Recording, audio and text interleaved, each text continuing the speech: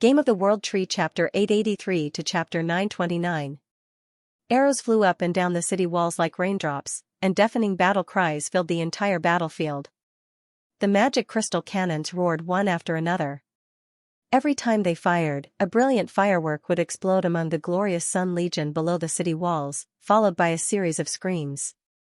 The trebuchets continued to hurl boulders at the towering city wall, bombarding the flickering divine barrier, making it even more shaky and on the verge of collapse.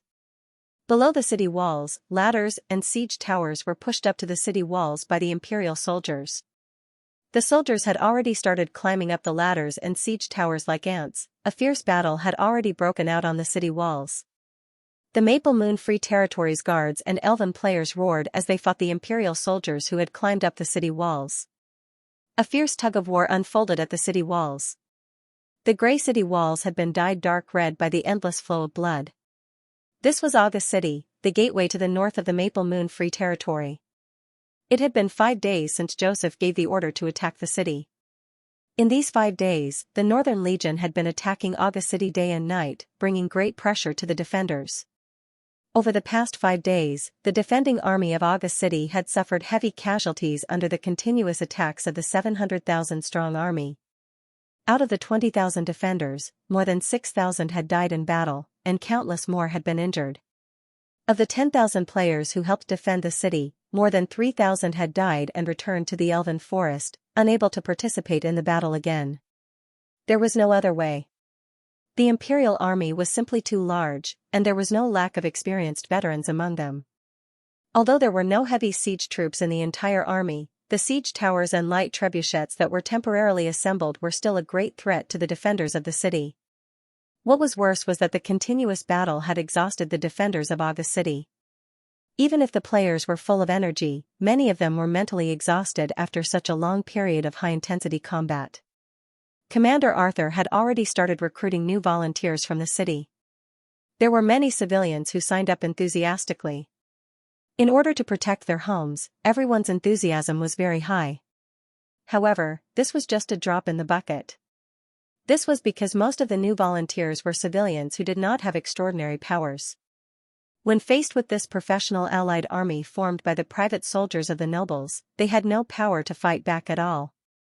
Although August City was barely able to hold on, anyone could see that the situation in the Maple Moon Free Territory was not optimistic. "Your Excellency Dummy, how long until our reinforcements arrive?" On the tower of the city wall, Arthur asked while breathing heavily as he cut down an imperial soldier who was trying to climb up the city wall through the dense rain of arrows. Beside him, the all-star Dummy, who was the commander of the city defense, was no longer as calm as he had been a few days ago. His body was covered in blood, and he looked quite battered. "Soon. Let's hold on a little longer. The other party will panic," All-Star Dummy said. Arthur still wanted to say something. But looking at the elven warriors who were fighting a bloody battle and seeing the exhaustion in their eyes, he swallowed his words. He clenched his teeth and shouted to the warriors of Maple Moon Territory around him. "Hold on, everyone. Our reinforcements will be here soon." The pressure on August City grew. On the other hand, as the attacking side, the pressure on the Empire's army was no less than that of the Maple Moon Free Territory. Looking at the city that had not been taken down after days of strong attacks, Joseph's expression became more and more unpleasant. He had never imagined that a small August City would be so tenacious and so difficult to take down. Yes. The defenders of August City had suffered heavy losses. But as the attacking side, as the side that was forcefully attacking the city, the Empire side had suffered even more losses. In just a few days, the Northern Army had lost more than 50,000 soldiers because of the siege. If not for the pressure from the great aristocrats, some soldiers, and even some small aristocrats who had participated in the battle, might have rebelled and retreated. The originally high morale had been weakened by the repeated attacks. The grievances brought about by the high casualties had gradually spread among the army, shaking the cohesion of the entire Northern Army. Joseph knew very well that if he could not take down this city in a short time, the people's hearts and morale that he had painstakingly gathered would be scattered. This was the disadvantage of the aristocratic allied army. At the end of the day, everyone had gathered together for the rich rewards of the great sage battle. In reality, everyone had their own ulterior motives, and the degree of unity was not very high. This way, it was fine if they fought a smooth battle, but if they met a tough opponent, Joseph did not think that this huge army would be able to unleash the combat power they should have. Aga City has always been known for being easy to defend and difficult to attack.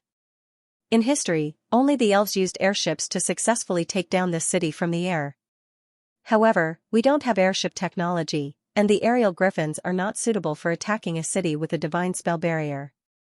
Therefore, the attack will naturally be more difficult. Beside Joseph, the middle-aged aristocrat Roland sighed. The young duke's expression became even more unpleasant. As the middle-aged aristocrat spoke, he glanced at the army that was besieging the city and continued shaking his head. However, this is not the most important thing. The most important thing is that after these few days of siege, everyone has realized how difficult it is to take down this city. Now, many of the great aristocrats have begun to choose to conserve their strength. Only the small aristocrats have been pushed out, and are forcing themselves to go forward, but they are not strong to begin with. If we continue to fight like this, we will only drag on for a longer time. Lord Duke, we have to let the great aristocrats send their elites. Only the elites of the great aristocrats can take down this city in a short time. The middle-aged aristocrat spoke with a serious expression. Hearing this, Joseph nodded slightly, his eyes flashing. His gaze wandered among the aristocrats behind him. Many of them who met his gaze subconsciously lowered their heads. When Joseph's gaze finally landed on one of them, he stopped. Earl Meath, I heard that you brought 70,000 men to this holy war. However, I don't seem to have seen your army go out to battle these few days. The skinny Earl Meath's expression changed instantly. His gaze flickered, and he was about to explain, but was quickly stopped by Joseph's next sentence. Earl Meath, if I remember correctly, Aga City originally belonged to the Western Territory. As the former lord of the Western Territory, shouldn't you set an example if you wish to reclaim this land? Or are you planning to give up on reclaiming the nearby territory? No. Lord Duke, Aga City has been a part of the Western Territory since ancient times. It is the legal territory of the Meath family. Earl Meath subconsciously retorted. Then set an example. There are many aristocrats from the Western Territory participating in this war. In the next wave of attack, the great aristocrats of the Western Territory will be the vanguard. Joseph said. With that said, he took a deep look at the pale Earl Meath. Don't think about preserving your strength anymore. Otherwise, even if we manage to conquer this place in the end, I will report to the council and ask them to reclaim your authority. Earl Meath's expression was conflicted. After a while, he finally sighed dejectedly. I understand, Lord Duke. Then hurry up and get ready. The next large-scale attack will begin in an hour. Joseph said with satisfaction. With that, the young Duke left, leaving behind Earl Meath's expression. Lord Duke, are we really going to be the main force in the next attack? A great aristocrat from the Western Territory asked. We can only go. Since Duke Rosen has already said so, we have no choice but to go. Earl Meath sighed. He looked at the hesitant vassal nobles around him and sneered. All right, don't fret. After a few days of exhaustion, Aga City's strength has weakened significantly. Although we might suffer a greater loss if we attack, it won't be as difficult as it was at the beginning. With that, he looked deeply at the vassal nobles. Don't hide anymore. I know you fellows have secretly brought better siege equipment. Take them out later. Otherwise, when the war is over, I will report to the council and strip him of his title. Humph, I knew it. These selfish fools have been hiding their elites all along. They don't want to contribute at all. Half an hour later, Joseph snorted angrily and cursed when he saw the 3 magic crystal cannons being pushed out by the nobles of the Western Territory led by Earl Meath. Not good. It's the heavy magic crystal cannons. On the city walls, Commander Arthur's expression changed slightly when he saw the siege cannons from the Empire's side. Aga City's defensive divine spell barrier was already on the verge of collapse. If it was blasted a few times by the heavy magic crystal cannons, it might completely collapse. When that happened, the ordinary city walls would no longer be able to defend against the heavy cannons, which were more destructive than a gold-ranked sorcerer and comparable to a legendary spell. The defenders were on high alert. Outside the camp, more than 150,000 elite nobles of the Western Territory slowly gathered and prepared to launch an attack on August City. Earl Meath was dressed in full armor, standing at the back of the army command center. Looking at the army in front of him, he took a deep breath, his gaze gradually becoming resolute. However, at this moment, a blood-stained and battered noble knight suddenly rushed over from behind. He shouted in panic as he ran towards Thales, "My lord, I'm sorry." "Earl Meath, Earl Meath." Earl Meath slowly turned his head and was slightly taken aback. "Robert, why are you here?"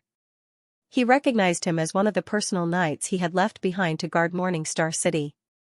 "Earl Meath, it's bad. Morning Star City has been breached by the elves." The knight named Robert gasped for breath. "What did you say?" Earl Meath's eyes widened in disbelief. "It's true. It's true." Elves, many elves suddenly appeared. They even brought a lot of magic crystal cannons. They breached the city in less than 2 hours. The knight trembled as he spoke, a trace of fear still remaining in his eyes. Hearing this, Earl Meath was dumbfounded. "It's gone, everything's gone. The elves have ransacked the entire Morning Star City, and even distributed all the wealth of the nobles to the commoners." The personal knight continued. There was even a hint of sobbing in his voice. Hearing this, Earl Meath only felt a gush of blood rush to his head, almost causing him to faint. Morning Star City was the core capital of the Meath family. The wealth of Morning Star City was basically the accumulated wealth of the family over hundreds of years. It was only after a while that he recovered and gritted his teeth. These cunning and shameless elves. Wait. Not good.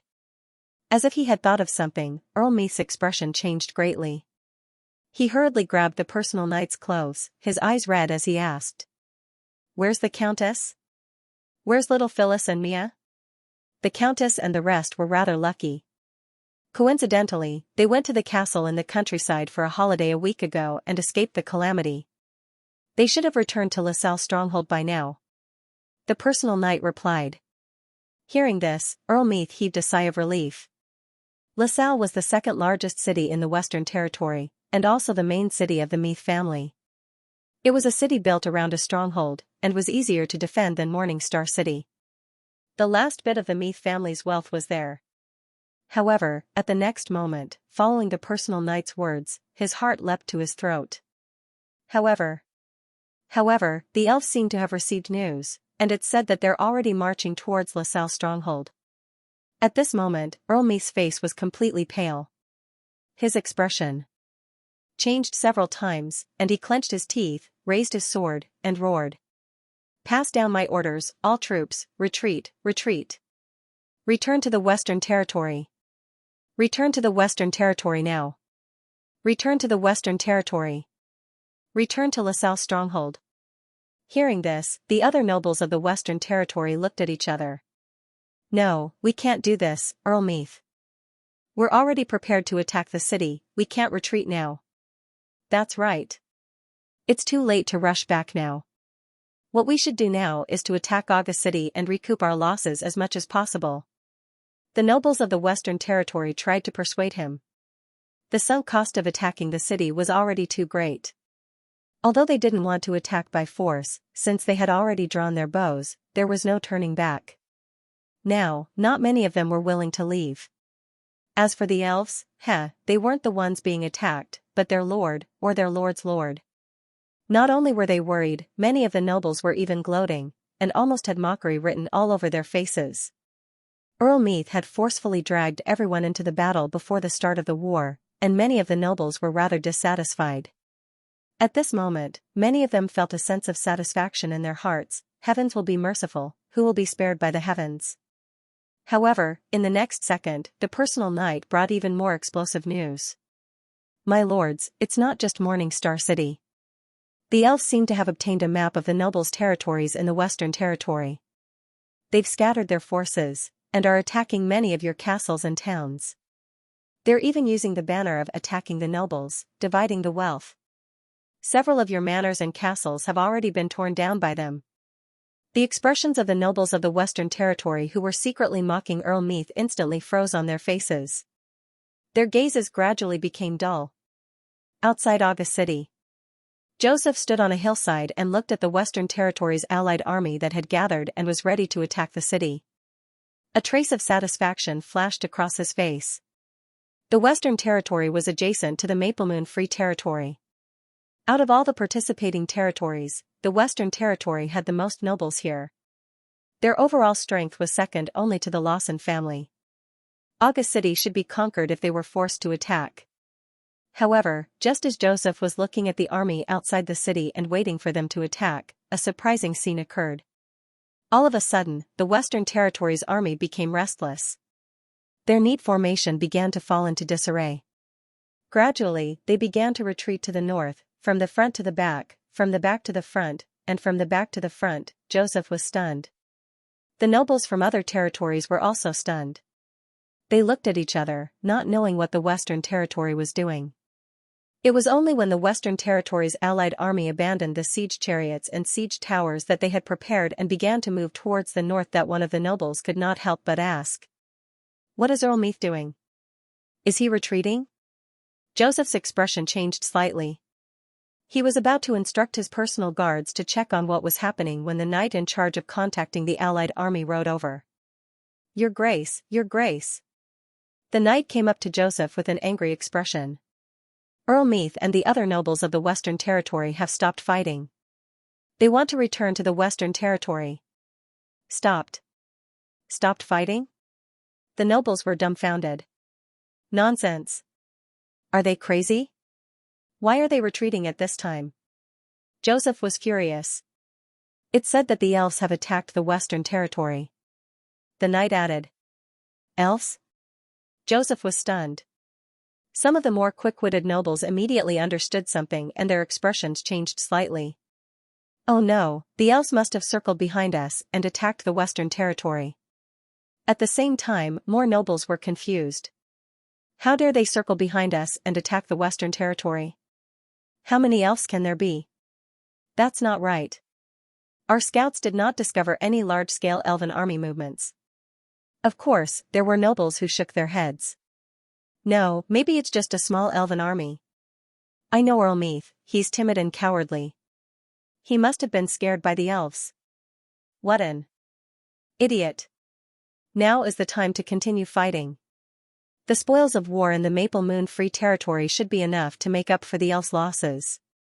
Joseph's expression turned even uglier as he listened to the nobles' discussion. He snorted coldly and did not say anything else.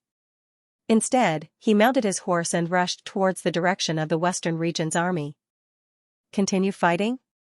Fight my ass.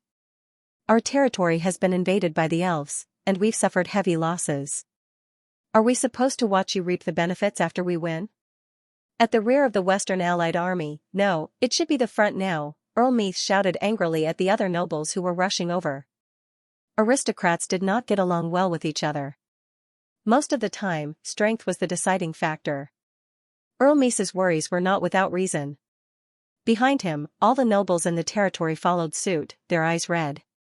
"That's right. We have to go back. We have to destroy the elves that invaded our territory."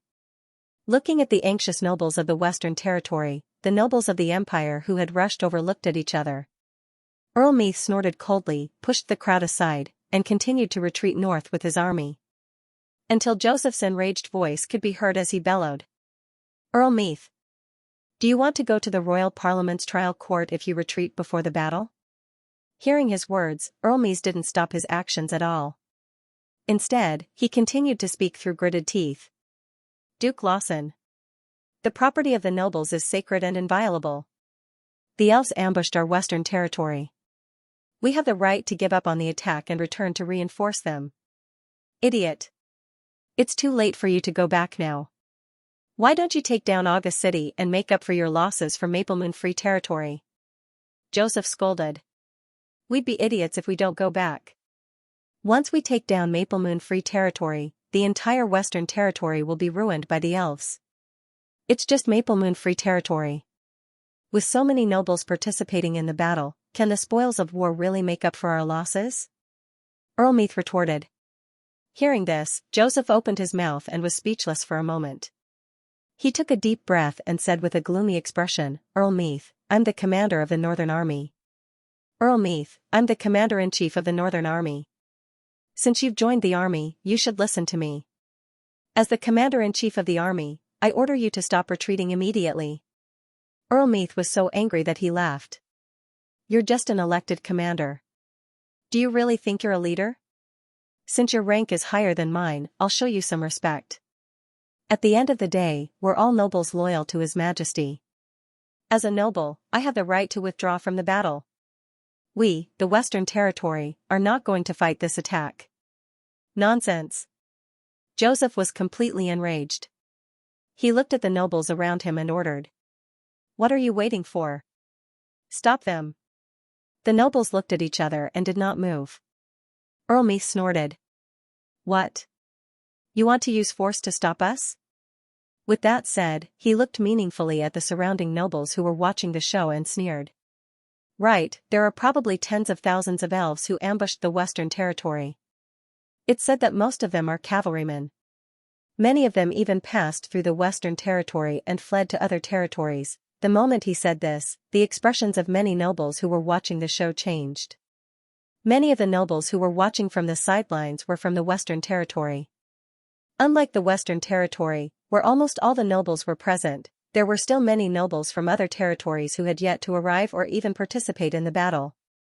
There were also many conflicts between nobles due to territorial disputes, and they eyed each other covetously.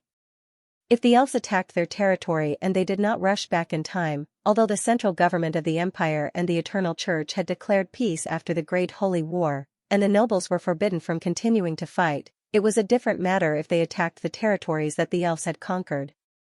Many nobles thought of this, and for a moment, many of them shuddered. Some of their expressions changed slightly, some looked anxious, and some had bright eyes. Earl Meath is right. If we want to continue attacking the Maple Moon Free Territory, we have to stabilize the rear. That's right. We should go back and help and destroy the invading elves. Otherwise, even if we conquer August City, we'll be in a dilemma. Many of the nobles who were watching the show changed sides, and Joseph and the nobles who followed him here were stunned. Idiots. You bunch of idiots. He cursed angrily. However, it was already impossible to stop the nobles from falling apart. With the nobles of the Western Territory taking the lead, the nobles of various sizes began to retreat, and this temporary retreat caused even more chaos. From afar, the entire empire's allied army seemed to have fallen into chaos. On the city walls of August City, Commander Arthur was stunned when he saw the nobles' allied army, which had been preparing to attack the city in high spirits, suddenly fall into chaos. The soldiers who were guarding the city looked at each other with strange expressions. Looking at the grim situation just now, they were already prepared to fight to the death. However, they did not expect the other party to fall into chaos for no reason. See, I told you, they will fall into chaos. Beside Arthur, the all-star dummy looked at the nobles' allied army outside the city and chuckled. Arthur's eyes lit up, and he was full of curiosity. This is amazing. Your Excellency dummy, how did you know? Of course it's because our guerrilla troops sneaked up behind them and attacked their homes. The nobles of the Holy Mania Empire are all the same, selfish and wary of each other. When faced with such a situation, they would definitely fall apart. The all-star dummy said. After staying in the human empire for so long, the players had already figured out the characteristics of the nobles. There were even detailed analysis posts on the official forum. So that's how it is, Arthur was enlightened. He breathed a sigh of relief and said, that's great. If that's the case, the pressure on us will be greatly reduced. Reduce the pressure? Mr. Arthur, your expectations are too low. The all-star dummy shook his head gently. After that, he looked at the chaotic allied army outside the city and chuckled. Now, it's time for us to counterattack, Mr. Arthur.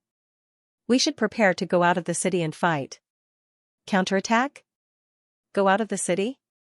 Arthur was stunned. He could not help but look at the allied army outside the city, and then at the tired soldiers on the city walls. He was puzzled. Although the allied army was in chaos, a starving camel was still bigger than a horse.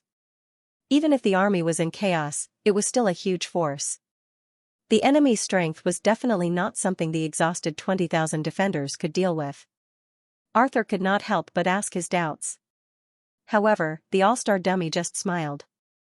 No, we're only going out of the city to support them and pick up the scraps. Support them? Pick up scraps?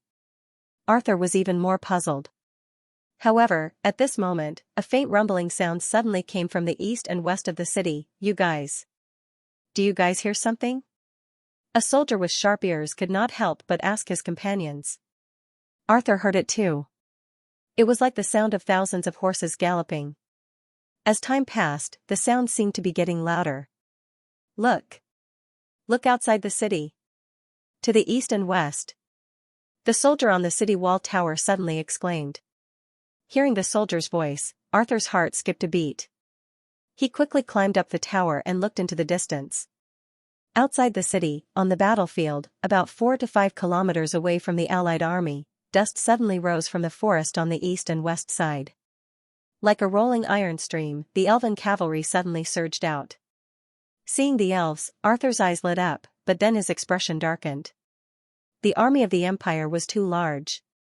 Relying only on the elven reinforcements hidden in the two small forests was like sending sheep to the tiger's den. Realizing this problem, Arthur's expression gradually showed a hint of worry and anxiety. When Arthur saw the elven cavalry, Duke Rosen also saw the elves emerging from both sides of the battlefield. Elves? His expression froze. Then he quickly became angry. Earl Meath, forget it. Do you think that the elves can ambush us with such a small number of elves? Joseph felt insulted. But soon, his angry expression froze on his face, quickly turning into confusion, and then from confusion to shock. It was clearly two small forests. But the elven cavalry that rushed out increased. At first, there were only a few hundred, then it quickly exceeded 1,000, and then it was densely packed, thousands of them, but it was still not over. The small forest was like a bottomless pit, constantly spitting out the elven cavalry. There were more, and it was getting more and more exaggerated. The sound of the cavalry galloping converged like thunder, and the entire earth seemed to be shaking. That was no longer a number that could be described as 10 or 20,000. Looking from afar, the elves that rushed out of the small forest had already formed a huge army formation. Looking at it, there were probably 100,000 of them. The elves were covered in armor and raised flags. Deafening battle cries came from afar. They put down their sharp lances and rushed towards the chaotic army of the Empire like a torrential flood. At this moment, Joseph and the nobles finally panicked. Not good. It's the main force of the elves. The main force of the entire army. Lance soldiers. Lance soldiers' defensive formation. He shouted anxiously. However, no one responded. The Alliance army, which had fallen into chaos because of Earl Meath's retreat, had already fallen into panic the moment they saw the elven army. The entire Empire's command system was already faintly out of control. When he realized this problem, Joseph's face instantly turned pale. He could only watch as the elven cavalry, which was not far away, rushed into his army like a torrent. The two sides clashed. The Empire's Alliance army, which had yet to recover from the chaos and was even more chaotic because of the elves' appearance, was instantly torn apart by the elven cavalry.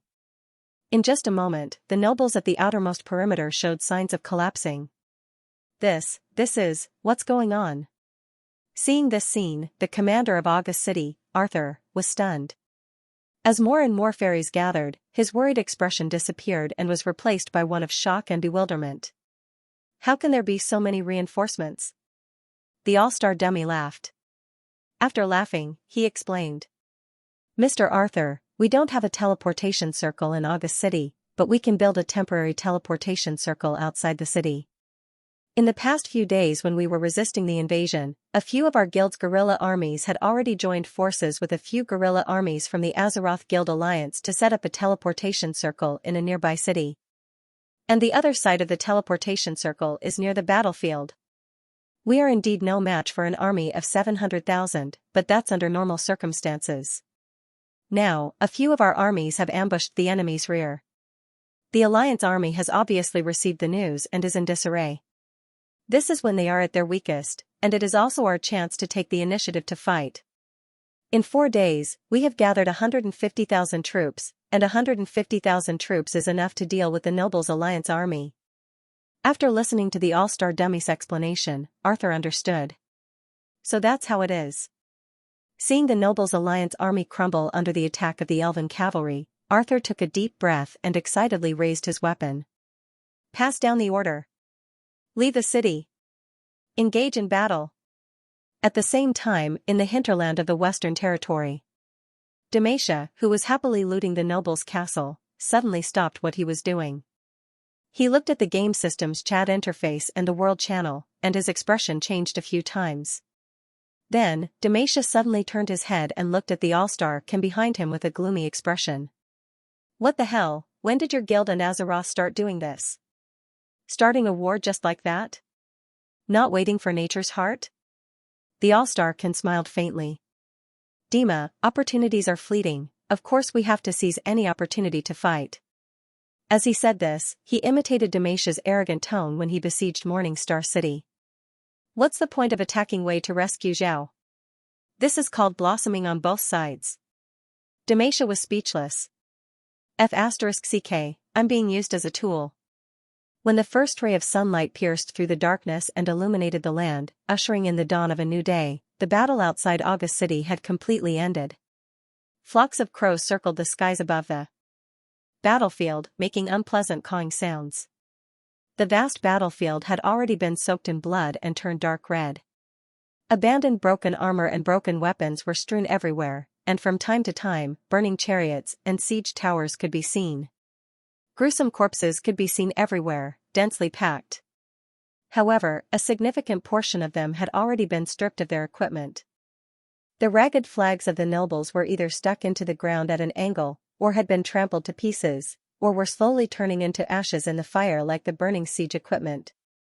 On the battlefield, tall and slender figures were bustling about, either picking up the equipment that was still in good condition on the ground, or picking up armors and weapons from the corpses that were too horrible to look at in disgust. Those were the elven players who had participated in the battle. Most of their equipment was damaged and stained with blood. Many of them had even lost their magical beast mounts in this battle. However, they had ultimately won this battle. The entire battle had lasted for a day and a night, and there was no suspense about the outcome of the battle. Even though the Empire's Northern Legion had built up a massive army of 700,000, the continuous attacks and internal strife had already exhausted the entire legion, and their cohesion had fallen to rock bottom. Faced with the charge of the elven cavalry, they could not organize any effective resistance at all. The most direct result was that the 700,000-strong army was crushed by the players' godlike cavalry. On the battlefield outside of August City, there was a spectacular defeat. The most ironic thing was that a significant portion of the 700,000-strong army was not killed by the players. Instead, they were trampled to death by their own people in the chaos. This was also the main source of the corpses on the battlefield. Other than a portion of the nobles who had barely managed to organize their private soldiers to break out of the encirclement and escape, almost 70% of the Allied army had been wiped out on this vast land within a day and a night. Arthur, the commander of August City's garrison, stood on a hill and looked at the vast battlefield. His expression was filled with shock, and beyond shock, he felt like he was in a dream. He had never imagined that the 700,000 Allied army of the Empire would be wiped out in such a manner. That's right, destroyed. 70% of the army was killed on the spot, and the remaining army completely collapsed. This was enough to be called a total annihilation. And all of this was achieved by the Elven Chosen Ones through a miraculous method. He felt that he would never forget the magnificent charge of the Elven cavalry a day and a night ago. He couldn't imagine any army in this world that was more powerful than the Elven Chosen One. How is it, Mr. Arthur? How does it feel to win? A familiar voice rang out behind him, carrying a hint of a smile. Arthur turned around and saw the all-star dummy standing behind him. In his hands, he was playing with an exquisite weapon that was clearly a noble commander's sword. Arthur was stunned for a moment before he sighed emotionally. I didn't expect it, I really didn't expect it. You didn't expect us to win so quickly? All-star dummy asked back. Arthur nodded his head and said in a daze, that's right. Yes, I originally thought that we would be fighting a very difficult war, but I didn't expect that victory would come so suddenly. Ha ha ha, we're lucky, and the Empire's army is too weak. To be honest, I didn't expect it to be so easy. All-Star Dummy laughed heartily. The two exchanged a few words, then Arthur asked again. Right, are we still going to pursue those escaping nobles? Duke Rosen and Earl Meese seemed to have escaped. No need. All-Star Dummy shook his head. As he said that, he laughed. Don't worry, they can't escape. At the border of the Western Territory, a group of hundreds of disheveled noble knights were stumbling as they fled towards the north. Most of them had lost their weapons and were in a sorry state. Their expressions were filled with fear and confusion. Duke Rosen, Joseph and Earl Meese were among them. They were being carried by their own personal guards as they fled. Their hair was disheveled and their faces were pale. Joseph was no longer as high-spirited as he was a few days ago. His face was pale and bloodless. His eyes were dull and filled with despair. Before the war, there were 700,000 soldiers. Now, there were only a few hundred people who had escaped with him. Among them, there were less than 200 who truly belonged to the Rosen family. As for the other tens of thousands of defeated soldiers, they had already escaped to God knows where, a crushing defeat. It was a complete and utter defeat. In just 2 days, the Allied army formed by all the nobles in the western part of the empire retreated in such a comical manner. Joseph didn't even dare to think about what this outcome would bring, he only knew that he was done for. Such a huge loss would definitely arouse the dissatisfaction of the empire's parliament. Even more seriously, the Rosen family might even be stripped of their Kurfürst title. This battle had dealt a huge blow to the Rosen family. The army that the family had painstakingly gathered after the previous annihilation was gone once again. They probably wouldn't be able to gather enough strength to resist the empire's parliament for a long time. It was painful. The price was too heavy. Thinking about it, Joseph couldn't help but feel sad. He actually started to cry. As a duke, when he cried, the nobles and personal guards who followed him couldn't hold it in anymore. Sobs gradually rose and fell in the ranks. When Joseph's voice was hoarse from crying, he raised his head abruptly and glared angrily at the defeated Earl Meath on the other side. It's you. It's all your fault, you idiot. If not for your stupidity, how could we have suffered such a crushing defeat? Hearing Joseph's reprimand, the other nobles also cast angry and resentful gazes at Earl Meese. Feeling the venomous gazes piercing into his body, Earl Meese numbly turned his eyes away. He didn't say anything, but the hand holding the broken sword trembled even more. Think on the bright side, at least, we all escaped. As long as we escaped, we can continue to recruit new troops and fight our way back, a noble sighed and said. Hearing this, many of the dispirited nobles pulled themselves together and started to think about how to salvage the situation after the defeat to minimize their losses. However, at this moment, a loud dragon's roar came from the sky. Megalosaurus? Some of the defeated soldiers raised their heads and looked at the sky like birds startled by the twang of a bow. In the sky, a majestic megalosaurus was constantly circling, and on the back of the megalosaurus, a tall and slender figure could be vaguely seen. Seeing that familiar figure, the expressions of the nobles and the defeated soldiers changed, and their faces turned pale. The previous battle had already left a deep psychological trauma in their hearts towards the elves. Not good. It's the Elven Dragon Knights.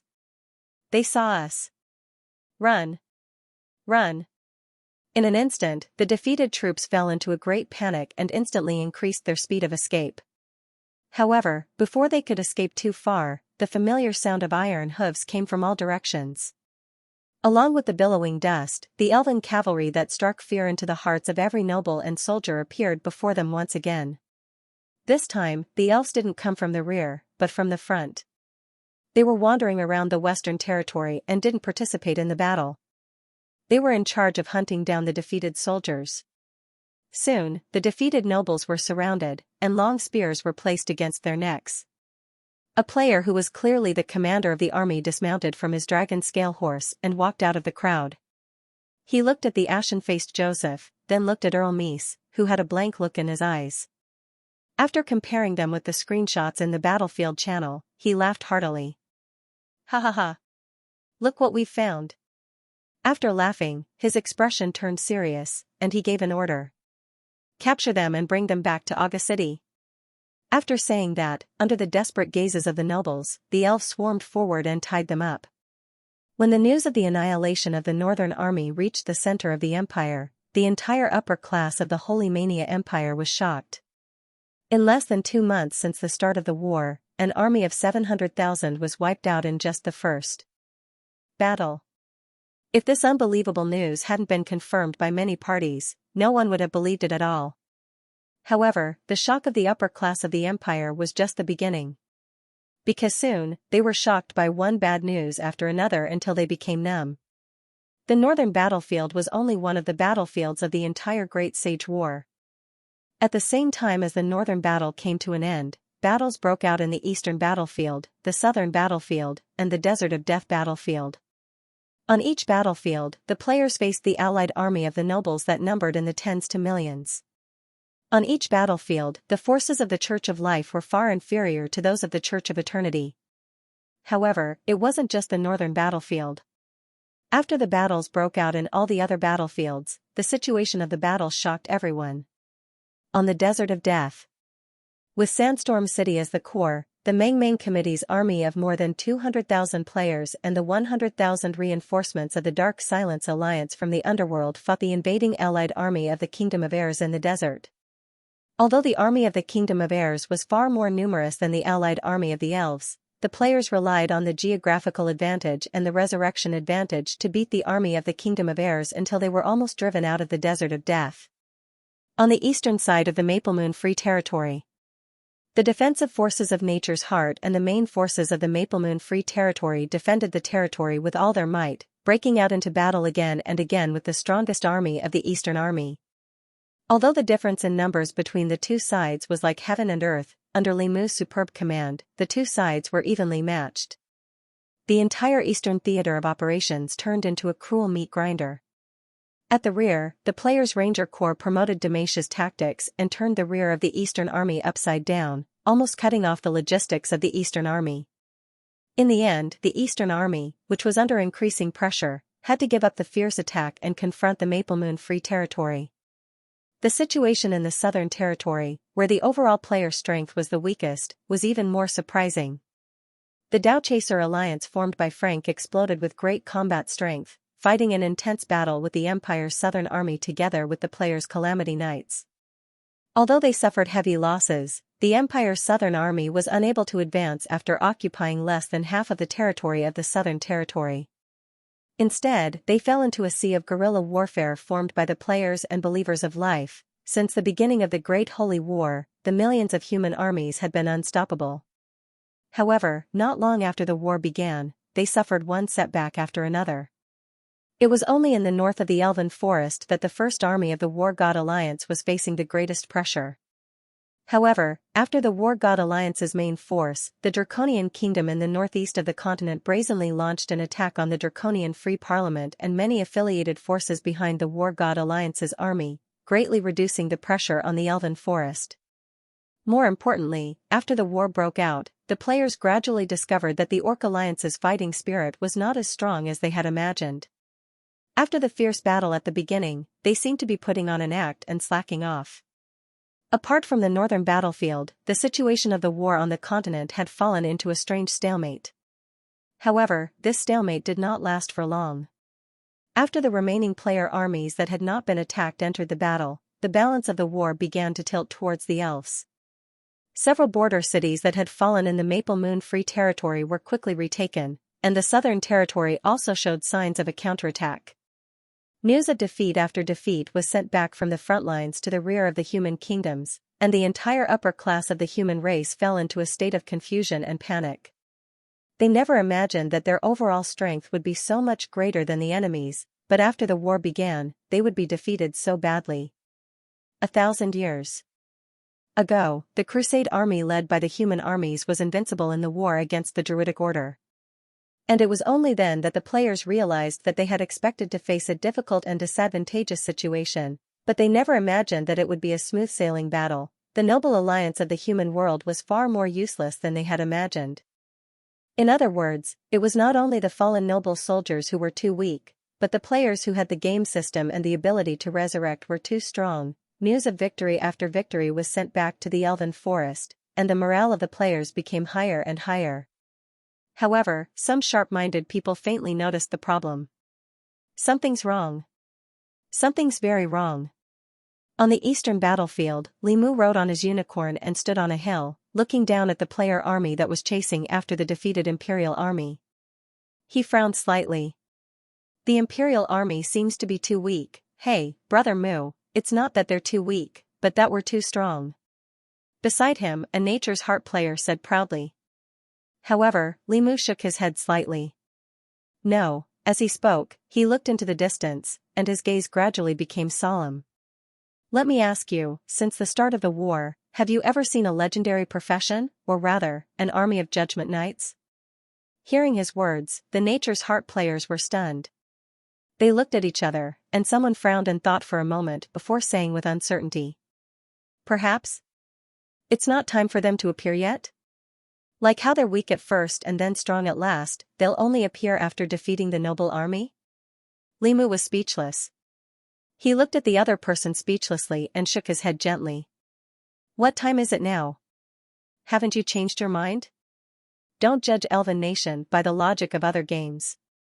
This isn't a simple game, but more like a real world. All the plot logic is based on the development of reality. After saying that, Li Mu pondered for a moment and said meaningfully, but, it's not a bad thing to do. But no matter what, attacking the human kingdoms and weakening the Eternal Church's power is definitely the right thing to do. Right now, most of the human nobles' combat strength is tied down by us. It's time to use the forces that we've prepared long ago. The fire that burns the human world can be ignited. Early June, year 1073 of the Eternal Era. It was 5 months after the Eternal Church launched the Great Holy War against the Life Church. As the war continued, the decline of the aristocratic coalition army in the human countries became more and more obvious. The Life Church had launched counterattacks on various battlefields. From the Desert of Death to the Elven Forest, from the Maple Moon Free Territory to the Southern Dao Chaser Alliance, news of the Allied noble army's defeat kept pouring back to the human kingdoms like raindrops. More and more of these reports were becoming more and more exaggerated, causing the human nobles to panic even more. At the same time, in the human countries, especially in the Holy Mania Empire where the Life Church had the most control, the preaching activities of the Life Church, which had been successfully suppressed by the Eternal Church, were once again carried out in full swing. With the reversal of the war situation, a very subtle atmosphere began to spread throughout the human countries in the Holy Mania Empire. When it was the middle of June, another major news occurred in the Holy Mania Empire. Empress Maria II, who had been bedridden since the incident of the God of Dusk and Sunset, finally woke up for a moment after being in a coma for nearly 2 years. However, not long after waking up, the 84-year-old Empress learned about the Great Holy War and the aristocratic coalition army's defeat again and again. She was so angry that she fainted again. This time, the Empress's condition deteriorated sharply and she never woke up again. The news of the Empress's critical illness quickly spread throughout the center of the empire. The entire human empire's upper echelons fell into chaos again. Especially after the Eternal Church's cardinal, who was good at healing theurgy, was invited to the Empress's sickbed by the central aristocrats. After performing the healing theurgy, he could only shake his head helplessly. The atmosphere of the entire empire's cabinet and parliament became even more subtle. Everyone realized that the Empress, who had ruled the empire for 70 years, had finally reached the end of her life and could die at any time. The Holy Mania Empire was about to change. The external war was lost, and the internal political situation was unstable. This made the Holy Mania Empire's parliament even more chaotic. Especially after the news of the Empress's critical illness spread, the aristocrats with their own thoughts quarreled even more fiercely in the parliament. Regarding the candidate for the next Empress, the situation of the Great Holy War, and their own interests, the aristocrats quarreled fiercely. The Empress was like a stabilizing force. Even if the Queen had been seriously ill for the past 2 years, the entire Holy Mania Empire could still function normally under the prestige that Maria II had accumulated over the past 70 years. However, when the Empress was critically ill, when everyone could feel the unstable atmosphere of the upper echelons of the empire that could change at any time, the nobles would subconsciously start to plan for the future, start to group together, and start to take sides. At the same time, there were also ambitious people who were ready to make trouble in the dark. However, it was like a coin that always had two sides. Perhaps it was because the repeated defeats in the Great Holy War had severely frustrated the nobles of the empire, especially those who had the strength to fight for the throne. The entire empire's parliament had no objections to the Terence family inheriting the throne. However, the nobles began to argue intensely about whether to support Princess Teresa, the rightful successor of Maria II, as the new emperor, or to choose a more experienced adult member of the royal family from the Terence family to become the emperor. Among them, the greater nobles were more inclined to support the young princess as the emperor, while the smaller nobles hoped to choose a member of the royal family who could turn the tide. The two sides quarreled fiercely in the empire's parliament, as if they had long forgotten that although the empress was critically ill, she was still alive, and she was still the ruler of the empire. The throne must and can only be inherited by Princess Teresa. According to the imperial edict of His Majesty Karl I, Princess Teresa is the first successor of the empire. She will be our future emperor. In the empire's parliament, the Kurfürst-cum-Speaker, Duke Collins, who had retreated from the battlefield overnight after hearing the news that the empress was seriously ill, said resolutely, "Princess Teresa is too young. Although according to the imperial edict, she is indeed the first successor of the entire empire is in trouble both internally and externally. This is not something a girl less than 15 years old can handle. What we need is a more mature and powerful emperor. According to the imperial elector law, we have the right to choose a more suitable candidate from the Terence family." On the other side of the parliament, Marquis Weimar, the representative of the smaller nobles, shook his head and said, "Marquis Weimar, Princess Teresa's succession was confirmed by the empire's parliament 2 years ago. Have you forgotten?" Duke Collins retorted. Marquis Weimar also sneered. "Marquis Weimar, letting an ignorant child inherit the throne, are you trying to control the empire's parliament together with the other nobles? How dare you? Shameless!" The nobles quarreled endlessly in the parliament, and some even fought. The whole place was in chaos. This made the regent Bishop Winced, who was sitting on the side and watching the farce coldly, frown, his eyes full of disappointment. "Enough. Look at the time. You're still quarreling? The holy war is unfavorable, and the situation is unstable. This is not the time for internal strife." Looking at the increasingly chaotic meeting, he finally couldn't help but use his legendary power to stop them on the spot. The pressure of legendary spread out, and the meeting gradually quieted down. However, when the nobles led by Duke Collins looked at Bishop Winced, their unfriendly eyes soon turned into sneers. Unfavorable holy war? If the Eternal Church didn't announce the Great Holy War at this time and instigate the Empire to send troops to the Southern Territory and the Maple Moon Free Territory, how could things turn out like this today? Also, with the war in such a situation, why haven't the Church's army of judges and the army of angels taken action? Watch your words. Duke Collins. Are you expressing your dissatisfaction with the Church? On the other side, Archbishop Cahill, who represented the Eternal Church and was one of the 3 electors of the 7 Kurfürsten of the Empire, changed his expression and stood up from the seat of the Church. Next to him, Archbishop Dolan, the last Kurfürst of the Church other than Archbishop Winced, also stood up and looked at Duke Collins gloomily.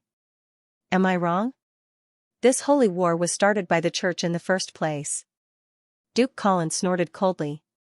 On the seats of the nobles, except for the former Maple Moon Free Territory, the representatives of the Rosen family, the Collins family, and the Baransia family, who controlled 3 of the 4 secular Kurfürsten, all stood up and expressed their support for Duke Collins. For a moment, the Parliament of Nobles, which was originally discussing the heir to the throne, became even more chaotic and disorderly. Archbishop Winced sat on the seat of the regent. Looking at the nobles and bishops who were arguing with each other and even cursing and fighting with each other, his eyes were filled with disappointment.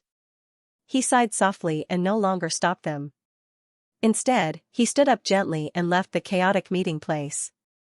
After stopping the followers of the pastors and knights, Archbishop Winced came to the outside of the Parliament building alone. The June sun shone on the clean streets of the eternal holy city of Mania, gilding the platinum buildings on both sides with a layer of holy brilliance. The faint sound of bells from the distant church could be heard from afar, mixed with the faint singing of the choir. Looking at the streets that had become more and more deserted since the start of the Great Holy War, and looking at the obvious increase of homeless people in the corners of the streets, Archbishop Winst paused for a moment and sighed softly. He stepped forward and slowly walked towards the Eternal Church of Mania. Just like the streets, the front of the Eternal Church was still deserted. It was completely impossible to believe that this was once a place where people came and went. Every day, there was an endless stream of devout believers who came and went to worship the Eternal Church. Entering the church and passing through the deserted church, Archbishop Winst returned to his prayer room. Kneeling in front of the sacred eternal statue, he stretched out his hand and drew a sun symbol on his chest. He sighed softly and murmured, "Oh, great and wise Lord, may you protect your people and let them survive this disaster. May you protect your people and let them be reborn from the ashes. Your brilliance will always shine on the earth. Your true name will always be passed down in the world." Just as Archbishop Winst was praying devoutly, there was a hurried knock on the door of the prayer room. "Lord Winst. The royal guards are here. They said that His Majesty is awake. His Majesty wants to see you." It was the voice of the church's pastor. Winst's prayer movement paused slightly. He let out a long sigh, slowly got up, and walked out of the prayer room. When Winst arrived outside the church, the royal guards were already waiting in front of the gate. Also waiting was a luxurious carriage with the royal emblem. "Lord Bishop." Seeing Winst, the knights knelt on one knee and saluted respectfully. Bishop Winst nodded slightly and stepped into the carriage with the help of a knight. The church was not far from the palace. Riding in the carriage, Bishop Winst quickly entered the palace that represented the highest authority of the empire. Perhaps it was because today was the day of the meeting of the aristocratic parliament, the palace was much quieter. Only some maids and palace attendants could be seen coming and going. When Winst arrived in front of the hall where the Empress was, he still did not see a single noble. "Lord Bishop, His Majesty is waiting for you inside." The knight saluted and opened the magnificent door for him. Bishop Winst nodded and entered the hall. The hall was deserted. Other than Empress Maria II, who was lying on the sickbed, there was no one else. The Empress, who had ruled the Holy Mania Empire for 70 years, at this moment, was like a lonely person. No feudal political entity could tolerate the inaction of the supreme ruler for 2 years. Even in the history of the Blue Star Celestial Empire, those emperors who did not attend court for decades still firmly controlled the government while drifting away from the court. Not to mention, the history of the entire Holy Mania Empire was a history of constant competition between the nobles and the emperor, a history of constant struggle between decentralization and centralization of power. After 2 years of intermittent coma and 2 years of political gap, although the Empress's prestige was still there, she was essentially a mere figurehead by the aristocratic parliament. At this moment, she had been abandoned by the nobles. Maria II was half lying on the bed, quietly looking at the garden outside the window with her head tilted. Her hair was messy, and she looked haggard. Her old appearance looked like a withered branch that could break at any time. She was almost 84 years old. Looking at the empire's ruler who was like the setting sun, Bishop Winst felt an inexplicable sadness in his heart. He was also from the Trace family. According to seniority, he should even call the Empress in front of him cousin.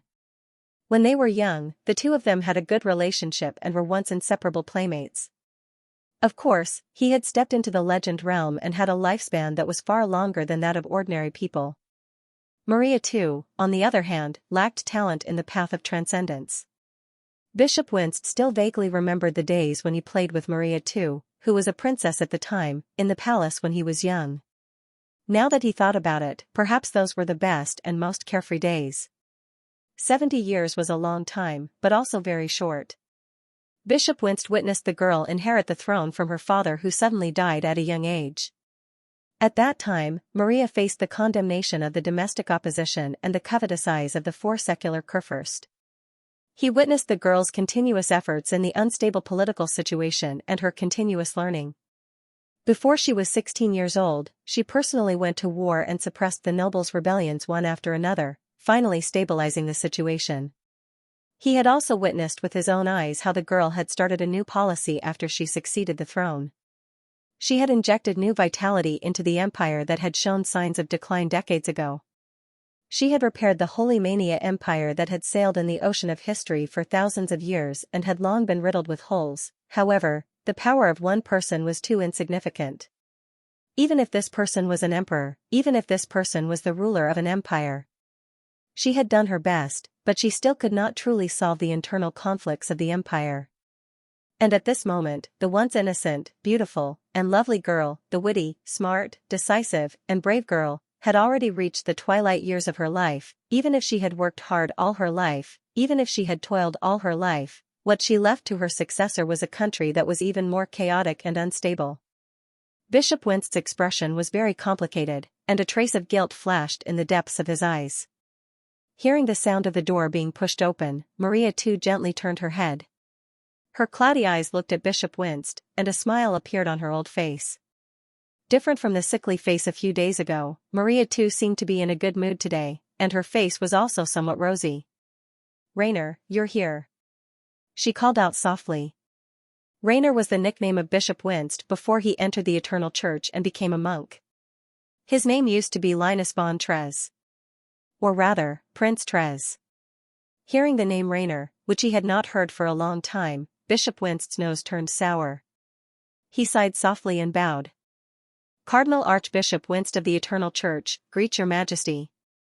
Bishop Winst bowed slightly and saluted respectfully. His movements were standard and elegant, and he maintained it for a long time. The Empress' voice of dismissal stopped, and Bishop Winst did not lift his head for a long time. After a long period of silence, Maria too sighed softly. "Your Excellency. Dispense with the formalities." The voice was old and majestic, but it no longer seemed to have the tenderness when she called out to Bishop Winst. Bishop Winst's movements paused slightly. He slowly got up and cast a somewhat evasive and complicated gaze at the Empress, who was past her prime, only to find that she was no longer looking at him. Instead, she continued to look out of the window. Maria too was half lying on the bed. The golden sunlight shone on her body. The Empress' slanted and long shadow was cast on the soft and beautiful elven carpet on the ground, making her already stooped and thin figure appear even thinner. It was hard to imagine that such a weak and thin body was able to carry the entire Holy Mania Empire on her shoulders.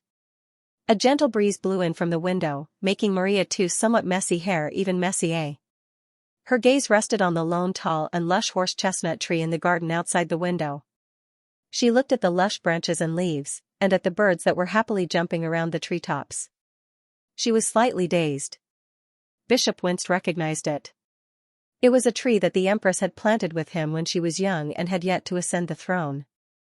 At that time, it was just a weak sapling, but now, it already had a dense and huge shade. However, the young girl who once ran around the growing sapling, giggling, and the little crybaby who used to stick to the young girl like a shadow, were no longer seen. "Your Excellency, I want to go to the palace tower to take a look. Can you accompany me?" After a long time, Maria too's voice sounded again. Her voice was hoarse and majestic.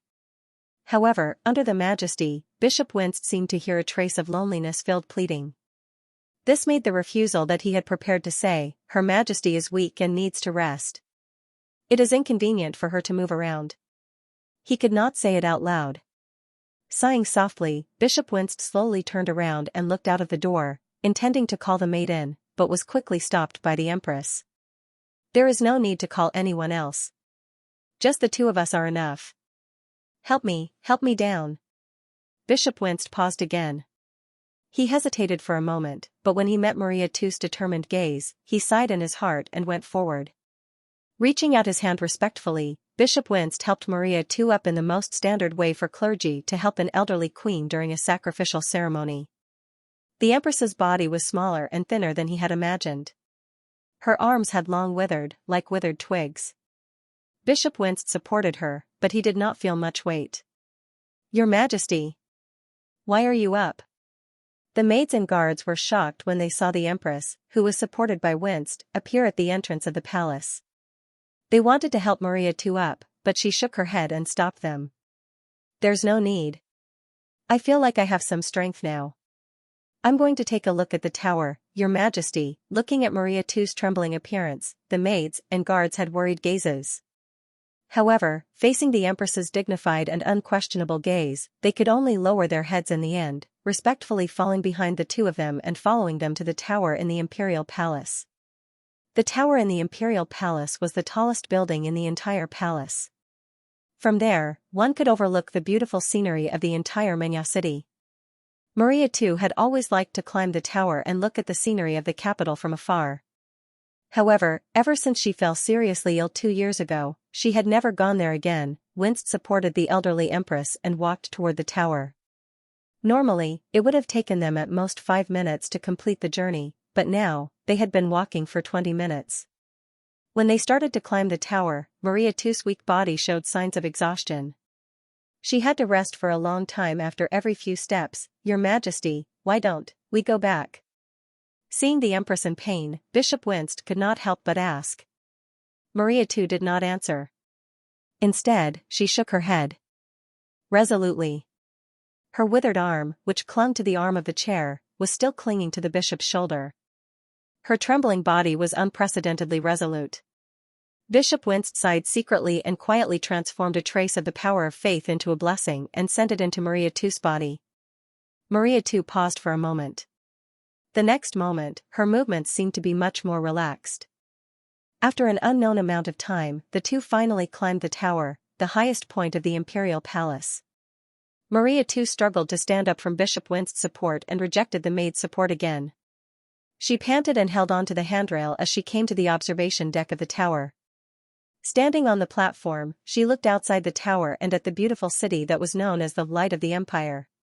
From here, the magnificent scenery of the entire Menya city could be seen. Whether it was the tall landmark of the outer city, Dororia Castle Prison, or the sacred and solemn Eternal Cathedral in the inner city, everything could be seen clearly.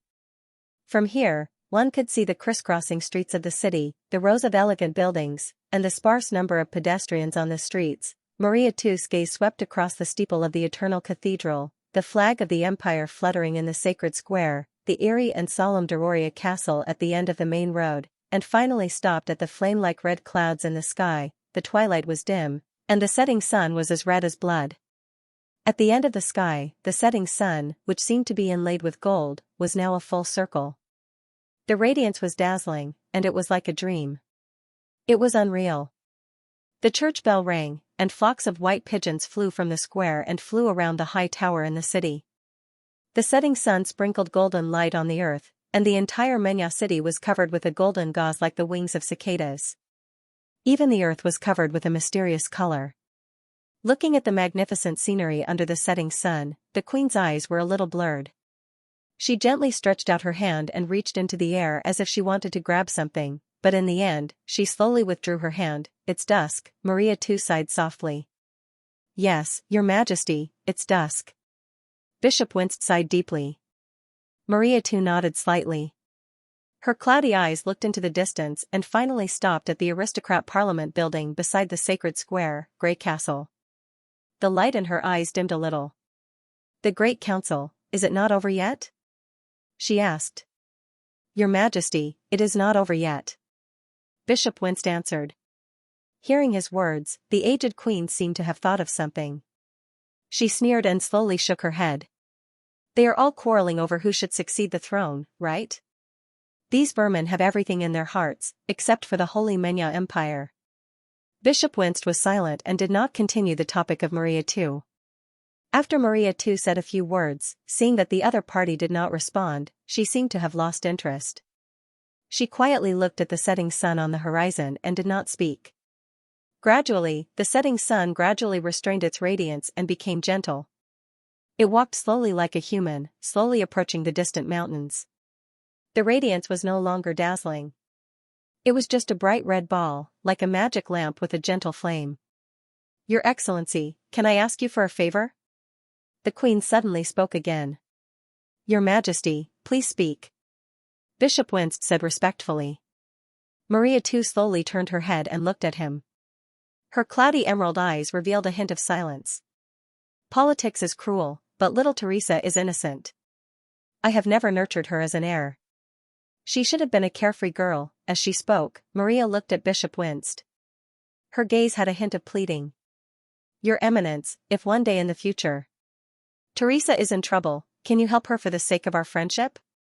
Hearing Maria Two's words, Bishop winced sighed in his heart. He knew. Maria Two's heir was not supposed to be Princess Teresa. Her heir was supposed to be the only son of the legendary sword saint, Duke Xilin, whom she had high hopes for.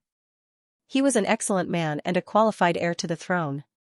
Unfortunately, during a rebellion a few years ago, the Grand Duke had unfortunately died in a duel with the leader of the rebel army, leaving behind only his young daughter, Teresa.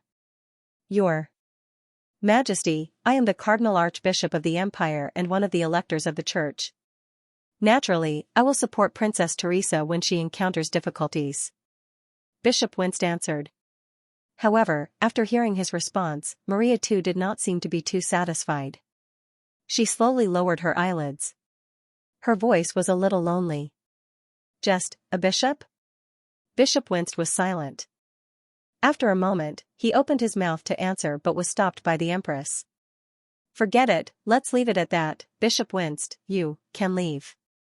I would like to enjoy the scenery here alone. I would like to be alone for a while, Maria too said. Her voice no longer had a trace of frailty.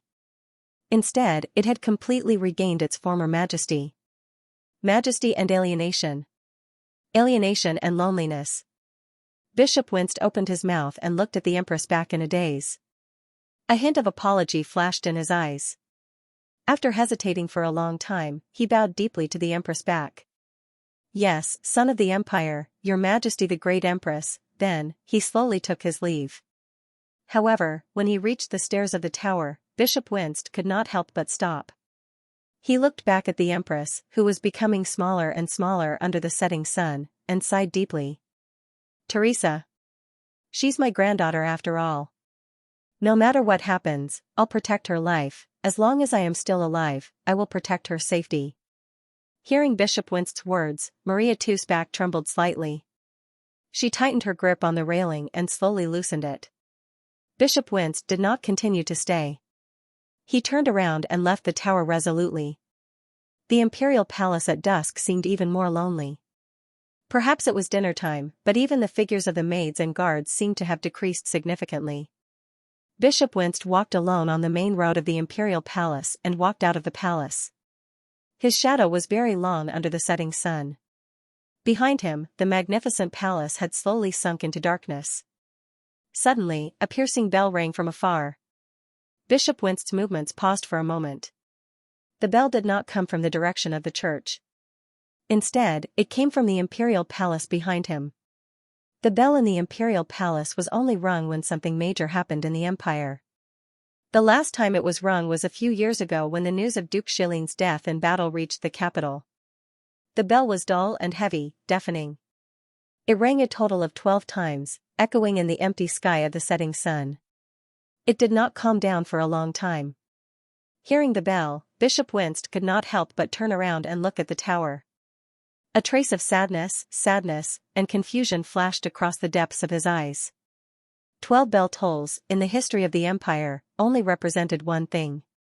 That was, the Emperor of the Empire had returned to the kingdom of God. A trace of tears flashed across the depths of Bishop winced's eyes. He wiped the corners of his eyes and walked out of the palace without hesitation.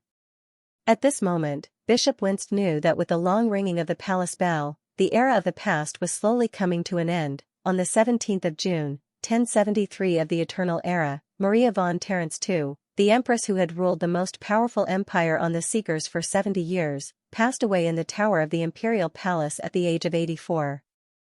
3 days later, the great nobles of the empire finally suppressed the opposition of the smaller nobles and obtained the right to decide on the candidates for the parliament and a successor to the throne. The granddaughter of Maria II, Princess Teresa, who was not even 15 years old, won the election with 5 votes in favor and 1 abstaining from voting. She was supported by the nobles and the church as the new empress of the empire.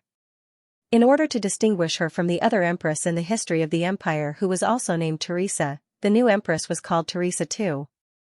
7 days later, Teresa II was officially crowned as empress in the Eternal Church. Because of the Holy War, most of the nobles could not be present. In addition to the years of war, the treasury was empty, so this coronation was quite shabby. Only the representatives of the nobles in the parliament of the empire and the nobles in the palace attended. But even so, the young girl finally officially took over the scepter of the empire and wore the heavy crown. One day after Teresa II succeeded the throne, the parliament of the empire in the name of the empress issued the first edict of the new empress after she succeeded the throne and formed a regency cabinet with the participation of the great nobles and archbishops. In order to win the Holy War, in order to defeat the ambitious heretics, in order to replenish the empty treasury and the depleted army, the parliament of the empire passed a new tax bill and a draft bill through the cabinet. In the bill, the central government of the empire loosened all kinds of restrictions on the nobles and agreed to increase taxes on the major territories, recruit more soldiers, and form a new noble coalition army. When this news spread, the empire was in an uproar, and the people were boiling with resentment. Awkward. Too many settings. Eat books. Chapter 611 said that the empress was a legend. Now that it was corrected, that chapter had been changed to gold. In the public square of Mania City, at the bulletin board. The notice board, which was usually deserted, was now packed with people. However, their expressions were either helplessness, dissatisfaction, or anger. What? Another tax? Isn't it not time to collect taxes this year? Since when is it being brought forward? Looking at the parchment that had just been pasted on the bulletin board, a citizen with a hunchback could not help but ask. His expression was very dissatisfied. Buddy, look carefully. This is the holy war tax and the poll tax. Everyone has to pay. Someone on the side reminded him with a complicated expression. Holy war tax? But didn't they already pay it before? Why do they have to collect it again now? The person who asked the question was somewhat puzzled. That was before. After so many defeats in the Holy War, they were all squandered by the nobles. Of course, they have to collect it again. Someone shook his head with a look of ridicule. Are they crazy? 50 silver coins and gold pounds per person? Our family's annual income is only 5 gold pounds. I still have 3 children and a bedridden mother. Doesn't this mean that our family has to pay 3 gold pounds? With only 2 gold pounds left, how are we going to survive for a year? The citizens' faces were filled with disbelief and shock. They did not expect that the first edict issued by the new empress after her coronation would be such an order. Not only that. If there are men of suitable age in the family, they have to accept the conscription and join the Holy War Coalition Army. Otherwise, they have to pay another 3 gold pounds for the conscription tax exemption. Someone shook his head and let out a long sigh. 3 gold pounds? Why don't they just rob? Crazy. They're all crazy. The nobles are crazy. Her Majesty the Empress is crazy too. My brother has already died in the Southern Territory. Now, they want our family to participate in the conscription? I'm the only labor left in our family. A citizen said in disbelief. I heard that Her Majesty personally approved the decree. If we refuse to participate in the conscription and don't pay the tax exemption, we will be punished with a huge fine. Didn't they say that Her Majesty Teresa is a kind and beautiful Her Majesty? How? How can she be so tyrannical? Do you really believe the propaganda of the church and nobles? Nobles and royalty, none of them are good. Ridiculous. This is ridiculous. His Majesty has just been crowned and he is already so tyrannical. How are we going to live in the future? The aristocrats are corrupt, and the church is incompetent. How can we live in this world? Shoo. Lower your voice. The entire city is hunting for the life cult members. If you continue to complain, the city guards might treat you as a heretic. Capture the disciples. Can't I even complain? Was he trying to force him to his death? The nobles are so rich and have so many private soldiers. Why don't we let them contribute money and effort? They are high and mighty nobles. Apart from their lord, who dares to collect taxes from them? Besides, every time the taxes are collected from them, it still falls on us in the end. That's right. Nominally, everyone collected the taxes together, but in the end, the nobles returned all their taxes, while our taxes all went into the pockets of the nobles and the great feudal lord. There's still the royal family. The pockets of the royal family. I heard that just one of His Majesty's dinners is worth several hundred gold pounds. Bah. Dog's it. The Terrence family is dog shit. Nobles were bullshit. The Church of Eternity was also dog's it. I think the life cult is right. Those bastards should be swept into the trash heap of history and overthrown. Are you crazy? You dare to say such things? Such crazy words will get you arrested by the city guards and thrown into the prison of Castle d'Auria. Don't even think about leaving that damned place. In the end, if you don't die of illness, you'll be burned at the stake. So what? Since we're going to die anyway, we might as well die with a bang. The crowd was agitated. If not for the magic barrier protecting the notice board, which prevented ordinary people from damaging it, and the soldiers keeping an eye on it from afar, Sherfone would have most likely been chopped to pieces already. As the announcement spread, more and more people learned about it, and more people were dissatisfied. It wasn't just Menya. As the new announcement spread throughout the Empire's citizens everywhere fell into a state of intense dissatisfaction. In some cities where the life cult's influence was greater, there were even cases of angry citizens storming the mansions of the nobles and city lords, venting their anger. Mob. These abominable mobs. Why are they still rioting at this time? Your Majesty, you must give these mobs the harshest suppression. Otherwise, it will only make more opportunists restless. Especially those heathens of the life cult, they are the best at dealing with stupid civilians. In the noble parliament, one of the ministers of the regent's cabinet, Duke Collins, who hadn't left since returning to the Empire, said angrily after seeing the local reports of the riots. Around him, the other nobles also condemned him and expressed their support for him. 50 silver coins per person, that's enough for even the poorest afternoon tea. These lowly commoners just don't want to pay. They have the strength to storm the noble mansions, but they're not willing to accept the conscription. They're too idle and lazy. In the end, they're just ordinary people who haven't received extraordinary education.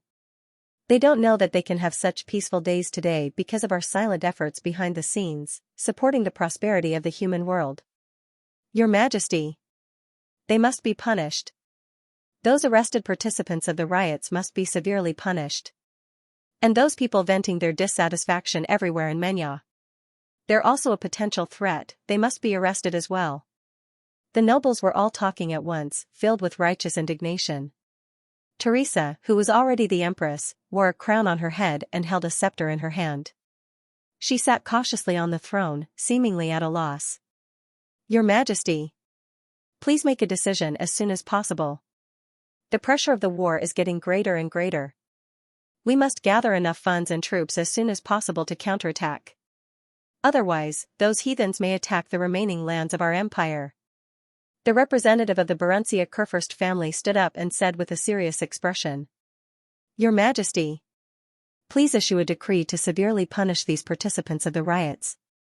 The other nobles also echoed. Being shouted by hundreds of nobles in unison, Teresa too clenched her fists, and her fingertips turned white. Her expression was blank and nervous. She pursed her lips tightly and couldn't help but ask, My lords, is it really beneficial for us to win the war? Of course. Although it will be cruel, this is indeed the fastest way to gather strength. Your Majesty, the holy war is a life and death battle. In order to survive, we must become the victorious party. And the victorious party will naturally get everything. What we have paid before will also be reclaimed from the spoils of war. The representative of the Xianxia family said passionately. Teresa too's expression was still a little hesitant. She looked at the agitated nobles a little timidly and asked nervously, Then what can the civilians get from the war? The nobles were slightly stunned. Peace and tranquility, an old voice answered the Empress' question. It was Duke Collins. He smiled slightly and said with a solemn expression, Your Majesty, if we win the war, we will naturally have peace. And the civilians will no longer have to participate in the conscription. They can bring the spoils of war back home and live happily. Queen Teresa too fell silent. She thought for a moment and couldn't help but turn her head and look at the three Kurfürst of the church who had been silent all this while. Especially Archbishop Winst, who was the head of the regents. Your Excellency, what do you think? As soon as she said this, the eyes of all the nobles stopped on Archbishop Winst. In those eyes, there was a sneer, arrogance, disdain, and also a warning. Feeling the various gazes, Archbishop Winst shook his head slightly in his heart. He took a deep breath and sighed. Your Majesty, this war, the Empire can no longer stop it. Is that so? Teresa nodded as if she understood. After pondering for a moment, she struggled to sit up straight and said to the nobles. If that's the case, then let's do as you say. I hope that this war can end soon and that everyone can live happily. As you wish, the son of the Empire, the great Empress. The nobles bowed happily. After the meeting ended and the nobles left, Teresa too heaved a sigh of relief. Her back was already soaked with a layer of nervous sweat. She impatiently took off the heavy crown on her head, then seemed to recall something. She hesitated for a moment before putting it back on seriously. Then, she turned around and looked at the only remaining regent, Bishop Winst, and said, "Let's go." Your Excellency, when do you think the war will end? Archbishop Winst was slightly taken aback. He lowered his eyelids and smiled.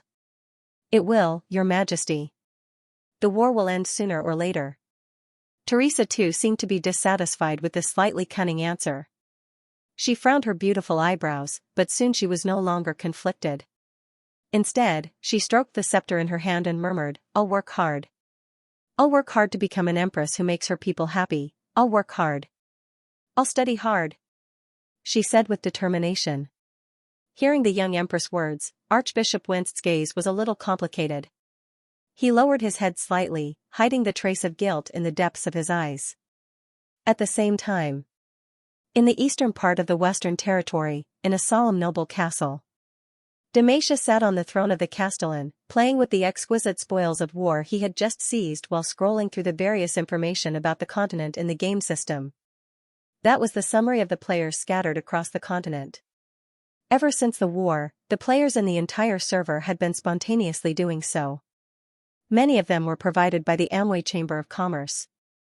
It was precisely because of this that although Demacia had been leading troops to attack the cities in the Western Territory and engaging in guerrilla warfare recently, he knew many things that had happened on the continent like the back of his hand. TSK, the Empress of the Holy Mania Empire has passed away. The new Empress is a little girl who's not even 15 years old. As soon as she took office, she issued a series of tax and conscription decrees. The civilians of the Empire are really miserable. Not far away, a few other Nature's Heart players were also looking at the news of the continent of Seekers and shook their heads slightly. Demacia's movements paused slightly. He put away the gorgeous noble ornaments in his hand, muttered to himself for a moment, and stood up from his seat. Molly, where are you?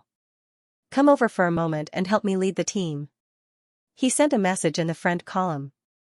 After a while, the Valkyrie player in gorgeous armor pushed open the castle door. She frowned slightly and was a little puzzled. Dima, you're not leading? Are you going offline? No. Demacia shook his head.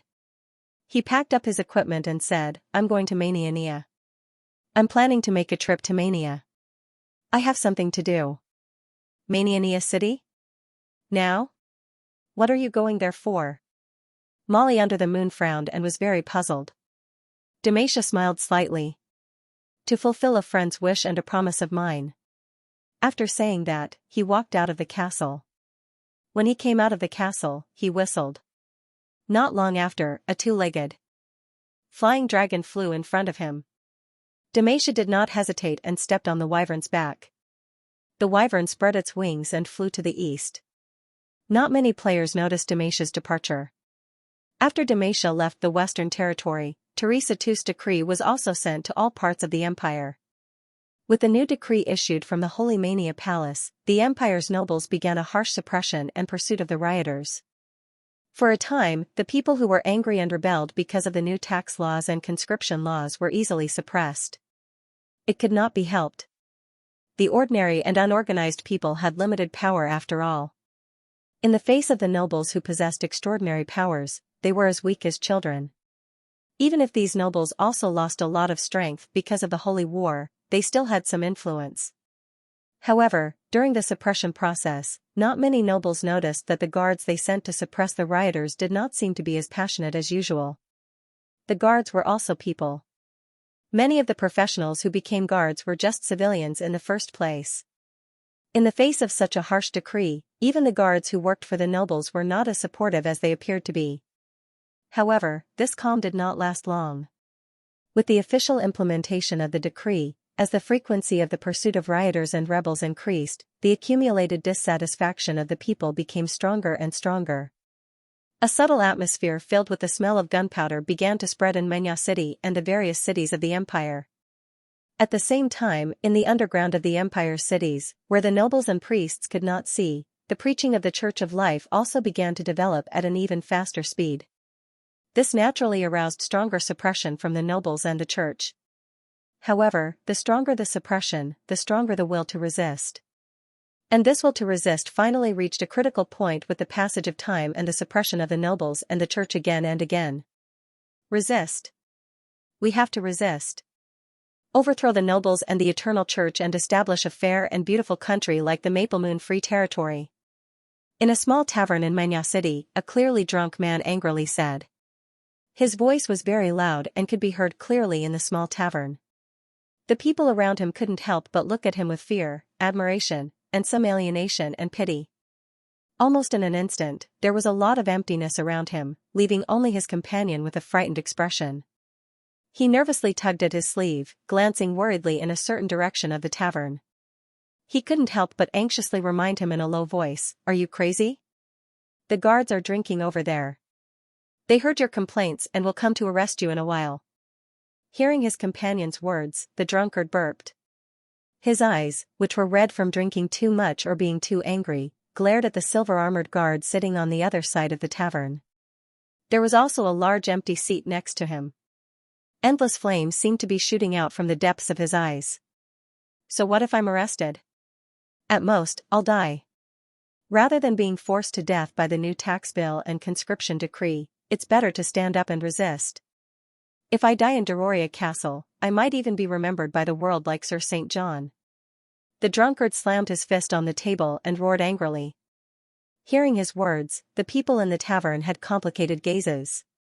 As if thinking of the recent series of events that had happened in the kingdom, a feeling of sympathy for the loss of the rabbit spread in the tavern. The drunkard's complaints continued. He drank, roared, and cried bitterly. Influenced by him, the tavern's customers became disappointed and sorrowful. Under the sorrowful mood, there was suppressed dissatisfaction and anger. Voices of discussion rose one after another. But what can we do? The nobles are too powerful, and we have nothing. Yes, a single spell from the noble lord can raise this entire tavern to the ground. How can we resist? No. Can't we resist if we're weak? I think he's right. Even if we're weak, we have to bite off a piece of meat from these hateful noble pigs and church dogs. The Life Church is right. We are all citizens of the empire. Why do they have to be so high and mighty? Why do they have to be superior to us and oppress us? That's right. The greed of the nobles and the eternal church knows no limits. If we don't resist, our situation will only get worse and worse. We must resist. We must overthrow this rotten country. The more they spoke, the more agitated and angry they became. In the end, the entire tavern seemed to be burning with the anger of the commoners. It was not until the guard sitting inside stood up that the tavern regained its silence. Only extraordinaries could serve as guards, and the Manians who were loyal to the empire were also the hunting dogs of the royal family, nobles, and churches. For a moment, everyone's eyes were focused on the guard. Their gazes were filled with intense hostility, dissatisfaction, and fear that was hidden deep in their hearts. The guards did not pay attention to the gazes of the commoners. He stared at the drunkard who complained first with a deep gaze. Sensing the guard's gaze, the drunkard glared at him and roared, "What are you looking at? Didn't he want to capture the followers of the Life Church? Didn't they want to capture the rebels? Come and catch me. You are a lackey of the church and the empire." Bah! The guard frowned and walked towards him. However, he was quickly stopped by the tavern owner with a fawning expression. Mr. Knight, calm down, calm down. Don't care about a fool like him. I know this guy. He's usually very honest, but he must have drunk too much today. Please don't lower yourself to his level. At the same time, a few young commoners who had expressed their intense disgust towards the nobles and the church stood up. They either stood in front of the drunkard or stood together with him. The guard raised his eyebrows and walked past the tavern owner. On the other hand, the commoners on the drunkard's side quietly picked up the wine bottles and fruit knives on the table. Some even picked up the stools. They glared at the guard as if they were facing a great enemy. A hostile atmosphere began to spread in the tavern. Come on, lackeys of the nobles. Let me see if you bastards of the guards are as powerful as the legends say. The drunkard cursed with red eyes. For a moment, the smell of gunpowder in the tavern grew stronger, as if a fight could break out at any time. The tavern owner's expression changed slightly. He looked left and right and hurriedly stopped the waiter. He ordered something and the waiter hurriedly ran out. However, just when everyone thought that a fight was about to break out, the guard only reached out his hand and patted the drunkard's shoulder lightly. Calm down, friend. It's meaningless to rely on hot-bloodedness alone. After saying that, he walked out of the tavern without looking back. However, when he reached the door, he suddenly stopped and said, "Also, I'm only a guard. I'm not a noble, nor a monk." Then, his figure disappeared from everyone's sight. Only the drunkard and the other commoners were left with a confused look, as well as the tavern owner, who heaved a sigh of relief. After a while, a warrior who was obviously dressed as a mercenary walked in under the lead of the waiter. His gaze wandered around the tavern and he frowned. "Where are the guards?" "Gone, they've already left," the tavern owner said with lingering fear. "Gone?" The mercenary was stunned. Then, he had some doubts. Can those bastards leave so calmly after a conflict? Who knows? I don't know when these days of fear will come to an end, the tavern owner sighed. Heh, if I can't take care of the noble pigs and the church's dogs, I'll never be the head. The mercenary sneered. The tavern owner was stunned. He did not expect that the mercenary in front of him, who was said to be frequently hired by the empire's officials and had a good relationship with the Menya city guards, would say such a thing. On the other side, the guard who left the tavern turned left and right and soon turned into an inconspicuous alley in Menya. He entered the depths of the alley and knocked on the door. "Who is it?" a vigilant voice asked from inside the door. "It's me, Bowen," the guard said in a low voice. The door quickly opened and a young man appeared. He said in surprise, "You're right." He said in surprise, "Captain Bowen, you're here." The guard named Bowen nodded his head slightly. "Is the teacher here?" he asked. "He's already here and waiting for you inside. Also, there's a new guest today." "A new guest?" Bowen raised an eyebrow. After saying that, he looked at the excited look on the other party's face and had a thought. Could it be someone from the southwest? The young man seemed to have realized that he had let it slip. He quickly covered his mouth with an exaggerated expression, then slowly put down his hand and smiled mysteriously. "You'll know when you see the teacher." Bowen laughed when he saw the young man's secretive look. He shook his head slightly and walked into the room. After Bowen entered the room, the young man looked around vigilantly before quietly closing the door. After entering the room, Bowen walked through the living room and corridor and came to the deepest room. "Teacher, Captain Bowen is here." The young man knocked on the door and said respectfully. Immediately after, a voice full of energy came from the door. "Come in."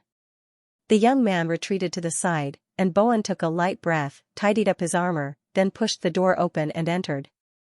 This was a small conference room. A small and beautiful statue of a goddess was placed at the front, and a middle-aged man in a white priest robe sat at the conference table. Bowen knelt down on one knee and drew a standard symbol of a scepter on his chest. He said with a solemn expression, "Bowen, Deputy Commander of the 7th Imperial Defense Legion, greets the teacher." "Don't be so formal. We're all believers of the goddess, comrades who fight for our ideals." The middle-aged man smiled. After saying that, his expression turned serious and he asked seriously. Lord Bowen, have you received any news recently? Bowen sighed softly. Ever since the new law was implemented, it has become more and more chaotic. Before coming here, I almost had a conflict with someone in a tavern, and the cause was only because I'm a member of the Imperial Defense Legion. It's hard to suppress the anger of the people. Hearing this, the middle-aged man sighed deeply. It can't be helped. The nobles and the Eternal Church have never treated the ordinary people, especially the masses of the lower class, as compatriots. This is the tragedy of the Empire, and also the tragedy of humanity. Saying that, he asked again. Right, how are things with the Legion? Bowen's expression turned serious. Apart from the commander's trusted troops, 70% of the soldiers are willing to join the righteous side at the most crucial moment to resist the decadent empire. Very good. With your participation, we will definitely triumph over the darkness and usher in the light. The middle-aged priest was overjoyed. Hearing his words, Bowen sighed with emotion. As you know, most of the members of the 7th Imperial Defense Legion are selected from the commoners. Everyone has long been dissatisfied with the Empire's actions in recent years. It's all for the future, the middle-aged priest sighed softly. Bowen thought for a moment and said worriedly, Teacher, our 7th Imperial Defense Legion is too weak. But, Teacher, our 7th Imperial Guard Legion is too weak. Even if all of us join the rebellion, I'm afraid it'll be difficult for us to defeat the nobles and seize control of the council. So, we have to find a stronger force. The middle-aged priest said with a firm gaze. Bowen's heart skipped a beat. Teacher, I heard from Joffrey that there are guests today? Is it related to this? The middle-aged priest smiled. That's what I wanted to say next. Haven't you always been curious about who I learned the teachings of Her Holiness the Goddess? Today, I'll introduce you to my former teacher. With that, he stood up and walked to the back door on the other side of the conference room. Bowen was curious and hurriedly followed him. The back door of the conference room led to a small courtyard, and in the middle of the courtyard, there was a lush oak tree. Under the oak tree, a tall red-haired elf was admiring the fountain not far away with her hands behind her back. An elf? Bowen's eyes widened, then he became spirited. Lord Demacia, Bowen is here. The middle-aged priest said respectfully. Demacia, hearing this familiar name, Bowen was slightly stunned. He vaguely felt that he had heard of this name before, but he could not recall it at the moment. Until the middle-aged priest reminded him. Lord Demacia is one of the compilers of the Holy Bible of Life. He has extremely high attainments in the theoretical research of the Church of Life. It was also him who recorded the legendary story of Lord St. John and opened up the wisdom of the people for us. So it's him. Bowen came to a realization and was in awe. He knelt on one knee and bowed respectfully and excitedly to Demacia. Life believer Bowen, greets Lord Demacia. Haha, no need to be so polite, and no need to be so nervous. As believers of Her Holiness the Goddess, we are all family. Demacia smiled. Needless to say, when this frivolous guy was serious, he really had a bit of a pretentious dog to scare people. Feeling Demacia's refreshing attitude, Bowen's respect for him grew even more. The middle-aged priest bowed and said respectfully. Lord Demacia, I was just discussing with Bowen. Although we've decided to rebel, our strength is too weak. Even with the help of the Imperial Guards that Bowen has instigated, I'm afraid that we won't be able to defeat the nobles who have high-level or even legendary professions. You said before that you will bring us new strength. Are you saying that the Elven Forest will send out the Elven Chosen One army? The middle-aged priest and Bowen looked expectant, but Demacia shook his head gently.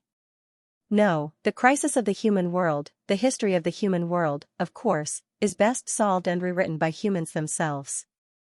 Ourselves? The two were slightly stunned. You mean to say that we still have the strength to fight for? The middle-aged priest's eyes lit up. To be more precise, they have already been won over. What we need to do now is to liberate them and let them join us. Demacia replied with a smile. Liberate? The two looked at each other with a puzzled expression. Demacia, on the other hand, smiled faintly and asked meaningfully, the two of you. Where do you think is the place with the most extraordinaires in Mania? The Empire Council? Most of the nobles are extraordinaires with decent strength. Bowen pondered. No. Demacia shook his head. Then, he turned around and looked in a certain direction. In Mania, the place with the most extraordinaires isn't the council or the imperial palace, but there. The two of them followed his gaze and saw a towering and eerie castle. That was the castle that imprisoned political prisoners and heretics of the Holy Mania Empire. It was a prison that was said to be impenetrable. It was also the highest symbol of the Holy Mania Empire's authority, Deroria. Deroria Castle Prison? Sir Cyber, why are we attacking that place? In a secret room of the mercenary guild in Mania City, the leaders of a few large mercenary groups gathered and looked at the elf in front of them with respect and doubt. Because most of the rebels of the Holy Mania Empire are locked up there, and most of them are powerful professionals. Their participation will greatly increase our strength. Sitting opposite the mercenary group leader, Cyber, who had also secretly infiltrated Mania after learning about the various changes in the human kingdom, said with a solemn expression. Sir Cyber, isn't this different? Many of the people locked up in Deroria Castle are dangerous. Although there are also believers of life, most of them are vicious criminals and ambitious people. Will they really agree with us? A mercenary group leader asked worriedly. Not to mention, the Empire still has a powerful local defense legion stationed in Mania. The 7th Local Defense Legion has more than 30,000 people, and who knows how many powerhouses are hidden in the Eternal Church, the other mercenary group leaders also said worriedly. Don't worry about that. A single spark can start a prairie fire.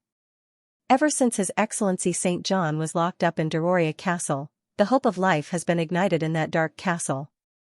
Now, what we need to do is to help those who are locked up in prison escape and overthrow this rotten kingdom with us. Cyber explained with a solemn expression. As for the 7th Local Defense Legion of the Empire, as he spoke, Cyber paused for a moment and cast a meaningful glance at the mercenary group leaders. The ones who need to worry about them should be the royals and nobles. Hearing his words, the mercenary group leaders were slightly moved and fell into deep thought. Cyber continued, the Eternal Church is troublesome. The troublesome part is the Eternal Church. However, we've already received some insider information. In 3 days, we'll have a rare opportunity. A rare opportunity? In an underground passage in the civilian district, the believers of life curiously looked at the hooded fairy. That's right. In order to obtain victory in the war, Pope Benedict II has decided to personally head south. Along with him, there are many high-ranking bishops and judgment knights. The time will be 3 days later. Fairy said in a deep voice. As she spoke, her expression gradually turned solemn. 3 days later, most of the upper echelons of the Eternal Church will leave Mania. At that time, the Church will be at its weakest, and it will be time for us to stand up and resist. Everyone, we have already formed a powerful force. As long as we take advantage of the Church's emptiness to break into Deroria Castle Prison, we will be able to rescue the high-level extraordinaires inside. With them joining us, we will have an even stronger force, enough to overwhelm the Mania royal family, nobles, and the Eternal Church. We will be able to change the world. Luo's words were full of passion. In front of her, the poor, merchants, craftsmen, and other believers of life who came from the bottom of society also felt their blood boiling. Let's do it. For a better future, for an equal world. Overthrow the Empire. Overthrow the nobles. Overthrow the Eternal Church. Long live life. Long live equality. Long live the great goddess. They shouted excitedly. But, when the time comes, there will be so many comrades participating in the uprising. How will we distinguish one from the other? At that time, there will be mercenaries, civilians, and even soldiers of the Empire who might have rebelled. If we can't identify each other, won't we fall into chaos? Someone suddenly asked. For a moment, all the believers cast their eyes on by sea, asking for answers. Of course there is a way to identify each other. We have already considered this point. Facing Bowen's puzzled gaze, Demacia smiled and said. As he spoke, he took out a golden armband from his bosom. Armband? Bowen was slightly taken aback. That's right. This is an armband dyed with the juice of the Mania gold and silver fruit. The Mania gold and silver fruit is cheap and very suitable for short-term dyeing. The gold color is also the symbol of the divine power of life of Her Holiness the Goddess. The purpose of everyone's rebellion is to create an equal world where all life is equal. Long live life. It is most appropriate to use it here. Demacia said. Captain Bowen's heart skipped a beat. So, when the time comes, all of us will have to wear this golden armband? Demacia nodded. Yes, those who wear this armband will be on our side. The middle-aged priest's eyes lit up. That's a good idea.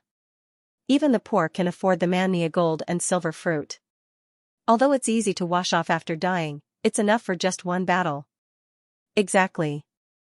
Demacia nodded slightly with a smile on his face. Then, his expression turned solemn. Sir Bowen, after 6 days, Benedict II should be very far away from Xianxia. At that time, it's time for us to stand out. In order to control the city's defense in time and break through Durolia, we need to stand out first. Hearing this, Bowen nodded solemnly and divinely. I understand, Sir Demacia. We will control the barracks and the city's defense in time and open the city gate for our mercenary group's allies. Then, we will break through Durolia together. Demacia nodded with satisfaction. He took out a pot of elven wine from his storage ring and filled 3 cups prepared in advance on the stone table in the garden. Then, he handed them to the middle-aged priest and Captain Bowen. Everyone, success or failure depends on this.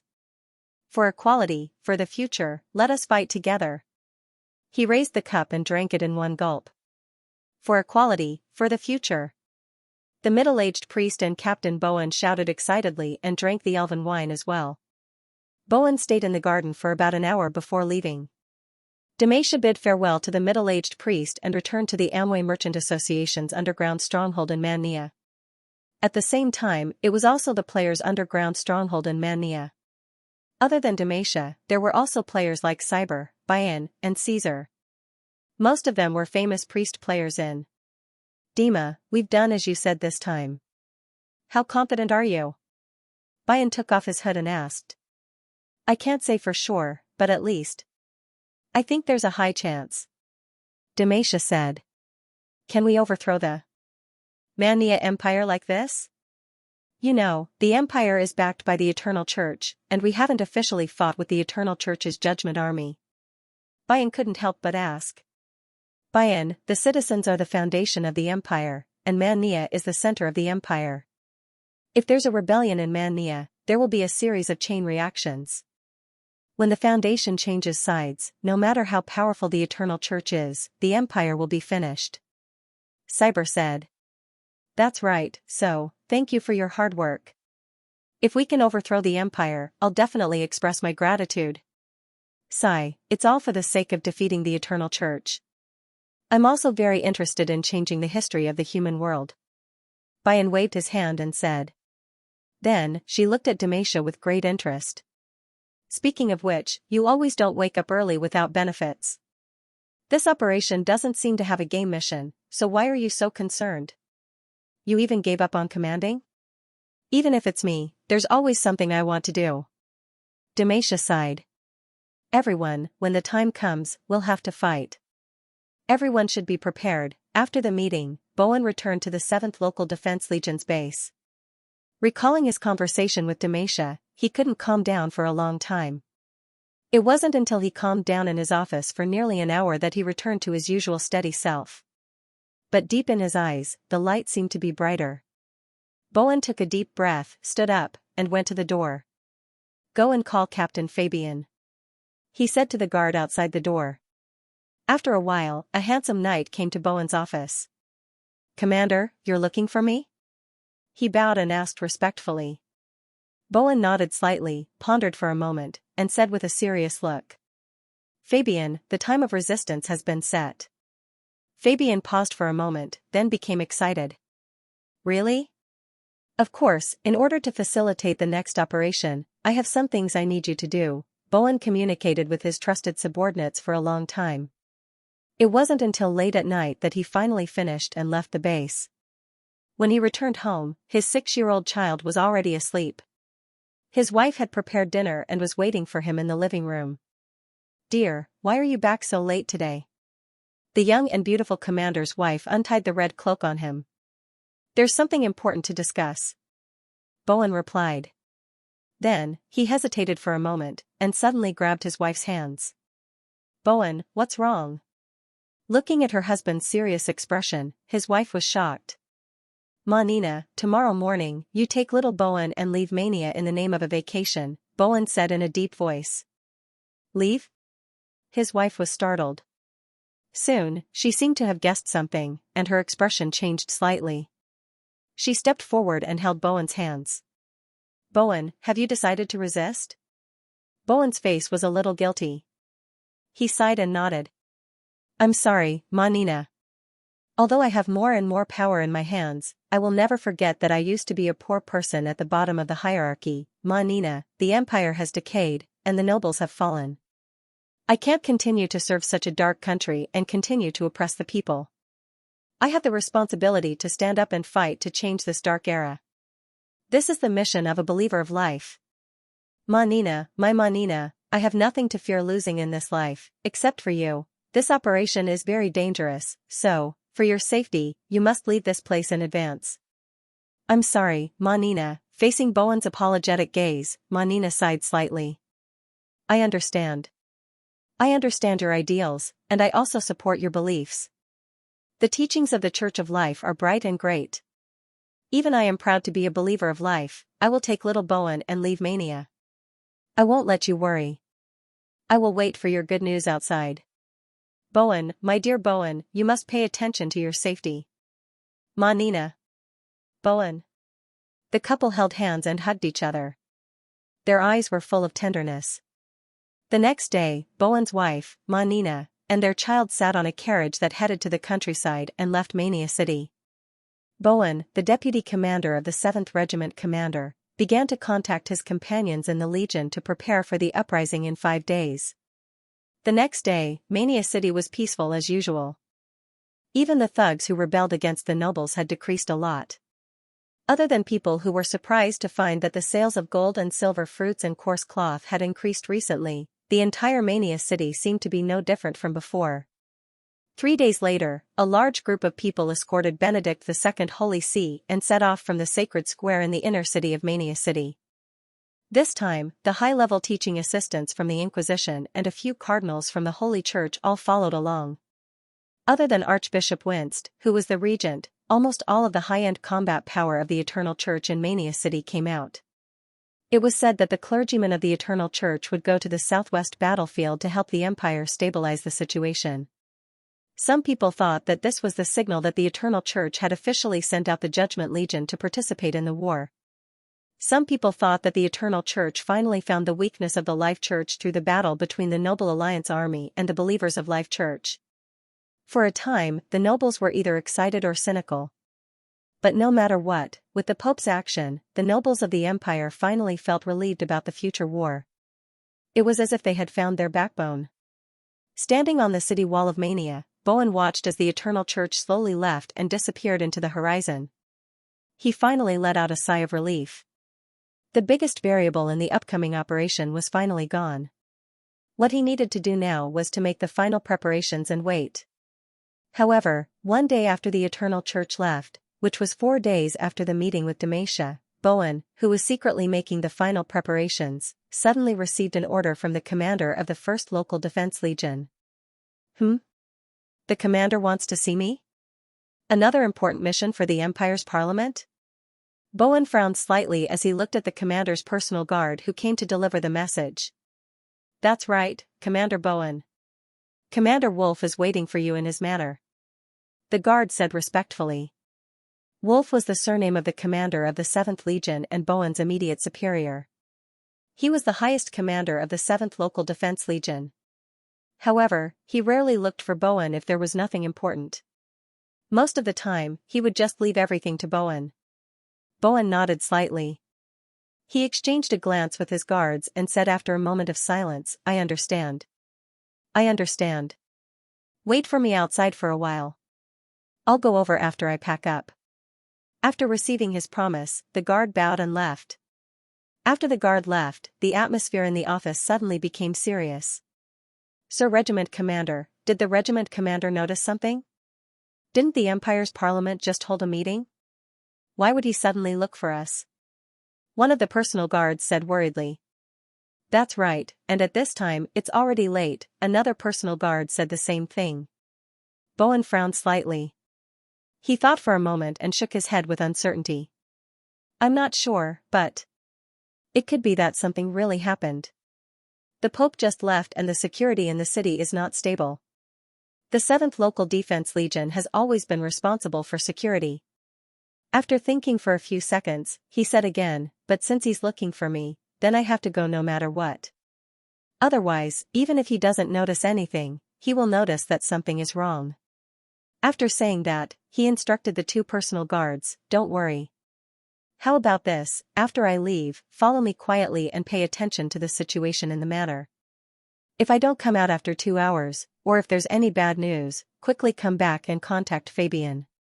Tell him that there might be some changes in our plan and ask him to change his original plan. Speaking until here, Bowen shook his head and corrected himself. No, if it really happens, I'm afraid it'll be too late. How about this, after I leave, quickly split into 2. One will look for Fabian and the other will keep an eye on the matter. If there's a problem, send a signal to the other side to execute the emergency plan. Emergency plan? The guards were slightly stunned. I've already discussed the details with Fabian. You just need to relay it like this. At that time, he will be your highest commander. Bowen said in a deep voice. As he spoke, he rummaged through his robes for a moment before taking out a magic scroll and handing it to the 2 of them. This is a signal magic. Once it's torn, it can be seen clearly within 3 kilometers. Regiment commander. The personal guards all had worried expressions. However, Bowen just smiled. Don't worry, this is the worst-case scenario. Perhaps they really have something to discuss with me. Don't worry too much, calm down. The more crucial the situation is, the calmer we have to be. We can't reveal any flaws. After a few words, Bowen left his office. When they arrived outside the encampment, the leader's carriage was already waiting for them. Looking at the magnificent carriage, Bowen took a deep breath and sat inside. Unlike Bowen, the commander of the 7th Local Defense Legion was a true hereditary noble. It was said that his ancestors were related to the Terrence family by blood. Even though he had his own office in the 7th Legion's encampment, he preferred to work in his own manor. The manor was located in the outskirts of Xianxia City, not far from the encampment of the 7th Legion. In the past, the commander of the 7th Legion also liked to summon his subordinates to the manor to discuss important matters. He even often held banquets and invited the division captains in the Legion. However, such invitations were usually given half a day to a day in advance and were usually given in the evening. It was rare to be in such a hurry like today. This was also why Bowen and his personal guards were instantly on alert. Bowen sat in the carriage and left the encampment of the 7th Legion. The 2 personal guards also changed their clothes and split up. One went to look for Bowen's subordinates while the other quietly followed the carriage. When Bowen arrived at the manor's gate, it was already noon. At noon in June, the sun was already scorching hot like a summer day. The manor was as magnificent as ever. Many soldiers could be seen patrolling back and forth. It was no different from the past. Regiment Commander Bowen, we have arrived. The personal guard in charge of the battle said respectfully. Bowen nodded and walked down the carriage. The manor's deacon immediately welcomed him and led the way. Sir Bowen, the master is waiting for you in the meeting hall. After entering the magnificent manor, the butler of the regiment commander greeted Bowen respectfully. At the same time, a maid came forward with an empty tray in her hand. Bowen looked at the tray and hesitated for a second. But soon, he followed the old rules and took out his weapon and placed it on the tray. Then, under the butler's lead, he came to the meeting hall in the manor. When Bowen entered the meeting hall, the commander of the 7th Garrison Legion, Wolf, was already waiting there. He was an elegant middle-aged noble wearing a wig. His gorgeous clothes were very tasteful. He was standing in front of the window, admiring the scenery outside. When he noticed Bowen, he smiled and turned around. Bowen, you are here? Regiment commander, what happened? Bowen asked respectfully. As he spoke, he glanced at the meeting table and saw a stack of parchment in front of the seat. However, what attracted Bowen's attention was not the parchment, but the two items on the parchment. One was a golden menya, gold and silver fruit. The other was a piece of coarse cloth dyed with a different color. At that moment, Bowen's pupils suddenly shrunk as a sense of danger rose in his heart. Bowen, you don't look too good. It seems like you are familiar with the items on the table. Count Wolf smiled. As he spoke, his expression gradually turned cold. Bowen, do you have something that you need to give me an explanation for? Sir Wolf, I don't know what you are talking about. Bowen hid the fear deep in his eyes and said in a deep voice. Heh, still want to play dumb? Look at the list on the table. Wolf snorted coldly and said. Bowen's heart skipped a beat. He subconsciously looked at the parchment on the table and his expression quickly changed. On it, there were names recorded one by one.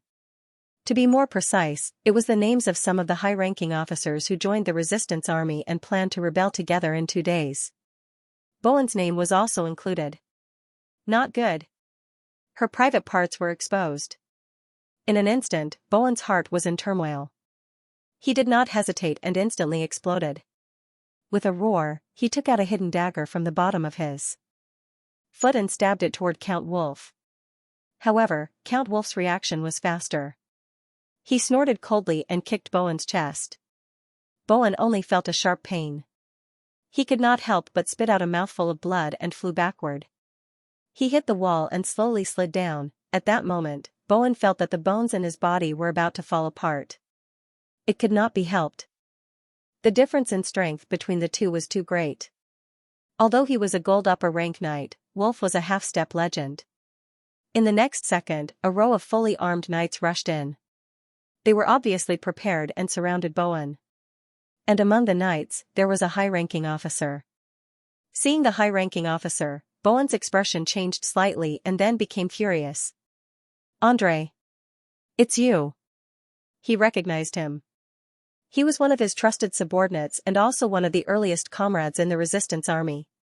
He did not expect him to betray him at the most critical moment. Hearing Bowen's angry rebuke, the high-ranking officer had a complicated expression and a trace of guilt flashed in his eyes.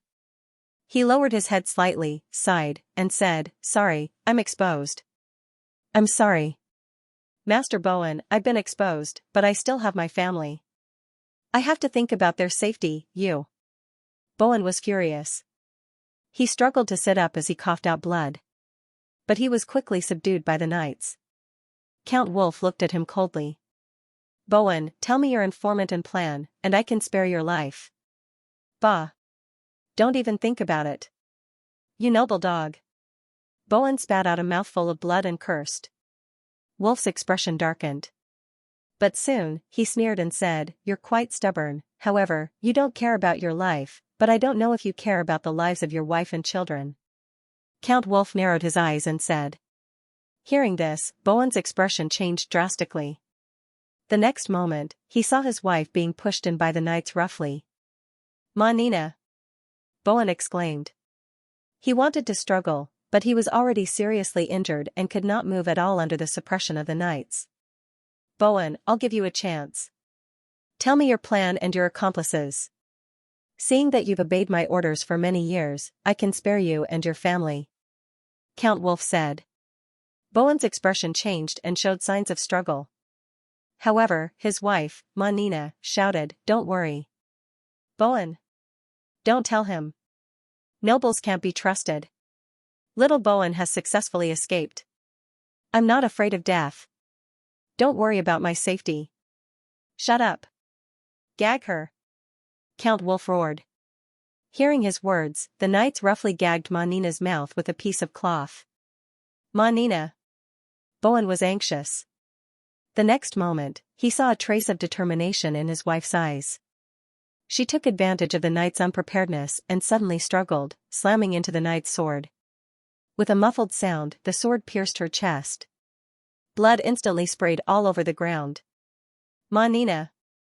Bowen's eyes widened, his expression ferocious.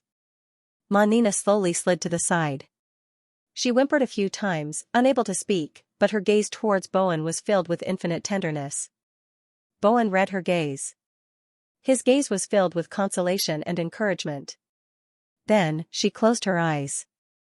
Ah! Bowen roared, his face filled with grief. He burst out with unprecedented strength and instantly broke free from the knight's control. He knocked a knight to the ground with a punch, then grabbed the knight's sword and stabbed at Wolf. Wolf snorted coldly and pulled out his long sword, cutting down Bowen, who had gone berserk once again. This time, he did not hesitate and cut off Bowen's head. As Bowen's commanding officer for many years, he knew his character very well. Bowen's wife was dead, and his child had escaped. This vice commander would most likely never reveal information about the Life Church again. Dark red blood spurted out. Even at the moment of his death, Bowen's eyes were still filled with boundless anger. His head rolled on the ground, his eyes bulging as he stared at the sky. His body slowly fell to the ground, together with his wife's corpse. Earl Wolf took off his blood-stained white gloves, threw them on the ground, and ordered the knight, hang their heads in the army's camp as a warning to others. There's no need to wait to find other traitors. Capture those on the list first. Bring more knights, don't let them escape. The knights bowed respectfully and dragged the corpses away. The senior officer who betrayed Bowen had a complicated expression. He looked at Earl Wolf in awe, struggled for a moment, then put on a nervous expression. Commander. Commander, now, can you let my family go? Wolf glanced at him and did not speak. The senior officer became more and more nervous. He was about to say something, but suddenly he felt a pain in his chest. He looked down and saw a sword piercing through his chest, coming out from behind. It was the knight standing behind him. He opened his mouth and looked at Wolf blankly, but all he saw was a cold face. Then, his body went limp and slowly fell to the ground. In the last second of his consciousness, he heard this sentence, "I hate traitors the most. Hang this guy's body up as well." Then, the senior officer did not know anything. Commander, what about his family? A knight asked. Kill them all. Wolf said casually. Yes, and that little tail outside, chop him up as well. He added. Time passed by slowly. The personal guards who stayed in the camp did not receive any news, nor did they receive the so-called warning signal. Guibert, did the commander really say that? Beside him, the captain of the army, Fabian, frowned and asked. Yes, the commander said that if we see the signal, we should activate the emergency plan. The personal guard said. Fabian nodded and paced back and forth in the room. After a moment, he looked at the time again, and his expression became more and more uneasy. It's been too long, he struggled for a moment, as if he had made up his mind. No, we can't wait any longer. Change the plan now and activate the emergency plan. We're not waiting? But, there's no signal. The personal guard was stunned. We're not waiting. It's been so long, and there's still no news. We must be in trouble, and I'm afraid it's big trouble. We might have been exposed. Perhaps even Jürgen, who followed us, has met with misfortune. We don't have time to hesitate, nor do we have the capital to gamble. We have to prepare for the worst. Fabian said. After saying that, he ordered the personal guard, Guibert, get ready. We're going to start executing the emergency plan. But, Lord Fabian, what's the emergency plan? The personal guard was puzzled. The plan has been exposed.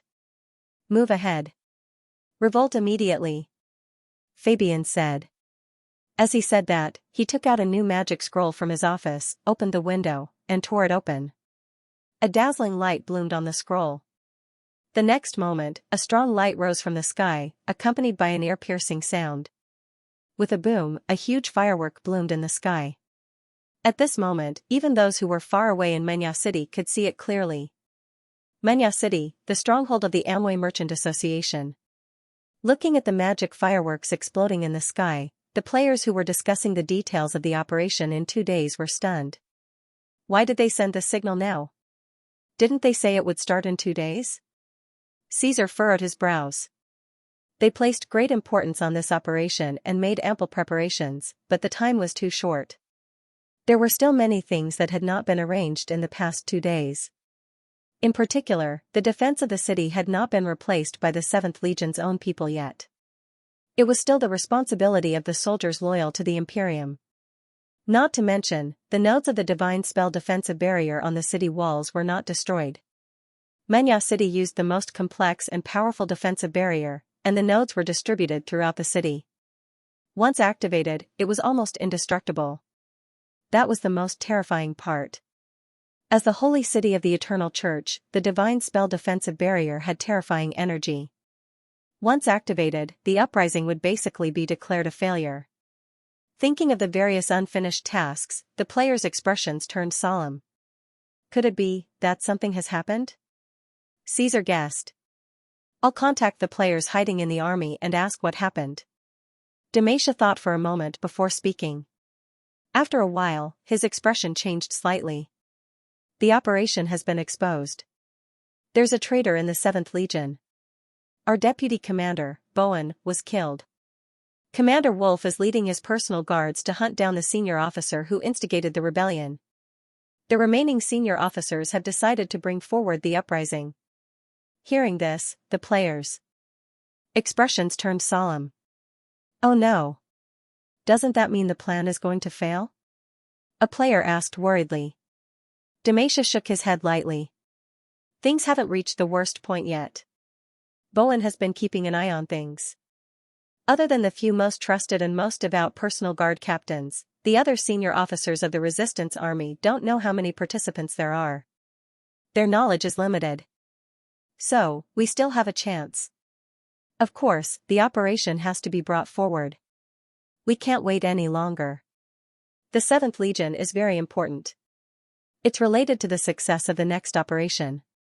We have to plan ahead. Caesar said solemnly.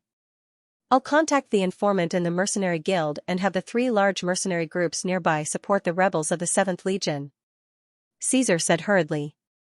I'll inform the underground believers in the city. Feng Yu also stood up from his seat. Then I'll take the remaining players and try to sneak into the tower. Let's see if we can take back control of the gate and destroy the nodes of the defensive barrier. Demacia added. After saying that, he looked at everyone again. Everyone, we're in a hurry. We have to do our best. If necessary, don't worry about the resurrection tokens. Don't worry. That's right, it's just some resurrection tokens. That's right. We're here to witness the history of Seekers. The players said one after another. Good. Let's split up and keep in touch. Demacia was delighted. No problem. Okay. Don't worry. After that, the players changed into black windbreaker robes with golden scepters and falcon hoods.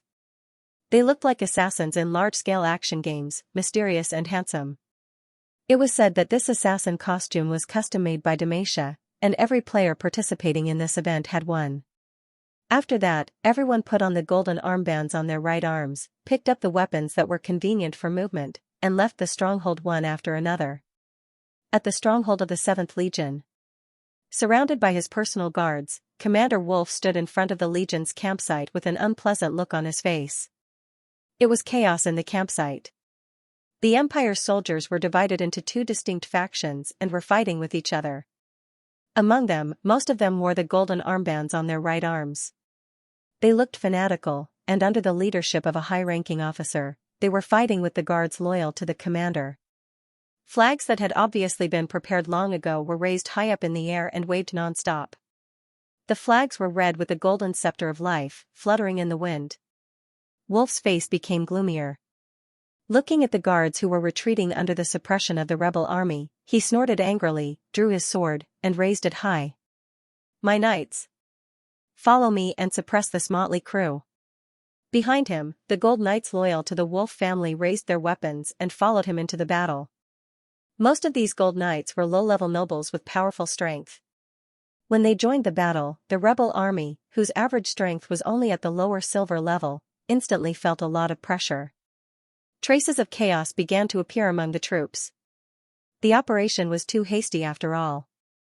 Although the high-ranking officers were already prepared, the soldiers were not. Even though most of the soldiers had a good impression of the Church of Life, many of them were not mentally prepared to resist. However, at this time a young high-ranking officer stood out. He raised the rebel flag, waved it, and roared, "Brothers! For equality, for freedom! For a beautiful and pure future. Charge. After he finished speaking, a golden light bloomed on his body, and an obscure wave spread out. The rebel army that was covered by the light had their morale boosted, and they felt their bodies were full of energy. It was the 8th circle buff spell, Morale Boost. Seeing the young officer's appearance, Wolf was furious. He recognized that it was the young officer that he had high hopes for, a gold knight who was proficient in both magic and martial arts, and an expert in area buff spells. Fab, by N. He gritted his teeth and said. A trace of viciousness flashed in his eyes, and he grabbed a longbow from a soldier, pulled the bowstring, and shot an arrow in Fabian's direction. The arrow that carried the light of the skill shot out like a stream, bringing about waves of wind. It passed through the crowd and went straight for the high-ranking officer's chest. Captain Fabian! The rebel army around him exclaimed. Fabian's expression was painful. He looked at the fatal wound on his chest, spat out a mouthful of blood, and slowly fell down. However, just as the flag in his hand was about to be overturned, another high-ranking officer stood out. With red eyes, he took the flag, waved it, and roared, "Brothers, charge! Avenge Fabian! Avenge Captain Bowen!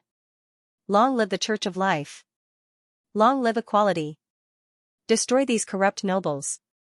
Following the roar of the high-ranking officer, the rebel army's morale was boosted again. With red eyes and ferocious expressions, they shouted, "Long live the Church of Life! Long live equality!" One after another, they charged toward Wolf's guards. Looking at the unprecedented fighting spirit of these army soldiers who were usually sloppy, Wolf's eyes widened in disbelief. He did not understand what kind of black magic the Church of Life had cast on these bastards to make them so crazy. Crazy. They've all gone crazy. He cursed as he cut down the resistance army soldiers who were charging at him. At the same time, he looked at the personal guard beside him. Did you inform the nearby mercenary groups? Tell them to come and help suppress the rebels here. Also, send a signal to the city guards to close the city gates. Activate the divine barrier. Wolf roared. There were 3 large mercenary groups stationed outside Minya City. They were often called upon by the Empire to assist the Empire's legions in various battles. Therefore, although they were not part of the Empire's army, they were no different from the Empire's legions in many cases. The number of rebels that rebelled far exceeded Wolf's imagination, and the high-ranking legions that rebelled were also far from those in the intelligence report. At this moment, Wolf even suspected that most of the soldiers and officers in the entire legion had defected. Although his personal strength was very strong, and although the knights loyal to his family were more powerful than the legion's officers on average, there was no qualitative change until they reached the legend rank. The strength of an individual was still somewhat insignificant in front of the collective. Facing the rebel army that was constantly surging like a huge wave, Wolf's pressure was increasing.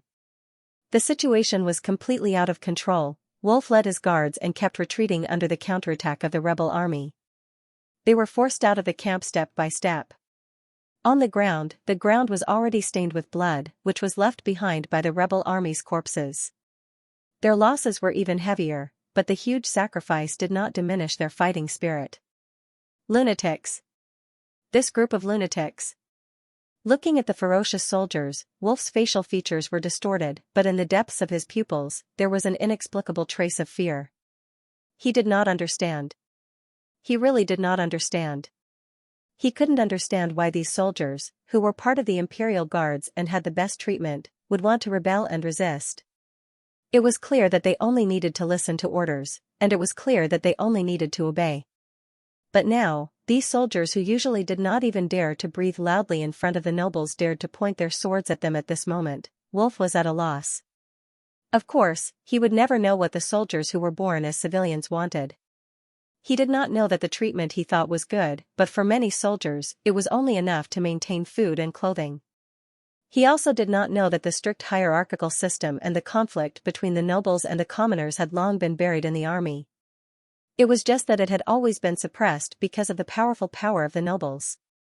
When the new decree was issued, when the families and friends of the soldiers were affected, when dissatisfaction rapidly brewed in their hearts, the anger that had been accumulating for a long time finally exploded. At this time, the arrival of the Life Church let them see another beautiful new world that they had described. It ignited a new force in their hearts, a new belief, an army that did not know why they were fighting and an army that had ideals and beliefs were completely different. Stop them. Quickly stop them. Wolf raised his sword and roared.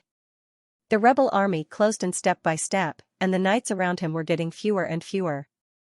Although they were individually strong, they were under the protection of the archers.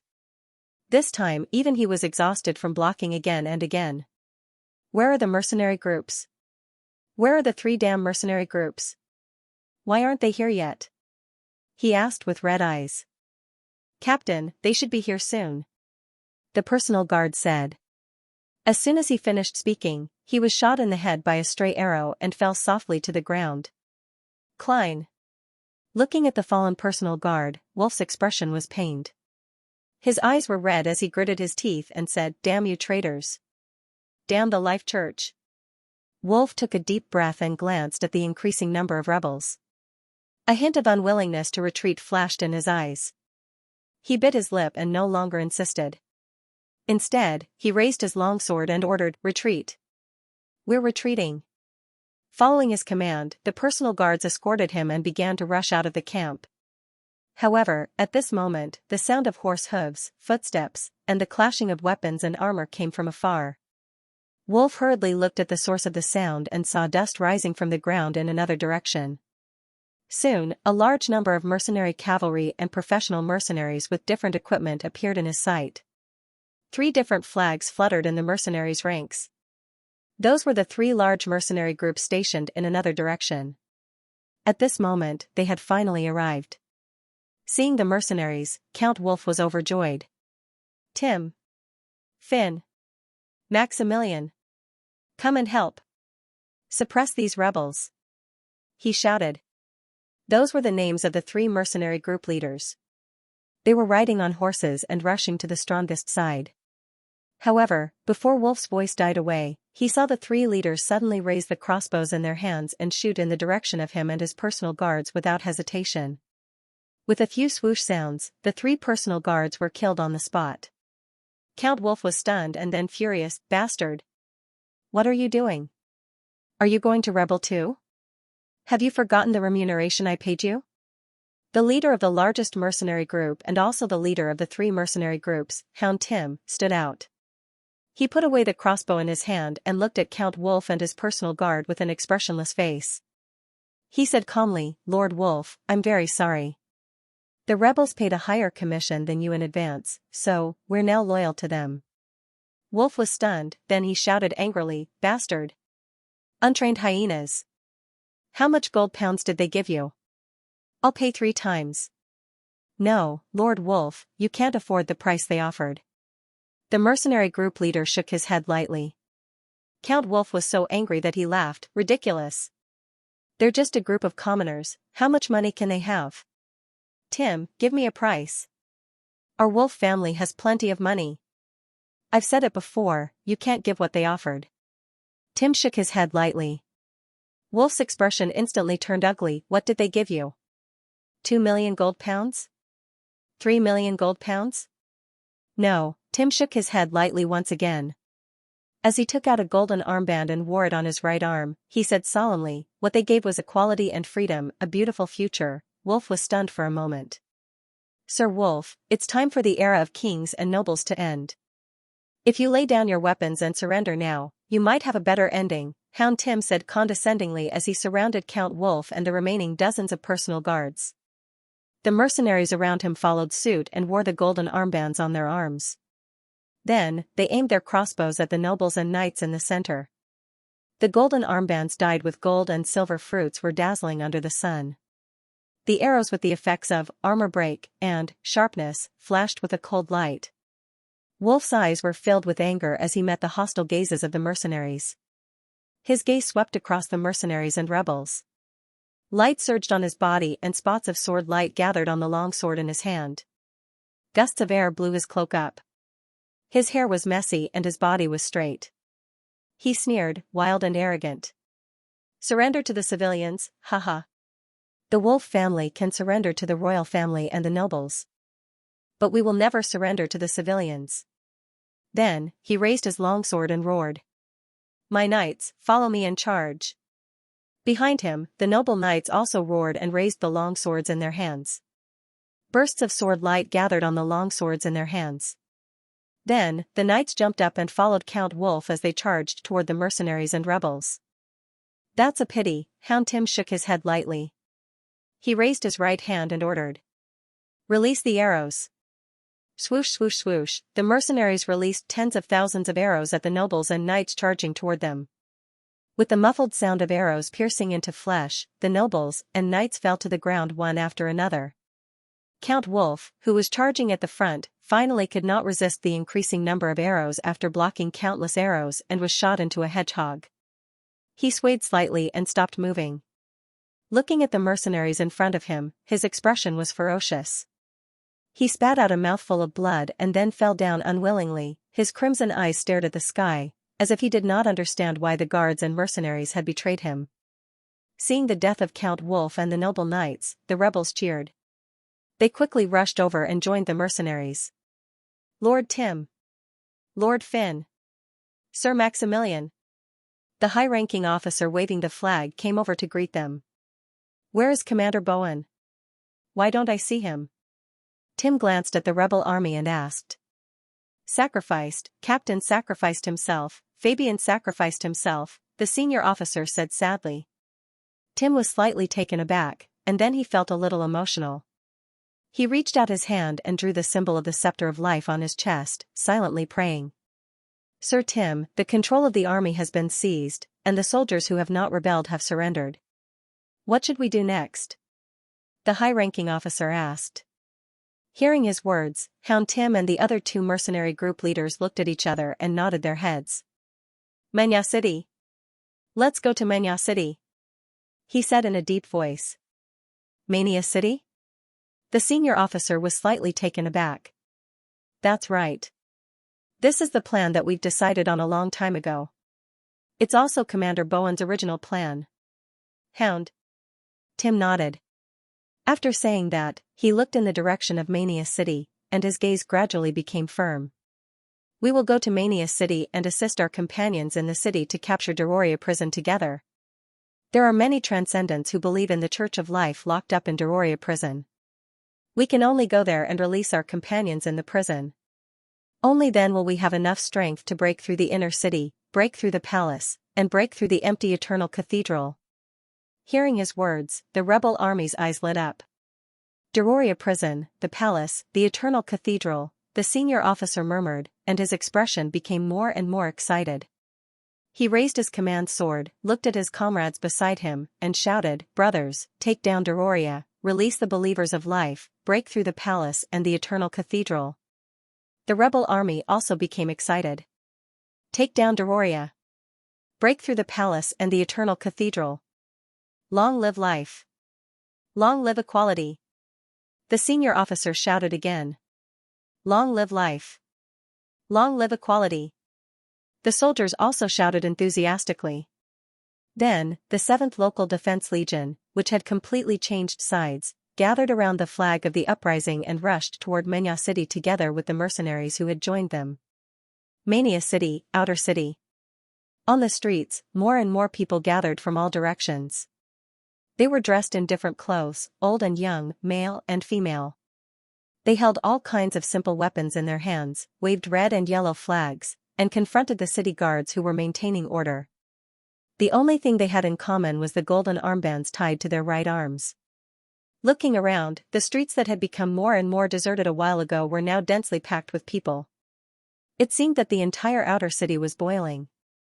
The battle had already broken out between the people and the city guards. Although the strength of the civilians was very weak, the terrifying number made the hearts of the soldiers tremble. Where are the reinforcements? Why haven't our reinforcements arrived yet? Where are the local defense legion? Where are the imperial guards of the imperial city? Where are the noble guards of the inner city? The captain of the city guards roared angrily as he cut down another thin and weak poor person who shouted "Long live life" and rushed forward. It's chaos, Captain, it's chaos. We just received news from other places that riots have occurred in various places in the outer city. The gate of the inner city has also been forcefully closed. Behind him, a soldier said in horror. The captain's expression changed slightly.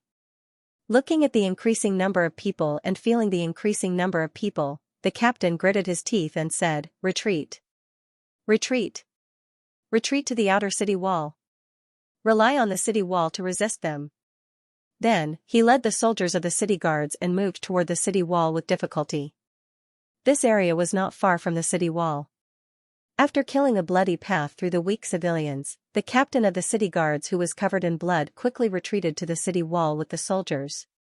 After climbing up the tall city wall and looking inside Mania City, the panting captain of the city guards' gaze quickly turned into shock. It was already the end of the day. The sun was setting in the west. Above the sky, the dense red clouds that looked like they were on fire continued to spread and extended into the distance, escaping into the endless darkness. The towering city tower of Dororia Castle and the steeple of the Eternal Cathedral in the inner city complemented each other in two directions. One was still in the light, but the other was gradually hiding in the darkness. The afterglow of the setting sun shone on the magnificent ancient king city and coated Mania with a layer of dim light. As far as the eye could see, the entire outer city was ablaze with smoke billowing out.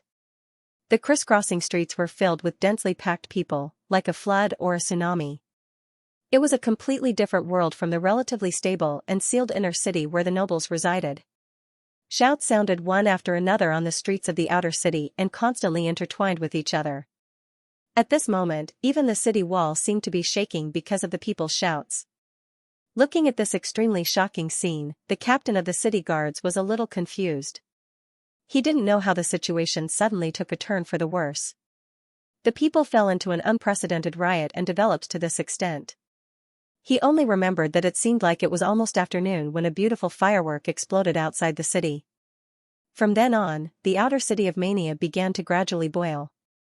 Looking at the spectacular scene in front of him and thinking about this afternoon's experience, the captain of the city guards, who was from a small noble family, gradually understood. His expression was ferocious as he gritted his teeth. Rebellion. This is a rebellion. This is a premeditated rebellion initiated by the believers of life. After cursing, he looked at the guards on the city wall. Has the divine spell defense barrier not been activated yet? Captain, the divine spell defense barrier of Mania hasn't been activated for many years. More than half of the church's bishops have left, so we need some time to prepare, the soldier in charge of maintaining the node of the defensive barrier said bitterly. The captain was slightly stunned, and his expression became more and more unpleasant.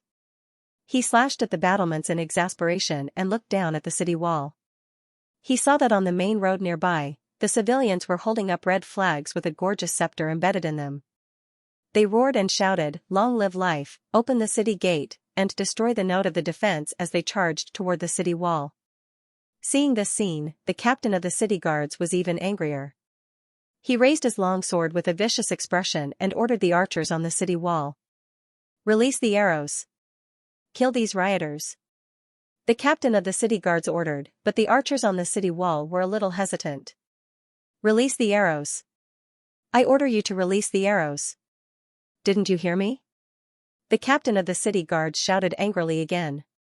Hearing this, the soldiers struggled for a moment, and a trace of reluctance flashed in their eyes. "I'll say it one last time, release the arrows." The captain of the city guard shouted angrily and raised his longsword, chopping one of the archers in half. Following this, he picked up the crossbow in the archer's hand and took the lead to shoot an arrow at the charging civilians outside the city wall, shooting down a beautiful young lady who was holding up a flag high. The soldiers were stunned. Seeing how the captain seemed to have gone crazy, their hearts trembled, and a trace of fear flashed in their eyes. In the end, they gritted their teeth and released the arrows in their hands. In an instant, a rain of arrows was shot from the city wall, landing on the streets and into the crowd.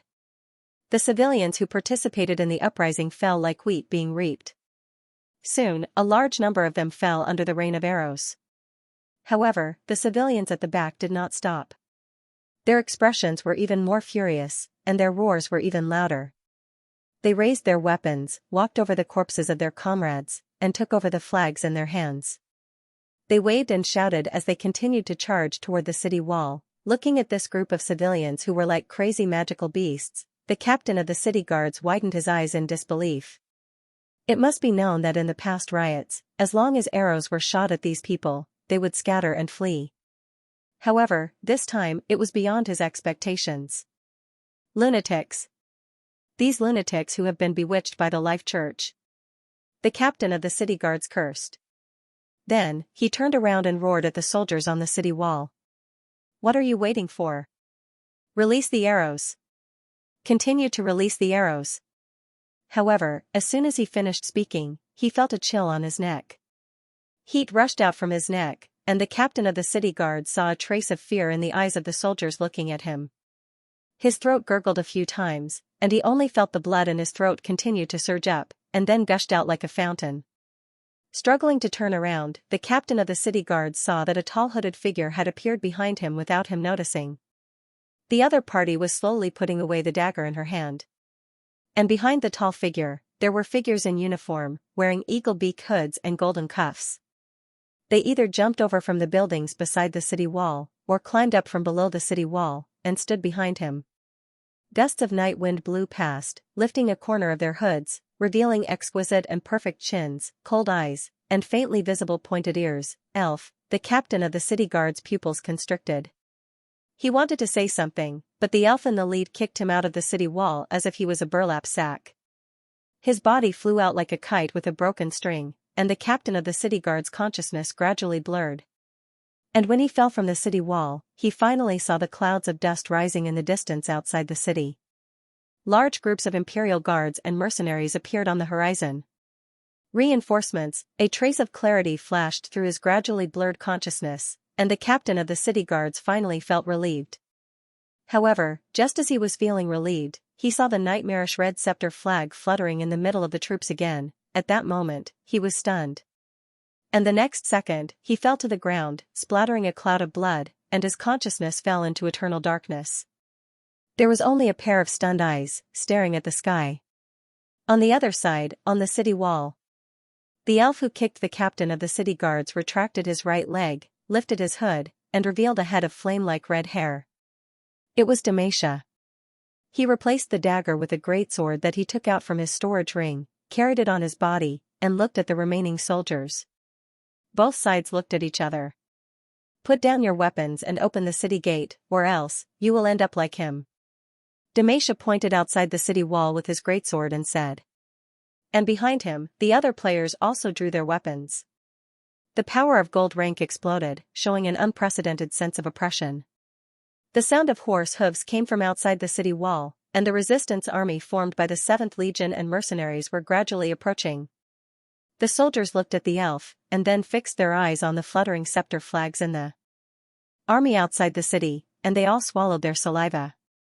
Thud. It was unknown who threw down his weapon first. And then, the rest of the soldiers also threw down their weapons. They slowly raised their hands and chose to surrender. And at the same time, the people who held the red flag high also climbed up the city wall. They cut the ropes, and in the shouts of "Long live life," they completely opened the tight city gate. Stars appeared, and dusk fell. Tonight was destined to be a sleepless night in Mania. Lights lit up in the city, from near to far. What was brighter than the lights were the burning torches. The torches gathered together like endless fireflies, spreading on the crisscrossing streets and extending into the distance. Those were the angry people and the rebels who had entered Mania. They waved their bright flags in the vast night and moved toward the southeast of the city. At the end of the road, a majestic castle stood in the darkness like a monster in the dark, overlooking the ancient capital. It was the Dororia Castle, known as the Eternal Fortress. Dororia, in the ancient Seeger's language, meant border fortress. The walls were 20 meters high, and the tower was 50 meters high. It was the tallest building in Mania other than the Eternal Cathedral. It was also the highest point in the city. When the Holy Mania Empire was still a slave city-state alliance, this castle had already stood in Mania City. At that time, the Mania City-State Alliance only had Mania, a city built by escaped slaves, and Dororia Castle was a military fortress built by Mania to resist the former slave owners. Later, the founding monarch of Holy Mania, Karl I, who was elected as a consul, expanded this fortress and turned it into his own castle. He also changed the city-state republic system to a hereditary monarchy system. With Menya city as the center, he expanded all the way and finally created a miraculous achievement of becoming an emperor as a slave. Daroria Castle thus became one of the symbols of the Holy Mania Empire's imperial authority. Of course, 1,000 years had passed. Times were developing, and magic technology was constantly improving. Today, many nobles were no longer satisfied with living in ancient and dark castles. Instead, they preferred to live in beautiful manors with magic barriers. The defensive role of Daroria Castle gradually lost its meaning due to the empire's continuous expansion. It no longer had the value of resisting foreign enemies. Therefore, this indestructible castle gradually turned from a royal territory into a royal prison. It specialized in imprisoning political prisoners who rebelled against the royal family and nobles, as well as heretics who opposed the Eternal Church. From then on, Daroria Castle Prison became a terrifying legendary place for the citizens of the empire. It was feared and revered by people. It was like a huge mountain pressing down on the hearts of the citizens of Mani City, making it hard for them to breathe. It was also like a demon monitoring the entire city, causing people to turn pale at the mention of it. On normal days, there were very few pedestrians on the streets near the prison of Daroria Castle. There were only patrolling soldiers. But today was different. Daroria Castle, outside the fortress. Smoke billowed, sometimes covering the sky, sometimes revealing the starlight. On the streets, there were spots of fire. Even in the darkness of the night, one could see the dense crowd under the illumination of the flames. There were fully armed imperial soldiers, mighty mercenary knights, civilians holding high flags, and wanderers with countless patches on their clothes. There were old and young people, men and women, but the only thing they had in common was the golden armband tied to their right arms, which shone brightly under the starlight and the torches. They waved their different weapons and shouted the same slogan as they charged towards the prison of Daroria Castle in the darkness. Long live life! Take down Daroria! Long live life! Take down Daroria! The shouts were like a tsunami, drowning the darkness. On the tall tower of Daroria Castle, looking at the sea of people, the noble officers and soldiers guarding the castle were shocked. Warden! The outer city gate has been taken down by the rioters.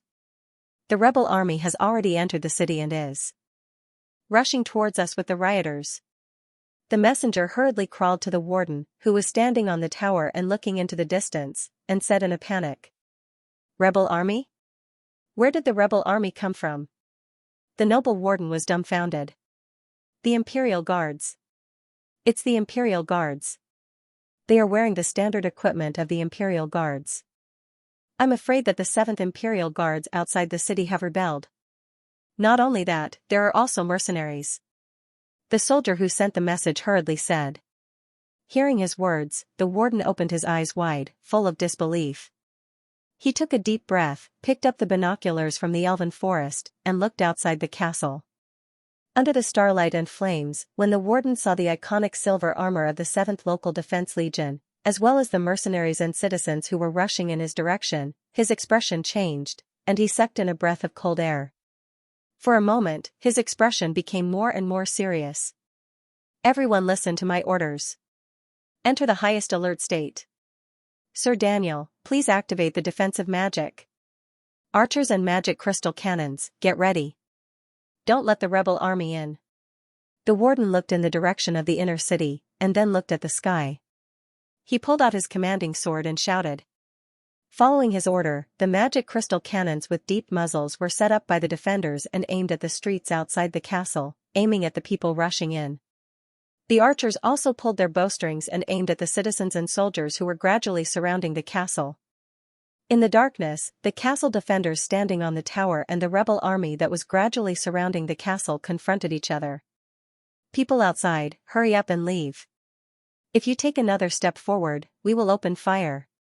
Seeing more and more people gathering outside the castle, the warden's scalp went numb. He suppressed the fear in his heart and shouted with the amplification magic. Darolia Castle was indestructible. But there were simply too many people gathering outside the castle. Facing thousands of rebels, even the warden who was very confident in the castle could not help but be frightened by this exaggerated scene. Outside the castle, amidst the dense crowd, there was a group of people. Soon, the crowd separated to the sides, and a few professionals dressed as mercenaries stood out. The leader was none other than the hound, Tim. Beside him, there were a few mysterious people wearing eagle-beak hoods, whose faces could not be seen clearly. Recognizing Tim's identity, the warden was furious. "Tim? Do you know what you are doing?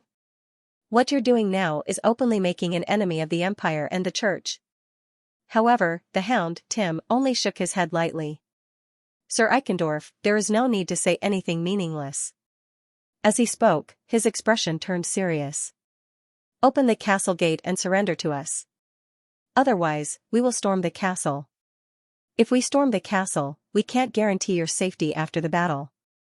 The warden was stunned for a moment, then he laughed in anger. His gaze swept across the majority of the people below the tower who did not even have decent equipment, and he snorted. "You're just a motley crew. You want to attack the prison of Darolia Castle with just you?" After that, he turned around and ordered the soldiers on the castle. "Fire! Shoot the arrows! Let these mobs know the consequences of rebellion." Following his order, the sound of cannons sounded in unison, accompanied by a rain of arrows, falling into the crowd outside the castle. For a moment, the flames caused by the magic explosion exploded in the crowd, and the rebel army at the front fell one after another under the rain of arrows. Looking at the tragic scene of their companions dying in battle, the rebels besieging Darolia Castle instantly fell into chaos and began to retreat. Tim's expression turned solemn. As he cut down the arrows that were shot at him, he shouted, "Everyone, find cover. Steady. Don't panic. Steady." Then, he looked at the mysterious hooded man beside him. "Sir Cyber." The mysterious man beside him nodded and shouted in a certain direction. "Sizzle. Prepare to attack the castle." With a shout, the crowd on the street hundreds of meters away slowly moved aside, and the rebel army pushed out heavy magic crystal cannons. Seeing the heavy magic crystal cannons on the street, the warden's expression changed slightly, and he exclaimed, "Elven magic crystal cannons." Elven magic crystal cannons, only the elves of the elven forest had this type of heavy cannon, and it displayed its might when attacking the devil army. Even in Mania, the warden of Darolia had heard of it. He had specially looked for a picture book and seen the appearance of this legendary heavy cannon. It was said that in the final battle of the Southern Territory, the elves only used one cannon to blast open the devil army's city wall. But today, he did not expect to meet such a terrifying opponent on the battlefield. Thinking of the power of the elven magic crystal cannons, the warden's face turned pale. The next moment, the rebel army activated the magic inscriptions, and rays of light gathered on the body of the magic crystal cannons. Accompanied by a deafening roar, the magic crystal cannons spat out terrifying elemental bullets. The violent explosion exploded on the walls of Darolia Castle, and the entire castle seemed to tremble. The soldiers on the tower were swayed by the tremors, and some unlucky ones were directly torn to pieces by the elemental bullets that landed on the city wall. After several explosions, a crack appeared on the sturdy surface of the castle. "Not good." Feeling the shaking of the castle, the warden's expression changed greatly, and he pulled up a scrambling messenger and shouted, "Is it all right? Is Sir Daniel's defensive spell not ready yet?" "It's ready. It's being prepared. Sir Daniel was meditating just now, and only just freed up his hands." The soldier said fearfully. "Meditating? Meditating at a time like this? These eccentric legendary wizards." The warden cursed. And just as he finished cursing, a series of explosions came from outside the castle, and the whole castle shook once more. The warden dodged the cannon fire while raising his commanding sword and ordering, "Release the arrows. Release the arrows fiercely. Fire the cannons. Fire the cannons." Inside and outside the castle, the two sides were locked in a fierce battle. Elemental bullets fell on Darolia Castle, and the castle blossomed with a radiance like fireworks. Explosions kept coming from the crowd besieging the castle, and every time there was a rumble, a group of rebels would scream and be torn to pieces. Finally, when another round of elemental bullets hit a section of Darolia Castle's wall, that 20-meter-tall wall finally collapsed. Seeing this scene, the warden's face paled, and the rebel army's morale was boosted. The wall has collapsed. Charge! Charge at the castle! Quick! Take advantage of this opportunity to attack Darolia. Hounds! Tim raised his sword and shouted. Following his order, the rebel army raised their red flags and shouted while waving their weapons and using ladders to charge at the smoke-filled Darolia castle. Arrows kept flying from both sides, and the shouts were like thunder. Braving the cannon fire and arrows, the Imperial Guards, mercenaries, adventurers, and ordinary citizens advanced dauntlessly. They fell in batches, but every time the people in front fell, the people behind would catch up and take over the tattered flags that had been covered by arrows and cannon fire, and charge at Darolia Castle. Long live life! Attack Darolia! The rebel army angrily shouted. Those shouts seemed to contain the endless anger that had been suppressed for a long time, like an erupting volcano. Long live life! Attack Darolia! The shouts came one after another, from teenagers to old people in their twilight years. The men's roars and the women's shouts intertwined, converging into a tsunami-like shout. At some point, it even suppressed the fierce cannon fire that was constantly erupting. Under those earth-shattering shouts, the defenders of Darolia Castle felt the castle under them tremble. Finally, after sacrificing an unknown number of people, the resistance army charged to Daroria's castle with ladders, arrows, and cannon fire. Block them! Quickly block them! On the castle, the warden waved his sword and roared hoarsely with a frightened expression. However, there were too many rebels besieging the castle. When an endless number of people gathered from all directions, when one crude ladder after another was placed on the broken city walls, the situation on the defending army's side instantly took a turn for the worse. However, when the rebel army at the front finally climbed up the city walls and fought with the prison guards, a light blue beam suddenly soared into the sky. The blue light gradually enveloped the entire Darolia castle, and a vast power spread out with the castle as the center. Under the shocked gazes of the rebel army, the entire Darolia castle emitted a faint radiance. Then, the places that were destroyed by the cannon fire started to slowly recover. At the same time, the rebel army that was climbing the city walls suddenly felt pain as light blue flames spontaneously ignited on their bodies. Accompanied by a series of screams, they turned into ashes in the flames along with the ladders. When they saw this terrifying scene, the resistance army on the streets fell silent. Legendary enchantment spell. Darolia Barrier. Hound Tim's pupils constricted. Darolia was known as the Eternal Fortress not only because it had taller and sturdier walls than ordinary castles. Instead, it was because it had a unique enchantment spell in the entire world of Seekers. It was a legendary spell that combined defense, recovery, and attack, Darolia Barrier, created and solidified by Emperor Karl, who cultivated both magic and martial arts.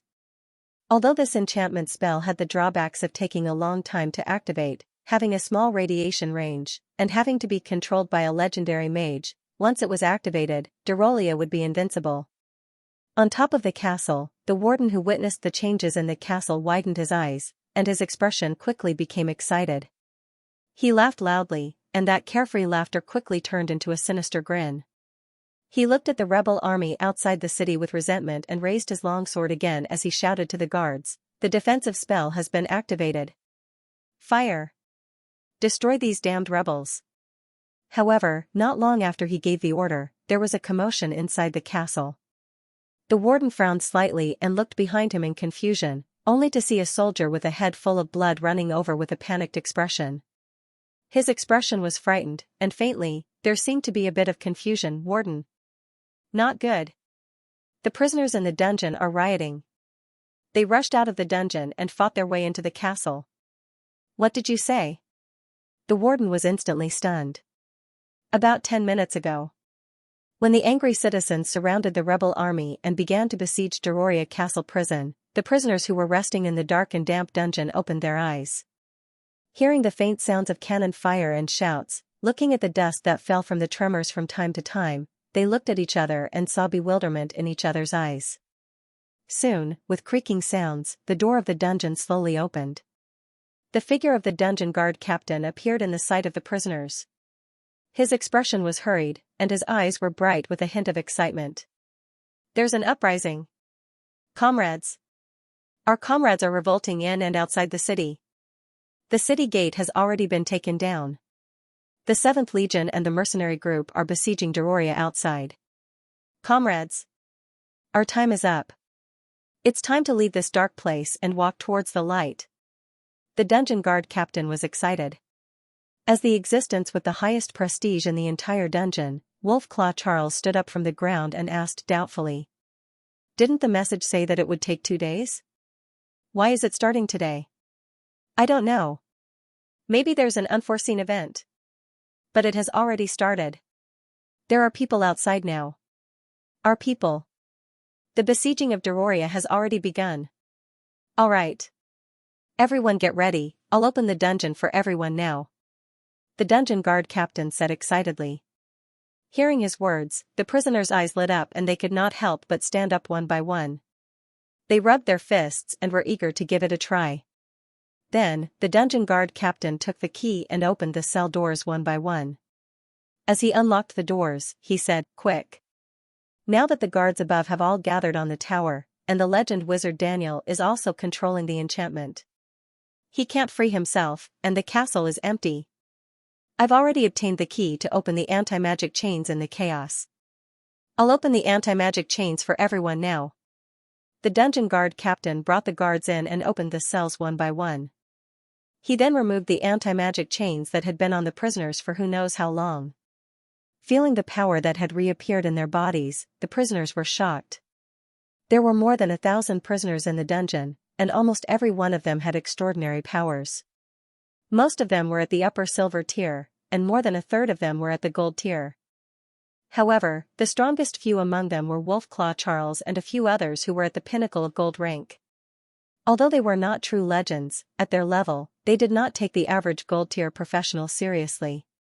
The guard captain and the guards released the prisoners one by one. The released prisoners also joined them and began to help release more prisoners. In less than 15 minutes, all the prisoners in the dungeon were free. After regaining their freedom, they were extremely excited. However, as the leader of all the prisoners in the dungeon, Wolfclaw Charles was very calm. "Sir, is Daniel the only legendary warrior left in the castle?" he asked in a deep voice. "Yes, Mr. Charles. The other 2 legends of the church have left mania with the Pope and Lord Daniel. Apui, Daniel is controlling the Deroria barrier and can't be distracted," the chief guard said. As soon as he said this, the prisoners' eyes lit up. The defense of Deroria Castle was extremely strong. However, it wasn't impossible for the prisoners in the dungeon to give it a try. The premise was that the 3 legends who were permanently stationed in the castle were not included. An archbishop of the Church of Eternity, a judge knight of the court, and a legendary mage who was loyal to the royal family. These 3 legends were the most powerful force that suppressed the entire prison. Now that the 2 legends of the church had left, and the remaining legendary mage was controlling the enchantment, it could be said that, to the prisoners, it was almost the right time. "Comrades. It's time to leave this cold and damp place. Rush up the castle, destroy the enchantment, open the castle door, and welcome our comrades," Wolfclaw Charles shouted. "Open the door and welcome our comrades," the other prisoners shouted excitedly. After that, under the lead of the dungeon guards, they kicked open the door of the dungeon and rushed out. No one expected the sudden outburst of the prisoners in the dungeon. In the prison of Deroria Castle, the dungeon was like a forgotten place, and no one was willing to go there. Because of this, when the soldiers in the castle saw the prisoners who suddenly rushed out of the dungeon, their expressions were very interesting. Fear, doubt, confusion, all kinds of complicated emotions gathered on their faces. They did not know how this group of fellows who were locked in the dungeon came out, and how they were able to unite together. The anger of being locked up for who knows how many years now exploded in the hearts of the prisoners in the dungeon. They were like ferocious lions that were released from their cages, and began to wreak havoc in the castle. A chaotic battle began almost instantly. Hatred, enmity, dissatisfaction, anger, all kinds of emotions burned in the prisoners' hearts, and turned into endless motivation, causing them to explode with unprecedented battle strength at this moment. The castle soldiers, who had not yet recovered from the panic of being besieged, were instantly stunned. If one looked at the entire Dororia castle, they would find that after the prisoners in the dungeon joined the battle, the castle guards were almost defeated at the first touch. Bad news came one after another from all over the castle. Almost as soon as a soldier reported that the rioting prisoners had broken through a certain area, another soldier reported in horror that they had broken through the next area. As the warden of the entire Dororia prison, Eichendorff could almost imagine the scene of the prisoners rampaging through the castle and rushing to the upper tower from the reports of the soldiers. It was worth mentioning that the 8 towers were the core of Dororia Castle's prison. The nodes of the defensive magic and the suspension bridge that controlled the gates were all in the towers. However, the nodes and suspension bridge were also within the defensive range of the Dororia barrier. Of course, the core control room that controlled the defensive magic was inside the castle. The legendary mage Daniel was stationed there. Hearing one bad news after another, Warden Eichendorff's expression became more and more unsightly. The nodes and suspension bridge were protected by defensive magic, but they were not. If the prisoners fought their way up to the towers, then they would be in trouble. He gritted his teeth, raised his commanding sword, and ordered the soldiers, "Quick! Close the door to the bottom of the castle, don't let them fight their way up the towers. Inform Sir Daniel, tell him that the prisoners are rioting. Tell him to close the door of the control room and be careful of the prisoners' sneak attack." Following the warden's order, the guards of the castle immediately took action. They divided half of their forces and began to close the various passages that led to the towers and fought with the prisoners that had already begun to invade the upper levels of the castle. For a moment, a chaotic battle broke out inside Dororia Castle. And in the depths of the castle, in front of the core control room that controlled Dororia's defensive magic, Wolfclaw Charles, who was holding a broken blade dripping with blood, narrowed his eyes and roared angrily as he slashed open the door in front of him. Stones were scattered, and the door was wide open. What came into view was a hall that was decorated with beautiful magic lamps. And in the center of the hall, on a huge and complicated magic array, a white-haired old man wearing a snow-white robe was sitting cross-legged in the center of the magic array. In front of him, magic was transforming into images.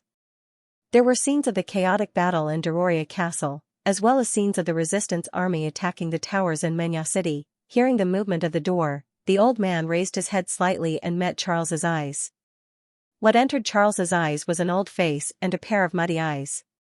"You're here, Charles," the old man spoke softly, his voice hoarse and filled with vicissitudes of life, but at the same time, there was a transcendent calmness.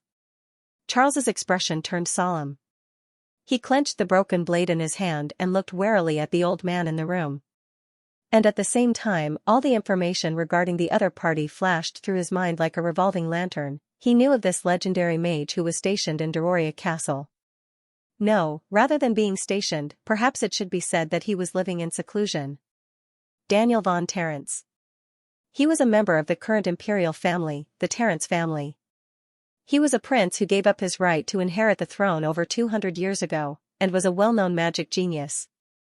His strength was unfathomable, and he almost never showed his face in the empire, but his position was very high, and he was known as the guardian of the imperial family. And in the past 200 years, he had only taken action 3 times. The first time was when a red dragon with legendary strength attacked the capital. The second time was when a plague broke out in the Holy Mania Empire. The third time was when Maria II ascended the throne, and the various legendary nobles started a rebellion and massacred the capital. It was also because of his existence that the Terence family was able to sit firmly on the throne. Because he was the undisputed #1 legendary mage in the entire empire, feeling the magic power on Daniel's body that was as deep as the sea, Charles's scalp went numb. However, since he was standing here, it meant that he had already decided to fight with this legendary mage. This was a battle that had to be fought. If he did not defeat the other party, he would not be able to close the Dororia barrier. If he did not close the Dororia barrier, Dororia Castle would not be truly breached. Of course, if it was any other day, he would have no chance of winning against such an unfathomable legendary mage. But now, the other party was distracted by controlling defensive magic and could not get away, and he was not without a trump card. Thinking of this, Charles's expression turned solemn. He angrily roared, and his body suddenly expanded. His muscles knotted together, and his hair grew wildly. Very quickly, he turned from a middle-aged man into a 3-meter-tall werewolf, and his strength also increased sharply, breaking through the limits of the gold rank and stepping into the legendary realm. This was his werewolf form. Although it could only last for less than 15 minutes, but within these 15 minutes, no matter if he defeated Daniel or destroyed the magic core during the battle, the victor would be him. And since he was standing here, he was naturally prepared to perish together with the other party. Your Excellency Daniel, I've long heard of your great name. Wolfclaw Charles, I'm here to experience the grace of a guardian of the royal family. He bowed, raised the broken blade in his hand, and pointed it at the legendary mage Daniel. However, the legendary mage Daniel did not seem to have any reaction. He sighed lightly, raised his hand, and lightly tapped the magic array below him. Under Charles's stunned gaze, the defensive magic that was flickering with brilliance suddenly trembled, and then shattered with a loud bang. At the same time, outside Dororia Castle, the indestructible Dororia barrier also flickered slightly and vanished into thin air. Charles's eyes widened, filled with disbelief. In the next moment, he heard a deep sigh from the aged legendary mage. What I protect has never been the royal family. Charles was slightly stunned. He wanted to say something, but found that he had lost the ability to speak in an instant. Not only that, he had completely lost his ability to move. This was a legendary spell. When was this? Feeling the foreign magic that had suddenly appeared in his body, Charles was shocked. He suddenly realized that even if he had temporarily become a legend, he was definitely not Daniel's match. However, Daniel did not attack him. This old mage stood up from his original position, and lightly patted the dust off his body. He picked up a bag of fine wine, took a sip, and then slowly left the control room. When he passed by Charles, he suddenly stopped, and left behind a few old words. The wheel of civilization and history rolls forward, unstoppable. This is the fate of this era, even deities need to compromise. Xianxia sighed. Lord Charles, please treat the people who support you well. With that, his figure slowly disappeared from the castle. And Charles regained control of his body. He panted violently, and a trace of fear rose in his heart. At the same time, there was also a trace of an indescribable emotion. Looking at the giant magic array that Daniel had personally destroyed in the control room, Charles had a complicated expression. Brother Charles. Brother Charles. We're here to help. Behind him, a few other prisoners at the Peak of Gold rushed over. However, when they saw Charles standing in front of the control room in a daze, and the magic array that had already been destroyed in the control room, they were slightly stunned. Is the battle over? Brother Charles, you defeated the legendary mage so quickly? The prisoners looked very surprised. Charles glanced at the control room with a complicated expression, and shook his head. No, it wasn't me. He left on his own. As he spoke, he looked at the few of them and asked curiously, why did you delay for so long, and only come now? The prisoners looked helpless. Don't mention it. I was just walking on the road when a group of shouting rebels suddenly fell from the sky. They said that they were climbing the ladder when their bodies suddenly caught fire, and then they appeared here. However, I saw that they were unharmed, and it seemed like they had encountered an illusion spell. Illusion spell? Charles was slightly stunned. The battle for Dororia Castle did not last long. With the sudden failure of the defensive spell, the defenders did not hold on for long in the face of attacks from both inside and outside the castle, and they announced their surrender. This battle progressed faster than expected, and even exceeded the expectations of the players. The gates of the castle were completely opened, and the rebels swarmed into the castle and climbed up the tower, cheering in joy. In the darkness, countless torches lit up the sky. The Black Eagle flag that belonged to the Empire was burned, and in its place was the rebel flag with a red background and the scepter of life as its symbol. Dororia Castle, which symbolized the authority of the Empire, fell. At the same time, in the palace far away in the inner city, Teresa too, who was sleeping soundly, was also awakened from her sleep. It was none other than the regent, Archbishop Winst. His expression was solemn as he said respectfully and urgently, Your Majesty, I'm sorry to disturb your rest at this time, but the situation is rather urgent now. Please put on your clothes and hide immediately. Teresa too was slightly taken aback. Hearing the faint sounds of artillery fire outside the palace, she frowned slightly. Archbishop winced. What's that sound outside?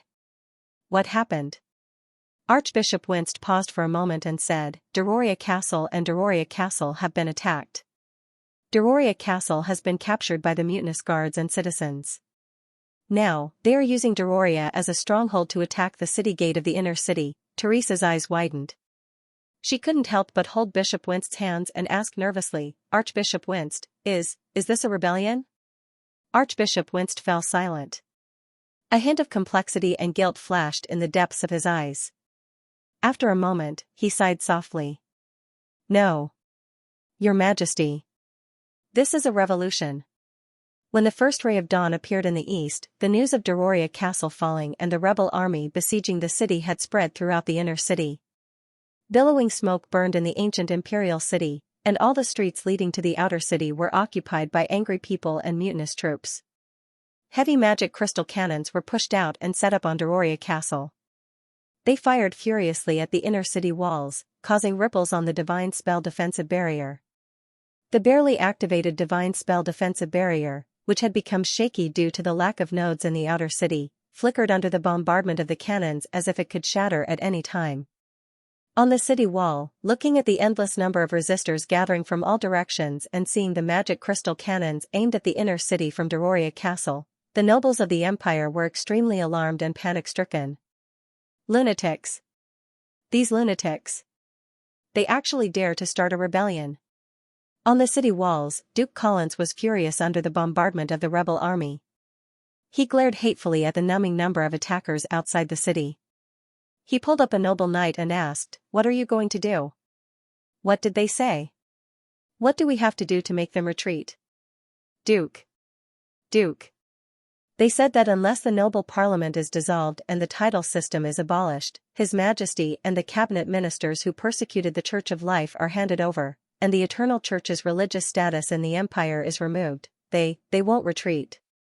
The noble knight who communicated with the rebel army trembled as he spoke. Duke Collins' eyes widened and he instantly became furious. Ridiculous. In your dreams.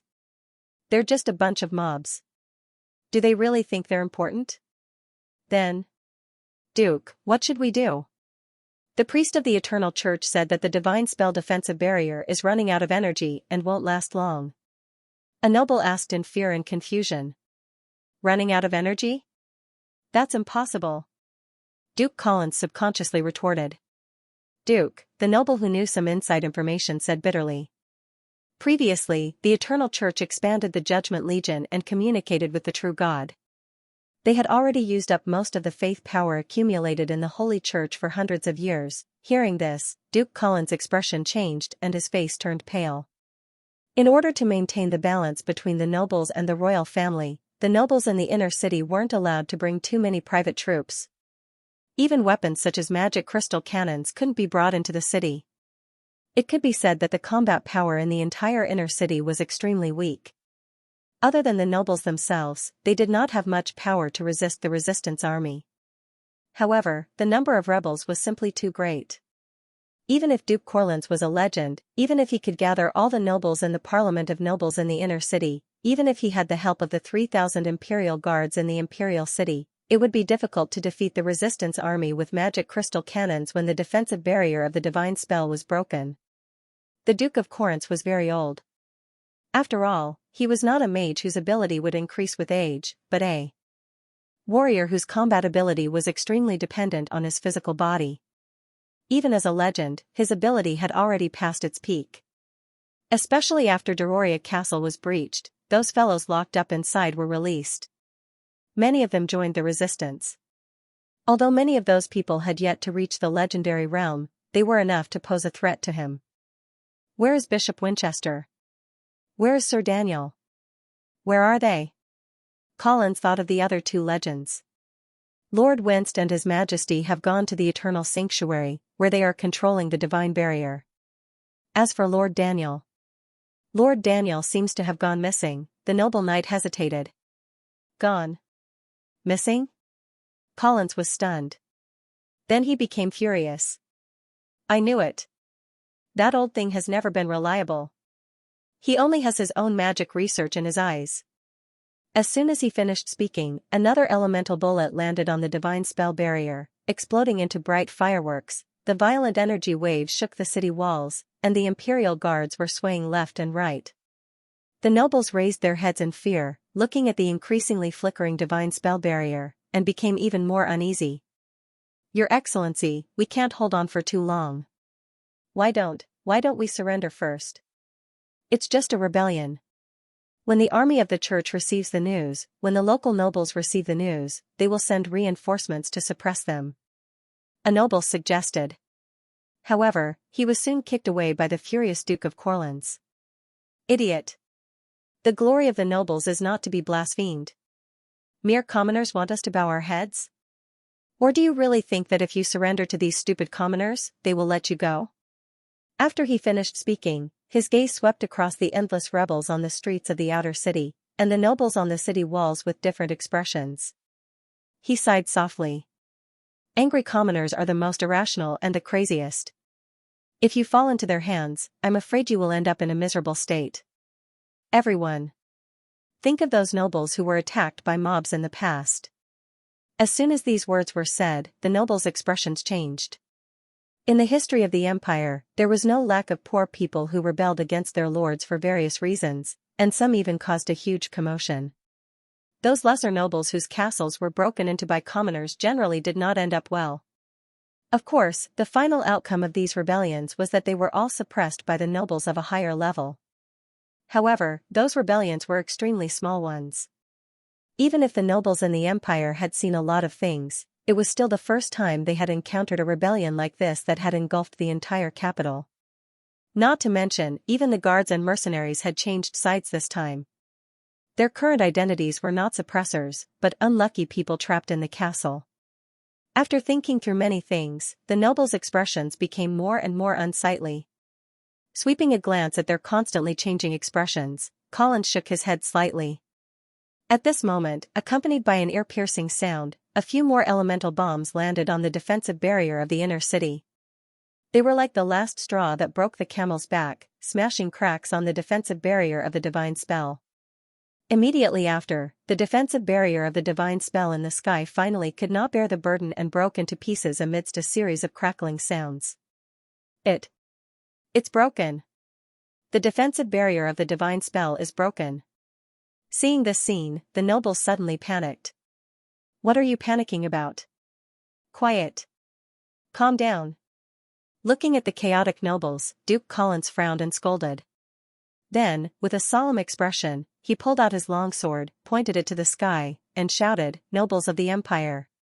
The mobs are rebelling, and the situation is critical. Behind us are the Imperial Palace and the Empire's Parliament. There is no way out. For the glory of the nobles. For the glory of our ancestors. Let us fight to the end and carve out a bloody path." However, just as Duke Collins raised his longsword to boost the morale, an unprecedented sense of crisis struck his heart. His heart tightened, and he subconsciously dodged to the side, but he heard an ear-piercing explosion behind him. Boom! Duke Collins felt a pain in his chest. He slowly lowered his head and saw that there was a bloody hole in his chest. Dark red blood was constantly flowing out. He turned around and looked behind him, only to see one of his most trusted court counts slowly put down the legendary magic gun in his hand. The other party's expression was cold. "I'm sorry, Your Grace, the mobs are purging the cabinet. I don't want to die with you." Bishop. Bishop. Not good. The nobles have opened the inner city gates and surrendered. The rebels have entered the city. They are now rushing towards the palace and the church. In the Eternal Cathedral in Mania City, Bishop Winst knelt in front of the statue of the Lord of Eternity. He listened to the panicked message from the church's monks behind him and paused for a moment. He was silent for a moment, then nodded gently. "I understand." Bishop Winst. Beside Bishop Winst, the young empress grabbed the corner of his clothes. Her face was nervous, and her smiling face was wrinkled. Looking at the young empress who was nervous, worried, and confused, Bishop Winst's gaze was a little complicated. He reached out his hand to hold the girl's cold little hand and said softly, "Your Majesty. The rebels have entered the city, and the nobles have surrendered. This place is no longer safe." But didn't the Duke say that we still have 30,000 guards? The young empress asked nervously. Bishop Winst shook his head gently. "Your Majesty, we no longer have the Imperial Guards. The rebel army that came in from the outside is the Imperial Guards." Teresa too was taken aback. She was stunned. Why? Why did everyone rebel? Did I do something wrong? I can change. I can change. She muttered to herself anxiously. Looking at the girl's anxious and terrified look, Bishop Winst's eyes flashed with a trace of pity. He sighed softly and said, "Your Majesty. It's too late. I have already prepared a secret passage for you to go out of the city. You can change into civilian clothes and quietly escape from there." Hearing Bishop Winst's words, Teresa too's eyes widened as if she could not accept it. "No. I don't want to. I'm the Empress of the Empire, the ruler of the Holy Mania Empire. The Empire is in danger. How can I escape at this time?" she said in a young and determined voice. Bishop Winst was slightly stunned. He looked at the young girl, who had a determined expression on her face, and gently shook his head. "No. Your Majesty. The general trend of history cannot be stopped. Everything has an end. From the moment your grandmother passed away, the Empire's future was already decided. This is not your fault. There is no need for you to die for the Empire, nor is there any meaning." After saying that, he ordered the 2 female priests of the Church of Eternity. "What are you waiting for? Quickly help His Majesty change Eve and get out of here." "No, I don't want that." Teresa too struggled. Although she wasn't even 15 years old, she had extraordinary talent. She had already reached the silver rank at such a young age. As she resisted, the 2 priests were unable to do anything to her. "Minister Winst. I am the Empress of the Empire. As a citizen of the Empire, you must obey my orders. I don't want to run away. I don't want to escape." Teresa too struggled to speak. Looking at the little empress who refused to escape, Bishop Winst felt a headache coming on. He sighed and wanted to say something else, but he heard an old voice behind him. "Heh, Linus, so many years have passed, and you still don't know how to take care of children." Bishop Winst paused for a moment. He slowly turned around and saw that a figure in a white robe had appeared in the church. It was none other than the legendary mage Daniel, who was known as the guardian of the royal family. Lord Daniel. Bishop Winst subconsciously wanted to bow, but the legendary mage turned a blind eye to him after mocking him in the beginning. The legendary mage took a sip of the wine in his wineskin and came to Teresa, who was sitting on the ground and had stopped struggling. At some point, all the clergy in the church had fallen into a deep sleep. Only Bishop Winst, Teresa too, and the old mage were awake. "Daniel.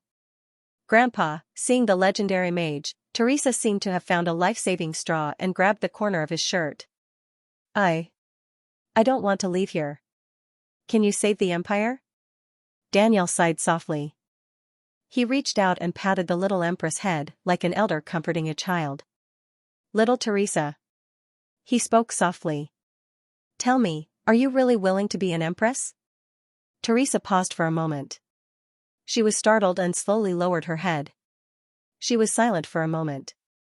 She gripped the corner of her clothes tightly, pursed her lips, and said sadly, But this is the mission left behind by grandmother. As a member of the Terrence family, I have to shoulder my own responsibilities." The old mage shook his head. "This is only a mission imposed on you by the family. The fate of the Empire is not something you can control, and now I declare in the name of the current head of the Terrence family that your mission has been completed. Child, you don't have to persist any longer. You can already be freed from the cage that is the Empress." The little Empress was silent. As he spoke, the old mage helped the girl smooth her messy hair, his gaze gentle. "Teresa, when you were young, didn't you say that you wanted to travel the entire continent and see the colorful world outside? Let go of everything and come with me. I'll bring you to fulfill those wishes that you have yet to fulfill." Teresa trembled slightly. She was silent for a moment and slowly raised her head. She looked sadly at the old mage, tears seemed to be flowing in her eyes. Can I really let go? I'm not a qualified empress. I didn't manage the empire well. Can I really let go of everything? Silly child, the old mage sighed softly. Don't blame yourself. This isn't your fault. As he spoke, his hand emitted a gentle halo that covered the girl's body. Teresa's agitated emotions also gradually calmed down under that gentle light. Gradually, the girl fell into a deep sleep. Sleep, child.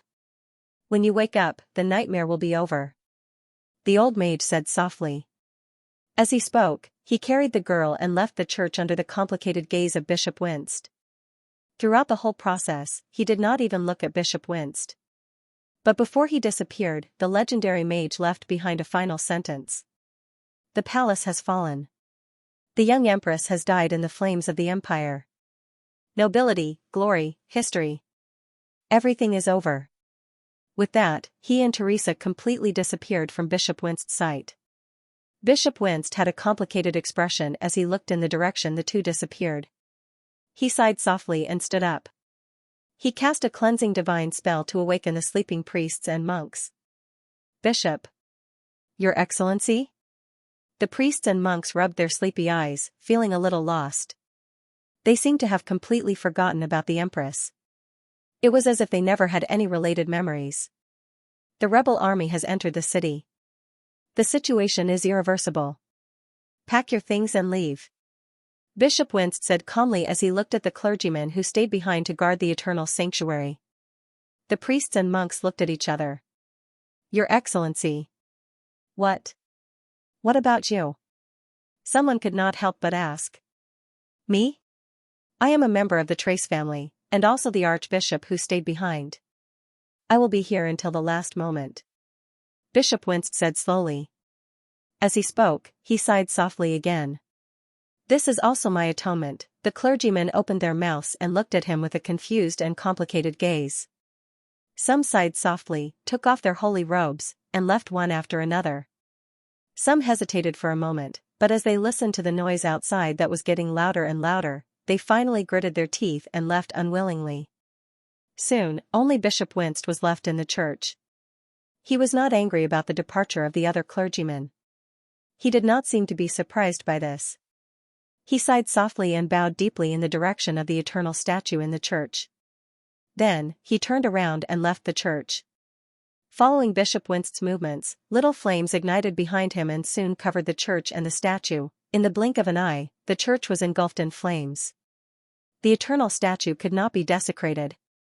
Compared to being defiled by the life believers after the church was breached, actively destroying it was the best choice. After setting the church on fire, Bishop Winst slowly walked up the church's tower. On the tower, he had a panoramic view of the inner city. All the city gates had been breached. The rebel army was like a torrent, pouring into the streets and alleys. Thick smoke billowed in the sky to the west. That was the direction of the royal palace. A raging fire had already ignited, and spectacular black clouds soared into the sky. Looking at the raging fire, Bishop Winst was in a daze. Inexplicably, he suddenly thought of the horse chestnut tree that he and Maria too planted in the royal palace. He wondered if the fire had engulfed the lush tree as well. Thinking of this, Bishop Winst was a little sad. He sighed secretly, withdrew his gaze from the royal palace, and looked at the streets of the inner city. On the streets, the fleeing nobles and wealthy merchants were in a hurry. It was chaos. Faintly, the sound of cannon fire could still be heard coming from the direction of the inner city walls in the distance. It seemed to be mixed with the faint sounds of killing. Some nobles who refused to surrender were calling for their companions on the main road, forming a sad, pitiful, but respectable team. They wore badges and the long sword that had been passed down in their family, and charged at the rebel army that was surging from the end of the street. However, their tragic and stubborn figures were soon drowned in the tide of rebel army after struggling for a moment. Seeing this scene, Winst seemed to have seen a similar scene when he was young on the tower. However, at that time it was the young Maria too who led the nobles and citizens who supported her to charge at the rebelling nobles. Unknowingly, the citizens had already stood on the opposite side of the empire. The fallen palace nobles had also defected at the last moment.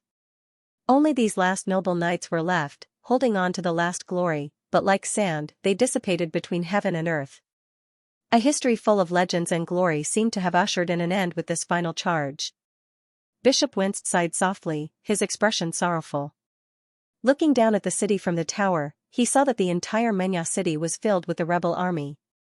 The golden armbands on their right arms shone brightly under the sunlight, and the fluttering red flags were constantly waving in the streets and alleys.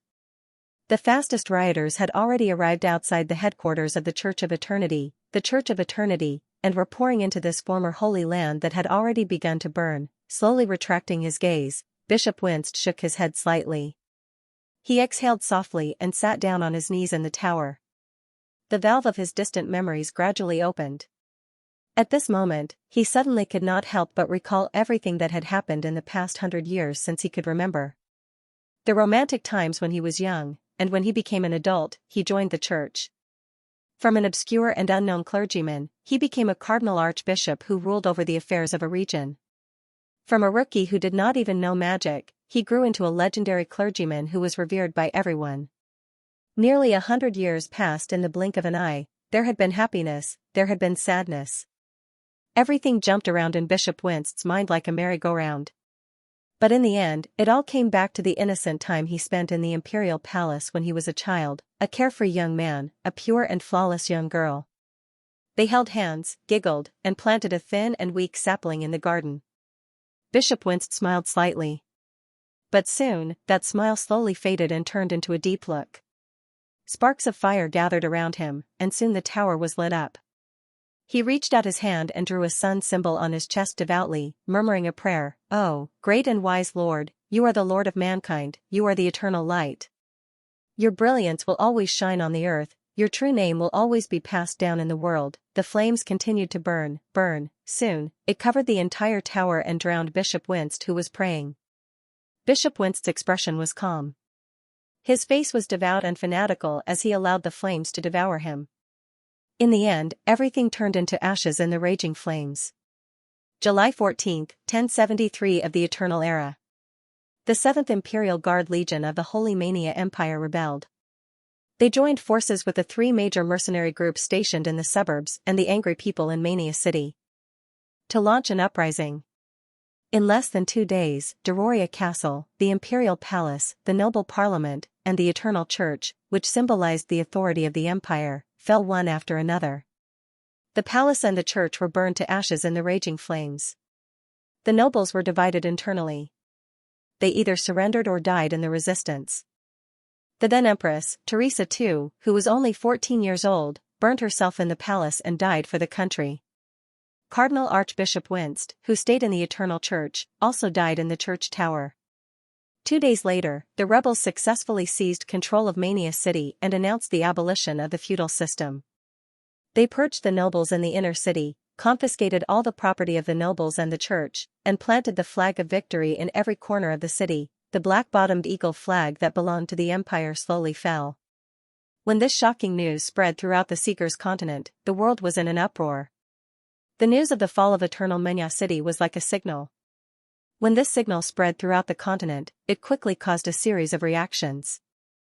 Especially when the players who had already accepted the system mission and lurked in the human kingdom for a long time used the projection crystal to publicize everything that happened in Menya City and began to secretly push the situation. The human kingdom became more and more lively. Perhaps because of the education from young, the players of Elf Kingdom seemed to have a different kind of enthusiasm for stirring up trouble in the human empire. After many lurking players received the news, they immediately began to learn from Demacia and other players and began to fan the flames in the lurking cities. Especially when the players in Menya City posted the uprising strategy on the official website of Elven Nation the next day, the strategy post quickly became the most clicked by the players who were eager to make a move. For a time, even on the bullet screen video website, videos of players leading or participating in the uprising in Elf Kingdom appeared in batches.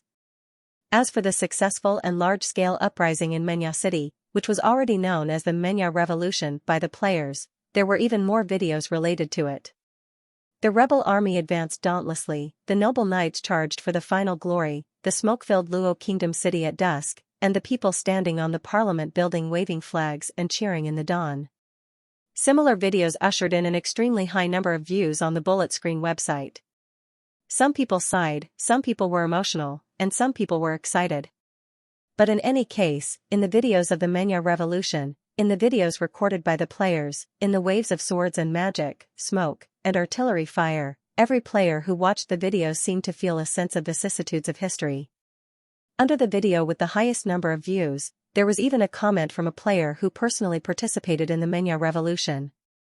Standing on the streets of Menya, listening to the background music that gradually changed from solemn and stirring to brisk and exciting, and witnessing the people shouting loud slogans and charging at the noble defenders in the face of artillery fire, I suddenly felt so small. At that moment, I felt that I was not only changing the history of humans in Elf Kingdom but also witnessing the beginning of a legend.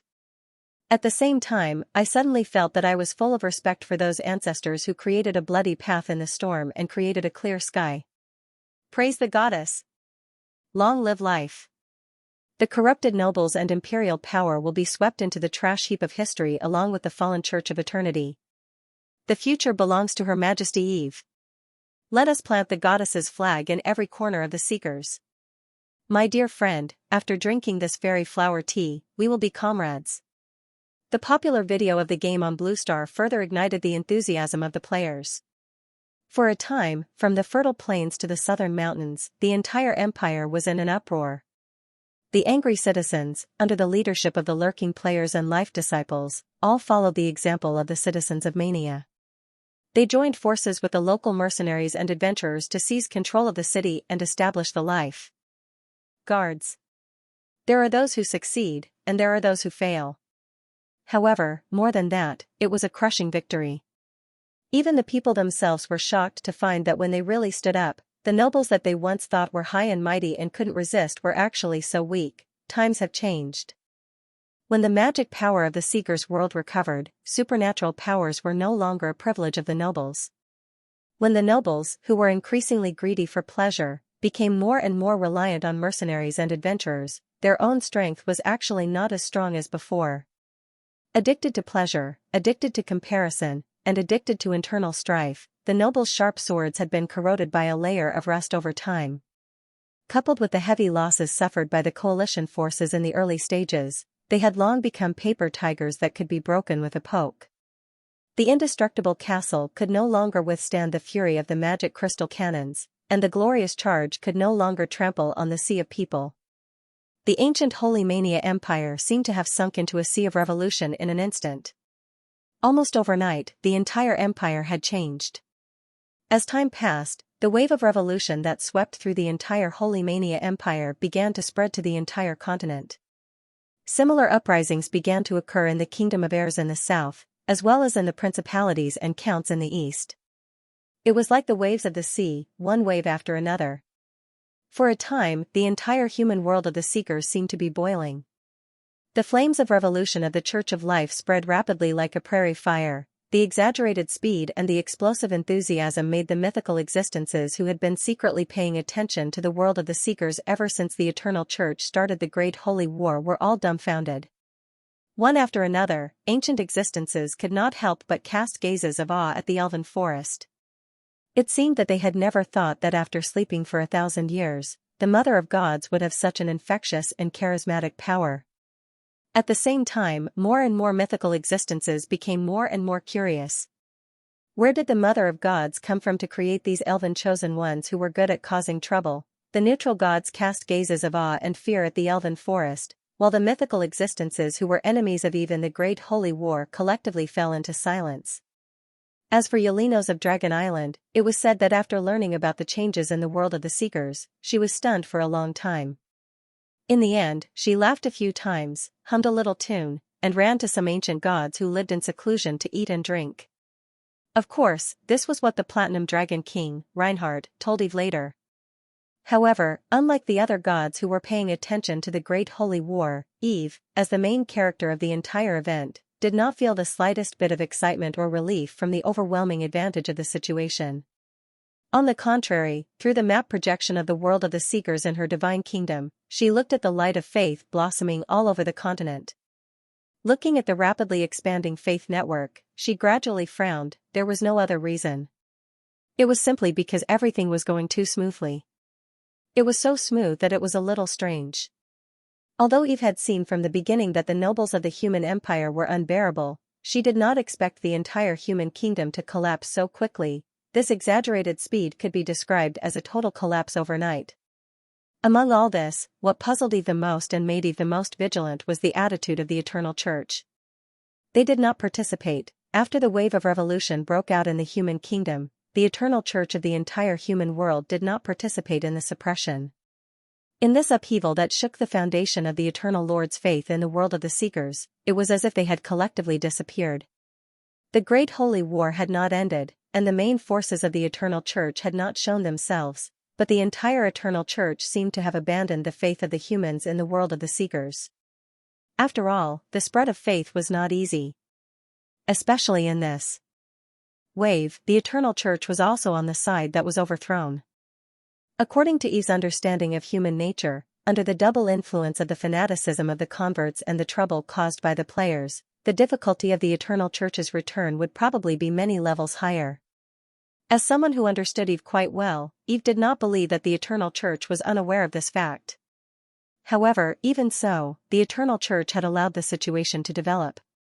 This meant that the Eternal Church might have a more important goal, or a backup plan that could turn the situation around. Eterio's Judgment Legion and Angel Legion have yet to appear.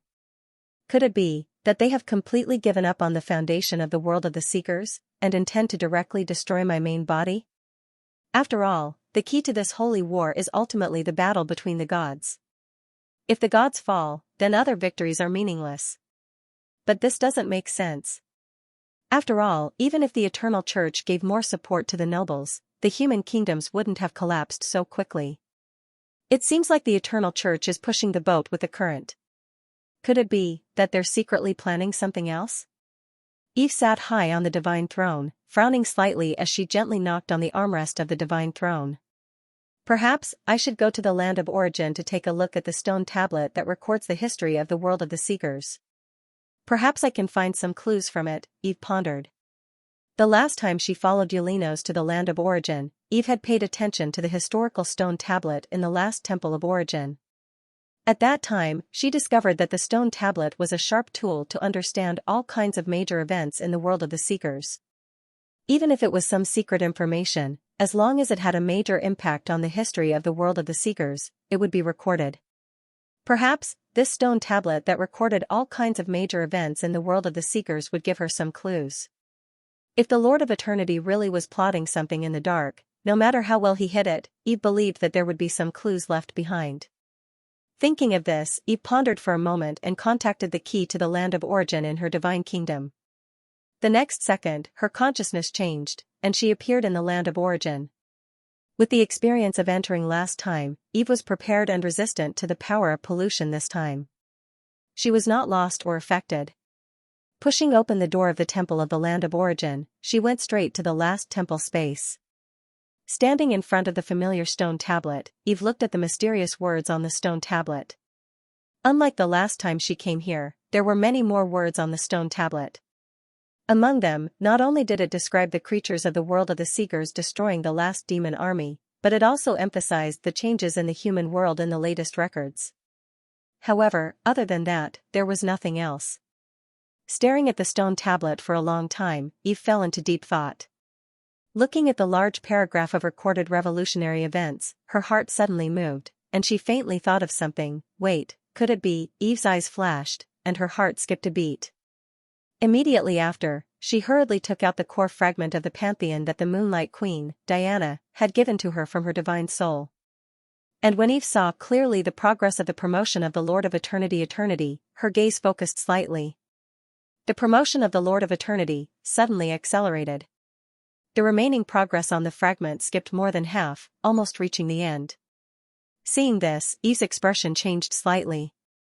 Eve suddenly thought of something. She looked at the stone tablet again. To be more precise, she looked at the newly added words on the stone tablet. She gradually had some guesses in her heart: history, civilization, society, change, humans, faith. Could it be? Thoughts flashed. through Eve's mind one after another. She seemed to have thought of something, and her expression became slightly solemn. However, just as Eve's gaze swept across the stone tablet again, she suddenly stopped. She refocused her attention on the stone tablet, and her eyelids twitched, as if she had discovered something unexpected, looking at the history of the continent on the stone tablet, looking at the description of the re-emergence of the elves and the resistance against the invasion, looking at the records of the great revolution of humans against the Empire and the Eternal Church. Eve's heart moved slightly, as if she had discovered some kind of secret. She narrowed her eyes slightly. Interesting, west of the fertile plains.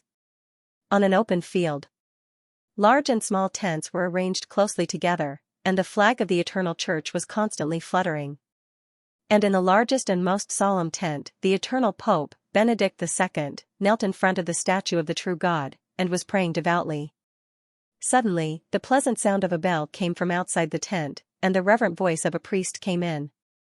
"Your Holiness, Lord Sartre requests an audience." The sound of Benedict II's prayer paused slightly. "Let him in," he said calmly. As soon as he finished speaking, the tent was opened, and a well-equipped judge knight walked in. He bowed respectfully to Benedict II and said in a deep voice, "Thank you for your kindness. Your Holiness, there is news from Mania. The believers of life have instigated the guards and mercenaries, and launched a rebellion with the people in the city. They have captured the entire city. Lord Winst has died, and Her Majesty the Queen has died. The entire region of Mania has declared independence, and it is called the Republic of Mania. In addition, there is news of rebellion from other places, and they have all responded to Mania. Your Holiness, the Empire may not be able to hold on anymore. Even the Kingdom of Iris has received news of a large-scale rebellion." Hearing this, Benedict II slowly turned around. His expression was still calm, as if he was not surprised by everything that had happened. He nodded slightly and said faintly, "I understand." The judge knight left after reporting. Benedict II sat quietly in front of the statue for a moment, and slowly stood up. He drew a sun symbol on his chest, and looked at the statue with fanaticism. "Oh, great and wise Lord, you are the Lord of mankind, you are the eternal light. Your brilliance will always shine on the earth, and your true name will always be passed down in the world." As he prayed, the statue of the Lord of Eternity, gradually emitted a faint light. Faintly, there seemed to be whispers echoing in the air. Seeing the flickering light and listening to the faint sacred voice, Benedict II's eyes instantly widened, and his expression gradually became excited. He took a light breath, bent down, and bowed deeply to the statue. Then, he tidied up his clothes, solemnly put on the Pope's crown, and walked out of the tent. Looking at the densely packed tents, looking at the boundless Judgment Legion, and looking at the senior members of the Eternal Church who came to the tent and waited respectfully, Benedict II's expression was slightly solemn. "Everyone, the Lord's oracle has arrived. The time for the final battle has arrived. It is time to go." He opened his arms and said with fanaticism, "Fertile Plains, Western Territory, Weimar River." This was the northernmost part of the Western Territory. It was also one of the important port cities on the Weimar River, Pratt. The city was built beside the river and had a long history. At the city gate, the elven army was continuously entering the city. The flag of the Player Guild, Nature's Heart, fluttered in the wind. This was Nature's Heart's Ranger Legion. Riding on the majestic dragon-scale horse, Jasmine Undermoon led the Ranger Legion through the streets of the human city. On both sides of the street, there were crowds of onlookers. The bright Scepter of Life flag fluttered in the wind. This scene of welcoming the Emperor's army filled the players with a sense of novelty and inexplicable pride.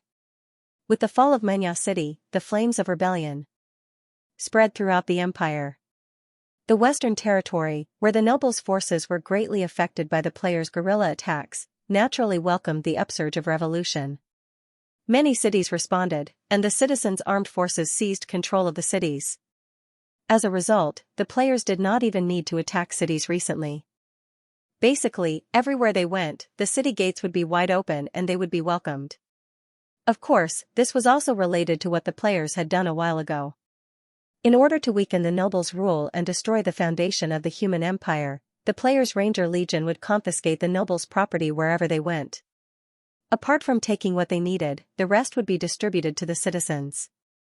Coupled with the secret propaganda of the believers of life and lurking players, the players' army was almost the saviors in the description.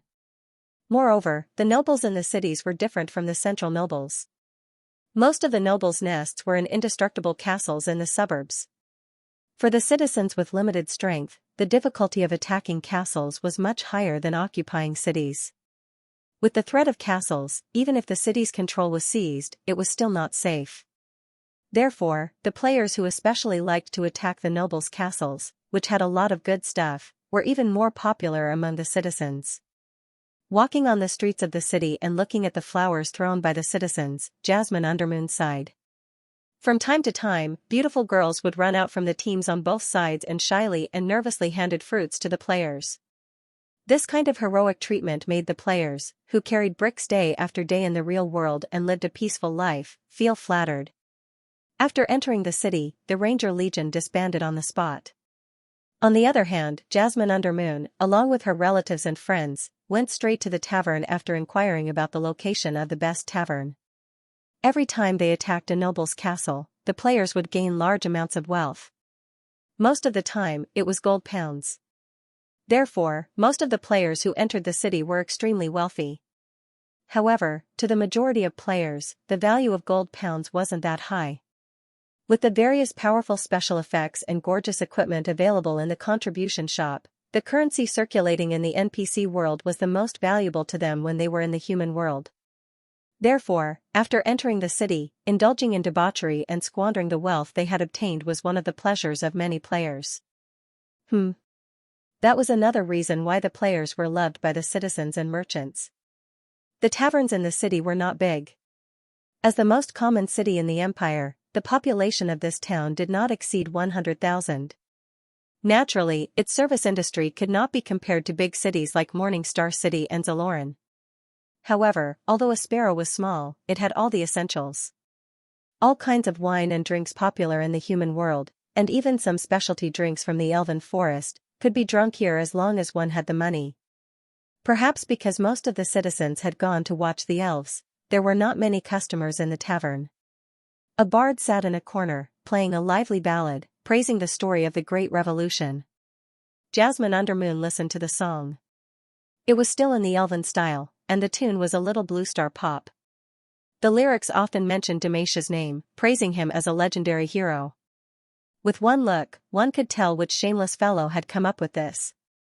In the middle of the tavern, there were several citizens who were obviously believers of life. They were holding large gilded copies of the Holy Bible of Life and fervently introducing the great goddess Eve and her great faith to the surrounding customers. If it wasn't for the standard Western accent, Jasmine Undermoon would have suspected that she had come to Maple Moon Free territory. As Jasmine Undermoon entered the tavern, the whole place gradually quieted down. Many people looked at her curiously. Their gazes were filled with excitement, awe, and excitement. Jasmine Undermoon was already familiar with such gazes. Ever since she entered the Empire, she would be treated like a celebrity in every tavern she went to, especially after the Great Revolution. If someone who knew the elves recognized her identity as the Elven Valkyrie, she would receive even more fanatical worship from the citizens. It had to be said that after many labels and titles such as high looks, high combat strength, liberators, evangelists, and so on were gathered on the players, when facing the people of the Surg's world who had already developed a great affection and enthusiasm for the Church of Life and the elves, they would really experience a sense of halo and protagonist that they might never experience on Blue Planet in their entire lives. A glass of Count Mania red wine, thank you. She walked gracefully to the bar counter and said to the waiter, who was obviously nervous. Jasmine Undermoon did not order the elven flower tea. This was not the elven forest, and the flower tea was not authentic. Most of the time, it was just a name. Only in the high-end bars in the noble district of the big cities could one drink flower tea that was 70% to 80% of the elven forest's flavor. Also, the flower tea was extremely expensive, and it was not as good as the flower tea that she brought with her. Of course, since she was in the human kingdom, she had to try some of the human specialties. Red wine was a good drink in the Western Territory. Okay, Elf. Lord Elf. The waiter said, somewhat flattered. As if getting used to Jasmine Undermoon's arrival, the bard's music slowly sounded again, and the preacher's voice also continued. However, if one were to observe carefully, they would find that the wandering bard seemed to be sitting straighter than before. On the other side, the tone of the believer of life was also more fanatical, but his voice was much softer than before, as if deliberately reducing the disturbance to Jasmine under the moon. As the center of the tavern, Jasmine under moon, who was sitting in front of the bar counter, could clearly feel the curious gazes falling on her. Whenever she shifted her gaze, the other party would quickly avert their gazes. She couldn't help but laugh, and unconsciously made her movements more elegant. "Lord Elf, your Count man me a red wine," the waiter respectfully handed over a goblet filled with wine. "Thank you." Jasmine Undermoon nodded and threw over a gold pound, but it was quickly returned by the waiter with both hands. "Lord Elf, you don't have to pay, this is our boss's treat," he said respectfully. "Boss? Treat?" Jasmine Undermoon was slightly surprised. She followed the waiter's gaze and saw an old man sitting at the back of the tavern. He had one eye and one leg, and he was holding a copy of the sacred book of life. He should be a retired mercenary or adventurer. Many taverns in the human world were opened by retired adventurers and mercenaries. Being able to own a small tavern after retirement was the dream of these people who had licked the blood of swords for most of their lives. Seeing Jasmine Undermoon's gaze, the tavern owner smiled slightly. He raised the goblet in his hand and waved it at Jasmine Undermoon, and then with his other hand, he drew an inconspicuous symbol of a scepter on his chest. "To you, beautiful and noble Lord Elf. May the goddess be with you." Jasmine Undermoon also smiled. She nodded and also returned the gesture, "May the goddess be with you." After that, she downed the goblet in one gulp.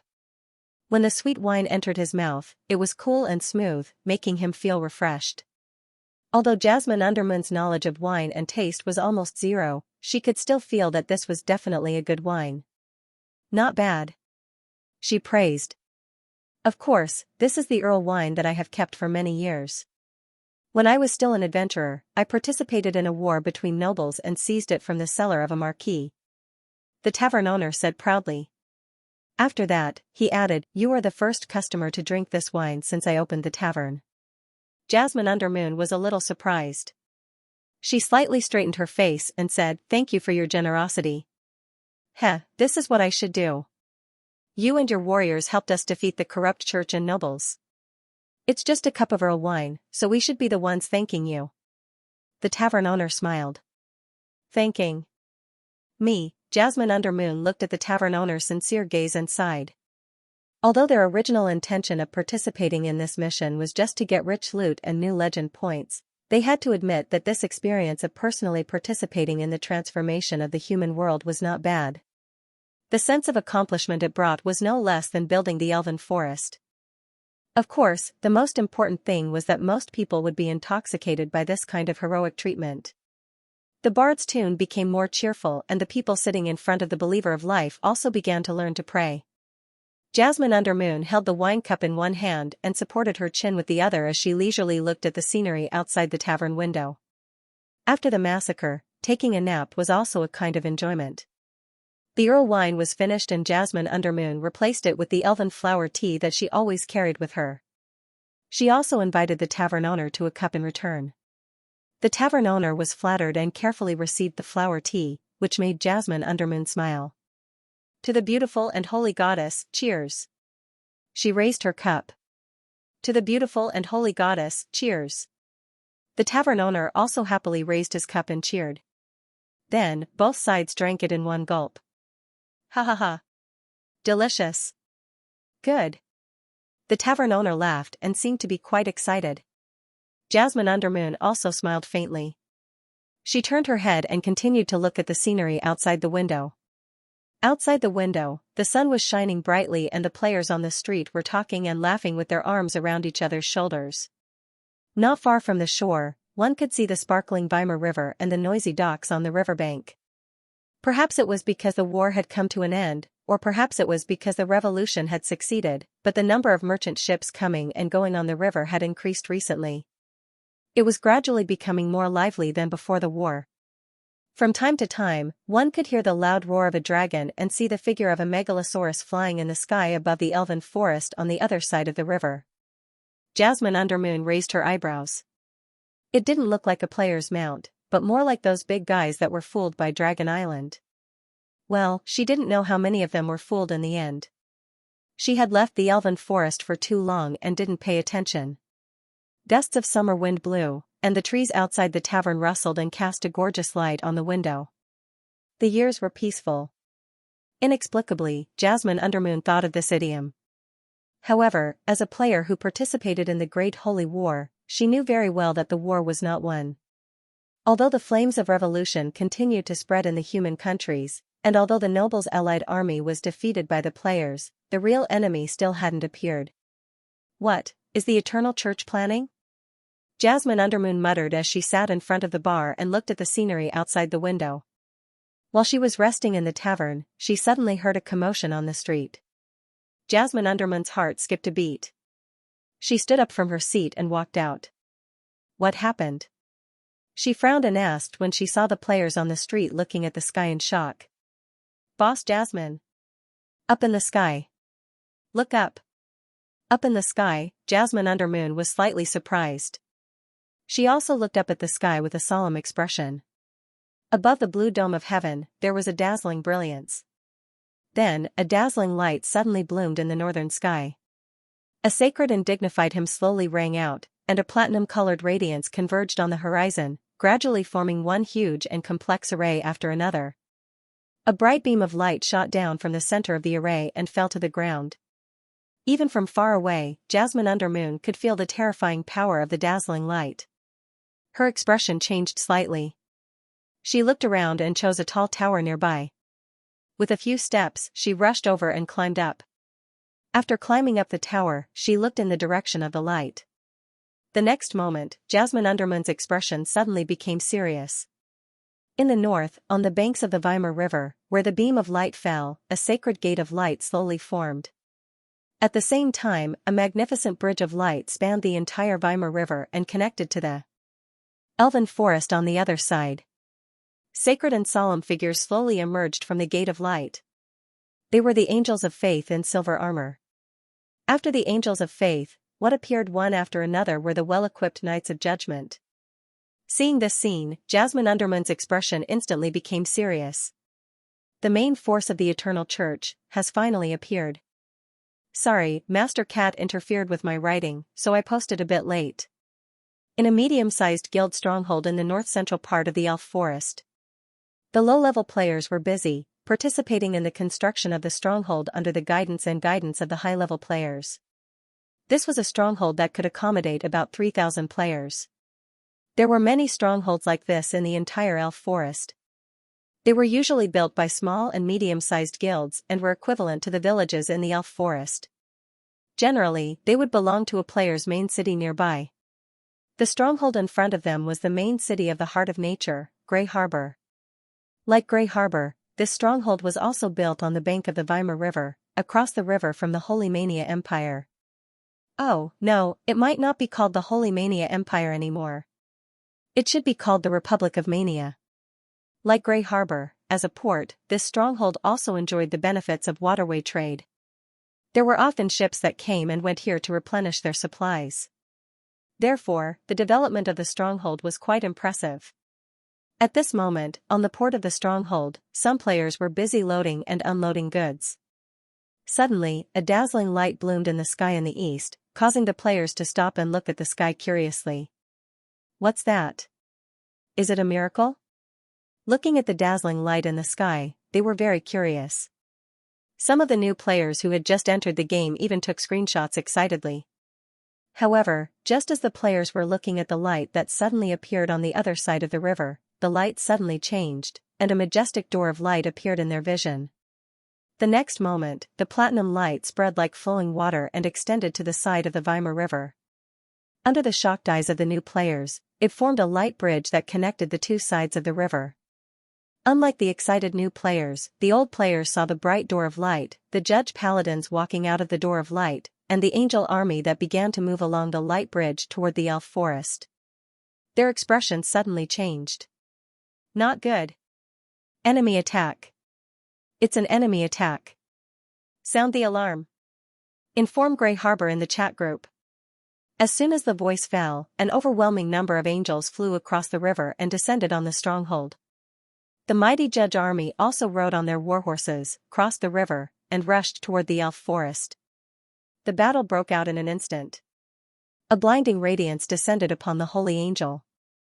The players who were caught off guard were instantly reduced to ashes under the attack of the holy angel's offensive divine spell. In just a single clash, the resistance of the players in the stronghold was completely crushed.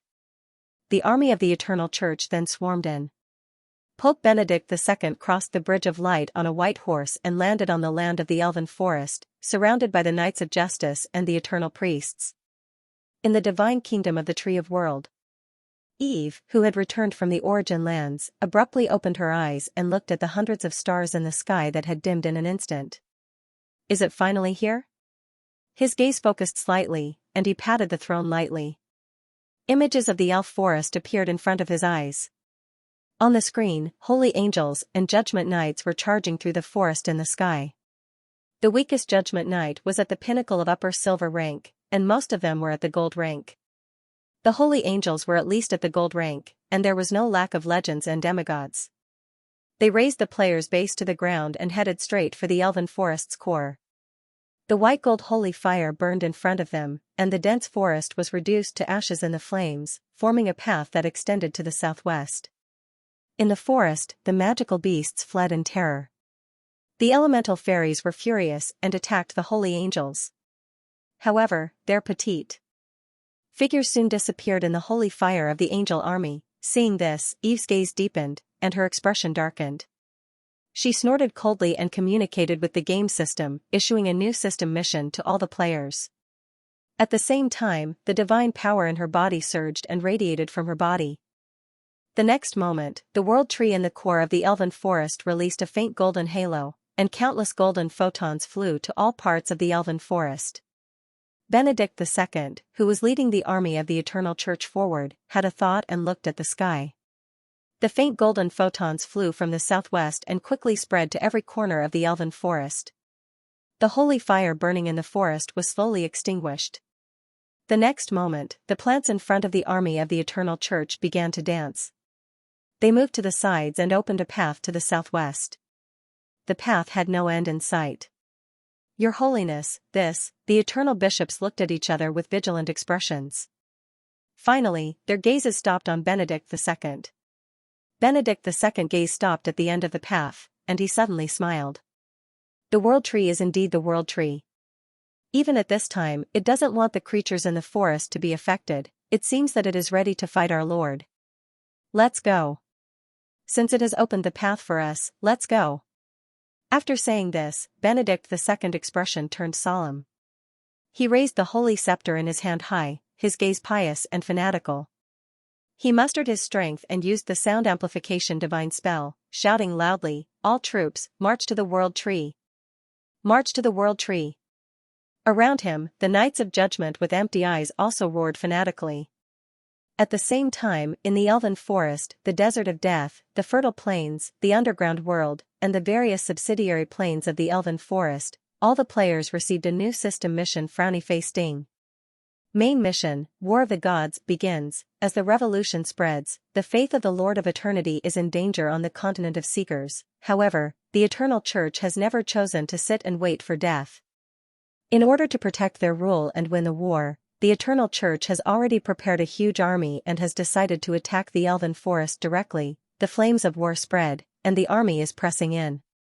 Brave Chosen One, for our home, for the glory of Her Holiness the Goddess, please stand out again and protect the beautiful Elven Forest. Ding. Penalties free resurrection mechanism activated. In the following war, all players who die in the Elven Forest will not be punished until the war ends. Ding. God's favored mode activated. In the following war, all players who participate in the war will have a chance to be possessed by God's favored mode. The highest level of God's favored mode is legendary. The final battle is about to begin. In the Maple Leaf Free Territory, Li Mu, the commander-in-chief, looked at the new system message. He slowly stood up and changed into his druid robe. The final battle is about to begin. Salty Meow, who led the army of the Meng Meng Committee to the Kingdom of Airs, stopped his unicorn and raised his hand to order the army to stop moving forward. The final battle is about to begin. Fried Tomato, who had just finished fighting with the orcs, paused for a moment. His eyes revealed a hint of fighting spirit. The final battle is about to begin. Demacia, who was looting the ruins of the palace, had a glint in his eyes. Without hesitation, he took out a knife and slit his own throat under the stunned gaze of Wolfclaw Charles. Charles was confused. In the Elven Forest, on the main road that the players had opened up to connect the main city and the core area. Suddenly, the forest on one side shone and the trees and shrubs moved to the side, revealing a new road. The sound of uniformed footsteps could be heard along with the faint sound of holy hymns. Paladins in silver armor appeared on the road and entered the main road of the Elven Forest. This was the army of the Church of Eternity. After passing through a large part of the forest, they finally left the road that Eve had opened up and entered the real road network of the Elven Forest. Today, the main areas of activity in the Elven Forest had been carefully built by new and old players to form a transportation system that extended in all directions. The entire system used the main cities and Elven cities as nodes and the City of Heaven's Chosen as the core. It covered the entire core area of the Elven Forest as well as the central and southern parts of the Elven Forest. At the same time, the transportation system also connected all the guild strongholds and Elven villages. However, the army of the Church of Eternity didn't seem to be interested in the strongholds along the way. Apart from the strongholds that happened to be on their way, they didn't care about the other strongholds. They seemed to have given up on recuperating and giving up on their rear. They only had one goal, and that was the core area of the Elven Forest, the World Tree. On the ground, the army of paladins and priests moved in an orderly manner towards the depths of the Elven Forest. In the sky, the holy angels and the paladins on the ground moved in unison. Large sun emblems were held up high by the priests. They shone brightly under the sun and the platinum light enveloped the entire army. It was as if the Church of Eternity's army was moving with them. On both sides of the road, in the lush forest. Player first leading Filial Sun led his guild members to lie in ambush in the forest. His gaze was cautious as he watched the advancing Eternal army. Filial First was the deputy guild leader of the Azeroth Guild Alliance. He was also the deputy guild leader of the Azeroth Guild. As the guild closest to the Church of Eternity in the Great Holy War, they were also the fastest to gather. However, at this moment, seeing the paladins advancing on the main road and the holy angels in the sky, Filial First's expression became more and more serious. At this moment, a panting player came up from behind him. There was still a trace of fear in his expression. It was none other than Black Friday, the guild leader of the Paladins of the Azeroth Guild Alliance. Seeing who it was, the Filial Sun's eyes lit up. Friday, did you see it clearly? How many people did the Eternal Church send? Many. Many, many. I can't see the end of it. Based on past experience, there are probably millions of them, and their average strength is extremely powerful. I was flying high up in the sky just now and didn't even get close. I was just hiding in the clouds and using binoculars, but I was still discovered by those angels. One divine spell almost sent me back to the respawn point. Upon hearing Black Friday's words, Filial Sun No. 1's expression became even more serious. His gaze turned towards the advancing army of the Church of Eternity. These lunatics. Aren't they afraid that they'll drag down their own logistics with so many people? Brother Filial Sun, I'm afraid it's impossible to rely on logistics to drag them down. I've observed for a while, and the way they resupply seems to be different from the conventional Noble Alliance. I'm afraid they're using some kind of summoning magic. Many of the resources are summoned by the priests on the spot. Black Friday said in a deep voice. The first Filial Sun's eyes widened in shock. He thought for a moment, then asked again, have you contacted the church? If I remember correctly, the gods seem to be able to seal space. Please ask Alice or Big Sister to pray to the goddess and seal these guys' space summoning. Black Friday's expression became even more serious. Brother Filial Sun, Nature's Heart has already asked. The church replied that the goddess has already sealed space. The photons in the forest are the signs of the seal. It's already sealed? But if it's already sealed, how can they still use space summoning? Filial Sun No. 1 was stunned. Black Friday's gaze paused on the sun emblem held high by the priests of the Church of Eternity. I'm afraid it's those sun emblems. Previously, when the closed beta players participated in the Orc War mission, they relied on the statue of the goddess to remove the space barrier of the Orc gods and maintain the operation of the teleportation circle. I think these sun emblems of the Church of Eternity might have a similar effect. Filial Son Number 1 nodded slightly after hearing Black Friday's words. He pondered for a moment, then said, "We can't wait any longer. We can't wait any longer. If we wait any longer, our ambush might be discovered. Before they notice, let's try a wave of attacks. Someone has to find out the details. At worst, we'll revive and return to the city. By the way, be careful. When you see the Eternal Pope, start the attack. There's a screenshot of him on the official website. Don't mistake him for someone else. Also, don't let those high-ranking bishops around the Eternal Pope go." Filial Son Number 1 said to Black Friday. However, Black Friday was a little unconfident. "Brother Filial Son, we have to be able to defeat them first." Filial Son Number 1 rolled his eyes at him. "We'll do our best and leave the rest to fate. After all, reviving is free." "Okay, you're right." Black Friday nodded. Then, Filial Son Number 1's expression turned serious. He contacted the chat channel of his guild. "All participating players, attention! Prepare for battle." In the team of the Church of Eternity, Benedict II was riding on a white horse, surrounded by the Knights of Justice and the bishops of the church. His gaze swept across the forest on both sides of the road, and a hint of mockery flashed in the depths of his eyes. In the next second, the leaves in the forest rustled. Accompanied by an ear-piercing whistle, countless arrows and all kinds of offensive spells, flashing with the brilliance of skills, poured down like raindrops, smashing toward the army of the Eternal Church. However, looking at the sudden attack from both sides, neither the holy angels in the sky nor the judges on the ground seemed to be bothered by it. The bishops in the army narrowed their eyes. They looked at the priests and shouted, "Let's go! Holy shield!" Then, a bright light bloomed on the sun emblem held high by the priests, and translucent shields appeared around the army. Under the astonished gazes of the ambushing players, the rain of arrows and spells that poured down after hitting the translucent shields could no longer move forward. Good heavens! A movement-enhanced version of the divine shield? A player couldn't help but complain. Filial Son Number 1's expression changed slightly. His gaze changed, and finally, he snorted coldly and ordered. "So what if it's a shield? At such a close distance, there's bound to be a gap. Everyone, take the initiative to attack. Target the dozens of fellas in the center of the army in their robes." Following Filial Son Number 1's order, the players of the Azeroth Guild Alliance lying in ambush on both sides of the road instantly moved. They roared angrily, drew their weapons, and jumped out of the forest.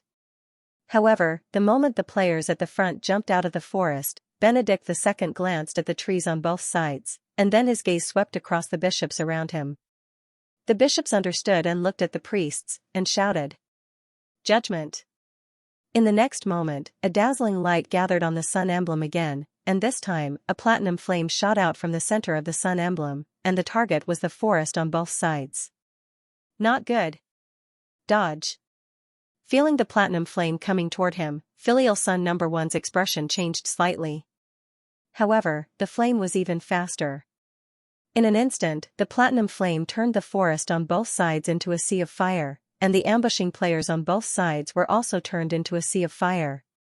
Screams, and laughter mixed together. One by one, people on fire struggled to run out of the forest. Some ran in all directions, while others roared and charged towards the army of the Eternal Church. The Judgment Paladins looked coldly at these burning players. They raised the bows in their hands and shot out arrows like raindrops. Whoosh! Whoosh! Whoosh! Whoosh! The players who tried to charge into the Eternal Army with their lives were shot full of holes by the arrows of the Judgmental Paladins. They vanished into thin air in a flash of light. With the protection of the Life Divine spell, the holy fire that spread through the forest didn't burn for too long before slowly extinguishing. However, the ambushing players had already been turned into ashes in the flames. The tens of thousands of ambushing players that the Azeroth Guild Alliance had gathered quickly, and in an instant, they were all wiped out. On the other hand, the Eternal Church was unharmed. In this short battle, only some of the Judgment Paladins and the priests who held the Sun Emblem up high acted. The Eternal Bishops and the Angel Army didn't participate in the entire battle. This unprecedented disparity shocked the players who were lucky enough to escape. They looked at the Eternal Army from the depths of the forest and were shocked. They had always been suppressing their enemies, and now they had finally met an unprecedented opponent. However, unlike the shocked players, the Eternal Church's army was still calm and collected. After destroying the ambushing players, they acted as if nothing had happened and continued to move at the same speed. They lined up neatly in formation and moved deeper into the elven forest. The iron-like discipline and expressionless faces sent chills down the spines of the escaping players. The ambush of the Azeroth Guild Alliance failed and they were all wiped out. The Eternal Church has a very strong defensive barrier and can even counterattack. In the depths of the elven forest, the commander of the second wave of players said in a low voice. This was an ambush with Nature's Heart's troops as the main force and other small and medium-sized guilds as reinforcements. Because they had gathered for a longer time and were closer to the core of the elven forest, their overall strength was stronger than that of the Azeroth Guild Alliance. Among the players, there were even magic crystal cannons sponsored by the Amway Chamber of Commerce and the Cute Committee. Let's not talk about the enemy's overall strength for now. We have to find a way to destroy their defensive barrier first. This defensive barrier has never appeared before. Whether it was during the War of Gods and Devils or the Great Holy War, this is probably the Eternal Church's true trump card, so, no matter what, we have to find a way to destroy this golden barrier. Prepare the magic crystal cannons and God's punishment bombs. That's right. Use the ones we got during the revolution. I don't believe that carpet bombing and God's punishment bombs can't blow a hole in this invisible barrier. The commander snorted coldly. The second wave of players was obviously more experienced than the Azeroth Guild Alliance. Under the command of this veteran player from Nature's Heart, they quickly came up with a new plan based on the experience of the first wave of ambushes that the Azeroth Guild had just shared on the official website. When the Eternal Church's army entered their ambush range, the second wave of ambushes began. The first wave was the magic crystal cannons. The magic crystal cannons on the distant hills spat out fire and elemental bullets fell into the Eternal Church's army. Holy shield! The bishop of the Eternal Church's expression turned serious as he continued to shout. A bright light descended and a platinum shield rose. Under the solemn gazes of the players, the Eternal Church's army was unscathed after the barrage. The next moment, the players' suicide squad rushed out of the forest with the statue of the Eternal Lord in their arms, yelling and howling. However, before they could get close to the Eternal Church's army, the statues that they had hidden in their arms suddenly burst into flames and exploded into a sea of fire. Arrows shot out from the Eternal Church's army and fell into the forest on both sides. Along with the arrows, holy fire shot out from the Sun Emblem. The holy angels in the sky also drew their bows and shot arrows, aiming directly at the magic crystal cannons on the hillside. Under the panicked gazes of the cannoneers, the arrows of light instantly flattened the hillside. It didn't take long for the second wave of ambushes to follow in the footsteps of the first wave of ambushes. They were completely annihilated in a sea of fire and a rain of arrows. The Eternal Church's army was still unscathed. If the results of the first ambush only shocked and surprised the players, then when the results of the second ambush spread, almost all the players fell into silence. At this moment, they finally realized that they were about to face an opponent that was completely different from the previous armies. This was an enemy they had never faced before. Ambushes are useless. They will only add to the casualties. Even with the support of the Megalosaurus from Dragon Island, it won't be enough. You know, those angels and demigods haven't made their move yet. After watching the video uploaded by the ambushing players on the official website, Limu said in a low voice. Brother Mu, how should we fight? The other players beside him asked. The City of Heaven's chosen, Limu thought for a moment and said, if we want to fight, I'm afraid. We'll have to rely on the City of Heaven's chosen. Just like how only magic can defeat magic, if we want to fight against the defensive barrier, we'll have to use the defensive barrier. The enemy's target is the goddess body. Then, the final battle must be under the city of Heaven's Chosen. Why don't we gather our strength and fight here? It'll be easier to run to the resurrection point. After analyzing the situation, Limu posted his speculation on the official forum of Elven Nation. After reading his comments, many veteran players of Elf Nation agreed with him. Unlike the players who stirred up trouble in the human countries, the Eternal Church had gone into hiding and the main forces of the Noble Alliance army had been defeated by the players on the battlefield. Those local forces alone could not resist the players who had joined forces with civilians, adventurers, and mercenaries. But it was different now.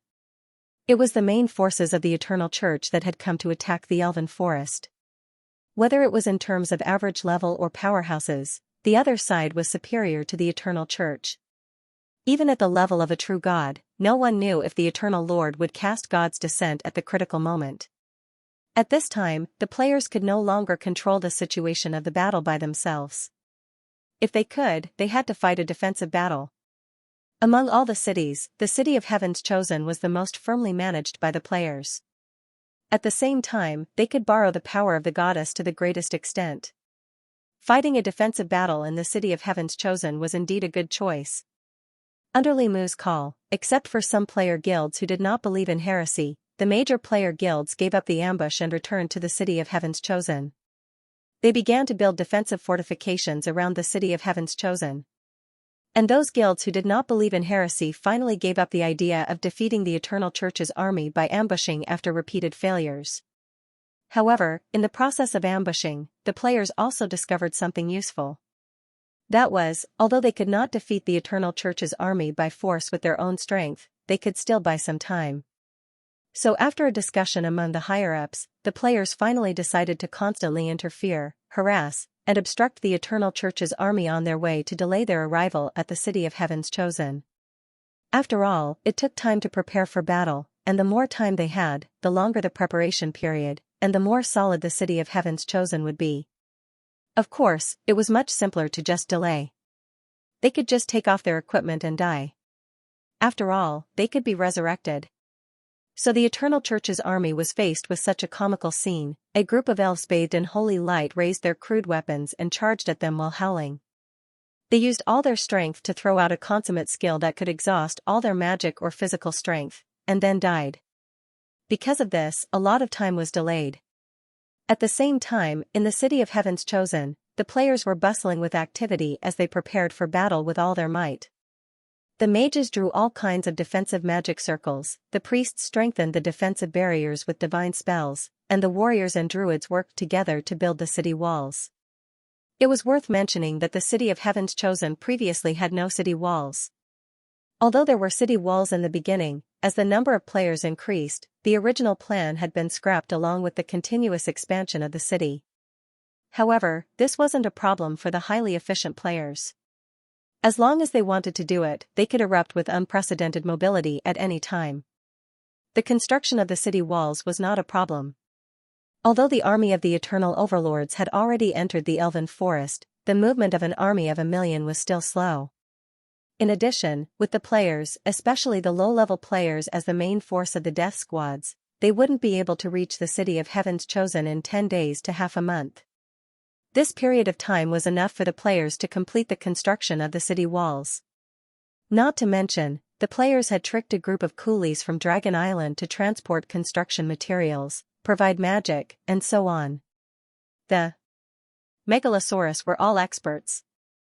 Today, Eve's identity had been completely exposed, and the city of Heaven's Chosen naturally didn't need to prohibit other creatures from approaching. Therefore, Megalosaurus, dwarves, and even humans could be seen occasionally in the city. After receiving news that the Eternal Church's army was marching toward the city of Heaven's Chosen, in addition to the Megalosaurus from Dragon Island, the Silent City Alliance loyal to death god Hela also sent reinforcements to the city of Heaven's Chosen at the first opportunity.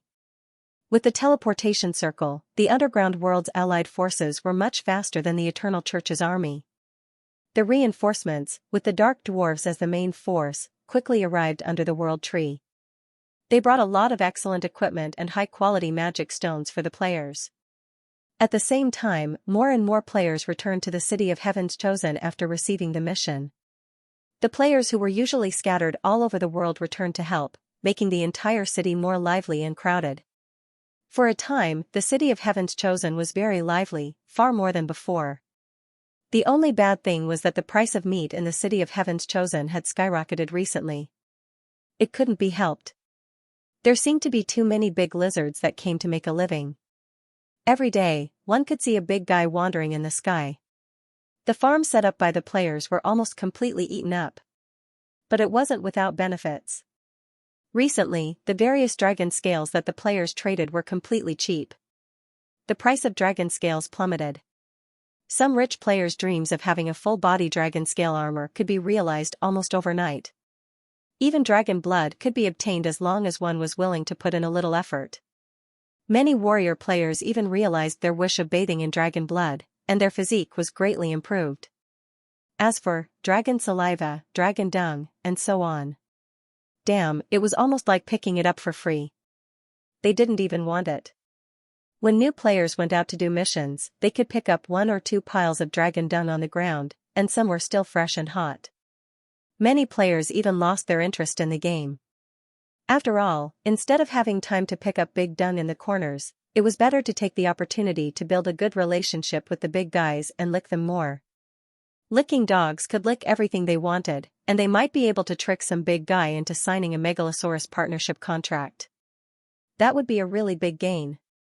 In short, as the prelude to the great battle approached, the forces standing on the side of the Life Church sent reinforcements one after another, and the entire city of Heaven's Chosen became more and more noisy.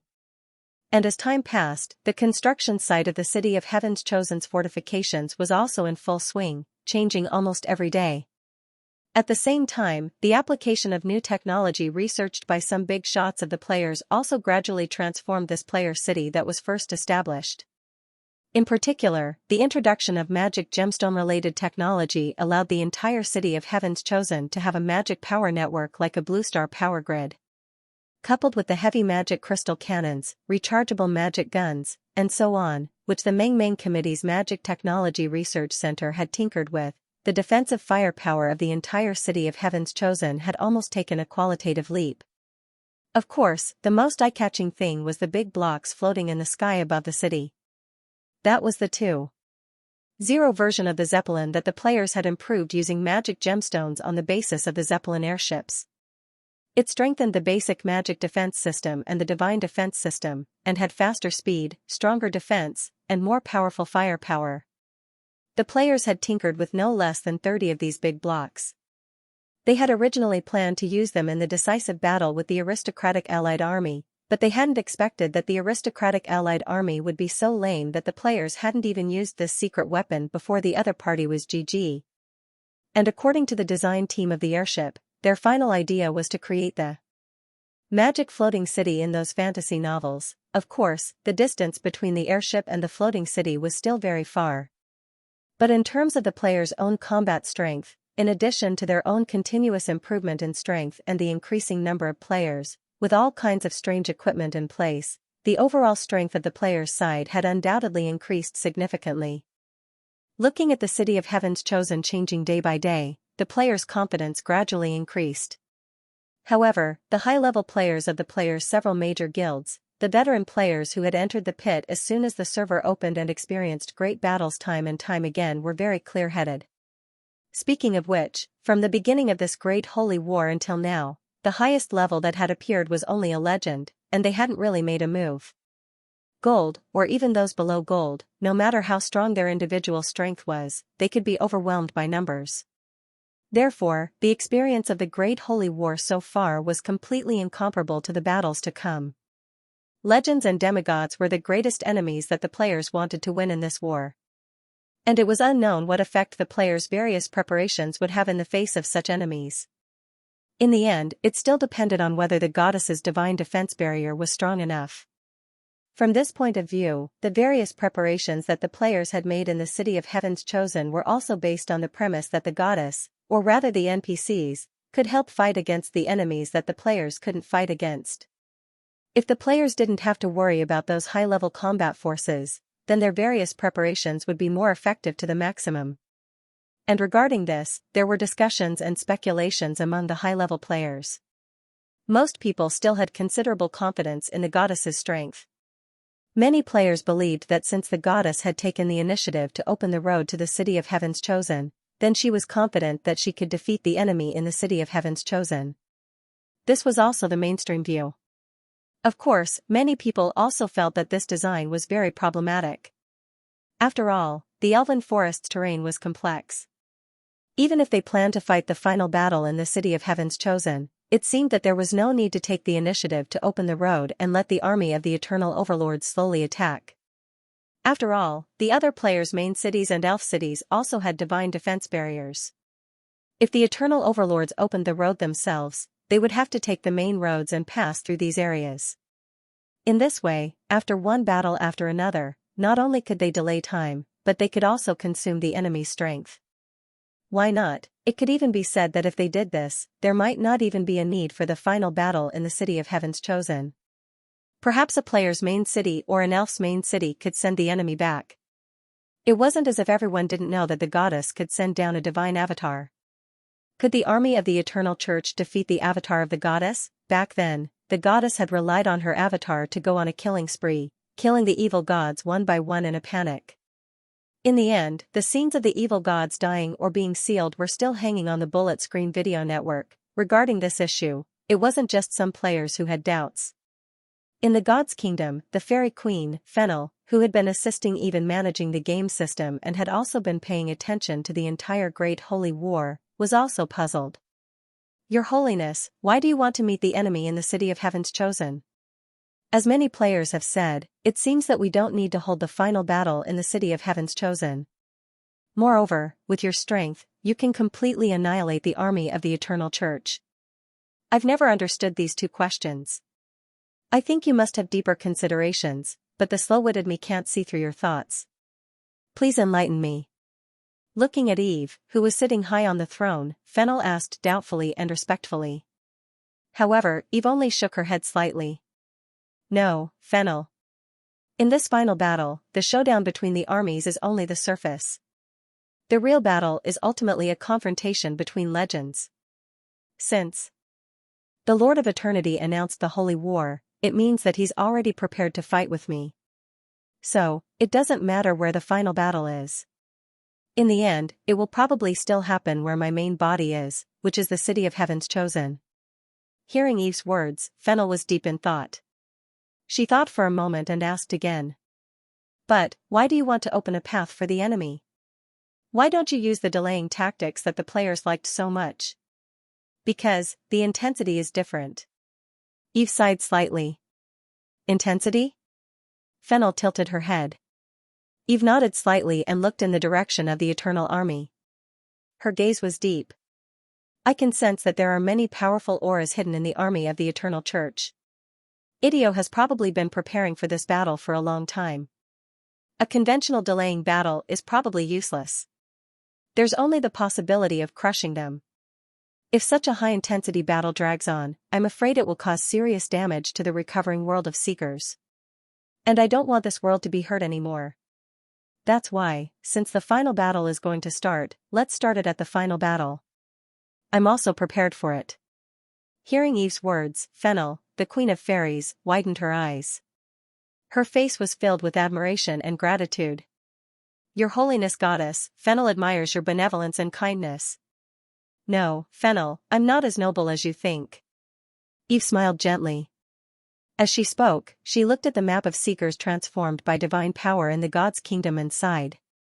I just don't want the plane that's about to become mine to be damaged because of a battle. Fennel was slightly taken aback. She seemed to have thought of something and suddenly became excited. Your Holiness Goddess. Could it be? Could it be that you're already prepared? Eve smiled slightly and didn't explain further. That's right. Her fusion with the origin of Seekers had been successfully completed not long ago with the help of the core fragment of the Pantheon Temple. And with the cover of the core fragment of the Pantheon Temple, this operation wasn't exposed. Next, as long as she expelled the faith of the Lord of Eternity that was rooted in the world of Seekers, and at that moment, she could use the weakening power of the other party's faith to overthrow the suppression of the Pantheon Temple on the world of Seekers. Then, she could officially begin the fusion of the Seekers plane. Fusion of the plane, or rather, engulfing the plane. Taking the plane into her own body. This was a sign of progress towards the next state under the world tree. And that would also be Eve's first step towards becoming a greater divine power. As the days passed, the defensive facilities of the City of Heaven's Chosen became stronger and more complete under the construction of the players. Finally, more than half a month after the Eternal Church's army entered the Elven Forest, the vanguard of the Nephilic Legion finally arrived at the core area where the world tree was. It was August, and the entire Seekers continent welcomed the hottest day of the year. In the sky, the golden sun emitted dazzling light, scorching the earth. Only the Elven Forest's climate was mild, and it retained a rare trace of coolness, unlike the other places on the continent that were so hot. In the depths of the forest, between the towering mountains and precipitous ridges, a towering giant tree rose from the ground, piercing the clouds. Its branches were surrounded by clouds, and its canopy blocked out the sun. It was lush and verdant, and from afar, one could even see Megalosaurus as tiny as flies flying around it, faintly emitting dragon roars. Looking at such a magnificent giant tree, anyone would feel insignificant, no matter who it was. That's the world tree, right? The true form of the goddess of life, Eve Yggdrasil. In the Eternal Church's army, an old wizard in a grey robe looked at the towering giant tree and sighed emotionally with a face full of shock. However, no one responded to him. All the Nephilic knights were still expressionless as they lined up neatly, advancing along the path. Seeing this, the old wizard shrugged and stopped asking for a snub. Instead, he took out a scroll of parchment from his bosom and opened it, writing, Eternal Era, August 10th.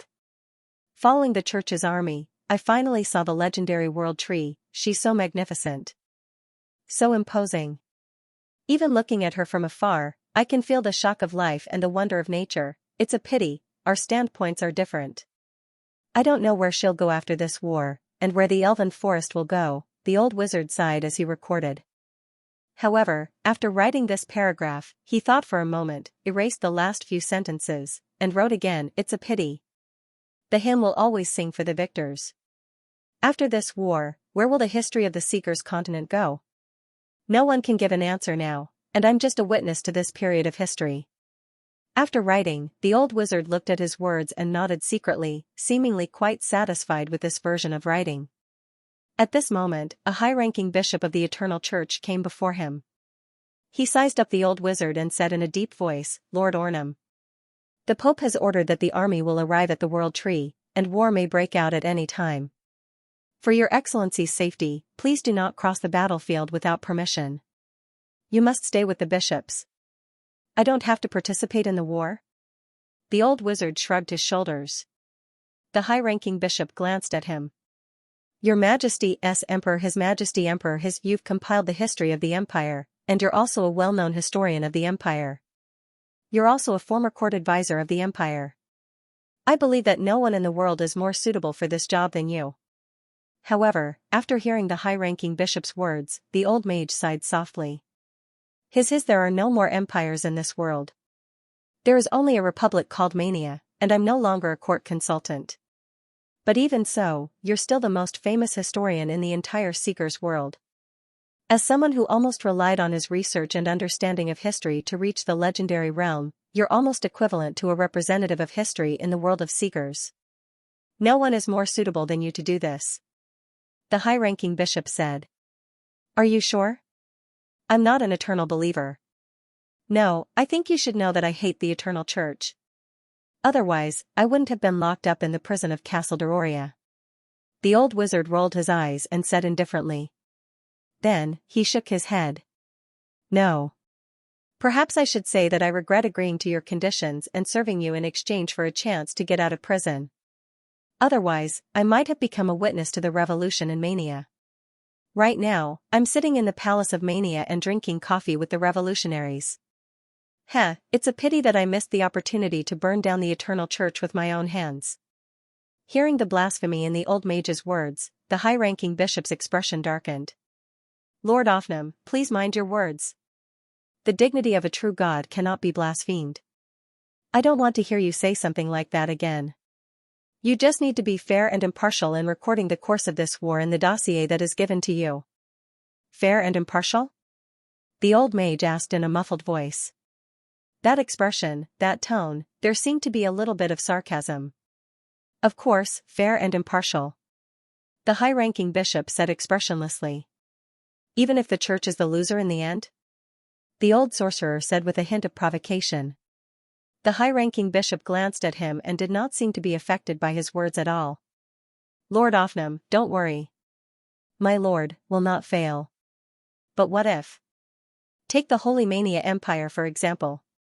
Who would have thought that the entire empire would collapse after just 1 year? No. To be more precise, before the Mania Revolution, who would have thought that the entire empire would collapse overnight? The old mage seemed to be at odds with the other party. The high-ranking bishop looked at him deeply and said, the empire is an empire. The church is the church. You just need to follow the historical records. You don't need to care about the rest. Haha, you are quite confident, the old mage chuckled. Saying that, he shook his head lightly.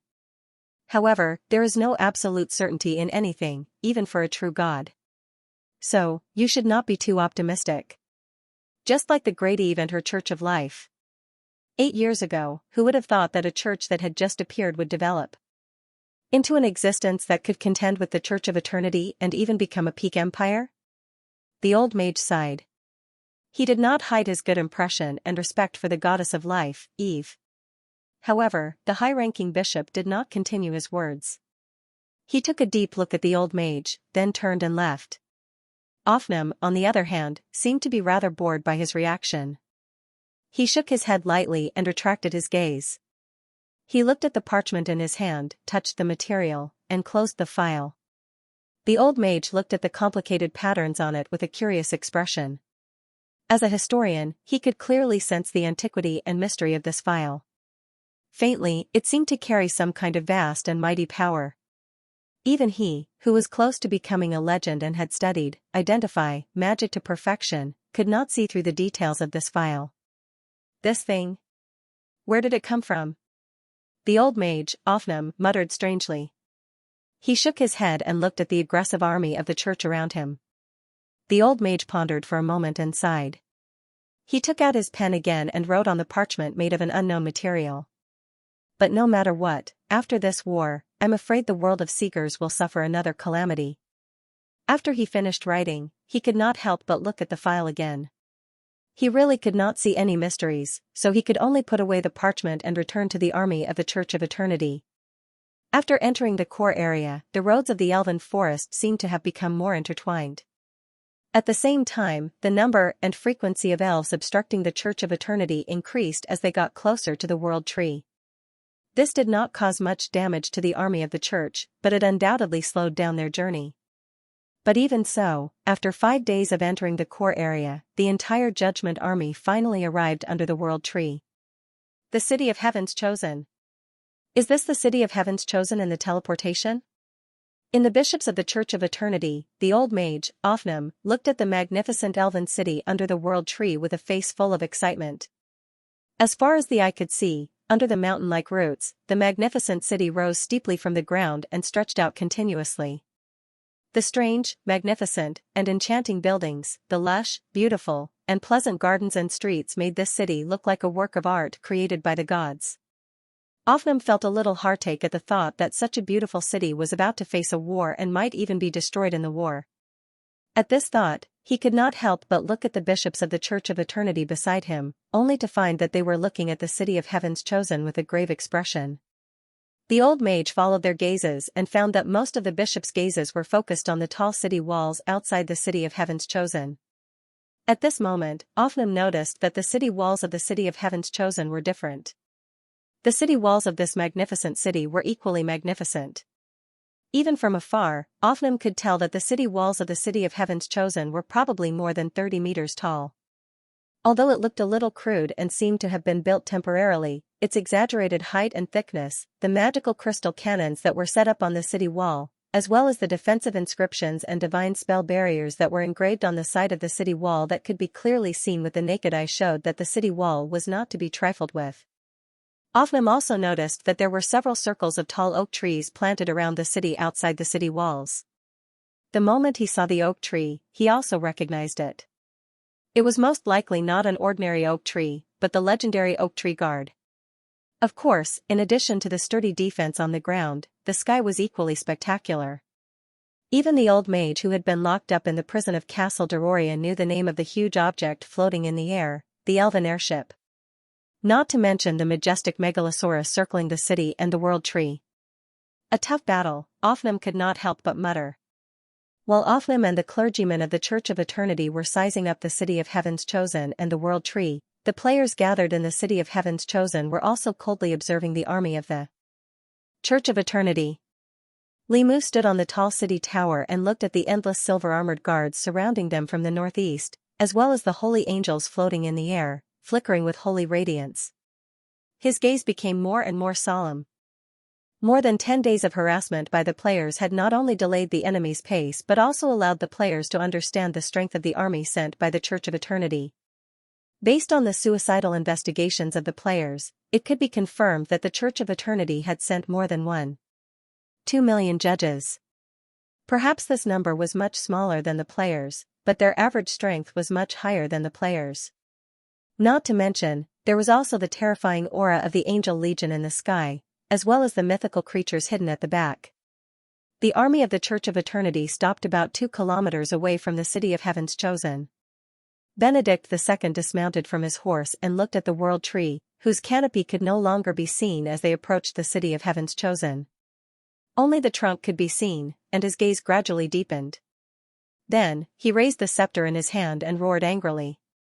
For the Lord! For the eternal glory! His voice was old, but it was full of vigor, fanaticism, and piety. For the Lord! For the eternal glory! Beside him, the bishop and the judge knights followed suit and shouted. The army of millions roared, and the deafening sound resounded through the clouds, causing the players in the City of Heaven's Chosen to turn solemn. The next moment, holy radiance lit up the army of the Church of Eternity. The sun emblem that was raised high bloomed with brilliant light again, forming translucent holy shields that formed a barrier of light above the judges. At the same time, the armors of the magistrate knights at the front of the army emitted a soft halo under the light and vaguely formed smaller divine shields. Seeing this scene, Limu's expression froze. He took a deep breath and looked at the life Saintess Alice and High Priest Taylor standing beside him. The 2 elves nodded and shouted to the elven priests behind them. Activate the divine defensive barrier. At the command, golden light bloomed everywhere in the City of Heaven's Chosen, and pillars of light soared into the sky. The next moment, the pillars of light extended into translucent mirrors, forming a dodecahedron-like barrier that enveloped the entire City of Heaven's Chosen.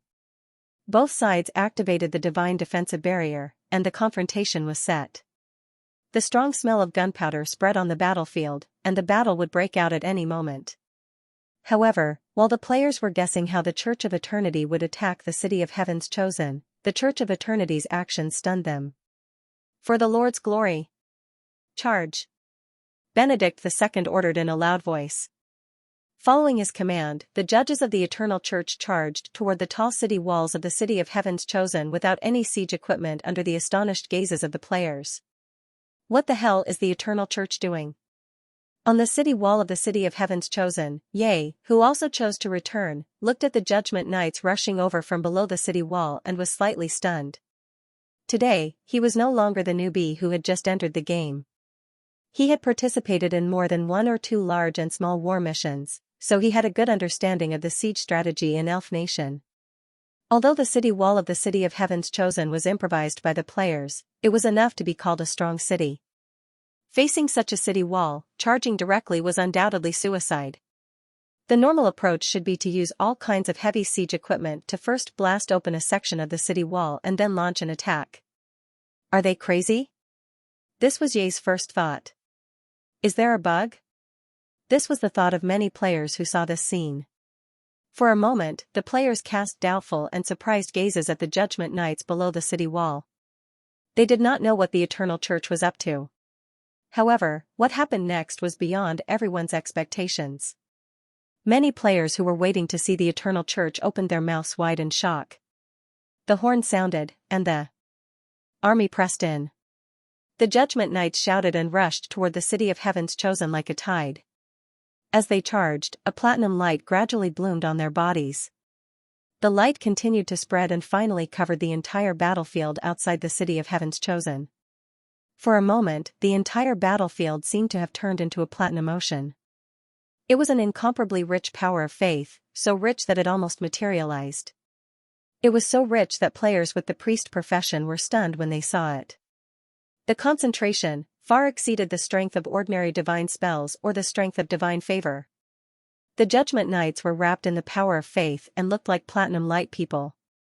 When they rushed to the oak tree guards outside the city wall, the battle instantly broke out. Outside the city of Heaven's Chosen, the giant oak trees rooted in the ground pulled out their roots and transformed into treants. They roared and waved their huge roots and branches toward the Judgment Knights. These oak tree guardians were recently enchanted by Eve. Their purpose was to assist the players in battle.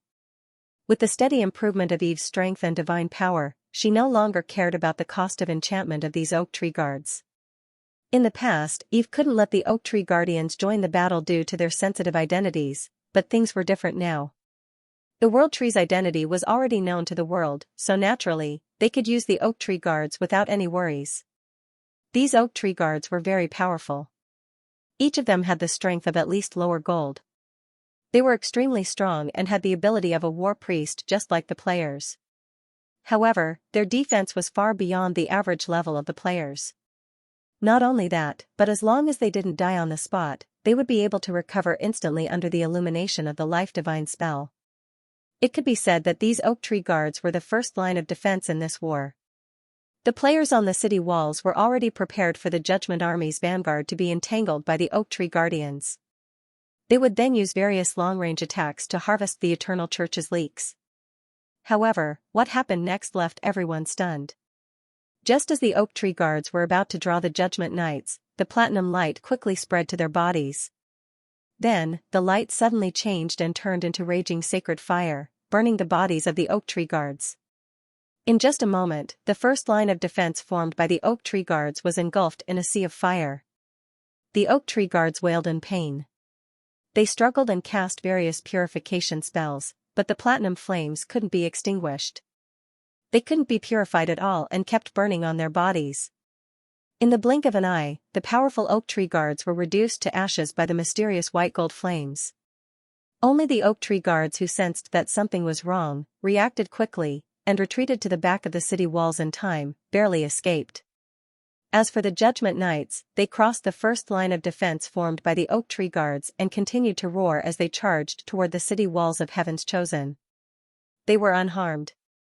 Seeing this scene, the players' expressions became solemn. What kind of fire is this? Even if it's the sacred fire of an eternal Lord, it's too outrageous. On the city walls, Jasmine Undermoon, who had also returned to the city of Heaven's Chosen after receiving a quest, couldn't help but comment as she watched the oak tree guards turn into ashes in an instant. It's indeed sacred fire, but it's much stronger. I can feel the rich power of faith in it. It's not inferior to a god's blessing. On the city walls, Basaka, who had retreated in time, cut off a branch that was still burning and threw it to the ground as he spoke in a grave voice. God's blessing? On the other side, Salty Meow, who was preparing a 9-circle explosion spell, stopped what she was doing when she heard Basaka's words. She widened her eyes in shock and looked at the Judgment Knights outside the city in bewilderment. God's blessing, could it be that these Judgment Knights of the Eternal Church were all equivalent to God's blessings? How much power of faith did this consume? Salty Meow widened her eyes in shock. There were many players who had similar expressions as her, especially those who were priests and knew a lot about God's blessings. This included Demacia, who was holding a statue of the god of war that he had gotten from God knows where and fiddling with it. My goodness, is the power of faith of an eternal Lord so abundant? Looking at the white gold sea of light, he murmured in shock. After passing through the oak tree guard's defensive line, the Judgment Knights were getting closer and closer to the city walls of the city of Heaven's Chosen. After they entered the firing range, Limu ordered the players to launch long-range attacks. Fire! Limu roared. On the city walls, on the airships. The muzzles of the magic crystal cannons that had been prepared in advance instantly lit up, blooming with a faint blue light. The next moment, accompanied by a series of roars, elemental bullets spun and fell into the formation of the Judgment Knights like meteors. The mage players chanted incantations and raised their staffs. A rainbow-colored magic light condensed between their fingers. Icicles, wind blades, falling stones, fireballs. All kinds of offensive and control spells were thrown at the approaching Judgment Knights. The archers raised their magic guns or elven bows, firing magic bullets and elven arrows that glowed with the radiance of skills. Following the spells and elemental bullets, the arrows rained down on the enemy's formation. For a moment, a dazzling magic light spread out from the city walls and below the city walls, accompanied by a series of roars. If one looked closely, one would find that the attacks launched from the city walls had a little bit of golden light. It was the manifestation of the power of faith, hiding behind the divine spell barrier to launch attacks. The players' attacks were also buffed by the divine spell barrier, which gave them the confidence to fight against the Judgment Knights who were also buffed by the power of faith. However, when the light dissipated and the figures of the attacking Judgment Knights became clear again, a shocking and cruel reality was displayed in front of the players. The Judgment Knights were still unharmed, only the platinum divine spell barrier in front of them was faintly flashing. What kind of divine spell barrier is this? Isn't this too much of a bug? Even attacks buffed with divine spell barrier can't break through the barrier? Seeing this scene, Demacia couldn't help but complain. There were many players who had the same thoughts as him. The words "what the hell" were written on their faces. However, although they were shocked, they didn't stop attacking. Or rather, after seeing that their attacks were almost ineffective, the players who didn't believe in heresy attacked even harder. Unfortunately, although the beautiful magic spells and fierce cannon fire were incessant, the Judgment Knights of the Eternal Church were still unaffected. It was just like the ambush in the past. Everyone, don't attack randomly. Don't attack randomly. The Eternal Church's divine spell barrier might be more powerful than we thought. I'm afraid that scattered attacks won't be effective. All magic crystal cannons, pay attention. Aim at the north of the tower where I'm at. I'll count to 3, 2, 1, and fire together. Li Mu's slightly hoarse voice sounded in the battlefield channel again. 3, 2, 1, fire. At Li Mu's command, the deafening sound of cannon fire sounded again. This time, the elemental bullets that were like rocket launchers drew a parabola in the sky and smashed toward the front of the tower. The explosion was more violent than before. Water-like ripples rippled on the divine spell barrier above the Judgment Knights, and there were even faint cracks in some places. However, in the next moment, those cracks were repaired. Seeing this scene, the players' expressions became even more serious. They didn't expect that even if they gathered the power of almost all the magic crystal cannons, they still wouldn't be able to blast open the Eternal Church's divine spell barrier. However, some of the veteran players represented by Li Mu, especially the priest players who had a good understanding of the priest profession, were slightly refreshed. Although the cannon fire just now didn't tear open the divine spell barrier, it had almost broken it. This showed that the divine spell barrier wasn't really indestructible. And as long as it wasn't really indestructible, there would definitely be a way to break it. At least, the idea that only divine spells could resist divine spells was correct. Thinking of this, Li Mu muttered to himself for a few seconds. Then, he quickly turned around and respectfully said to Saintess Alice, "Lady Alice, please give the order to turn off the offensive, healing, and purifying functions of the divine spell barrier. Put all the power of faith into the defense, and at the same time, turn on the war sacrifice ability of the defensive barrier." Only turn on the defense, but also the war sacrifice? Hearing Li Mu's words, Alice was slightly taken aback. But soon, her eyes lit up as she understood what he meant. Alice nodded and gave the order. She ordered the elven priests to do as Li Mu said. At the same time, the Judgment Knights of the Eternal Church finally arrived at the city wall. For a moment, the players cast their gazes on them, wondering how these Judgment Knights, who didn't bring any siege equipment, would deal with the city wall that was also covered in divine spell barrier. However, what happened next was beyond their expectations. The Knights of Magistrate at the front started to chant something, and the platinum light on their bodies suddenly became more intense. Then, under the shocked gazes of the players, pairs of translucent angel-like wings appeared on the back of the judge paladins. Then, they leaped up from the ground. At a glance, thousands of Judgment Knights leaped up with wings on their backs. The 30-meter-tall towering city wall that the players worked so hard to build was broken by them. They leaped up and landed on the city wall with the help of the divine spell barrier of the City of Heaven's Chosen. The battle instantly broke out. And as soon as it broke out, it was a crushing defeat. The Judgment Paladins that landed on top of the city walls were like gods of war as they slaughtered the players around them. Even the gold-tier players were no match for the Judgment Paladins. The platinum shield on their bodies was like an unbreakable tortoise shell, making it impossible for the players to attack. "Stop them! No matter what, we have to stop them," Limu shouted angrily. Then, he looked at Alice, who was casting AoE divine spells on the players, and asked anxiously, "Lady Alice, is the adjustment of the divine spell barrier not done yet?" "Soon. The conversion takes time. It will be done soon," Alice replied. More and more Judgment Knights climbed up the city wall. It was getting harder and harder for the players to hold on. Although the players outnumbered the Judgment Knights, they couldn't do anything in the face of the tortoise shell of the Judgment Knights.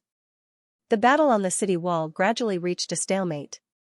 If one looked carefully, the balance of the battle was slowly tilting towards the Eternal Church. The players couldn't really cause any damage to the Judgment Knights, so they could only rely on their numbers to stop them. Just as the battle became more and more serious, finally, the divine spell barrier of the City of Heaven's Chosen was adjusted. A pale golden light bloomed, and the offensive and auxiliary abilities of the divine spell barrier disappeared, leaving only the defensive ability. At the same time, a mysterious translucent pattern flowed on the barrier, and the war sacrifice slowly activated. The light flowed, and the war sacrifice slowly activated. The next moment, the divine spell barrier on the Judgment Knights that climbed up the city wall began to flicker violently. A huge suction force began to tear and devour the power of faith on their bodies. The golden divine barrier slowly revolved, and translucent lines were faintly discernible. With the appearance of the suction force, the divine barrier on the judgmental paladins gradually distorted. The platinum faith power was like smoke being rolled up and slowly absorbed by the divine barrier above the City of Heaven's Chosen. In just an instant, the divine barrier on the judgmental paladins that rushed up the city wall dimmed. Seeing this scene, Limu's spirit was lifted. He quickly raised the Lionheart sword that symbolized the highest commander of the players and shouted, "Now! Everyone! Focus fire on the judgmental paladins on the city wall." With this order, raindrops of arrows and elemental bullets once again fell on the judgmental paladins, and gorgeous spells exploded on the city wall. In addition to these attacks, the melee players also roared and used their most powerful combat skills. For a moment, the city wall was full of gorgeous radiance. The judgmental paladins that were protected by the divine barrier were instantly covered by the skills of the players. This time, the tortoiseshell-like divine barrier that shrouded the judgmental paladins shook slightly. Countless spiderweb-like cracks spread out, and then finally, with a soft sound, it shattered. With the divine barrier broken, the judgmental paladins on the city wall were exposed to the attacks of the players. Countless skills fell on them, and in just an instant, the judgmental paladins were drowned by skills. Kill notifications kept flooding the team channel, and each notification meant the death of a judgmental paladin. Success! Limu's spirit was lifted. The players who participated in the battle were also excited, and their morale was greatly boosted. However, just as the radiance dissipated, the judgmental paladins that were lucky enough not to be killed by the players' attacks appeared, and the players' excitement gradually cooled down. With the bonus of numbers, the combined power of the players' attacks was huge. Under the series of attacks, even if they were lucky enough to survive, the judgmental paladins that attacked the city wall were seriously injured. However, just as the radiance of the skills dissipated, the judgmental paladins of the Eternal Church appeared again, and the radiance of faith on their bodies was unexpectedly bright. The dazzling radiance bloomed on their bodies and slowly healed their injuries. Before the players could launch a second round of attacks, the judgmental paladins had completely recovered. Advanced Healing Divine Spell. Seeing this scene, Alice's eyes widened in disbelief. Only those who were at least gold-ranked clerics would have access to advanced healing spells.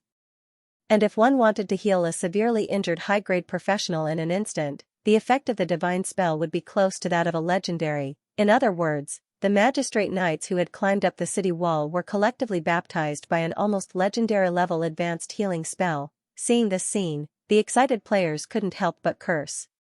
As for the players who took on the priestess class, they thought of something else. Heavens, the Eternal Church has so much faith power that they can squander it like this? Wu Xi's eyes were wide open and his expression was blank. High-level healing skills were not like cabbages. In particular, the Eternal Church's divine arts weren't known for their healing effects. Although more than half of the judgmental paladins had been killed by the players, the remaining judgmental paladins numbered in the thousands, if not tens of thousands. The amount of faith power consumed to heal the injuries of thousands of judgmental paladins in an instant was definitely a terrifying number. It wasn't an exaggeration to say that this amount of faith power was enough to maintain the divine barrier of a medium-sized city for a long time. Thinking of this, the priestess players and the elven priestesses who had also realized this problem looked at the Eternal Church's army in a different light. If faith power could be compared to wealth, then, burning money.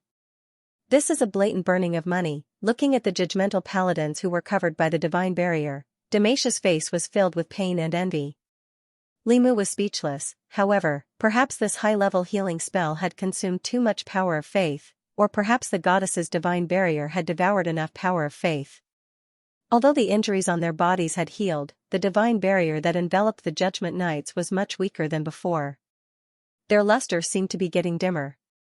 However, if one looked closely, they would find that the dim luster was slowly recovering.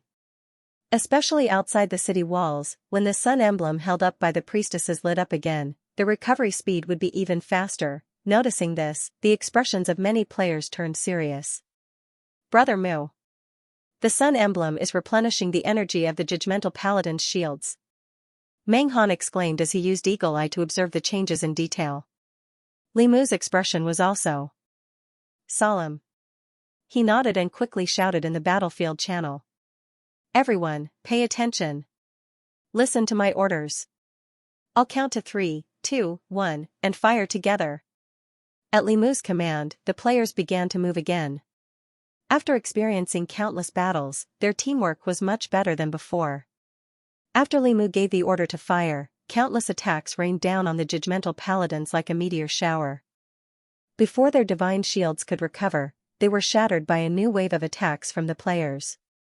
Then, the attacks that shattered the divine barrier poured down and engulfed the exposed judgmental paladins. There were a series of system notifications in the battlefield channel. When the brilliance of magic and combat skills disappeared, the number of judgmental paladins on the city walls decreased. Seeing this, Li Mu's eyes lit up. Yes. Let's follow this method. We'll destroy them bit by bit. Everyone, listen to my orders. Prepare for the third round of fire. His hoarse voice rang out in the battlefield channel once more. The passionate background music continued to play as a cruel battle broke out on the city walls. After finding a way to deal with the judgmental paladins, the players quickly entered the state and began to use group attacks to weaken the enemies on the city walls. On the other side, although the judgmental paladins at the front were drowned by the players' attacks, the knights at the back did not stop. Wave after wave, they continued to charge towards the city wall. The battle was in a stalemate. However, considering that the players could revive infinitely and the divine barrier could absorb the power of faith from the Eternal Church, in the long run, the balance of the battle seemed to be tilting towards the players. Your Holiness the Pope, it seems that the Church's army is not as strong as we thought. At the back of the Eternal Church's army, the old mage Ovnum stood on the hill where the bishops were. He put down the quill in his hand and withdrew his gaze from the city of Heaven's Chosen. He smiled and looked at Pope Benedict II. He looked as provocative as ever. Benedict II was still calm. He looked at the battlefield without any ripples in his eyes, as if he was not worried about the stalemate. In the end, a cardinal could not stand it anymore. He could not help but look at his pope. He bowed slightly and could not help but remind him. Your Holiness, our divine barrier seems to have been broken by the elves. Hearing the cardinal's words, Benedict II slowly withdrew his gaze. He didn't answer immediately. Instead, he reached out and took out a platinum pocket watch. It was a gorgeous pocket watch. The style was quite retro, and there were sacred sun patterns engraved on it.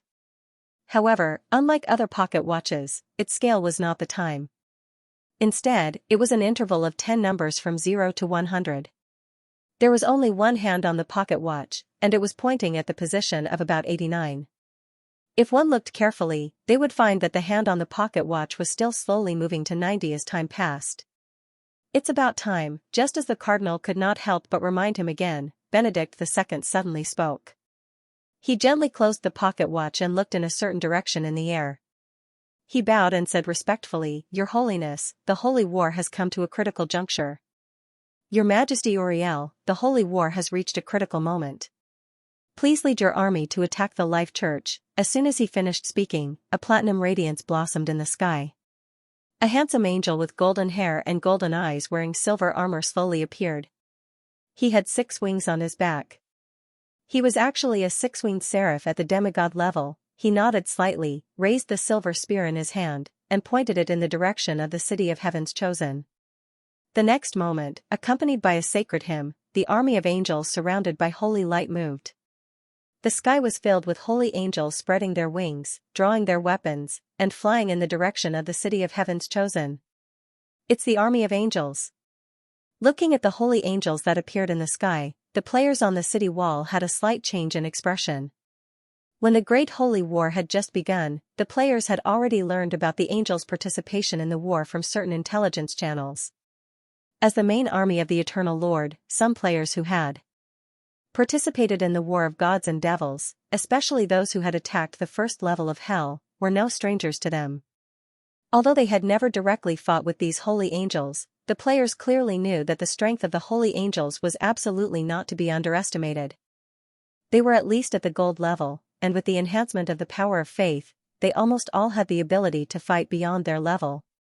As far as the eye could see, the entire sky was densely packed, and the number of holy angels was probably in the tens of thousands. Their radiance even covered the sun. Feeling the power of the holy angels that was even more powerful than that of the judgment knights, the players' expressions gradually became solemn. Unlike the church knights who temporarily increased their strength, this genuine army of angels was probably far more powerful than the judgment knights whose average strength was at the lower gold level. Not to mention those in the army of angels, at a glance, there were probably no less than 100 4-winged seraphs and dozens of 6-winged seraphs. Those were legends and demigods. At this moment, the true high-level combat power of the Eternal Church was finally mobilized. On the tower of the city wall, Li Mu's eyes narrowed. With such power, even with the enhancement of the divine spell barrier, it wasn't something that the players could resist. Of course, compared to the players whose average strength was only at the silver level, there were more suitable existences to deal with the descending army of angels. Lord Mars, Li Mu turned around and looked at a majestic golden dragon that had stopped at the top of the city wall. Seeing Li Mu's gaze, the golden dragon nodded slightly and roared into the sky. Then, it spread its wings and flew high into the sky. At the same time, more dragon roars came from the city of Heaven's Chosen and even the World Tree. Megalosaurus of different colors rose into the sky and appeared in the sky. They were the Megalosaurus from Dragon Island.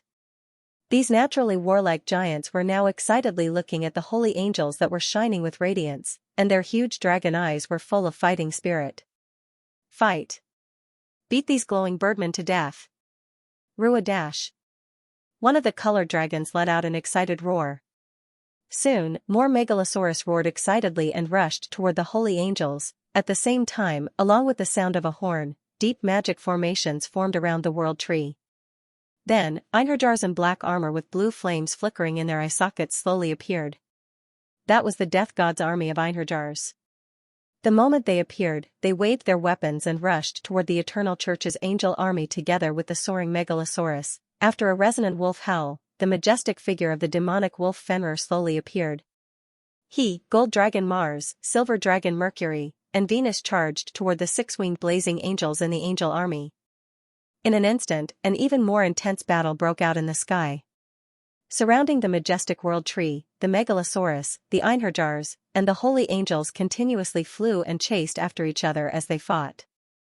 As soon as the battle started, the weakest angels were easily torn apart by the Megalosaurus, and pure white feathers fell from the sky. At the same time, many reckless Megalosaurus rushed into the angel army and were surrounded by the angels. After struggling for a moment, they fell to the ground with a howl. Huge shadows slowly moved. Those were the airships of the players. Along with a loud rumble, fierce cannon fire shot out from the heavy magic crystal cannons hanging on the airships. The cannon fire fell into the Angel's formation, supporting the Megalosaurus and the Einherjars.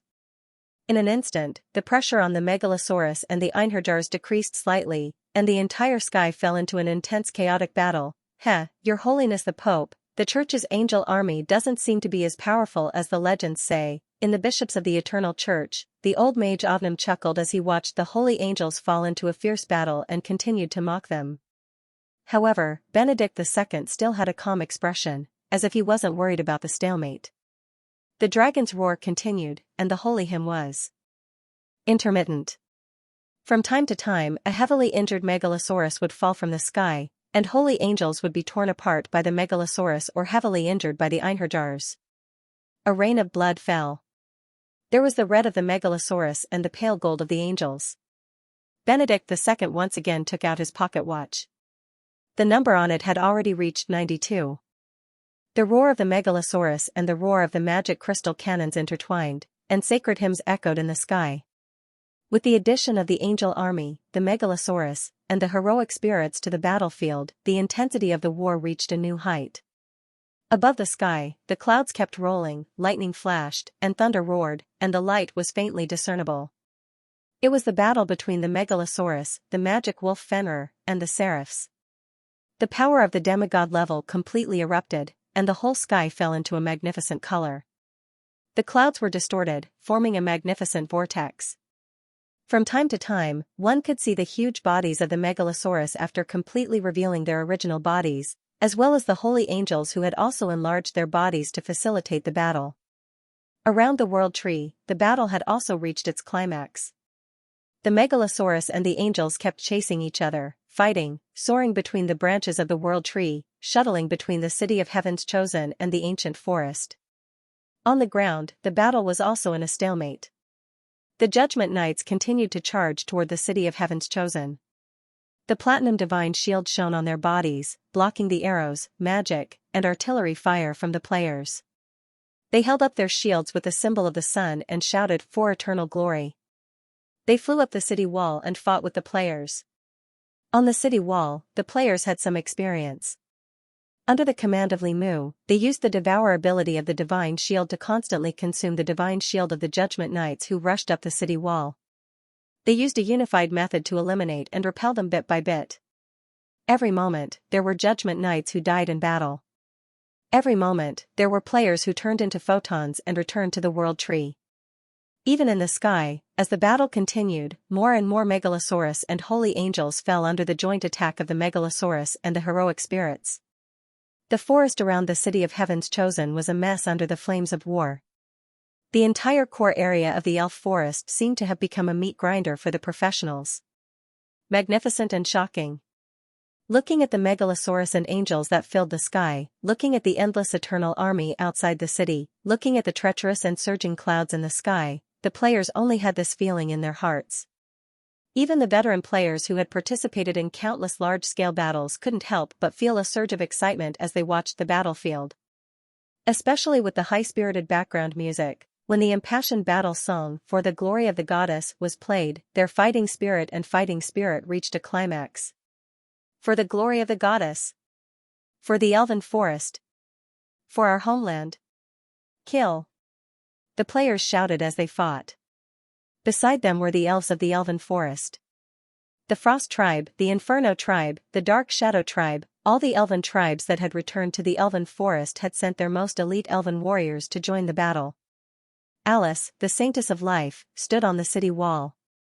She cast large-scale life divine spells to heal the injured players while watching the increasingly intense battle with a solemn expression. The elven forest hadn't experienced a war of this scale for 1,000 years. The last time was 1,000 years ago when the army that believed in the true God besieged the World Tree. 1,000 years ago, the elves failed, and so did the great Mother Goddess. But today, Alice believed that the Mother Goddess would lead them to the final victory. Alice's gaze swept over the brave and fearless elven chosen ones on the city wall, the elves who were fighting side by side with the chosen ones, and the megalosaurus and einherjars that were constantly flying in the sky. Alice's expression became more and more determined. Times had changed. 1,000 years later, the elven forest had chosen ones who were not afraid of death, and the elves were no longer as naive and weak as before. 1,000 years later, the elven forest had many allies, and the mother goddess was no longer alone. The victory of this war must belong to the mother goddess. Alice's expression was extremely sincere. Rich faith power erupted from her body. She raised her staff high and sprinkled the light of life divine spells to every corner of the city wall, for the glory of the goddess. For the future of the elven race. For the future of the Seeker's world. She also shouted at the top of her voice. Chaotic battle, the entire battlefield fell into a stalemate. There was no strategy, no stratagems. There was only brutal slaughter.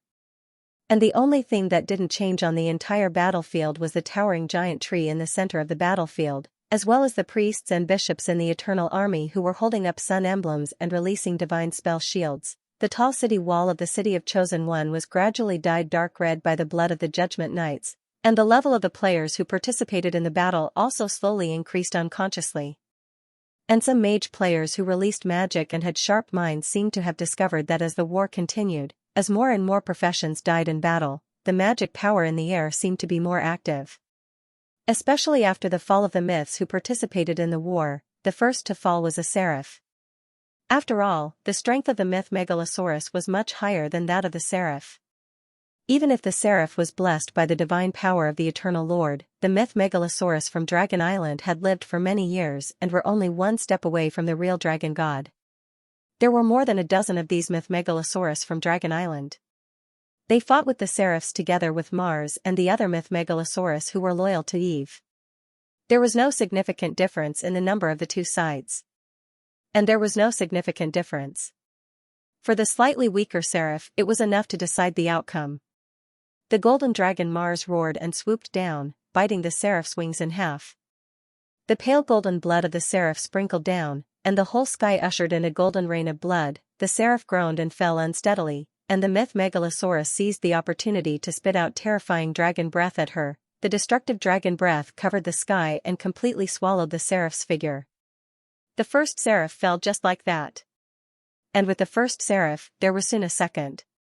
The battle between myths was like this.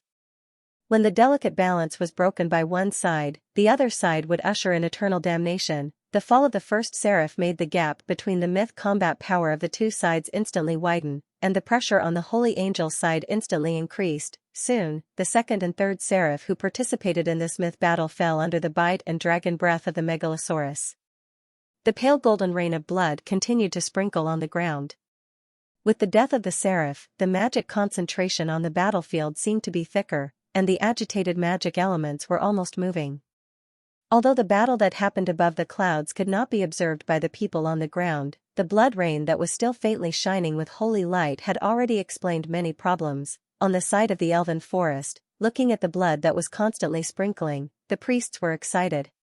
"It's the blood of the seraph, a seraph has fallen," some senior elven priests said excitedly.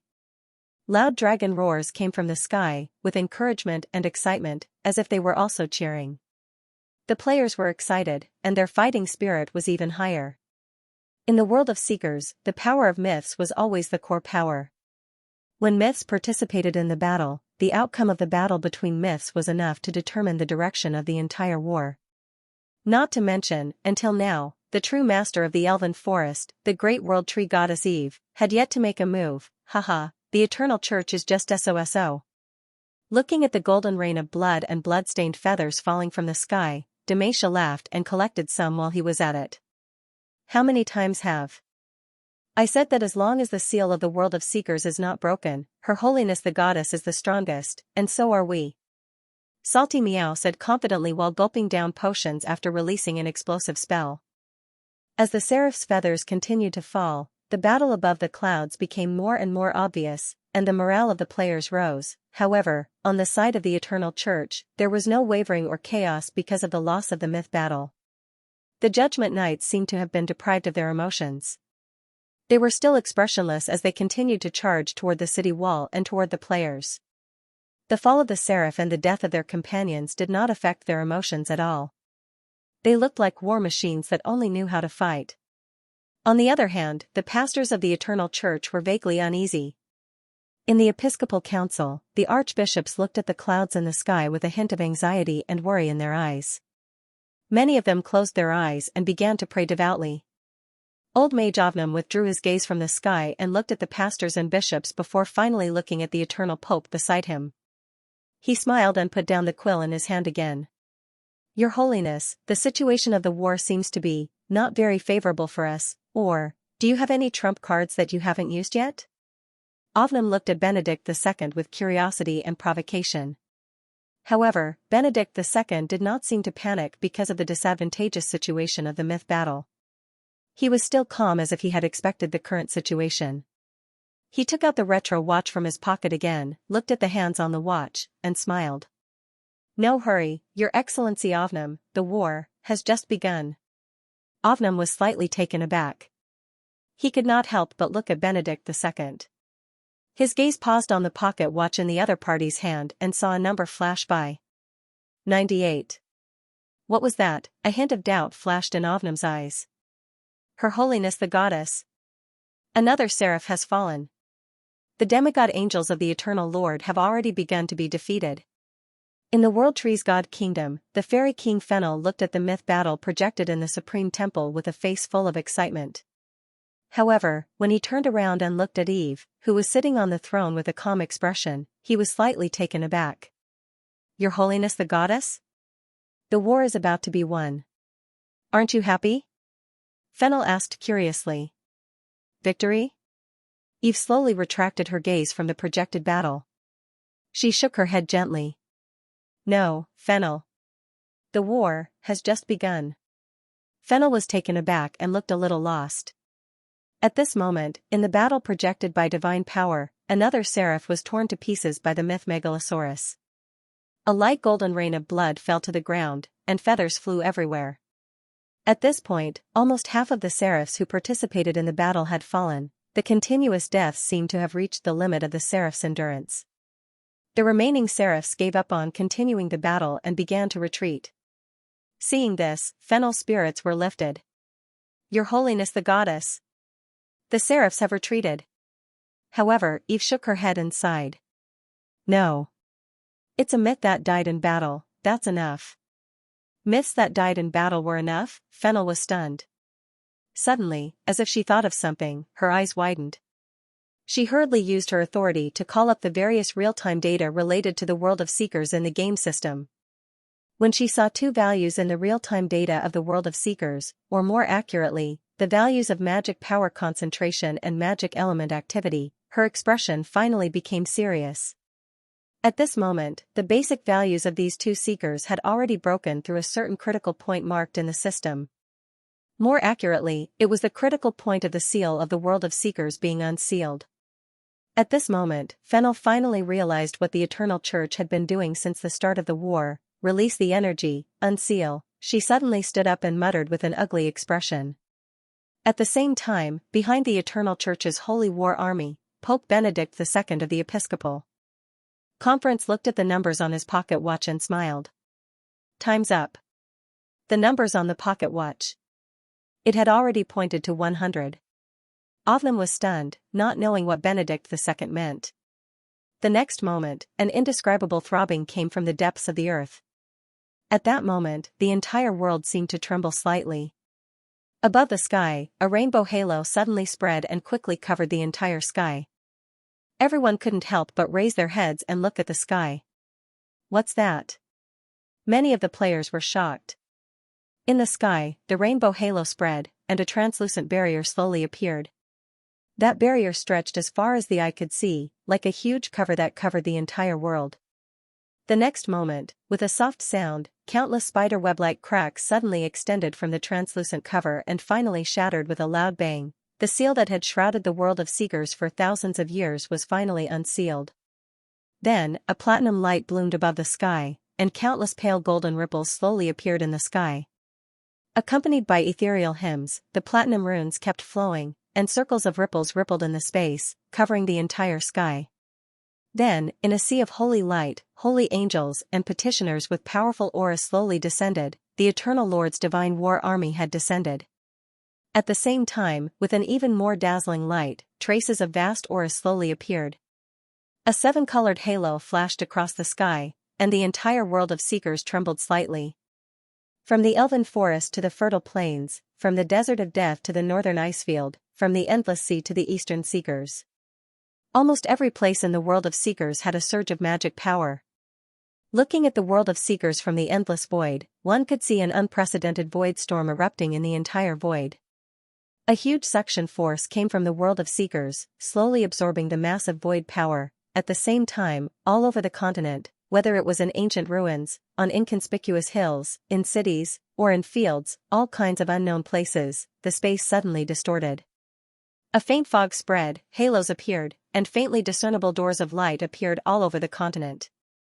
The channels leading to the various dimensions in the universe of seekers were also officially opened as the seal of the world of seekers was lifted. The seal is lifted. In the depths of Dragon Island, dragon ancestor Yelena suddenly stood up, her innocent eyes suddenly becoming deep. She sighed softly and shook her head. Forget it. The choice that I have to make will eventually have to be made. As she spoke, she got up and walked deeper into Dragon Island. Over there, other than the Red Dragon King and the Platinum Dragon King, several other ancient dragon gods were sleeping. The seal is lifted. In the kingdom of death and the underworld, Hela raised her head slightly, her red eyes looking in the direction of the seekers.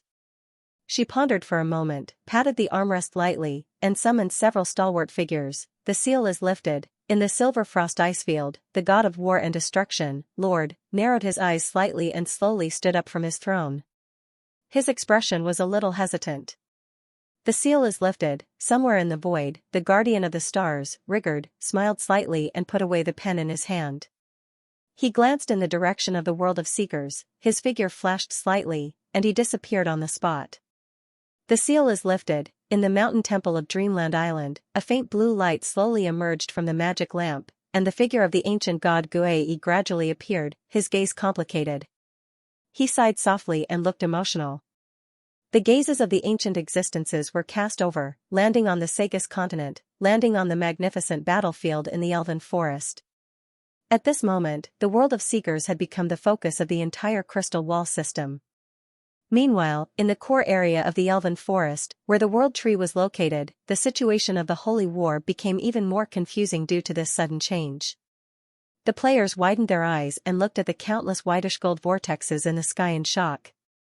They watched as the petitioners and the angels slowly walked out of the vortexes in golden light. For a moment, they fell into a strange silence. God War Legion, this is the Eternal Church's God War Legion. The players who had participated in the mythical war couldn't help but exclaim. God Battle Army. Li Mu's expression turned solemn, and his gaze became unprecedentedly solemn. The God Battle Army. Alice's expression changed slightly. She clenched the staff in her hand, her eyes full of worry. Boundless platinum-colored light bloomed in the sky as holy angels and petitioners slowly descended. At this moment, the entire sky was covered by the Eternal Lord's followers. They were densely packed and innumerable. Not only that, but beyond the platinum light, there were also angels and petitioners whose radiance was different from the platinum light of the Eternal Lord. Those were the legions of the other true gods of the human god system. After the seal of the world of seekers was lifted, these followers of the Eternal Lord also sent out their own god battle army. 100,000? 1000000. At this moment, the sky had completely become a sea of angels and petitioners. The figures of the Megalosaurus and the Einherjars were so insignificant in front of their ridiculous numbers. The human god system that had ruled the world of seekers for 1,000 years finally erupted with its true power at this moment. This is the true god army that the abyss demons faced during the mythical war? Looking at the endless number of enemies, the players widened their eyes in shock. At the next moment, even more majestic ripples came from the sky. Accompanied by sacred hymns, stalwart figures gradually appeared in the midst of the divine battle army. There was an extraordinarily handsome knight in golden armor. There was a young girl in a gorgeous dress with flowers on her head. There was a strong man in a carriage surrounded by lightning. There was a stout old man holding a balance and gold pounds. Of course, there was also a holy angel bathed in the platinum light, with 12 glorious wings suddenly spread out behind him. They had different appearances, and at a glance, there were no less than 20 of them. The god of knights, the goddess of beauty, the god of authority, the god of trade, the king of angels. At this moment, the gods of the human god system had also descended. A vast amount of mighty power slowly gathered behind them, forming majestic divine power vortexes. Feeling the suffocating mighty power and looking at the various magnificent phenomena that appeared in the sky after the gods descended, the players were shocked, and their eyes were full of shock. Well, it's time to start the cutscene again. Stuffing an angel feather into his storage ring, Xianxia looked at the gods descending, and felt the divine power that was as deep as the sea. He let out a long sigh. Elven Kingdom was like this. In many large-scale war missions, players were never the real protagonists of the war. Except for missions that did not involve mythical power such as the Mania Revolution, it was always the more powerful mythical existence that decided the real direction of a battle. In the transcendent world, the transcendent ruled everything. The gods who had transcended the secular world and became the embodiment of the law were undoubtedly the true rulers of this world. The world of seekers was not the abyss world where the strength of the gods would be suppressed. When the gods descended, the outcome of this holy war was not something ordinary people like them could control. However, when Xianxia's gaze fell on the Knights of Judge, he was slightly taken aback. The arrival of the god battle army and the gods did not make these machine-like Knights of Judge stop fighting. They continued to charge toward the city of Heaven's Chosen, and the battle showed no signs of stopping. This group of lunatics, he could not help but curse. At the same time, he could not help but turn his head and look at the world tree behind him. The world of seekers was suddenly unsealed, and the gods descended. Could the goddess deal with it? In his eyes, there was a trace of worry that even he did not realize. Like Xianxia, the old players who had been in the pit since the opening of the Elven Kingdom were all aware of this problem. As a group of players who had grown up with the goddess, they were quite familiar with the goddess's power. Although the goddess Eve was powerful, the true mythical power that was loyal to the elven forest was very limited. Other than the returning elven demigods and the subdued mythical Megalosaurus, the only true god level combat power was Meryl, who had already become the Black Dragon King. In the face of such a powerful enemy, how could they win? Not to mention, the figure of the Eternal Overlord had not appeared yet. The mythical figures such as the god of war Lord who had allied with the Eternal Overlord had not appeared either. The ones who had appeared were only the Eternal Overlord's followers. Looking at the mythical figures who had descended, Xianxia's expression changed. If you were to ask him how he could recognize the appearance of each of the mythical figures, that would be another story. Thinking of this, Xianxia could not help but reach out and touch the death god's bone whistle that he had not used yet. This bone whistle could summon a divine punishment from the death god Hela. The death god Hela was a true great divine power and even had the death god's scythe in her hand. If he could find a chance to throw it out, would it be of some help, he thought in his heart. Her Holiness the Goddess. The seal is broken. The followers of the human god system have descended. In the World Tree's kingdom, seeing the human gods descending above the forest, the fairy king Fennel's expression changed slightly. However, Eve, who was sitting on the throne, remained calm. I know. She nodded slightly. Then, she could be seen stroking the casket of the dead in her hand that was used to transmit messages and murmured, calculating the time, it should be about time. The fairy queen, Fennel, was slightly taken aback, not knowing what her goddess meant. However, in the next moment, she suddenly sensed two huge bursts of energy erupting in the world of seekers. The west coast of the elven forest, the endless sea. The surging waves soared into the sky, and the surface of the sea was turbulent. The entire ocean seemed to be boiling. No, it was not boiling. It was more like cheering. The sound of prayers that seemed to originate from ancient times slowly sounded, faintly discernible. At this moment, all the marine creatures in the world of seekers felt an inexplicable throbbing in their hearts. In the Mindel plain that was covered by the sea, the Murlocs and Elves knelt in the newly renovated Temple of Life, praying to a certain elven god holding a trident enshrined under the statue of the goddess Eve. The prayers grew louder and louder. At the same time, in all the plains belonging to the elven forest, the clouds rolled and the wind blew. In the Orlos demiplane, many elven mixed-blood humans were also kneeling in the temple, praying to a new god statue in another direction under the statue of the goddess Eve. The prayers gradually rose into the sky, gradually converging, becoming clearer and louder. It seemed to have passed through the void, yet also seemed to have crossed space and time. At this moment, all the creatures in the world of seekers seemed to faintly hear the prayers. They were two different kinds of prayers. Devout and fanatical. These two kinds of voices intertwined at this moment, forming some kind of resonance. If one listened carefully, they would hear that it was a praise to the gods. Great Ocean Goddess Aurora. You are the ruler of the ocean, the follower of nature, the protector of all marine life, great storm god Eris. You are the embodiment of the storm, the darling of nature, the judge and witness of the omnipresent. The voices grew louder and louder, and more people prayed. Finally, it seemed to have reached a critical point. The prayers suddenly sublimated, and a sacred hymn suddenly sounded. The next moment, a dazzling radiance blossomed in the elven forest. Two pillars of light, one blue and one green, soared into the sky. The waves rolled, and the storm rose. Two new vast auras descended above the forest. They were Aurora and Eris.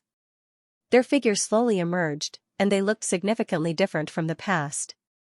The former wore a sea blue dress and held a golden trident in her hand. Waves were constantly flowing around her. The latter changed his black armor to green. He held a ferocious spear in his hand, surrounded by wind, rain, thunder, and lightning.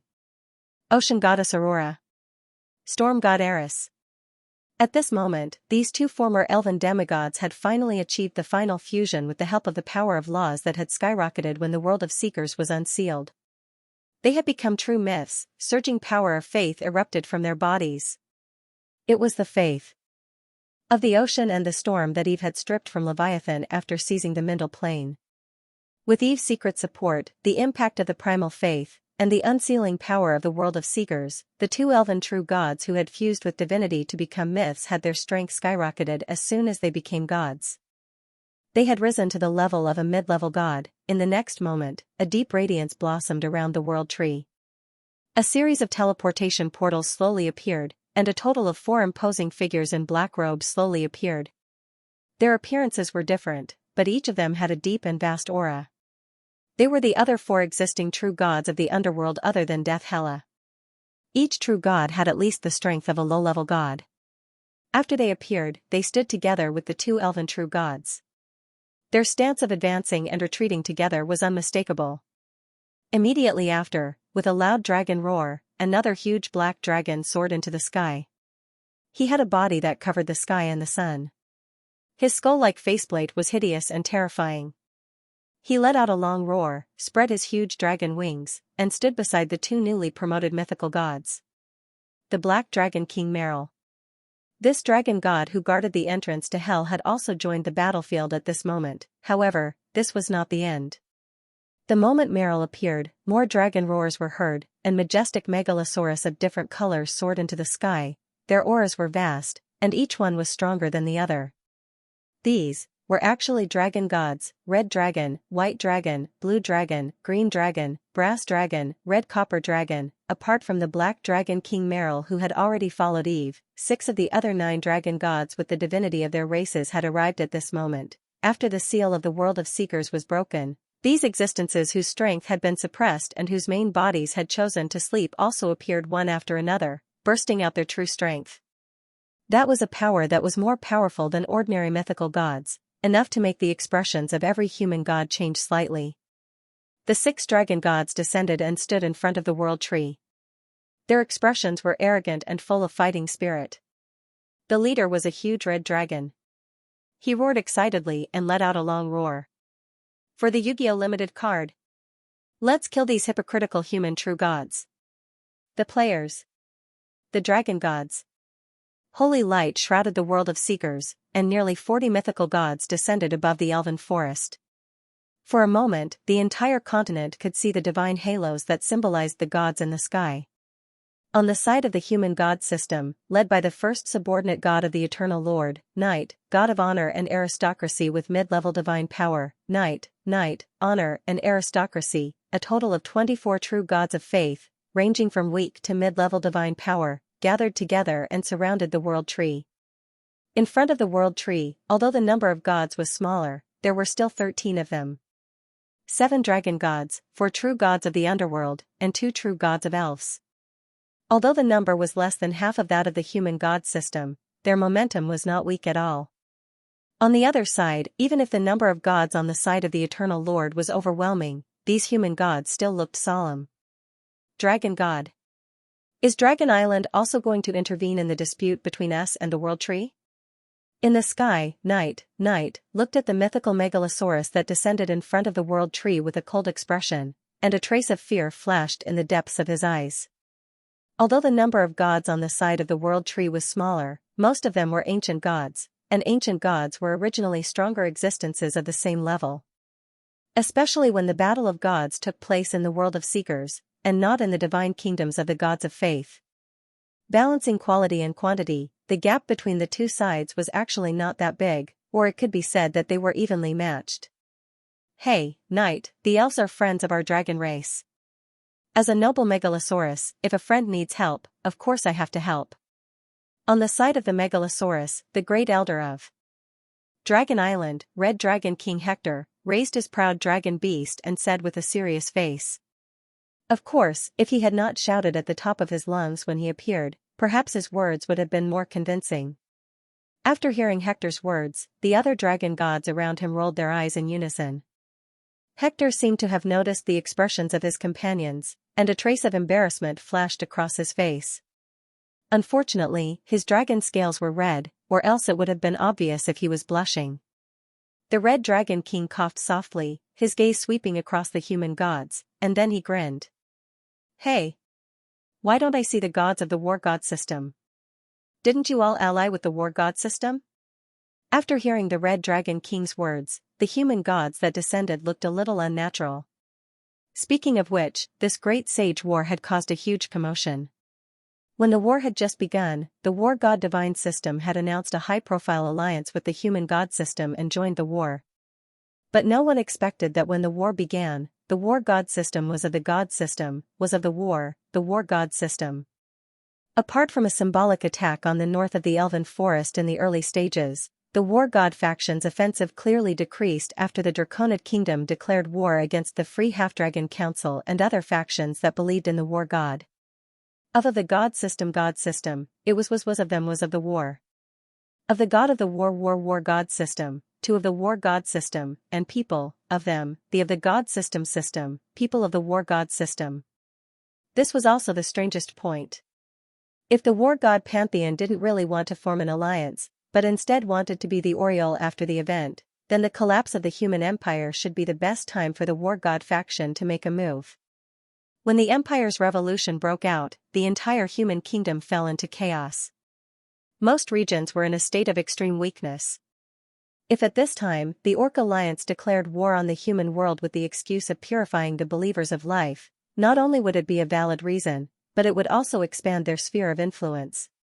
But in the end, when the red flags were raised on the border towns and fortresses, not only did the war gods' forces not take this opportunity to attack, they even withdrew some of their troops from the border. In short, it was very strange. Until now, when the human god system launched an all-out attack and took advantage of the release of faith power, divine power, and other energy to allow the world of Surgs to meet the conditions to be unsealed, the war god system did not even send a single subordinate to the lower realm when it was unsealed in advance and the main god battle army descended. This was truly inexcusable. Obviously, the human pantheon didn't expect the war god system to stand them up at this critical moment. After hearing the sarcasm in the Red Dragon King's words, their expressions didn't look good. Hector, compared to us, you should worry about yourselves first. Most of the megalosaurus on Dragon Island should be here, right? Aren't you afraid that the megalosaurus will be exterminated by participating in such a high-profile battle? The god of knights, Knight, snorted and said. Hey, don't talk nonsense.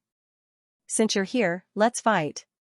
The Red Dragon King, Hector, sneered and didn't say anything more to the human pantheon. Instead, he roared and rushed forward. At the same time, the other dragon gods beside him also roared and spread their dragon wings to rush toward the enemy. The two new true gods, Aurora and Eris, as well as the four true gods of the underworld, didn't hesitate. Together with the seven dragon gods, they unleashed their divine power and joined the battle. In an instant, the true gods of the two camps started fighting in the sky of the world of seekers. Close to 40 gods who had the power to destroy heaven and earth erupted in battle. The entire sky of the world of seekers looked like it was the end of the world. The sky and the ground were affected by the battle of the gods. The weather changed dramatically, the wind and clouds surged, the magic went berserk, and the space was distorted, and this was because the world of seekers was unsealed. The Pantheon deliberately controlled the location of the battle to minimize the impact on the world of seekers. The battle of the gods erupted in the sky above the world. At the same time, the god war legions that descended upon the seekers also moved. Just like the previous war of gods and devils, countless angels of faith and petitioners rushed toward the world tree and the city of heaven's chosen, accompanied by holy hymns. A more tragic battle than before broke out above the city of heaven's chosen. Hundreds of thousands, or even millions, of god war legions descended. The allied forces formed by Megalosaurus, heroic spirits, and players in the air were no match for them. The casualties began to soar almost instantly. In the end, the allied forces had no choice but to retreat to the divine barrier and rely on it to fight the enemy. With the Megalosaurus like the gold dragon Mars, the elven demigods like Diana and Carrots, as well as the titan demigod Imhurtle, this bug-like titan demigod Imhurtle, they barely withstood the attacks of the god war legions for a while. This was especially true for the titan Imtel. This last titan demigod in the world was extremely powerful. He stood at the city wall of the city of heaven's chosen, and his gigantic body was almost as tall as the city's divine barrier. And every time he roared and swung his fist, he could blast an unlucky angel or petitioner into a bloody mist. That terrifying power amazed the players and made Diana have a complicated expression. Even the demigods in the god war legions looked at him with eyes full of fear and dread. Imhurtle, who had been healed by Eve, was no longer the Imhurtle of the past. When he was heavily injured, he could smash Seraph Raphael to death with his fists. At this moment, he was even more powerful. He was not a true god, but he had power comparable to a true god. Under the leadership of the demigods, the allied forces relied on the divine barrier to resist the attacks of the god war legions. Millions of angels and petitioners launched their attacks, and the entire core area of the elf forest was covered in dazzling light. The lush forest was destroyed, the fields that the players worked hard on were burned, and the villages and homes that the elves rebuilt were burned down, with the world tree as the center. The most prosperous core area of the elf forest within a radius of 50 kilometers turned into scorched earth in an instant. Only the city of heaven's chosen, which was covered by the divine barrier, was spared. Fortunately, before the war began, the elves and half-elves in the core area of the elf forest had been evacuated, except for the city of heaven's chosen. The villages that had been destroyed had long since been empty, so there wouldn't be too many casualties in the flames of war. But even so, standing on the walls of the city of heaven's chosen and watching their rebuilt homes being destroyed, the elves and half-elves who participated in the war were furious. However, the players seemed to be even more furious than them. Especially when they saw the beautiful forest manors outside the city of heaven's chosen and the villas in the countryside turn into ruins. F***ck. My villa. Eternal Lord. F***cku. Ah. My manor. My manor. My livestock farm. Oh my God. My livestock farm. This group of damned birdmen. I'm going to fight it out with you. The shouts and screams were filled with grief and indignation. Then, the players' eyes turned red, and they fought even harder. They turned their grief and indignation into strength and erupted with unprecedented combat power. They crazily attacked the attacking god war legions. For a moment, they blocked the menacing army. However, this was only barely a defense. There were too many god war legions that descended on Sag World. It could be said that the angel legions and petitioners who had participated in the war of gods and demons had all descended. This was no longer a power that the players and allied forces gathered in the city of heaven's chosen could contend against. At most, the army could only rely on the divine spell defensive barrier to barely hold on. And this led to another problem. That was, when the allied forces retreated to the divine spell defensive barrier of the city of heaven's chosen, the towering world tree's main body was completely exposed within the attack range of the god war legions. For a moment, countless attacks flickering with divine power landed on the world tree's main body, and dazzling light constantly bloomed. Her Holiness the Goddess. Seeing the world tree's main body being besieged, the fairy queen, Fennel, looked anxious. However, Eve, who was sitting high on the throne, was still calm. It was just a group of angels and petitioners. No matter how many there were, they were still angels and petitioners. As the world tree and an ancient god, other than the attacks of the demigods and the god war legions, the attacks of other existences were just tickles to Eve. Even the demigods were no longer afraid of their attacks after Eve merged the roots of her main body with the origin of the world of Seekers. Although the world of Seekers had not yet been devoured by Eve, and although the nominal owner of the world of Seekers was still the Lord of Eternity who controlled the pantheon and controlled the core of the world of Seekers, however, Eve's main body was, in a sense, already merged with the world of Seekers. Of course, being passively attacked was never something Eve liked. She glanced at the angels and petitioners who were surrounding her like flies and attacking her main body. She sneered and activated her absorbability. The next moment, a pale green light bloomed on the towering world tree. All the attacks that landed on the world tree's main body bloomed with faint spatial ripples, and then were absorbed by some mysterious power. As far as the eye could see, the entire world tree seemed to have become a huge sponge, absorbing all the attacks from the god war legions. Seeing this scene, the fairy king, Nyfer, widened her eyes in shock. She turned her head and looked at Eve on the divine throne. She became more and more respectful and worshipful. Her Holiness the Goddess is so powerful. Little stars almost flashed in Nyfer's eyes. Eve's expression was indifferent. Absorb originated from devour. It was an inherent ability given to Eve by the key of origin. Devour, on the other hand, could devour any energy that was weaker than Eve's or lower in level. Eve had already become a great divine power and was more skilled in controlling absorb. She could already use it freely. The attacks of the god war legions could not hurt her at all. From the perspective of devour, all the attacks aimed at Eve below the level of a true god were just giving her energy. Unless she was besieged by a true god, she was invincible. The chaotic battle continued, but Eve's divine power did not decrease. Instead, it increased.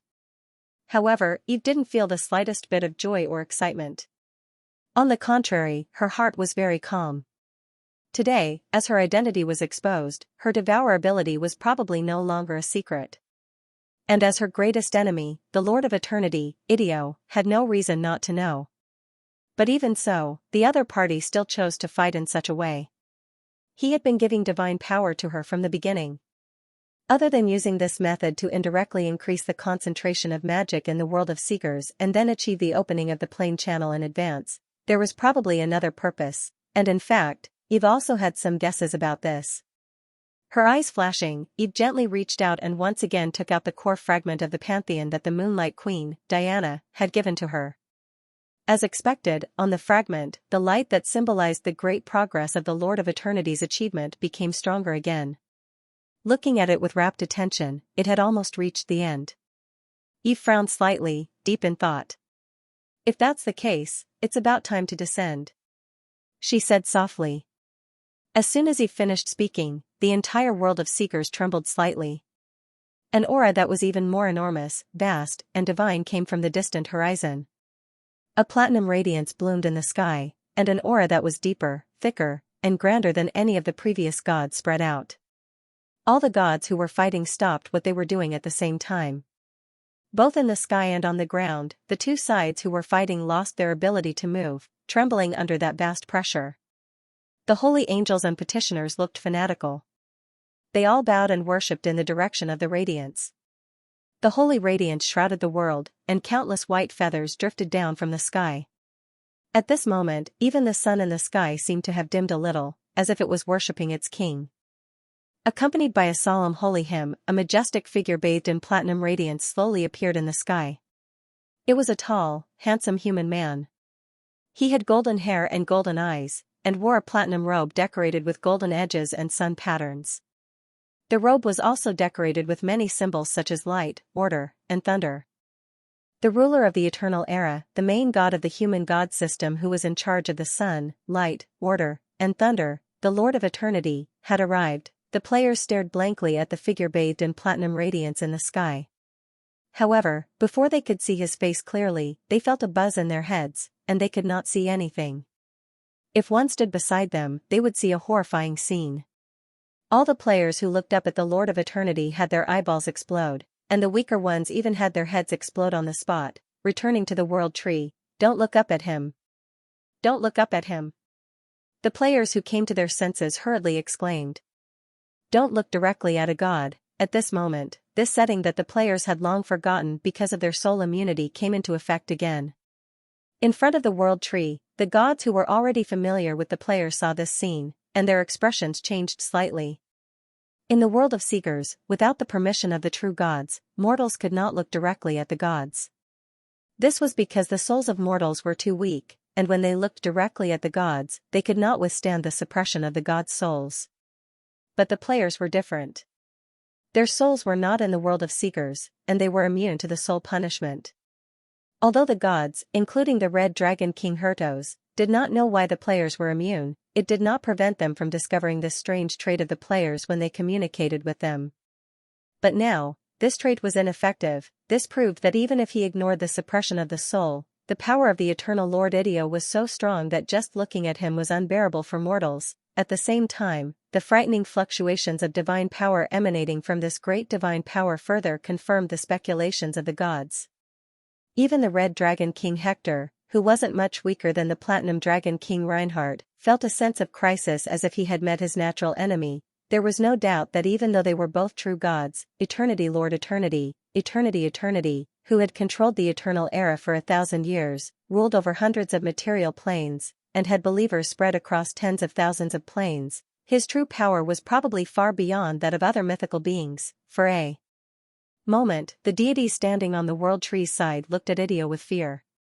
However, the Lord of Eternity who had descended did not even look at them. From the moment he descended, his gaze was fixed on the towering World Tree in the elven forest. Platinum light sprinkled down as he descended, and the temperature of the entire elven forest slowly rose. In the area closest to Idio, the ground gradually cracked, and the plants that were lucky enough to survive the war withered. Solar energy brought warmth to the world, but when the sun was close enough, it was a disaster. As the holder of the divine title of the sun, the eternal Lord Eternity Idio was the incarnation of the sun. His deep gaze swept across the messy ground, and finally returned to the Tree of World.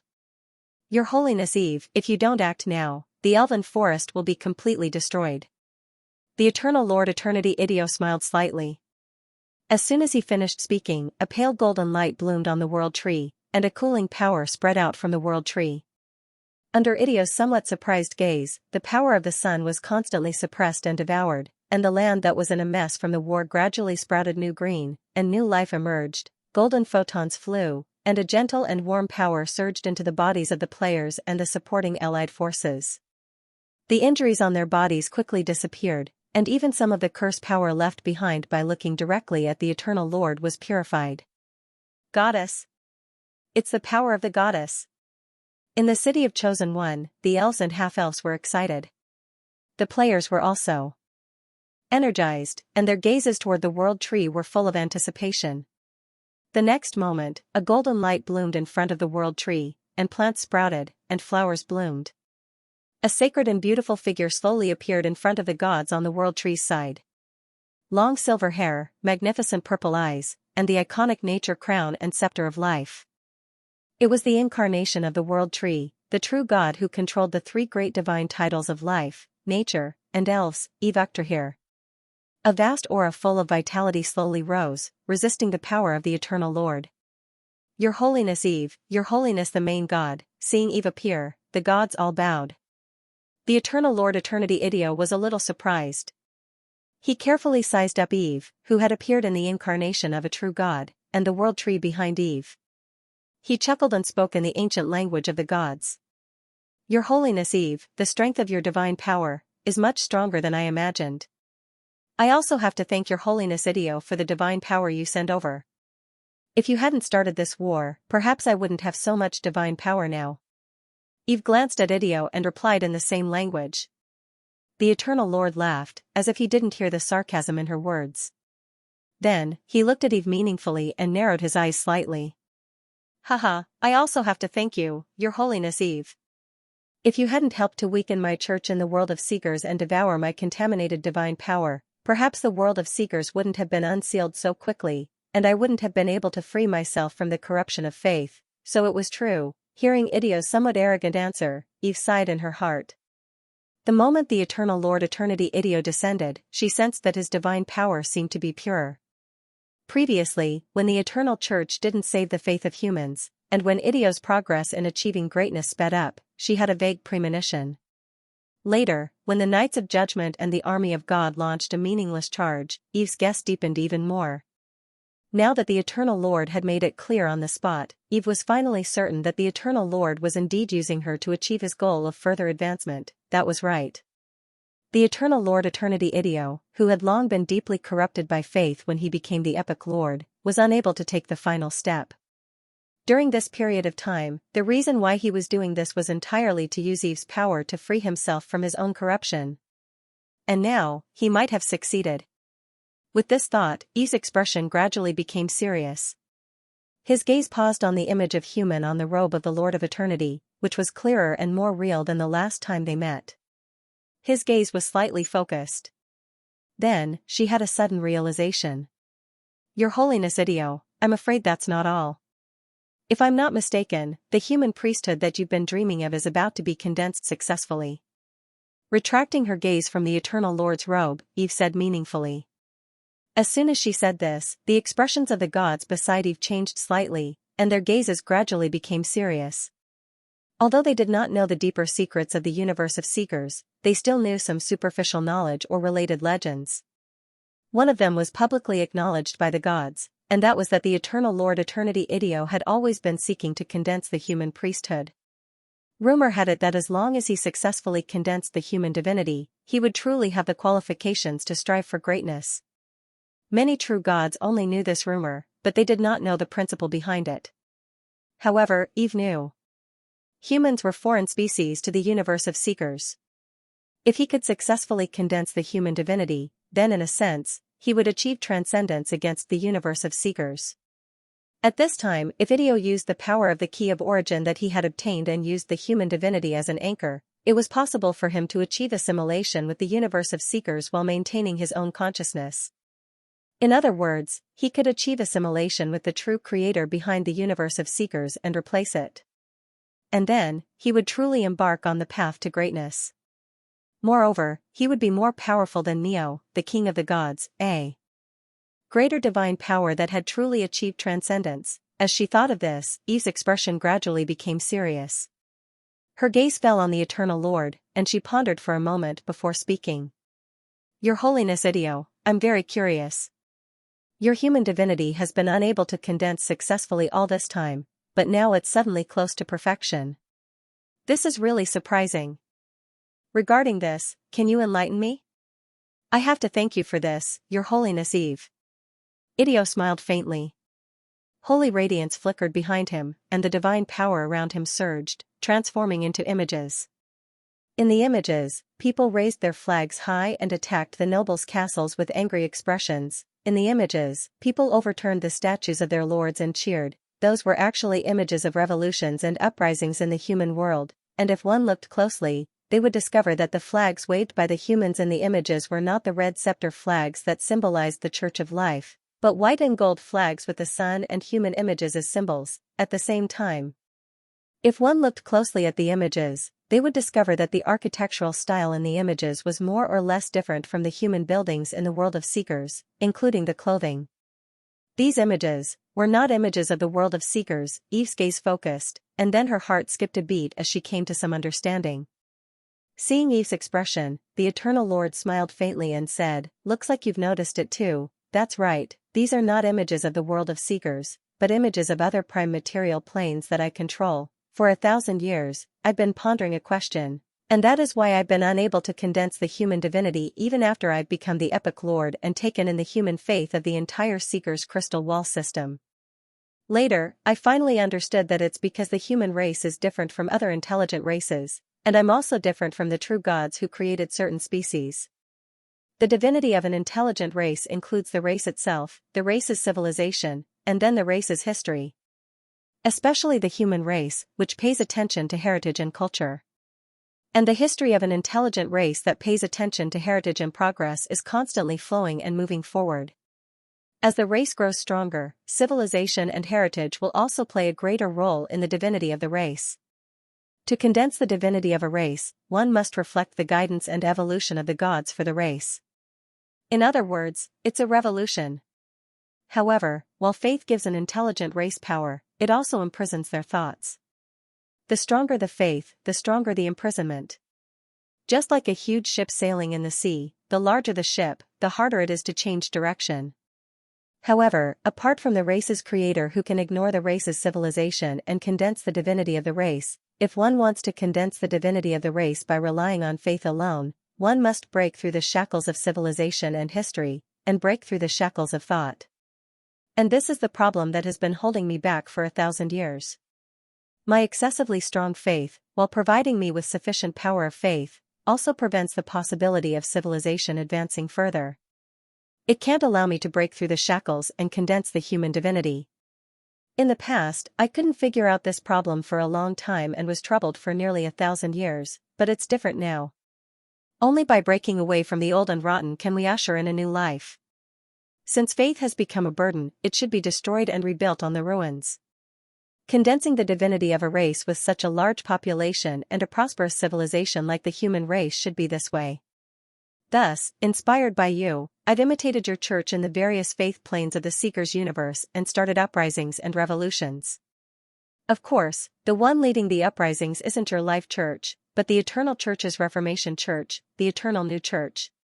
Your Holiness Eve, this is the idea you gave me, thank you. With your inspiration and assistance, I'm now only one step away from true greatness. Eternity Lord Idio's expression was indifferent. As he spoke, a grand aura bloomed behind him, and the entire world changed color. Your Holiness Eve, Idio looked at Eve, and his expression gradually turned arrogant. Now. I can give you two choices. Her Holiness Eve, now. I can give you two choices. Eternity Lord Idio smiled, and then his expression suddenly became serious. His voice was cold and dignified. 1. Submit to me and become my subordinate god. I will allow you to keep your divinity and faith. 2. Fall, and I will take back your divinity and faith, completely erasing your existence from the universe of seekers. Majestic divine power bloomed behind Eternity Lord Idio, and a vast divine aura kept pressing down on Eve. That dignified voice with a strong sense of threat reverberated, causing the gods standing beside Eve to change their expression slightly. Then, as if responding to the words of the Eternity Lord, the divine army that had descended upon the world of seekers raised their weapons, and light surged on their bodies. They took a step forward and surrounded the world tree and the city of heavens chosen below. The battlefield that had just calmed down was now filled with a tense atmosphere again. Eve's expression seemed to be somewhat solemn. Her gaze swept across the Eternity Lord who was shrouded in light, and then swept across the human gods standing beside the Eternity Lord with unfriendly gazes. She suddenly laughed softly. His Holiness Idio, I thought that after knowing my true identity, you would want to get rid of me as soon as possible. I didn't expect that you would prioritize taking me under your command. Your persecution of the elves in the past 1,000 years made me have no doubt that you want to completely eliminate the possibility of the World Tree's revival. Then, why have you changed your mind now? Or, the faith of the humans in the world of seekers is also crucial to your advancement, and you want to indirectly take back the faith of the humans in the world of seekers by subduing me? Hearing Eve's words, a hint of surprise flashed across Eternity Lord Idio's expression. He took a deep look at Eve and suddenly laughed.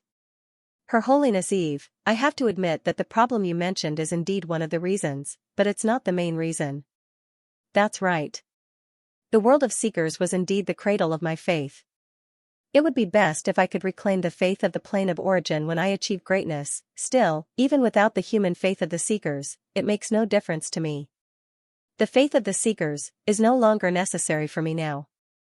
The reason why I wish to accept you as my vassal god is because you have helped me purify the corruption of faith and brought me the opportunity to achieve greatness. Furthermore, you no longer have the possibility of transcending, and you are no longer a match for me. Thus, considering the unique power you possess, I hope that you can help me. Her Majesty Eve, we are not real enemies. The fall of a great godly power is a great loss to Seeker's universe and to me, who is about to become the master of the universe. I can also promise that when I achieve greatness and truly transcend, if there is a chance, I can also help you take another step forward.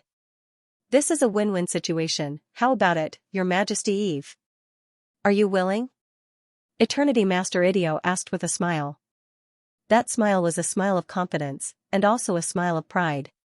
After hearing his words, before Eve could say anything, the Red Dragon King Hector could not help but snicker. Heh, feelings? Promise? Loss? Idio, if I didn't know your background, I would really think that you are such a forgiving god. Even as a megalosaurus, I can't say such shameless words. Heh heh, Idio, are all the gods who have ascended from faith as despicable as you? After the Red Dragon King finished speaking, the other dragon gods around him also snickered and looked at Idio with disdain. Speaking of which, the megalosaurus was an extremely arrogant race. Even the dragon gods were the same. Although Idio was already the epic master, the dragon gods who came here, no matter which one it was, were all beings who had ascended to godhood much earlier than Idio. They all more or less knew the cause and effect of the War of the Gods 1,000 years ago. Even if they did not know the true cause of the War of the Gods, they at least knew how the Eternity Master ascended to the throne of the epic master. Although there was no lack of traitors among the Megalosaurus betrayal was usually only directed at those who had suppressed them. For example, using force to suppress them into becoming contractors, or cajoling, threatening, intimidating, and so on. In the end, the relationship obtained through such methods was not truly convincing to the Megalosaurus. This was different from the Eternity Master, who had betrayed his mother goddess. As for Idio, it was normal for them to be disdainful. The dragon gods led by the Red Dragon King had mocking expressions on their faces. However, the Eternity Master Idio was not angry because of this. His gaze was still fixed on Eve, as if out of all the gods present, only Eve was worthy of his attention. Furthermore, he did not even look at the Red Dragon King in the eye. The contempt and disdain that came from the bottom of his heart was almost overflowing. And this instantly ignited the anger of the hot-tempered Red Dragon King, Hertos. Hey! Idio! You shameless fellow, do you dare to fight with me? He roared. Red dragons were naturally aggressive. The stronger the opponent, the stronger their will to fight. It was precisely because of this that Hertos dared to speak harshly even in the face of the Eternity Master. However, after hearing his words, the Eternity Master merely glanced at him indifferently and said disdainfully, I'm not interested in fighting with weaklings. As soon as he said this, the Red Dragon King instantly exploded.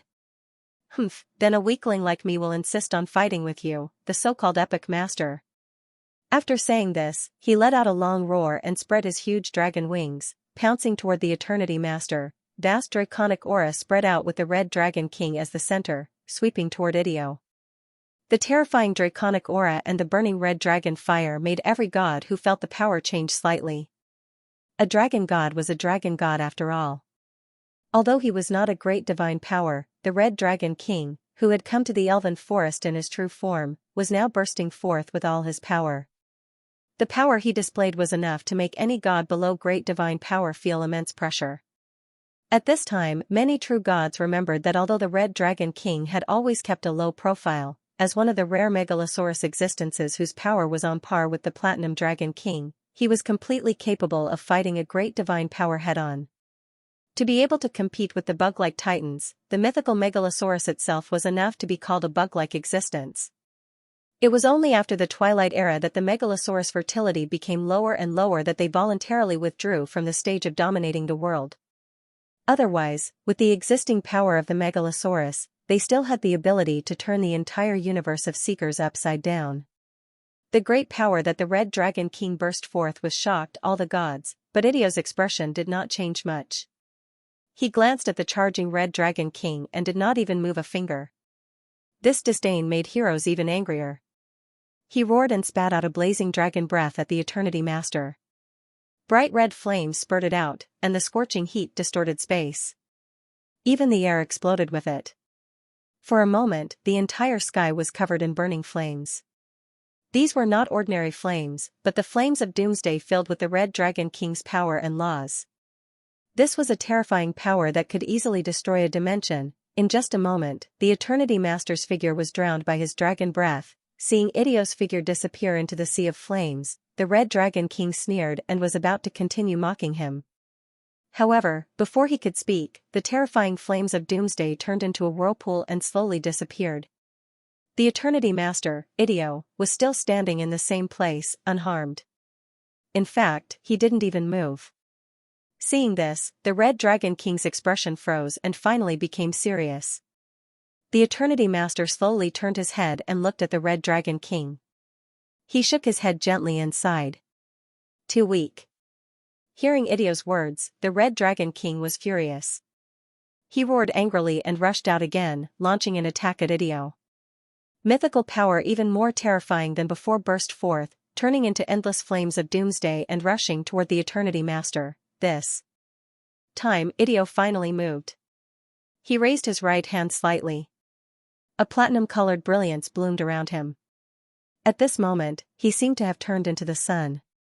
Idio pressed his hand down slightly, and the spreading flames of doomsday was drowned by some mysterious power, turning into platinum-colored photons and dissipating between heaven and earth. The pressure dissipated, and that attack seemed to have never appeared. The Red Dragon Hertos opened his eyes wide, his gaze filled with disbelief. Hertos, I've already said, you are too weak. Idio shook his head gently, glancing indifferently at the Red Dragon King with his eyes that were flickering with golden flames. The next moment, the Red Dragon King, Hertos, was greatly alarmed. The platinum-colored brilliance gathered around him, and several dazzling god's locks slowly appeared. Before Hertos could dodge, the god's locks blocked his path of retreat. Under the Red Dragon King's horrified gaze, all his power was confined in an instant. In just a moment, the Red Dragon King, Hertos, was sealed. The expressions of the other dragon gods on Dragon Island changed drastically. Although the Megalosaurus were divided into factions, when facing outsiders, Dragon Island was still united as a whole. Seeing that Hertos was sealed, they did not hesitate. They all roared and charged toward the god's locks that were constantly shrinking. However, the moment they moved, the Lord of Eternity, Eternity, gently raised his hands once more. More divine chains appeared beside the dragon gods, locking them in place. The dragon gods were shocked and wanted to dodge, but they quickly followed in the footsteps of the Red Dragon King, being sealed one after another. In the blink of an eye, all 6 dragon gods from Dragon Island were sealed. True body. That's his true body. Sensing the overwhelming power of laws and vast divine power, the oldest true god of the underworld's expression changed slightly, and he could not help but exclaim in surprise. True gods of faith would almost never descend in their true bodies. Their true bodies would usually be hidden in the deepest parts of their own divine kingdoms. Once they descended in their true bodies, it meant that they were really going to use their true powers. However, in the next moment, a silver radiance flashed past like a majestic bolt of lightning, striking the several huge light cages that were sealing the dragon god. In the next moment, cracks appeared on the cages of light, and they suddenly collapsed. At the same time, Eve, who was standing opposite the Lord of Eternity, slowly put away the sword of Damocles in her hands. The vast divine power on her body slowly calmed down. The seal was broken, and the dragon gods escaped one after another. There was still a trace of fear in their expressions. They looked at the Lord of Eternity with fear. Even the Red Dragon King, Hertos, did not continue to be entangled with him. Instead, they retreated to Eve's side. Lord Eve, thank you for your help, they said gratefully. Eve nodded slightly, and Idio raised his eyebrows. The sword of Damocles? Lord Eve, I have to say, you really have a lot of good stuff in your hands. With that, he smiled again and continued. Lord Eve, now that you've seen my power, what do you think of the proposal just now? Eve sneered and asked in return. Lord Idio, do you think I'll surrender to you? That depends on your choice. If you must choose war, then I can only express my regret. But, if you want to stall for time and wait for your friends to come to support you, then I think you're destined to be disappointed. The Lord of Eternity smiled slightly. Hearing this, Eve's expression froze. In the next moment, the expressions of the few underworld true gods standing beside her changed drastically. Oh no! Noticing the expressions of the few underworld true gods, Eve cast an inquiring look. The underworld true god in the lead said with a shocked expression. Lord Eve. News just came from the underworld. The abyssal demons have launched an attack on the underworld. The abyss, the rest of the real gods who were present revealed shocked expressions one after another. Even Eve frowned slightly. She looked at Idio, who had a smile on his face as if he had expected this. Eve's expression darkened slightly. She sighed and said, Lord Idio, as the ruler of an era, you actually want to ally with the abyssal demons? We're just taking what we need. No one is willing to be a pawn all the time, and the demons are the same. This is just a deal between Hilaire and me. The Lord of Eternity said lightly. With that, he looked at Eve and chuckled. Your Majesty Eve, I'm sorry, but your ally is unable to come here. However, as soon as he finished speaking, a crisp voice sounded on the battlefield. Oh? Is that so? A rainbow-colored radiance bloomed, and a vast pressure descended. Under the Lord of Eternity's slightly focused gaze, under the excited gazes of the dragon gods, a majestic megalosaurus with rainbow-colored scales slowly descended and appeared beside the Tree of World. The dragon ancestor, Eulinos, had descended. A draconic aura that was even more vast than that of the dragon gods enveloped the battlefield. Dragon ancestor Eulinos' figure appeared beside the world tree. Following Eulinos' arrival was the Platinum Dragon King, Reinhardt, and the last dragon god, the Bronze Dragon King. At this point, including dragon ancestor Eulinos, who was in charge of the Golden Dragon Godhead, the 10 existing dragon gods of the Seeker's universe had all arrived. Idio, the war of gods and devils has just ended, and you're already colluding with the abyssal demons. As the epic master, as the leader of the celestial realm, don't you feel ashamed? Eulinos, who had transformed into her dragon form, looked down at the eternal overlord condescendingly. Her eyes were full of disdain. However, Idio only chuckled. No, Your Highness Eulinos, I've never thought of colluding with the demons. It's just a temporary arrangement. When I become the ruler of the Seeker's universe, all existences that threaten the safety of the universe will naturally be wiped out by me one by one. Alright, I don't believe your hypocritical words. Now that you're only one step away from greatness, there's no need to fight and kill here anymore. Let's both take a step back and promote your greater divine power. Don't cause any more disputes in the Seeker's universe. Eulinos said somewhat impatiently. No, Your Highness Eulinos, the choice is up to Her Highness Eve. If she's willing to submit, then the Seeker's universe will naturally usher in peace. The Eternal Overlord shook his head gently. Haha, is this the ruler of the epic?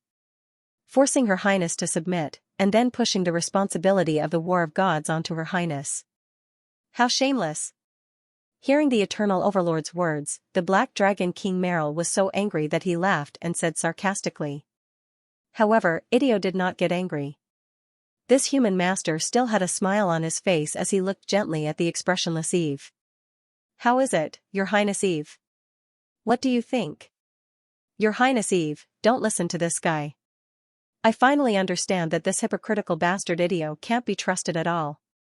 He has not even become a greater divine power, yet he is already so arrogant and untrustworthy. If he really achieves greatness, I don't know what will happen. Eulinos glanced at Eve and said in a deep voice. At the same time, she looked at Idio with even more disgust. Hearing Eulinos' words, Idio was still not angry. He only sighed softly and said with some regret, that's right. So. Your Majesty Eulinos, have you decided to side with Her Majesty Eve? No, Your Majesty Idio, the choice is yours. If you are willing to retreat, then the world of Seekers will naturally welcome peace, Eulinos replied. As he spoke, he narrowed his eyes again. Of course. I haven't had a good fight in a long time. If there's a chance to have a good fight, I don't mind. That's a pity. Idio shook his head regretfully. Then, his expression turned solemn as he looked in a certain direction. Your Holiness Lord, Your Holiness Rigdal, how much longer are you going to watch? As soon as he finished speaking, accompanied by two sighs, two vast auras slowly descended.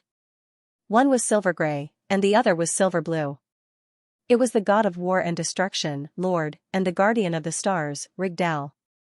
At the same time, along with the god of war, Lord, came the various god followers of the god of war. Although there were not as many as the human god system, there were still 9 of them. At this point, the gods of the entire heaven realm had completely descended. Idio, let me say this in advance. I'll only deal with Eulinos, not the world of seekers. After descending, the god of war, Lord, swept his gaze across the red scepter flags of life in the city of heaven's chosen. His gaze narrowed slightly as he suddenly said in a deep voice. Idio looked at him strangely and nodded slightly. Then, he looked at Eulinos and smiled. Your Holiness Eulinos, now, do you still want to fight with us? Looking at the imposing figures that appeared in the sky, Eulinos' gaze gradually turned solemn. However, her gaze swept across the true gods of the heaven realm. In the end, she sneered and said coldly, Idio, I'm different from you. As a megalosaurus, I naturally have the pride of a megalosaurus. Even if we megalosaurus have a lot of bad habits, we will never betray the friends we truly acknowledge. That's a pity. The Eternal Lord sighed softly. Then, his expression darkened, and he said sternly, in that case, let's fight. With that, with the Eternal Lord in the lead, the gods of the heaven realm erupted with divine power. On Eve's side, the gods also erupted with divine power. One divine territory after another unfolded, and strange scenes of the power of laws intertwining constantly appeared. For a moment, the entire sky of the world of seekers was completely covered by a bright light. A battle between true gods had the power to destroy the world with a raise of their hands. And dozens of gods, ranging from weak to strong, erupted at the same time.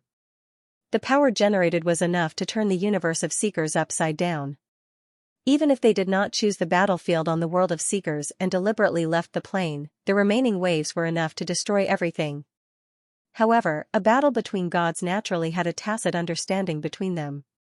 The battle erupted. Eulinos was the first to fly out of the range that would affect the world of seekers and enter the void. Following her were the god of war, Lord, and the guardian of the stars, Rigdal. The 3 great divine powers were the first to rise into the void and engage in battle. Dazzling light bloomed in the void. Eulinos' draconic might divine territory, Lord's war divine territory, and Rigdal's starry divine territory collided, creating strange scenes.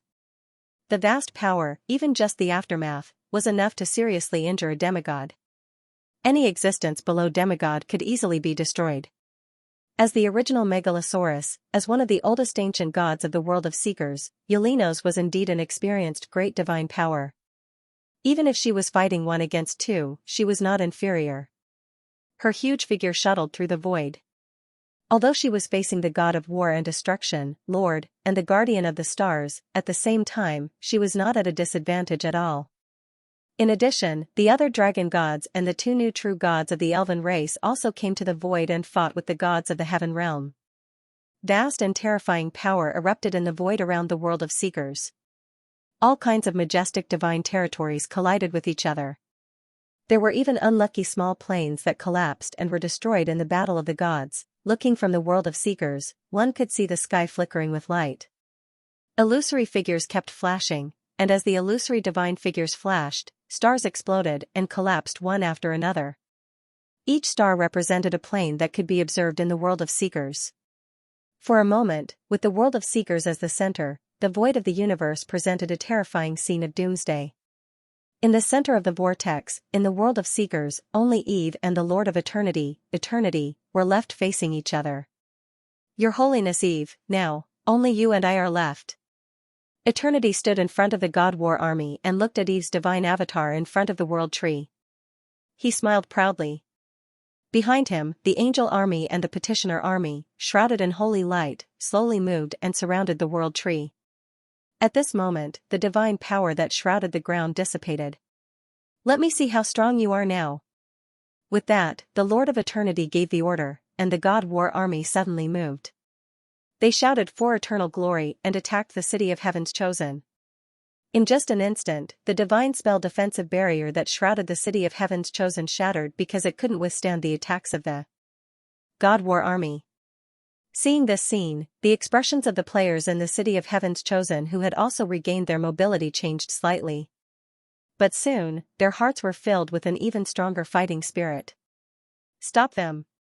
For our home, for the glory of the goddess! Fight! Limu raised the lionheart sword high and roared. For our home, for the glory of the goddess! The players roared angrily, drew their weapons, and faced the enemies who were descending. In the next second, dazzling light bloomed on their bodies, and the aura of divine favor completely erupted. The aura of all the participating players instantly skyrocketed, reaching a level that was no different from the angel army and the petitioner army. At this moment, all the players gathered in the City of Heaven's Chosen received divine favor. Go for it! Brave chosen ones! In the World Tree's God Kingdom, the Fairy Queen, Fennel, who controlled the game system and completely released the players' divine favor under Eve's command, waved her fists. Roar!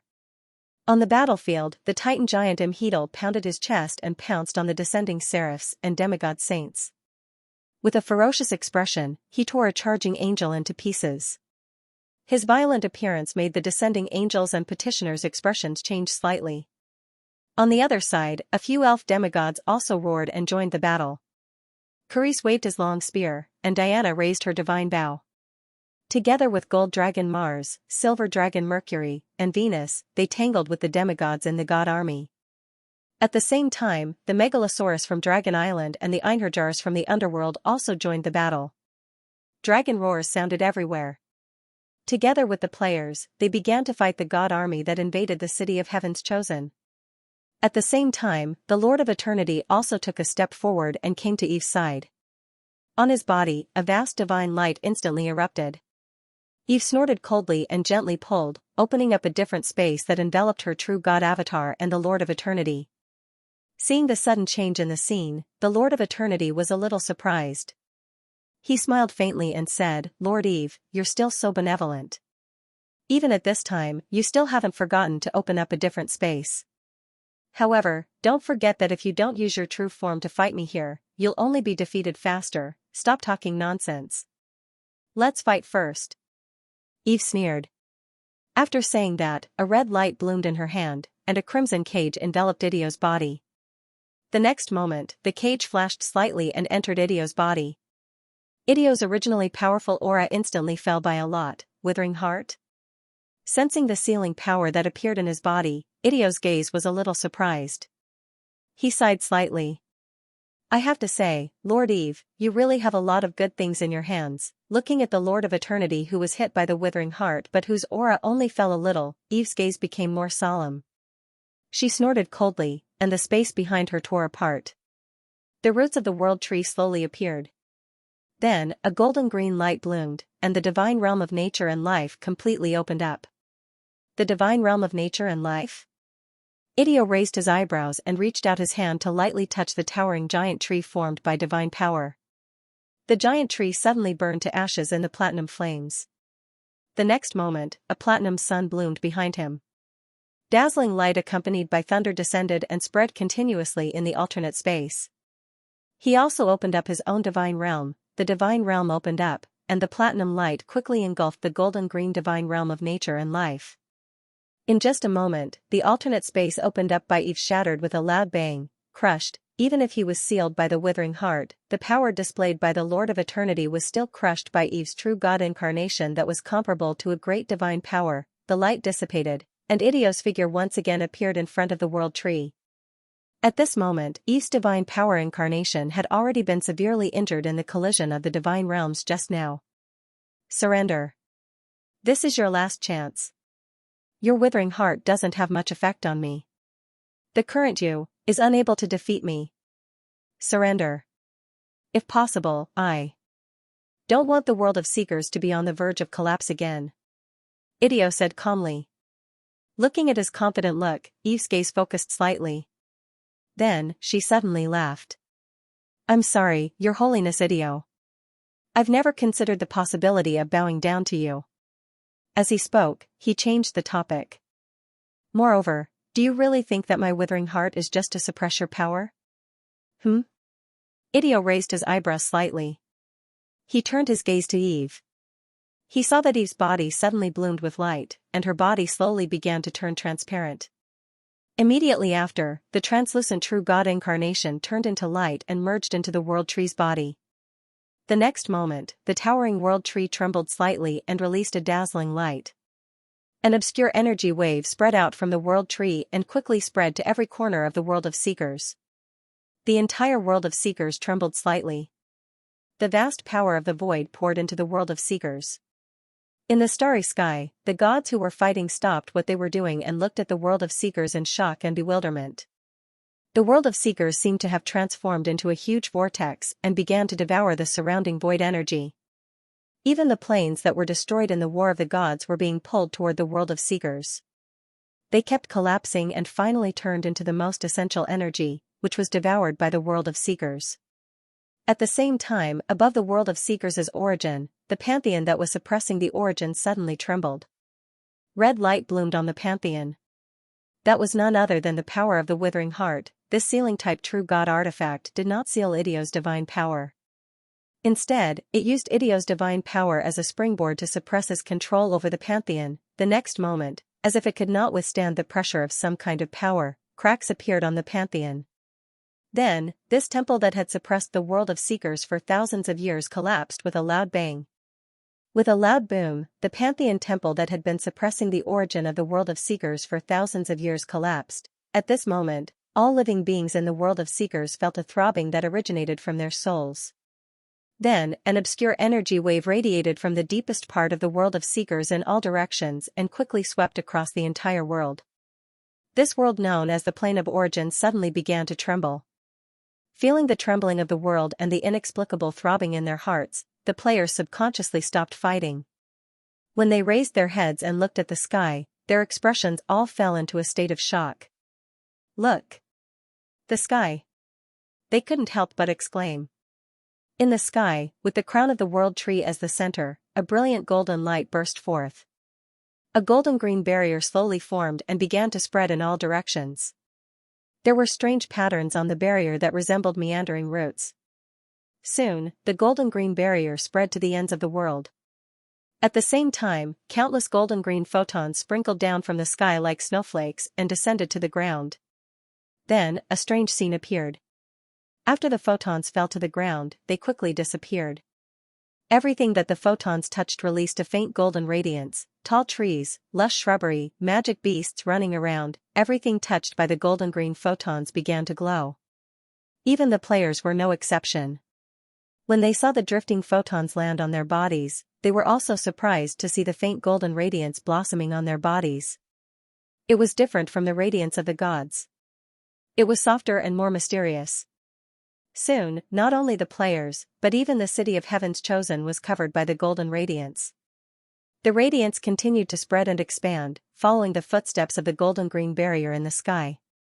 It rapidly spread to every corner of the elven forest, crossed the dark mountain range, passed through the fertile plains, and soon, covered the entire world of seekers. At this moment, the entire world of seekers seemed to have become a golden world bathed in the golden radiance. At the same time, all the true gods who had faith in the world of seekers vaguely felt that there seemed to be an invisible barrier separating them from the faith in the world of seekers.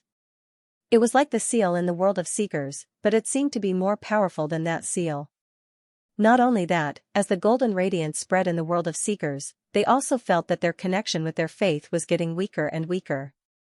It felt like the world of seekers was moving away. This is, in the void, the god of war and destruction, Lord, looked at the world of seekers' blooming golden radiance and felt the sudden weakening of faith. His eyes were filled with shock and doubt. Opposite him, dragon ancestor Yelinos also stopped fighting and looked at the Surg's world with sparkling eyes. "Devour, fuse," she said. Her voice was solemn. His words seemed to contain traces of shock, as well as a trace of understanding. "Devour, fuse," War God Lord repeated as his eyes flickered. Then, as if he had understood something, his expression changed drastically. Oh no. He's devouring the world of seekers. Stop him." This powerful true god cried out in alarm. He did not care about the unfinished battle with Yelinos. He turned around and flew toward the world of seekers.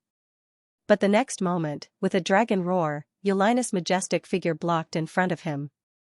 "What's the hurry, Lord? I haven't had enough fun yet," she said teasingly.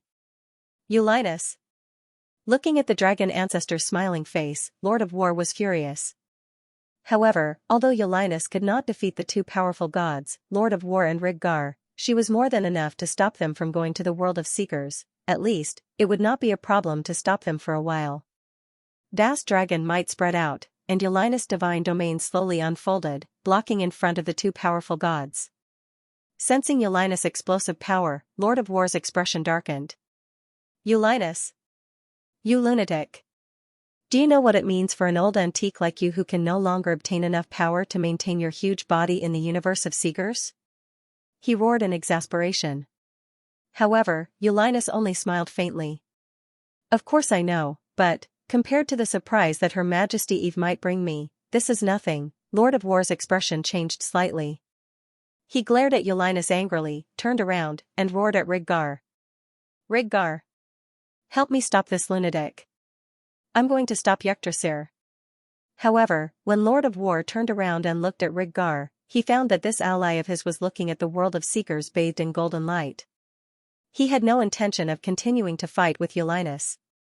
His eyes were filled with intoxication as he looked at the world of Seekers. "So beautiful." Ridgar gently reached out his hand and stroked the world of Seekers with a satisfied smile.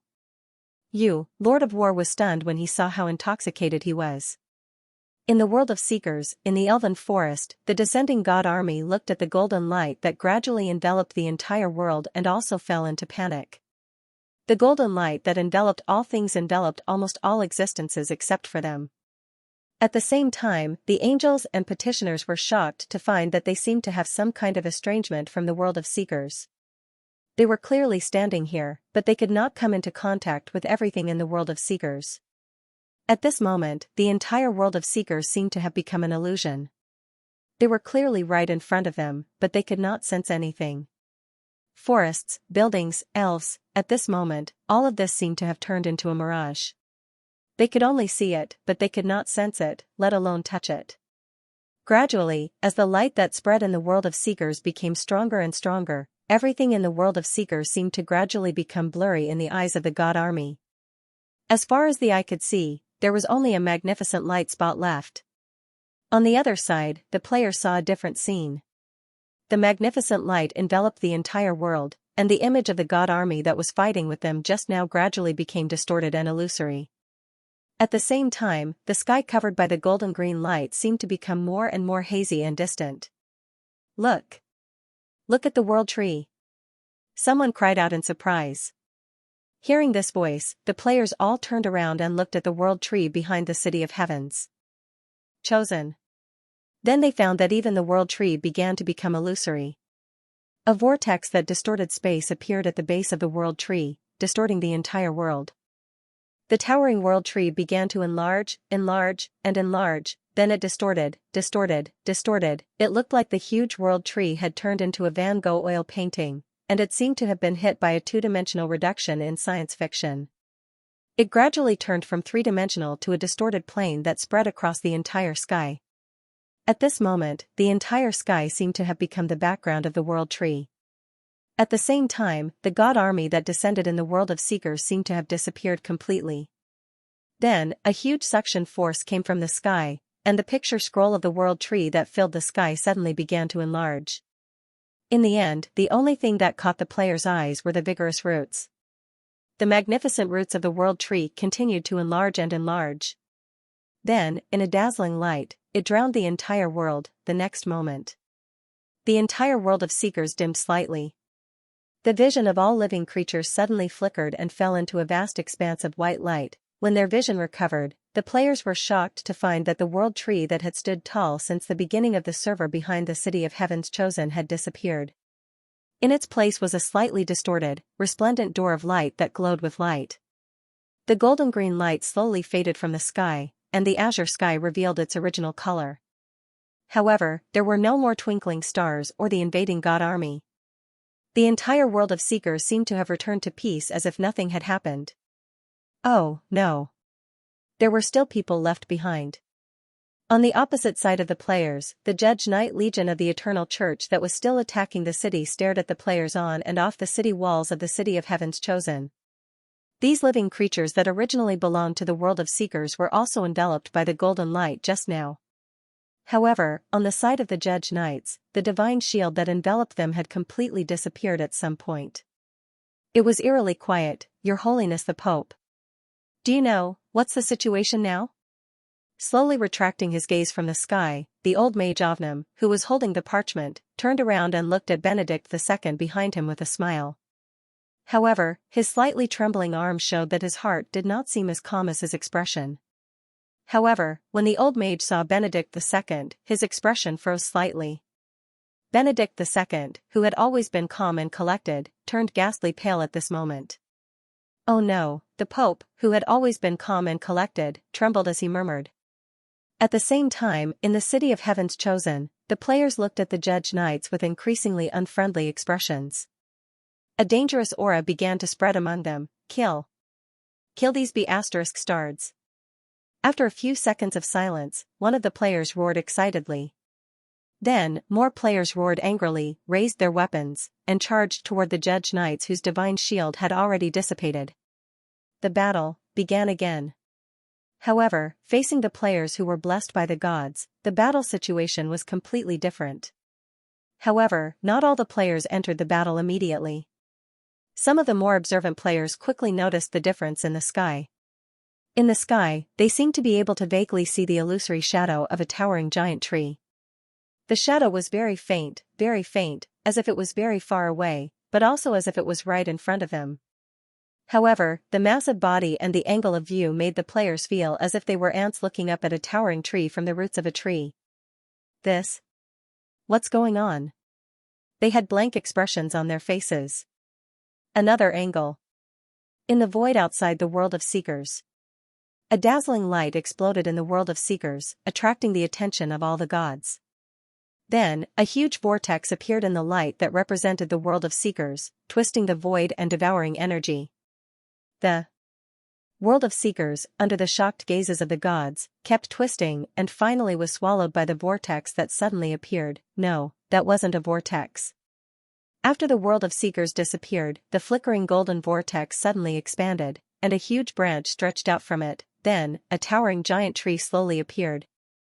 The huge tree crown, the thick and solid trunk, as well as the vigorous and dense roots. It was the world tree. After appearing in the void, the world tree suddenly began to grow rapidly. A huge suction force came from the world tree, sucking in the surrounding void power. At the same time, the huge trunk continued to rise, the lush branches continued to grow, and the thick roots continued to spread in the void. Not long after, the towering giant tree that was originally not very conspicuous in the world of Seekers expanded to an unimaginable size, far surpassing the size of the world of Seekers. It stood in the void, taller and more vast than the other planes. At this moment, even the gods who had been fighting just now seemed so small as they stood under the towering giant tree. At the same time, the gods who had faith in the world of Seekers, except for those who were friendly with Eve, all found that their faith connection with the world of Seekers had been completely severed. The gods looked up and stared in shock at the giant tree that had suddenly grown so much that it was bigger than a large plane. Their eyes were filled with shock. The world tree.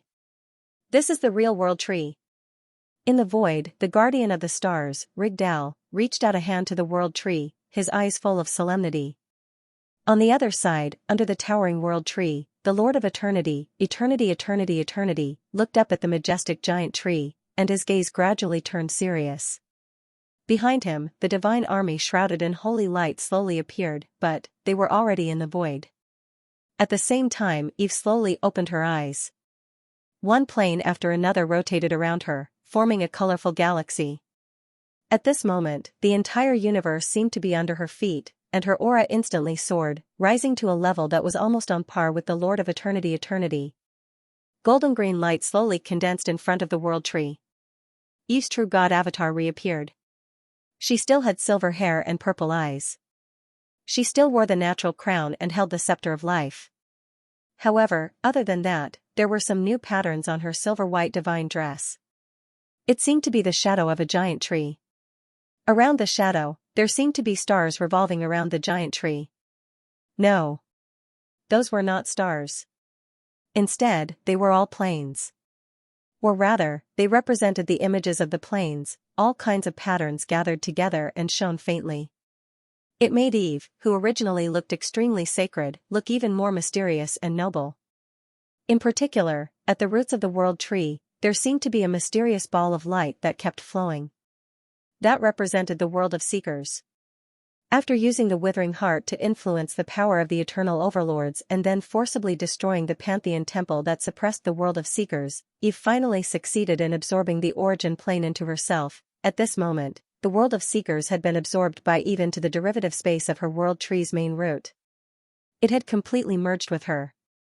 At the same time, as she absorbed the world of seekers, Eve also completed the foundation of evolution and successfully evolved from the intermediate state of the world tree to the advanced state, world tree, stars under my feet, planes in my hands, the world is me, and I am the world. At this moment, although she was not a greater divine power yet, by fusing with the world of seekers, Eve's power had transformed again and reached an unprecedented height. That was a height that even her predecessor had not reached. That was the highest peak that a greater divine power could reach. Vast divine power surrounded Eve and resonated with the world tree's main body. That terrifying aura caused all the gods who had descended to feel their hearts skip a beat. Even an existence as strong as Lord, the god of war and destruction, could not hide the shock and horror in his eyes as he looked at the current Eve and the majestic world tree's main body behind Eve. There was also a flash of fear and dread. As the center of the transformation, Eve, who had become a true world tree, felt it even more strongly. In his perception, the power of the gods around him was no longer a threat to him. Only the Lord of Eternity, Ideo, who was shrouded in platinum holy light, still gave him a sense of valiance. It was just that, this valiance was no longer the oppressive feeling he had felt when he had just arrived. At this moment, he was already standing on the same level as the other party. Lord Ideo, now, do you think I can be your opponent? Eve smiled at the solemn eternal overlord. The gods on the world tree's side were all excited as they felt the terrifying power surging from his body. This was especially so for Aurora and Eris, who had become true gods. Their eyes were filled with excitement. Success! Her Holiness Mother Goddess has succeeded in fusing the worlds. The fusion of worlds was successful. To the two mythical creatures who were once the 8 oracles of the world tree, they knew very well what this meant. This was especially so for Aurora, who had once been the right-hand man of the world tree. She knew very well that this was the Mother Goddess' first step towards greatness. If the key in her hand had not been snatched away, perhaps at this moment, the Mother Goddess would have officially been promoted to a greater divine power. Thinking of this, Aurora looked at Eve with even more excitement, apprehension, and anticipation. There was no doubt that if the Mother Goddess could defeat the Lord of Eternity here and take back the key to promotion, then, the Mother Goddess would very likely become a true greater divine power very soon. Her Holiness Mother Goddess, Aurora clenched her fists, and her gaze became more and more fervent. At the same time, on the other side, the human gods' expressions became more and more serious. As gods who had experienced the 1,000-year war of the gods, they naturally knew what Aurora knew. At this moment, they looked at Eve with an unprecedentedly solemn gaze. Ideo's gaze also froze slightly. His gaze swept across Eve's divine avatar. After that, the majestic giant tree that was Eve's original body sighed softly. Fusing the planes. I didn't expect this to be done by you in the end. As he spoke, Ideo looked at Eve again. His gaze was deep, and there was a hint of emotion in his words. Her Holiness Eve, or should I say, Her Holiness Yggdrasil, you really make me jealous. Natural ancient gods with powerful precepts can continue to grow stronger after birth even if they do nothing. Not only can they promote changes in the planes, but they can also become stronger through the fusion of the planes. Her Holiness Eve, to be honest, you really are like the darling of the universe. The Lord of Eternity's words were full of emotion. However, after hearing his words, many true gods standing on the side of the world tree frowned slightly. Even dragon ancestor Yeleno's gaze froze slightly. Her gaze towards the Lord of Eternity was full of vigilance and inquiry. There was no other reason. It was because the Lord of Eternity's words were too calm. The world tree had fused the planes, and it was the plane of origin that was the center of the Seeker's universe. Such a matter, even if the two sides ended in a draw, it was enough to overturn the situation of the entire universe. However, although Idio's expression had changed, overall, he was too calm. Cut the crap. If you want to fight, let's fight. Eve frowned slightly. However, the Lord of Eternity did not answer immediately. He closed his eyes gently, as if sensing something. At the same time, Eve felt a powerful divine thought surge toward her. Its target was the world of seekers that she had fused with. Of course, the world of seekers had already fused with Eve. In a sense, it had already become a part of Eve's body. Naturally, she could easily isolate this invading divine thought. There's no need to try to contact them, His Holiness Idio. You'll never be able to contact the believers of the world of seekers again. Eve looked at the Lord of Eternity, who raised his eyebrows slightly, and said calmly. The Lord of Eternity looked surprised. However, the next moment, he suddenly smiled faintly. Her Holiness Eve. I have to say, you always give me the biggest surprise when I need it the most. To be honest, I was still a little worried that the humans in the world of seekers who sided with you would affect my advancement. I planned to tamper with the historical records of the world of seekers to reduce the threat. However, now that you've devoured the world of seekers, you've helped me solve this headache. After saying this, a platinum light bloomed on Idio's body. His aura suddenly rose again. In the universe of seekers, in the planes where humans had settled down, one after another. In the churches where the statues of the Lord of Eternity were erected, the majestic statues were glowing. Under the statues, devout believers were kneeling and praying fervently. Great Lord of Eternity, you are the light of humanity. You are the mentor of civilization. You are the guardian of the past, present, and future of the human world. Sacred and ethereal hymns of praise sounded slowly, drifting and gathering continuously.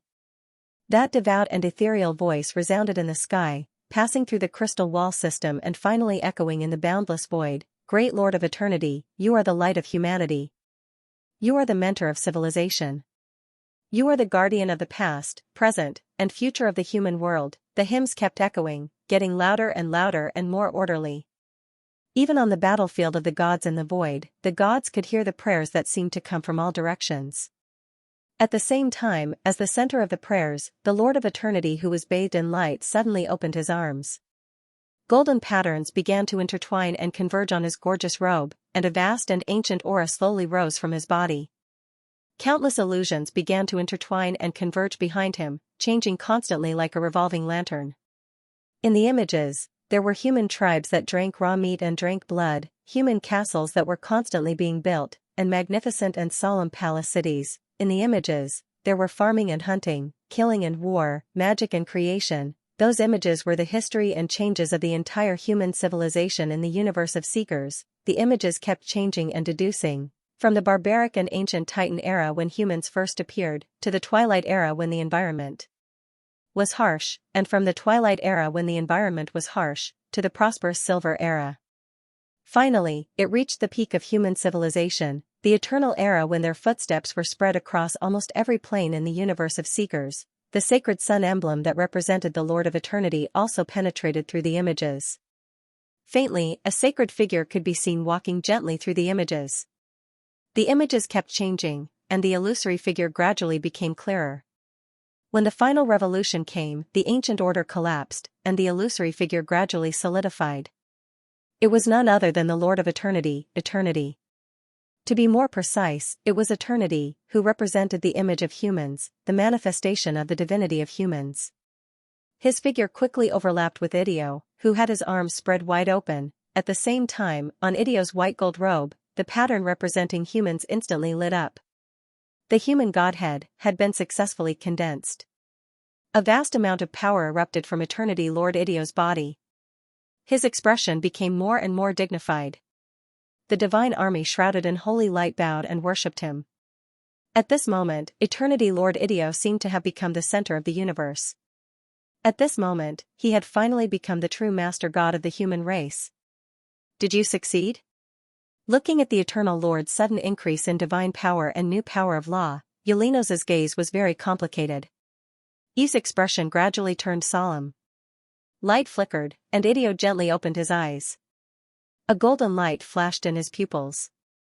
He looked down at the brand new robe on his body and smiled. Your Majesty Eve, I'm the one who took the first step, it's just a matter of successfully condensing the human divinity. Wait until you become a true greater divine power, then you can show off to me. Eve sneered. Hearing Eve's words, Idio's smile became even brighter. His body slowly rose, and he was diagonally above Eve. He looked down at Eve and the world tree's main body behind Eve. What's the rush? Your Majesty Eve, everything has just begun. Idio chuckled. Immediately after, he stretched out his right hand. Light flickered in his hand, and a 7-colored ball of light appeared. The ball of light kept jumping and flickering, like a beating heart. The origin of the elements. Aurora and Eris's expressions changed slightly, and their eyes were filled with anger. The origin of the elements, Eve's eyes narrowed slightly. The origin of the elements, that was one of the 3 true God artifacts of the world tree. It was created by the predecessor to repair the Seeker's plane that had been damaged during the Twilight Era. After the 1,000-year war, it was seized by Idio. This artifact had the power to repair the world's origin. However, its true power was not repair, but assimilation. Its repair was actually to assimilate the power of the void into the plane's origin power. Everything could be assimilated. With it, the owner could assimilate a kind of power into any kind of power they wanted. And this magical ability was only possessed by the origin of the elements in the entire universe of Seekers. To be more precise, only this true God artifact created with the origin key of the universe of Seekers as its core possessed it. That's right, the origin key. The origin key that the world tree had seized by Idio 1,000 years ago was located in the origin of the elements, the head of the 3 true God artifacts. Picking up the origin of the elements, the Lord of Eternity looked at the Guardian of the Stars, Rigdal, on the other side. Rigdal, origin blood. He called out. Rigdal nodded slightly and took out a bottle of golden blood. With a flash of divine power, it was transferred into the Lord of Eternity's hand. Seeing the golden blood, Eve's eyes narrowed. She was no stranger to this thing. It was exactly the same as the mysterious divine blood that the dwarf and god of forging, Dolph, had given her. Origin. Blood. Eve muttered this name silently. Her expression gradually became solemn. She had already vaguely guessed the origin of the divine blood. Idio took the divine blood and glanced at it. He looked very satisfied. Thank you. After I achieve greatness, I will keep my promise to you. He said to Rigdal. Rigdal nodded slightly, smiled, and retracted his gaze. His gaze continued to focus on the world tree. That gaze was very hot. The Lord of Eternity put away the origin blood and raised the origin of the elements high up. His expression gradually became dignified. The next moment, a vast amount of divine power surged on Idio's body. The 7-colored origin of the elements in his hand bloomed with light and suddenly changed. The 7-colored light gradually faded, and only the orange-red light became brighter and brighter. Soon, the beating heart turned into an orange-red light ball that was constantly spinning.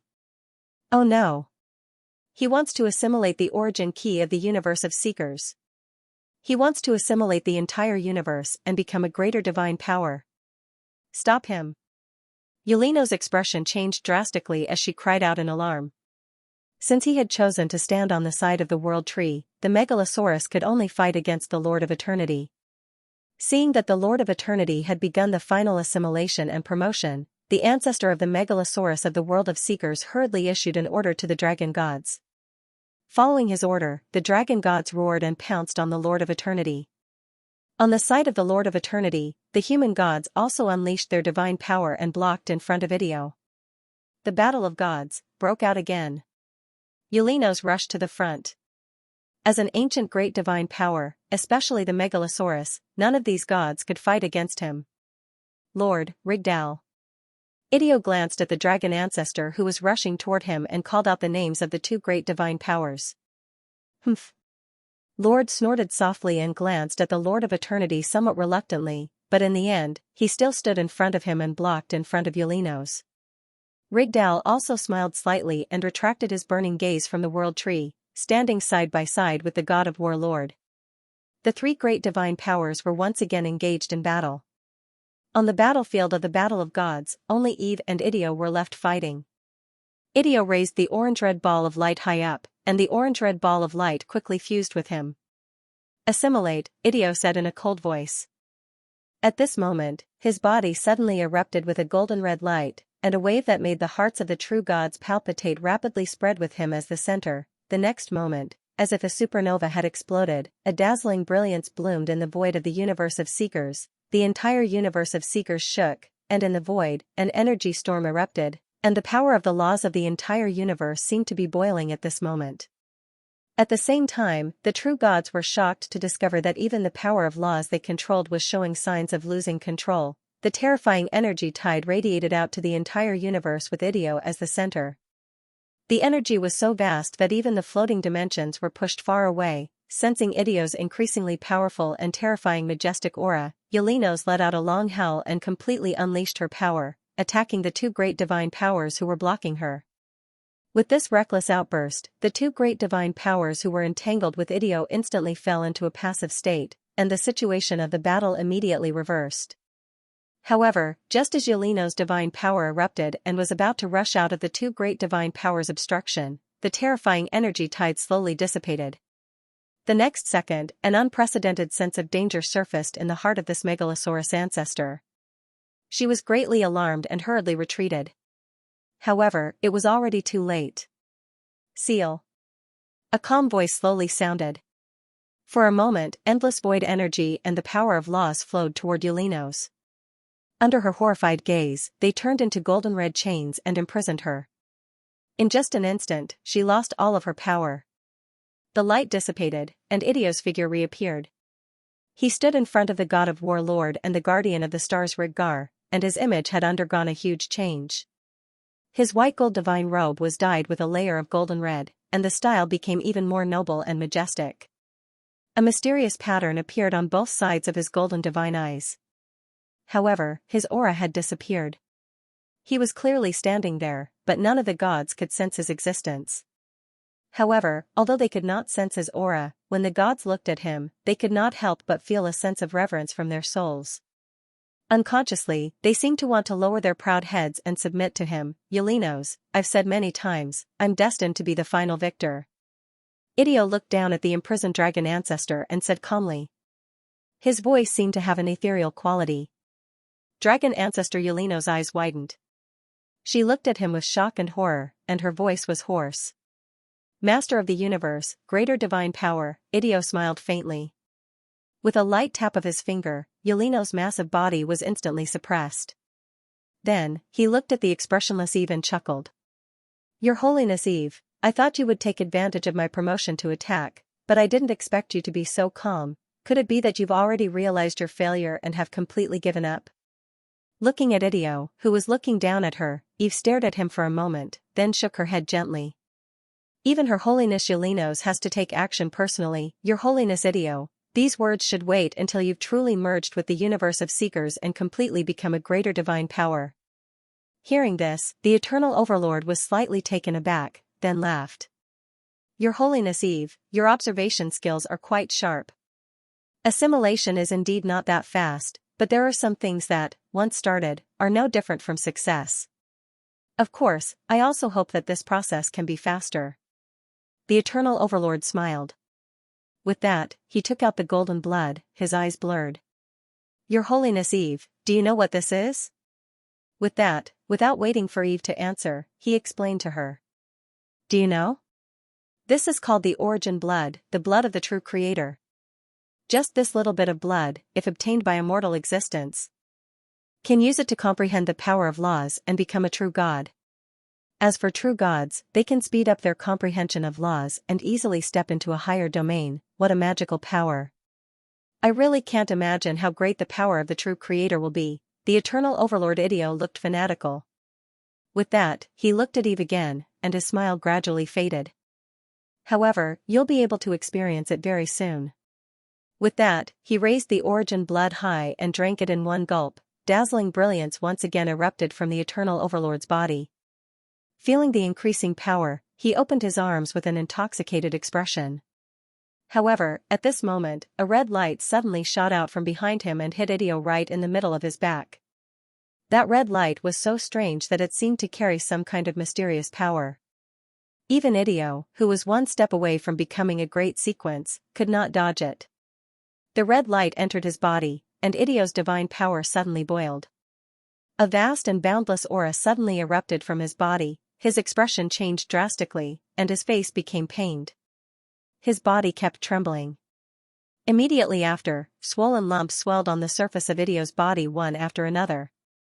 It was as if countless insects were crawling in his body, or as if something was trying to rush out of his body. Behind Idio, the guardian of the stars, Rigdal, slowly lowered his right hand with a faint smile on his face. Rigdal. Rigdal? Idio's expression carried a hint of shock and astonishment. Rigdal? What are you doing? The god of war, Lord, was also shocked. For a moment, all the gods in the heavens looked at the guardian of the stars who had turned against them. Rigdal. How dare you betray our alliance? What have you done? Sensing the sudden surge of power in his body that was not under his control, as well as the awakening of some ancient will, Idio's expression changed drastically. He was in pain. For a moment, Rigdal became the focus of the entire battlefield of the gods. This ancient god still had a smile on his face. He shook his head gently and said gently, "No. No, your majesty Idio, I am merely abiding by an even older and more advanced oath." After that, he stretched out his hand and took out an ancient feather pen and an ancient scroll. As he wrote, he said with a smile, "Don't worry about me. Eternal Era, year 1073, 13th of August, the eternal Lord Idio condensed the human divinity and became a greater divine power. However, in the end, it was all for naught. The Creator slowly awakened in his body, with the help of the human divinity and the immense faith, the Creator finally awakened from his slumber. It was not the common language of the Seeker's world, but a language that had never appeared in the Seeker's universe. However, the gods present were surprised to find that they could understand what Rigdal was saying. Rigdal's words were calm and indifferent, like a wise old man recording history. However, after hearing what he said, the dragon god's expressions changed. The god of war, Lord, was also shocked. He looked at Rigdal as if he was looking at a stranger. This language, this tone, it's you.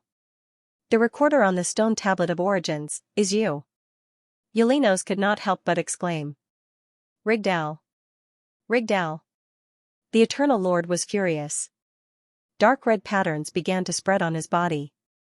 On the surface of his body, there were already cracks. He unleashed his divine power in an attempt to suppress the foreign power that was growing in his body.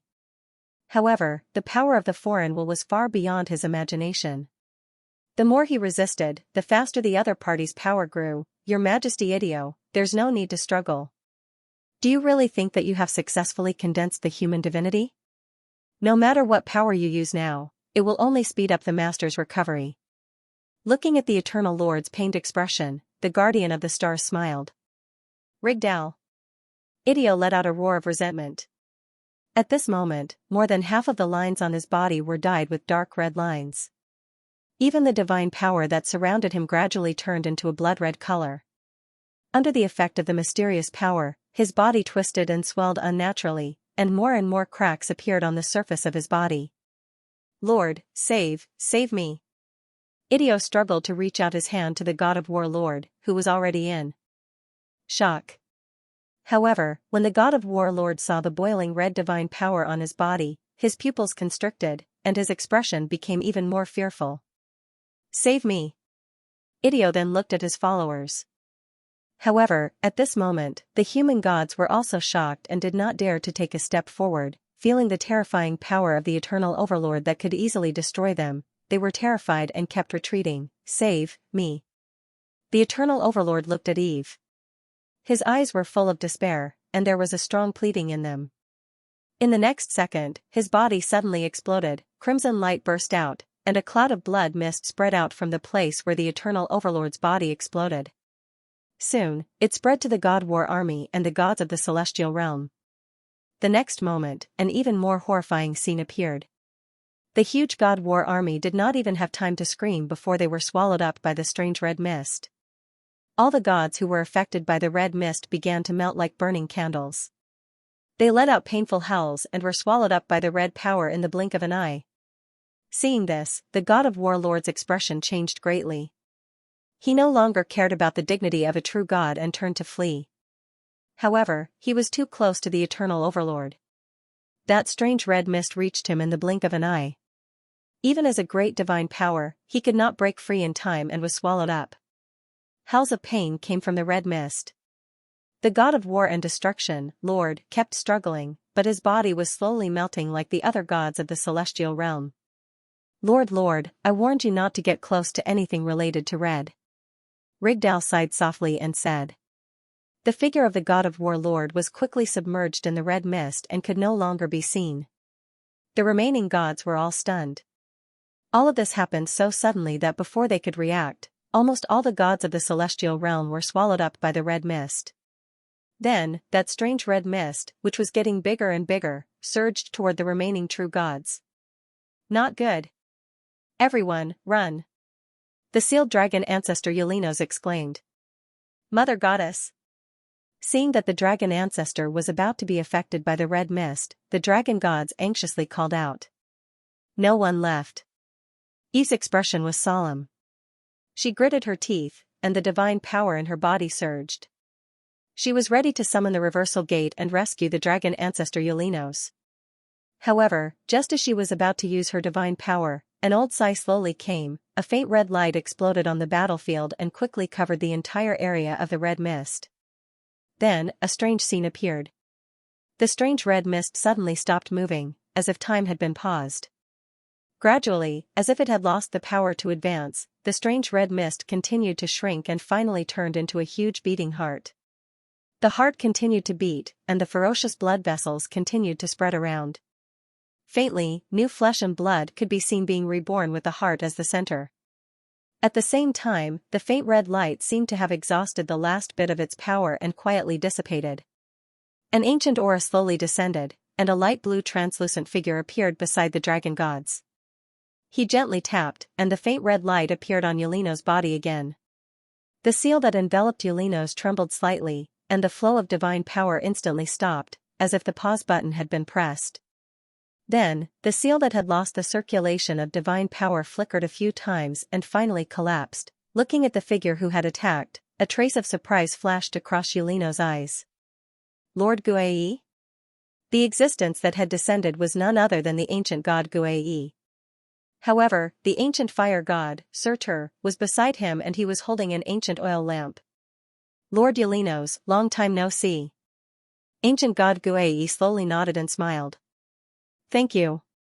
But didn't you plan to not participate in the dispute of the Seeker's universe?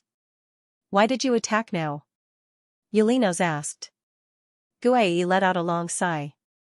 He looked at the beating heart and smiled bitterly. I've thought about it for a long time, and in the end, I still feel that hiding is not the way to solve the problem. You see, perhaps the current situation is our punishment. We're all waiting for someone to ascend to greatness, but we didn't expect. From the beginning, our enemies were also waiting for one of us to ascend to greatness. As he spoke, Guai looked at the star guardian, Rigdal, who was standing beside the heart, and his gaze gradually became serious. Rigdal.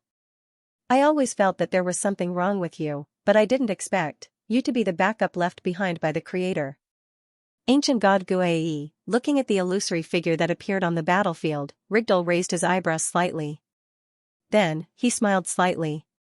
I almost forgot, as the former patriarch of the Keurig race, the key to stop of the boss universe has always been hidden by you. However, I should have hinted to you a long time ago that my lord is willing to give you, who have contributed the power of the law, a way out. After all, even my lord needs a certain number of servants. But, why do you still want to get involved in this mess now? Ancient god Guai did not answer. His gaze fell on Rigdal, and his expression was slightly solemn. Rigdal, I have a question to ask you. The existence that controls the cycle of the apocalypse, is it you? Rigdal smiled faintly and said. No, Lord Guai, that is not the end of the world, but a restart. Everything is a restart for my lord's recovery. It really is you, ancient god Guai let out a long sigh.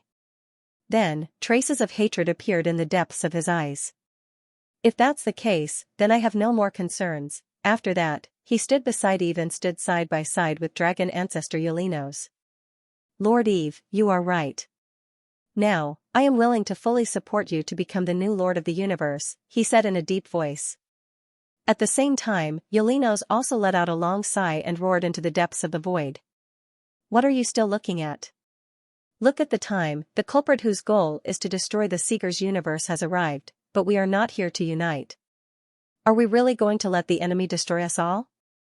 After that, deep sighs came from the depths of the void, and the gods who had not participated in the war also appeared one after another. After they arrived, they all stood beside the world tree. In the void, the red heart that had swelled to the size of a plane flickered with crimson light. There seemed to be a viscous liquid surging in the ferocious blood vessels. Thump. Thump, every time it beat, it would cause the entire universe of Seekers to tremble. A huge amount of void energy and the power of laws flowed over and was devoured by the heart. At the same time, more and more flesh and blood were attached to the blood vessels. The guardian of the stars, Rigdal, looked at the beating heart with fanaticism, like a devout believer. On the other side, the gods gathered around the world tree looked at the red heart with more and more solemn expressions. It's recovering. We can't give it a chance to recover. Ancient god Guei said with a serious gaze. As soon as he said that, dragon ancestor Yalinos roared angrily and spat out a terrifying dragon's breath at the red heart. The scorching golden dragon's breath was like a flood that could destroy the world. It covered the void and quickly swallowed the beating heart. However, the next moment, a shocking scene appeared. The terrifying dragon's breath that could destroy a large plane suddenly shrank toward the center. In just a moment, it disappeared. The red heart was unscathed. Not only that, but streaks of golden light circled around it. Its aura was faintly stronger. He actually swallowed the dragon's breath.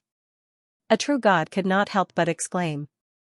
Dragon ancestor Yalinos and ancient god Guei's expressions changed slightly. No. It's not swallowing. It's assimilation. Assimilation. Some of the gods who did not know the truth were confused. The next moment, an ethereal voice sounded softly. It's the power of the key of origin. It was Eve. She, who had been silent since Rigdal's betrayal and the fall of the Lord of Eternity, finally spoke. The key of origin? Many gods cast doubtful gazes. Eve nodded slightly. Ethio seized the key to greatness 1,000 years ago. Assimilation is the unique ability of this key. Assimilation is a mysterious power. Within the laws controlled by the controller, it can assimilate any power into the power the controller needs. In other words, as long as the power can be understood and analyzed by the controller, it can be used by the controller. Now that the key has been fused with the heart, it naturally gained the ability to assimilate. Eve briefly explained the assimilation ability. After listening to his explanation, the mythical creatures who had descended all changed their expressions. Assimilation. Creator. If this heart really belongs to the legendary creator, doesn't that mean that all of our attacks are ineffective against him? Are you just transferring energy to him? A descending deity couldn't help but exclaim. Rigdal, the guardian of the stars, who was standing beside the red heart, became even more passionate when he heard the god's exclamations. That's right, Your Holiness. All of your attacks are meaningless to our Lord. All you can do is speed up our Lord's recovery. Stop struggling. My Lord's awakening cannot be stopped. Any resistance is futile. However, my Lord doesn't intend to exterminate all of you. Among you, apart from the origin laws that I have recovered, I can leave 10 mythological slots open to become my Lord's followers. Rigdal smiled. However, after hearing his words, the expressions of all the gods present changed. The power of law that every mythological creature controlled was a complete origin law. They understood what Rigdal meant. The awakening of the creator would definitely recover the origin laws that the mythological creatures controlled. Only 10 mythological creatures could be spared, losing the power of the origin laws. For a mythological creature whose life had long been bound to the origin laws, meant death. At this moment, some of the weaker gods turned pale. They couldn't help but glance at the few great divine powers present and quietly distanced themselves from them. At the same time, more mythological creatures who had descended looked at their companions with some vigilance in their eyes. Don't be instigated by him. His goal is to make us lose our footing. Noticing the twinkling eyes of the mythological creatures around him, especially those who had descended later, the ancient god Guei was slightly solemn and hurriedly reminded them. As soon as this was said, the gods quickly reacted. A trace of shame flashed across their faces. But, if our attacks are ineffective against him and will even speed up his recovery, how are we going to fight against him? A mythological creature couldn't help but ask. Guei was slightly stunned. At this moment, even he couldn't answer this question. Looking at the beating heart and sensing its increasing power, an emotion called fear and despair began to spread in their hearts. Mythological creatures were also living creatures. They were just a little more powerful. Although they were high and mighty, at the same time, they also felt fear. Previously, all the mythological powers in the world of Seekers had been observing the battle between the World Tree and the Eternal Lord. All the mythological creatures had also witnessed the terrifying scene of the human god system and the god of war Lord being swallowed by the heart. Even the great divine powers were easily obliterated. How could they, who were at most mid-level divine powers, resist? Your Holiness Guei, don't incite the other holiness anymore. Perhaps you and I have an ancient grudge, but they are different. Most of them are only mythological creatures born in the world of Seekers. They have the right to make a reasonable choice. To die or to fight with all their might and become the followers of our Lord. Beside the Red Heart, the guardian of the stars, Rigdal, smiled. Rigdal paused for a moment before turning to Eve and smiling faintly. Of course, you still have a choice, that is, if you can seal the World Tree and hand it over to our Lord, then, all the remaining beings will be qualified to follow our Lord. Once this was said, the atmosphere among the mythological creatures became even more subtle. For a moment, apart from the two true gods of the elves and the black dragon Meryl, even some of the dragon gods had a flicker in their eyes. Of course, this flicker in their eyes quickly disappeared under Yeleno's glare. However, just as the atmosphere on the battlefield became more and more tense, Eve spoke again. Your Holiness Rigdal, looks like, you think you have victory in your hands? Hearing Eve's words, Rigdal raised his eyebrows slightly. He looked deeply at Eve and smiled. Your Holiness Eve, do you still think you have a chance of reincarnating to the next universe? I'm sorry, from the beginning, our Lord has only arranged for 7 reincarnations. The universe of Seekers is the last one. After this, the entire universe will be completely destroyed, and our Lord will be reborn. Once this was said, most of the mythological creatures were still at a loss. However, the ancient mythological creatures led by Guy had a slight change in their expressions. Eve's face was still calm. She smiled faintly and shook her head. No, Your Holiness Rigdal.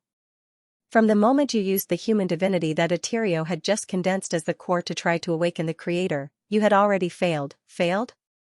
Rigdal was stunned for a moment before he chuckled. Your Holiness Eve, are you saying that the human divinity that was fused with the key of origin is not stable, so it is difficult for our Lord to descend? I'm sorry to disappoint you. The human divinity is only an opportunity for our Lord to awaken, a temporary sustenance. As the great Creator, why would our Lord care about a mere race's divinity?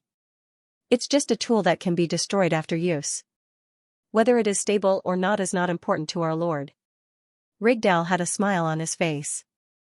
After listening to his words, Eve raised her eyebrows slightly and said, Oh?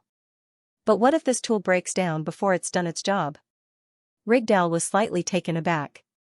He could not help but look at Eve and chuckled. Just as he was about to say something, his expression suddenly changed.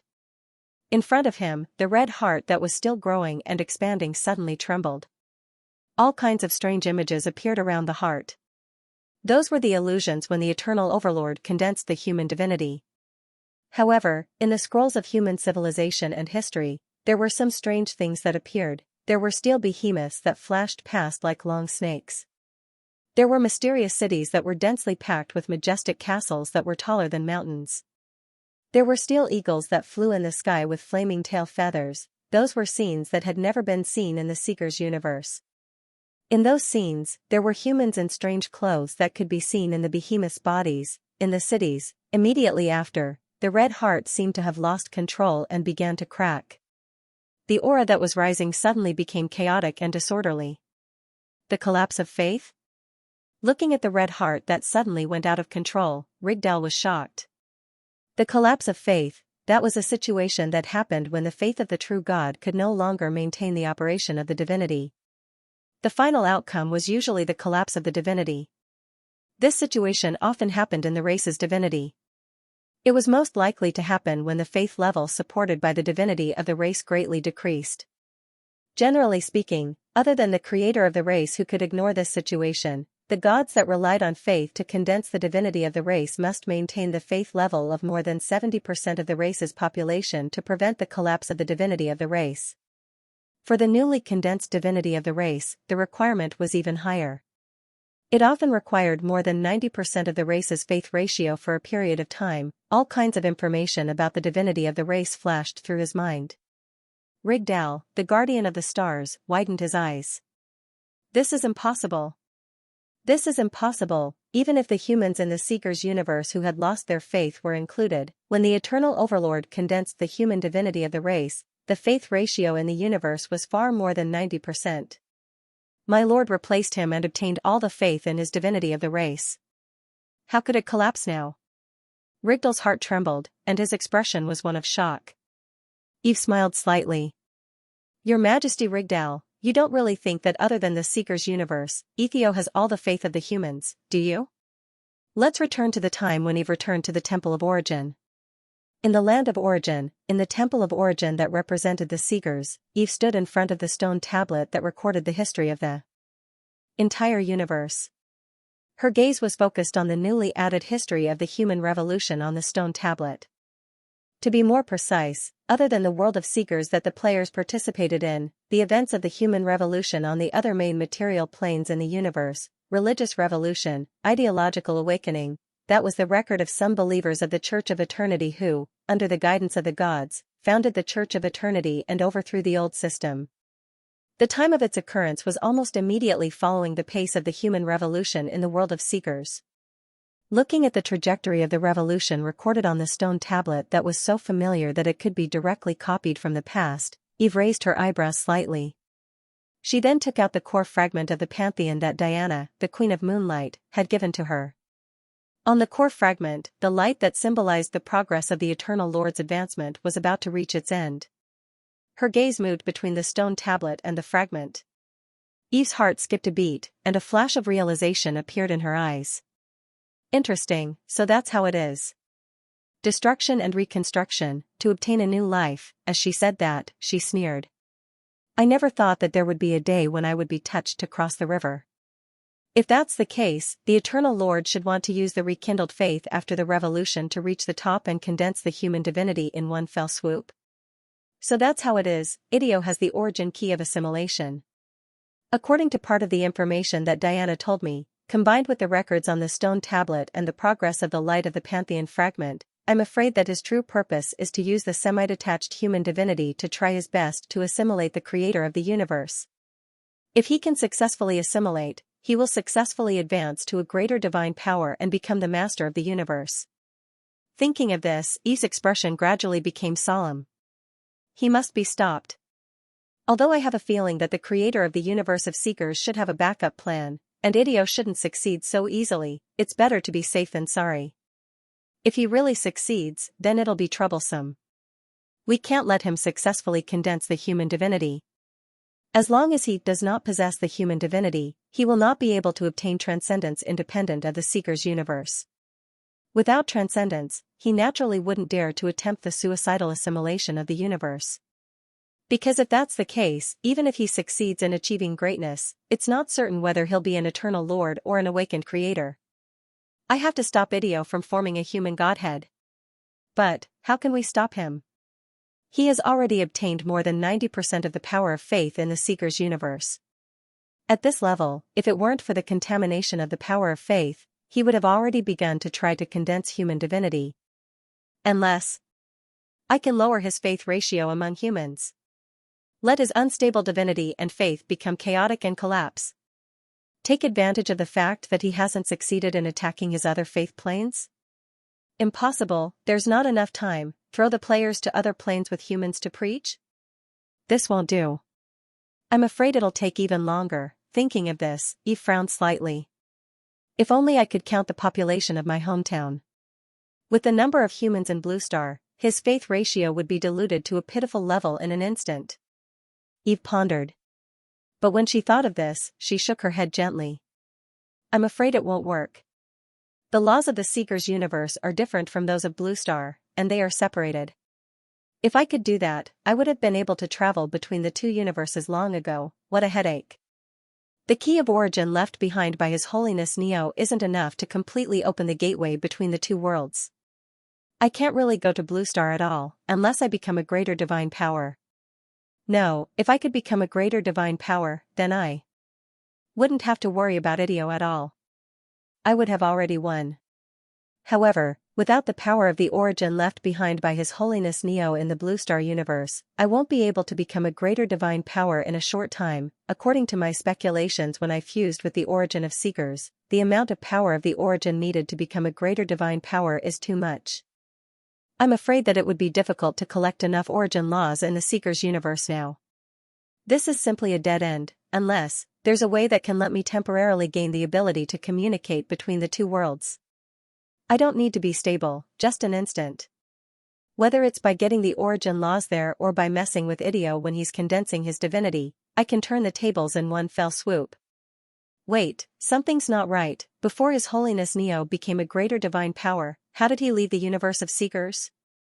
Eve's heart suddenly moved as she thought of a question that she had neglected all this while.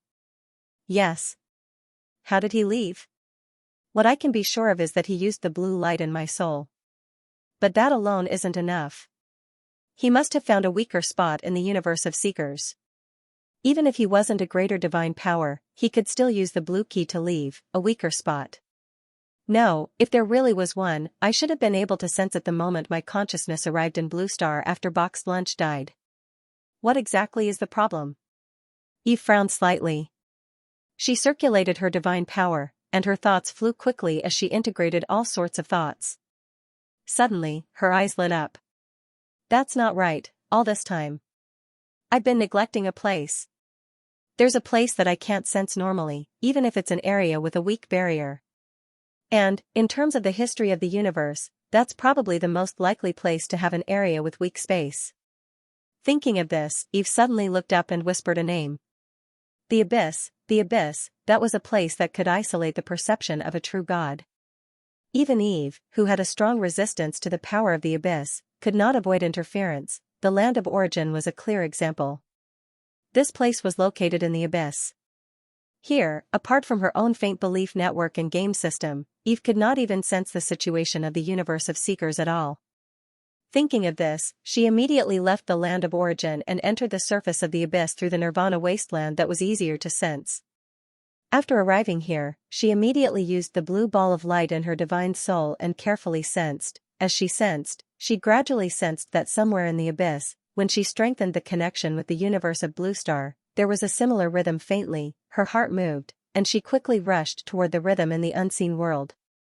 After wandering in the Abyss for an unknown period of time, Eve finally arrived at the end of the rhythm. This was a deep and dark place without light. In the darkness, the rich power of the Abyss was constantly boiling. In the void, there were countless black crystals of various sizes floating.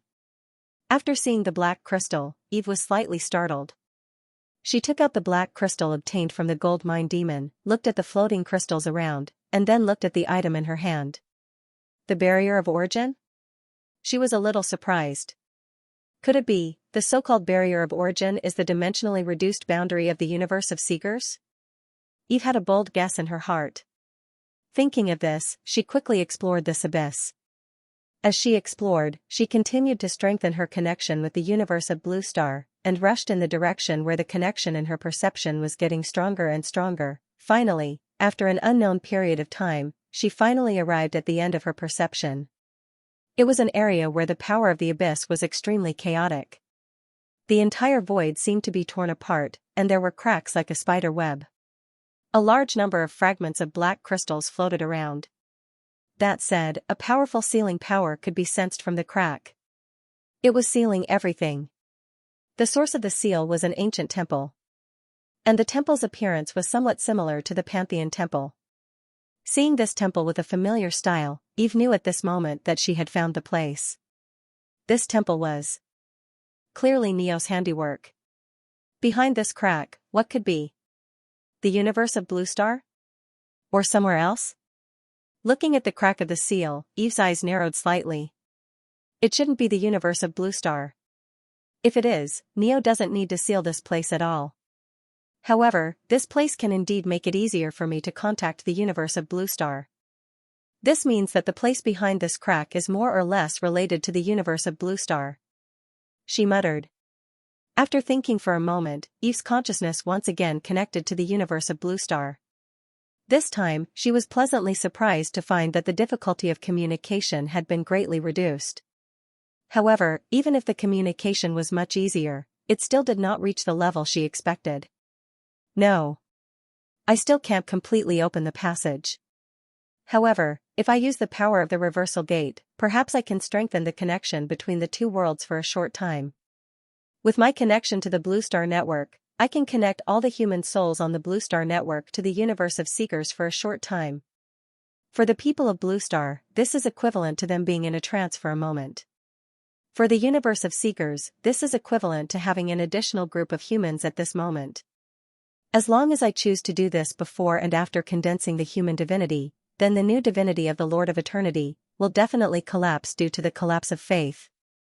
After discovering this method, Eve's eyes gradually brightened.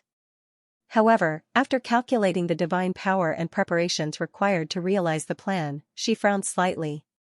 The consumption of divine power is too great. Moreover, I have to charge the reversal gate with enough energy. In addition, during this process, I have to concentrate fully to strengthen the connection.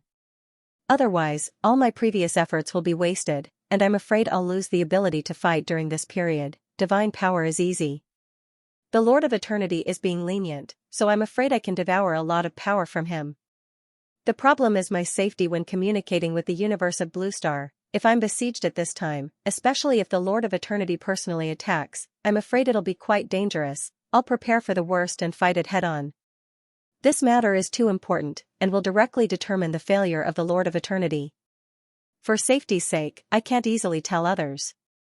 However, if I can take advantage of the Lord of Eternity's arrival to use the Withering Heart to seal his control over the Pantheon, perhaps I can destroy the Pantheon and merge with the world of Seekers in one fell swoop. After merging with the world of Seekers, I should be able to evolve to the next stage of the world tree. I'm afraid I'll have power that surpasses ordinary great divine powers. By then, I should have the capital to fight head-on and prepare my trump cards. With an idea in mind, Eve marked the coordinates of the exploration location and left the abyss, in the boundless void, on the battlefield where the gods had descended. The cracks on the red heart were increasing in number and size, and the restless aura was becoming more and more chaotic. At the cracks, new flesh and blood continued to grow, mending the cracks of the heart. However, the rate of the heart's collapse was getting faster and faster, and soon exceeded the speed of recovery. Finally, it seemed to have reached a critical point where it could no longer be maintained. Dazzling light burst forth from the cracks of the heart, and the entire heart collapsed with a bang. A terrifying wave spread out from the place where the heart exploded. Feeling the energy that made the hearts of the true gods palpitate, the expressions of the gods changed slightly. Not good. Dodge quickly. Ancient god Guei exclaimed. However, in the next moment, a golden triumphal stone door descended from the sky and landed above the explosion site. Dazzling light bloomed on the stone door, enveloping the entire battlefield. The light spread and covered the area where the heart exploded, absorbing the terrifying aftermath of the explosion. It was the true god weapon Eve possessed, the reversal door. She had successfully completed the communication with the Blue Star universe in an instant. With the help of the Blue Star's head to collapse the faith of the human divinity, Eve had completed the task of removing the firewood from under the cauldron. After this, she could naturally use this true god weapon again. Eve's divine power surged, and she controlled the reversal door, successfully transferring the power of the explosion directly to other places at this moment. Under the slightly stunned gazes of the gods, the terrifying aftermath slowly dissipated. A rain of red blood burst out. That was the exploding heart. Gradually, it turned into countless orange-red photons, slowly dissipating and merging into one with the void, as if it had never appeared before. The orange-red key of origin that the Eternal Lord seized also appeared once again, turning into a ball of light and fluttering into Eve's hands. Eve put it away and slowly raised her head, smiling as she looked at the starry guardian of the stars, Rigdal. Your Holiness Rigdal, I've said before, from the moment you tried to use the human divinity condensed by Idio as the core to awaken the Creator, you were destined to fail. What a pity, I originally intended to give this gift to Idio, but I didn't expect it to be used on you in the end. However, this also makes me feel relieved. At least, we finally know who the hidden enemy is in this cycle of reincarnation. Speaking of this, Eve's smile disappeared, and a vast amount of divine power exploded in an instant. After being silent for so long, she could finally try out her newly obtained power. In the next moment, the golden divine power completely enveloped Rigdal, swallowing him instantly. A vast amount of divine power engulfed the figure of the guardian of the stars. Eve did not want to waste any of her power, so she naturally used the Devour ability. However, after using the Devour ability, she was slightly startled as she looked at the place where Riggar had been devoured. The golden divine power slowly dissipated, and Riggar's figure had already disappeared. However, Eve did not receive any of the Devour's energy. No, it could be said that at the moment when Riggar was devoured, other than her own burst of divine power, Eve did not feel any other aura. The guardian of the stars, Riggar, seemed to have disappeared into thin air. Even his aura could not be sensed at all. Yelinos, who had locked onto Riggar from the start, let out a soft cry of surprise, revealing a puzzled expression.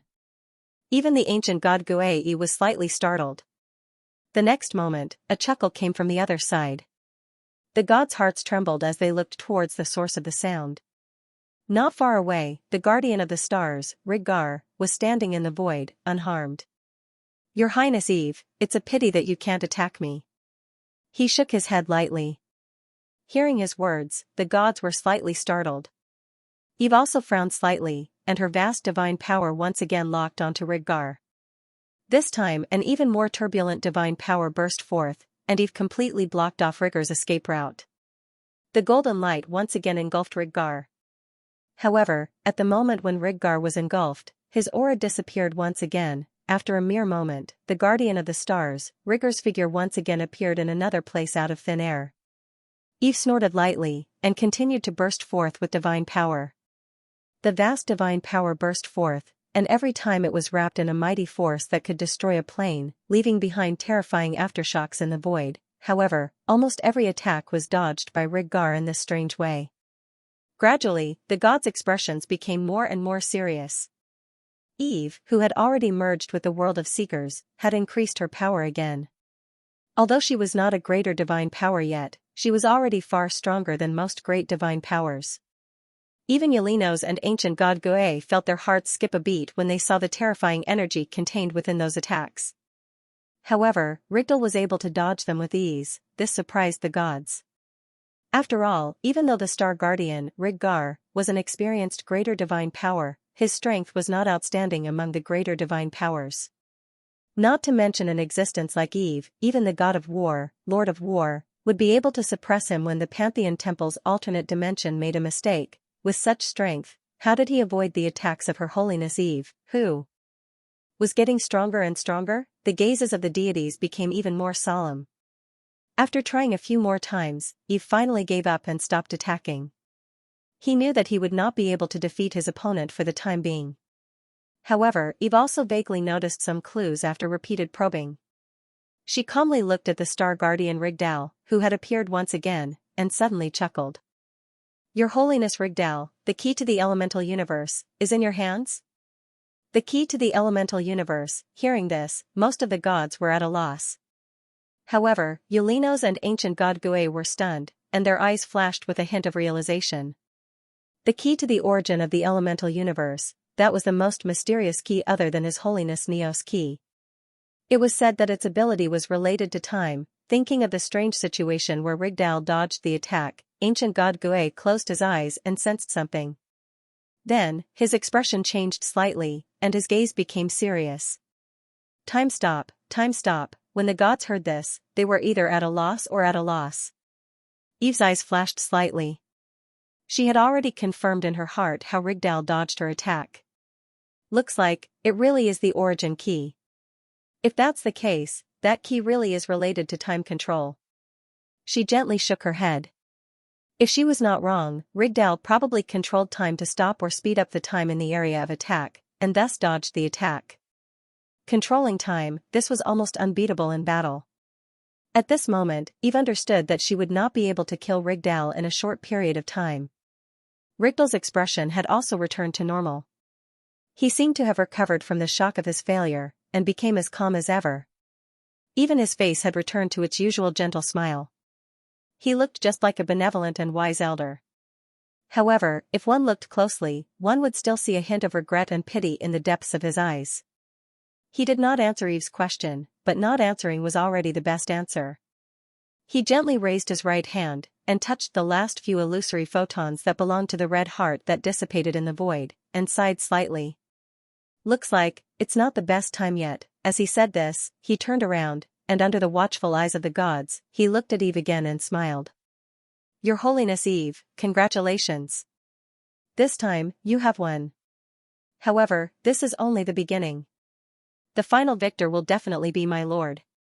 The master of the universe of seekers is my lord. Everything that happens in the universe of seekers is under my lord's watch, and no changes in the universe of seekers can escape my lord's control.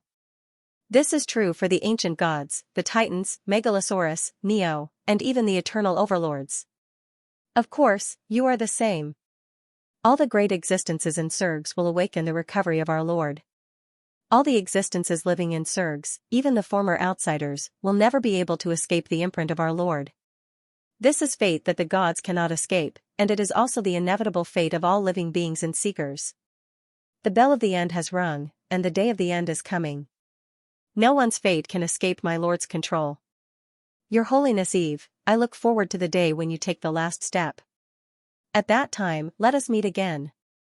I look forward to the moment when my Lord awakens in your body. With that, the Star Guardian laughed, and his figure slowly dissipated. Only the gods were left standing in place, deep in thought. Everything is under his gaze. Everything of Segus is under his gaze. Sui Xiong said. Is that so? So, no matter who ascends to greatness in the end, they will have the same ending as the eternal overlords? Ancient god Guiyi's voice was bitter, and his expression was somewhat sorrowful. The human divinity can't do it, and the cycle of reincarnation can't continue. If the Creator has predicted everything, then is the only path for the universe to be destroyed and the Creator to awaken? Ancient god Guiyi's voice was trembling. However, Eve glanced at the place where the Star Guardian disappeared and shook her head slightly. No, Your Holiness Guiyi. There are many things that he can't predict. Hearing Eve's words, ancient god Guiyi was slightly stunned. Even dragon ancestor Yelinos was slightly stunned. However, Eve did not explain. Instead, she turned and left. However, just as she turned, the true god from the underworld stopped in front of her and bowed. Your Holiness Eve. The abyss is invading. Please provide assistance to the underworld. Don't worry, the underworld is fine. Eve shook her head slightly and said. It's fine? The true god of the underworld was slightly stunned. Eve nodded and said to the gods. Otherwise, where do you think I sent the power of the explosion with the gate of reversal? As soon as she said this, the true god of the underworld was stunned. At the same time, in the abyss. Outside the underworld, in front of the abyssal plains that surrounded the infernal plane. The demon gods looked at the abyssal army at the rear of the battlefield, which had been completely destroyed by the inexplicable and terrifying explosion, as well as the abyssal plains that were on the verge of destruction in the aftermath of the explosion. What just happened?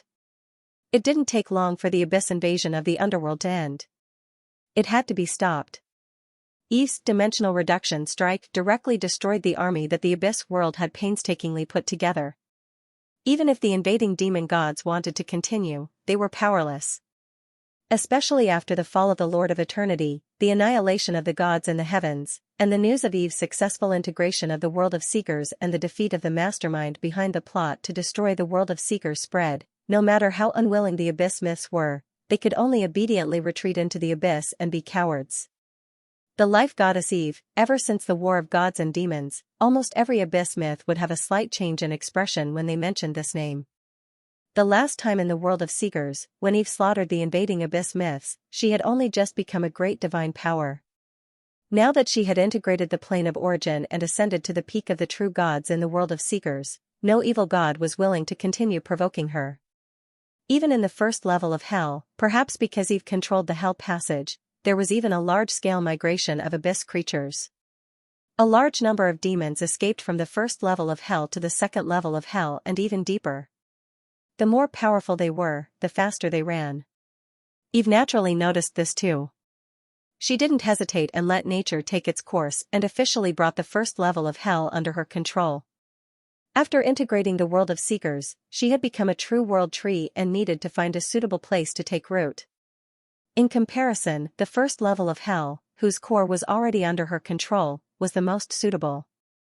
The world tree was constantly absorbing the energy of the void and growing stronger. With the abyss as the soil, not only could it increase its power by devouring the energy of the abyss, but it could also weaken the strength of the abyss and delay the abyss devouring of the world of Seekers. In addition, as it continued to grow and extend its roots into the depths of the abyss, it could gradually strengthen its connection with the land of origin and the universe of Blue Star. This was a choice that killed two birds with one stone. Eve did as she thought, and in the process, the abyssal mythologies did not resist at all. They could only watch as she settled into the abyss and inserted her massive roots into the first level of hell. Looking from the first layer of hell, one would see a shocking scene. Huge roots descended from the sky, burrowing deep into the ground and quickly covering the entire layer of hell. From the perspective of the universe, one would see that the majestic tree had become the most spectacular sight in the entire Surge's universe. He took root in the center of the abyss, rose from the ground, and rushed straight to the upper space of the Seeker's universe. One plane after another revolved around him, like a star that was protecting him. Above the treetop, ever since the fall of the gods in the heaven realm that had lost the support of faith was slowly collapsing.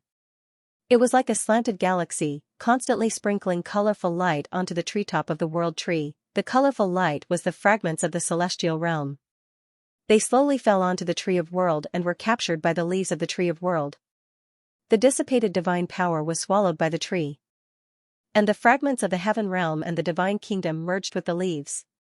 There was no doubt that as the heaven realm continued to collapse, the joint plane formed by the divine kingdoms that believed in the true gods, the world that symbolized the supreme authority of the Seeker's universe in the eternal era, would eventually be completely swallowed up by the tree of world.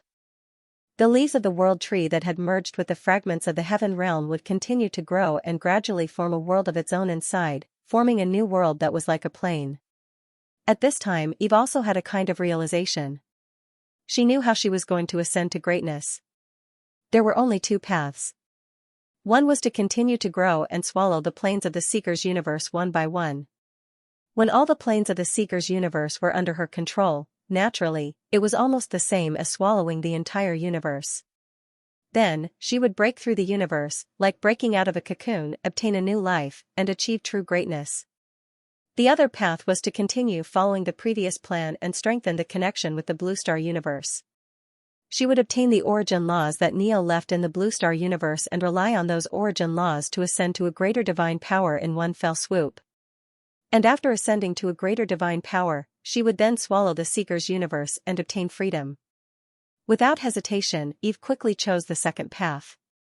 There was no other reason. The ending of the Eternal Master had already made Eve realize that the sleeping Creator had never given up on controlling the Seeker's universe.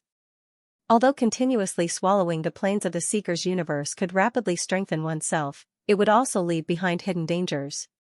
Just like the Eternal Master. At the final juncture, Ideo had already become a half-step into greatness.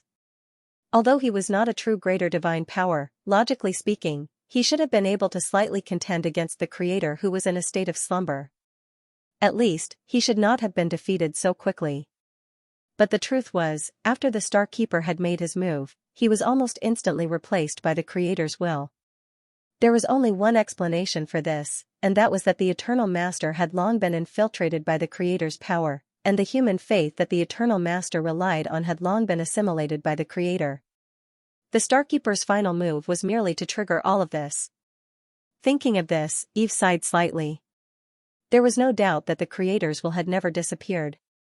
Perhaps every plane of the Seeker's universe, every bit of power, every flower, every blade of grass, every tree, and every piece of wood had his mark. The stronger one was, the stronger this mark would be. So, this means that I can't rely solely on swallowing the Seeker's universe to achieve greatness. If I do that, it's very likely that I'll follow in the footsteps of the Eternal Master. For me, the safest way is to continue swallowing planes and the abyss to open up a passage to Blue Star and obtain the power of the origin left behind by His Holiness Neo. Then, I'll rely on the power of the origin stripped from the Seeker's universe to reach greatness. Even so, when I reach greatness, I'm afraid that I'll have to face the invasion of the Creator's will. In the end, I'll still have to fight against him. Fortunately, unlike the Eternal Master who relies on faith and whose soul is easily influenced, I'm an ancient god, and my soul is also an outsider. It won't be so easy to be corrupted. The Creator is definitely a terrifying existence. If I want to suppress him in the final battle, I must have a shield that can help me stay true to myself and suppress the Creator's will at the same time. This shield must have the power to block out the Creator's interference. Eve's thoughts were in a whirl, and she already had an answer in her heart. To be able to resist the Creator's corruption and block out the Creator's power, he indeed had such power. That was a player who came completely from the world of Blue Star and had nothing to do with the world of Seekers. To be more precise, Eve relied on the player's sea of consciousness to connect to the network of faith to create the massive game system, Elven Nation. At this point, Eve could not help but think of the records she saw on the Seeker's stone tablet. When she went to the Temple of Origins, the records talked about the revival of the World Tree, the growth of the elves, and the coming of a revolution in the human world. However, it did not talk about a group of people who played a key role in this series of events, the players. Or rather, the elves' chosen ones. All the records about the players were summarized in terms of elves. It felt as if the stone tablet could not identify the players' identities. At that time, Eve guessed that it was because of the players' origins that the Creator could not sense their existence. When the Guardian of the Stars, Rigdal, appeared and when Eve foiled his plan, she also observed more things. That was, even Rigdal could not sense the existence of the players. Speaking of which, this was indeed the case. From the beginning to the end, Rigdal had never mentioned the elves' chosen ones. The records on the stone tablet were direct evidence. Otherwise, with the role that the players played in the revolution, they would definitely be heavily marked. After careful analysis and consideration, Eve came to a bold conclusion. That was, the Creator had not yet awakened, and it was the subconscious of the Creator that operated secretly in the universe of Seekers. The Guardian of the Stars, Rigdal, was probably not a normal ancient god. It was more likely that he was a system program left behind by the Creator. Everything that Rigdal did was based on the program set up by the universe of Seekers. There was nothing that could be done about bugs outside of the program. The players were such bugs. The origin law that His Holiness Neo stripped from the universe of Seekers was also such a bug. These two things were the real reason why Eve could ascend to greatness and fight against the Creator. Players, Eve's gaze was deep as her consciousness once again connected to the game system of Elven Nation. Today, the game system was no longer just a tool that Eve used to command the players. As the number of players increased, and as the sea of consciousness connected to the game system grew larger and larger, the game network of Elven Nation had already undergone some kind of transformation and became a huge monster. It covered Eve's belief network and faintly connected with Eve's belief network. It also protected Eve's soul. Without a doubt, if she could continue to strengthen this game system, Eve could use this game system to create a spiritual shield that could resist the invasion of the Creator. Not only that, the players who descended could also disperse to various planes of the universe of Seekers and help Eve to strengthen her belief. They could also help Eve reclaim planes and speed up her path to greatness by connecting to the Blue Star. Eve even had a guess. If the players who descended were really bugs to the universe of Seekers, then, if there were more and more bugs, would the recovery mechanism that the Creator left behind and continued to operate for several eras collapse or go out of control because of too many bugs? This was a worthwhile attempt. From another perspective, this idea was similar to using the humans on the Blue Star to reduce the belief ratio of human divinity, causing the collapse of belief and divinity. of course, even if it did not affect the recovery of the creator in the end, more and more players could become a force for Eve. Perhaps they were currently very weak and could not help at all, but Eve knew that this was only because she had not fully stimulated their potential. At this thought, Eve already had a plan in mind. That was to further increase the number of players, increase the strength of the players, strengthen the game system network, and strengthen the activities of the players in the universe of Seekers. Let their footprints spread to every corner of the Seekers and let their actions affect the history of the universe of Seekers. In summary, she would add a bug to the universe of Seekers and disrupt the recovery mechanism of the creator. Of course, in this process, Eve would continue to strengthen herself and prepare to connect to the world of Blue Star and take back the origin law. That day was probably not far away. Now that I have the origin key of assimilation, if I can get the origin law that His Majesty Neo stripped, I can use the assimilation ability to immediately activate the ascension ritual. At the same time, after achieving greatness in this way, I can continue to rely on assimilation and devouring to fight against the creator of the universe of Seekers and finally achieve transcendence, prepare to further expand the player's summoning. Now that I've become the World Tree, my strength has increased once again. I can now accommodate more players and support them to become stronger. However, the number of Chinese players is ultimately limited. It's time to consider expanding the players' summoning to the entire Blue Star. The era of the dimension has begun. What kind of sparks will the collision of players from different cultures create in the universe of Seekers? At this thought, Eve smiled slightly and looked forward to the future. She pondered for a moment and once again summoned the Fairy King, Fennel, and told her about her plan to further expand the number of players and ordered her to modify the game system according to her needs. With the language proficiency ability, the players' language barriers would not be a problem. As for how to explain the Blue Star, well, just continue to use advanced technology. With the technological development of the Blue Star and Eve's control of the Blue Star network, people would naturally fill in the blanks themselves. However, just after Eve gave the order, the Fairy King, Fennel, was a little hesitant, as if she wanted to say something. "Fennel, do you have anything you want to say?" Eve asked. Her Majesty Mother Goddess, Fennel scratched her head and said, "The war in this war ended. The outcome of this war exceeded our expectations. We didn't design a relevant plot, and the cutscenes that we originally planned couldn't be synchronized. Many players were confused about the current situation and said that the game experience was terrible. The official forum was filled with complaints." Eve paused for a moment, shook her head, and said, "It doesn't matter. Just follow the previous template and issue an apology. Say that it's a bug in the system, and then fire a few temporary workers. Just give some compensation. Give more compensation, and everyone will naturally pretend that nothing happened."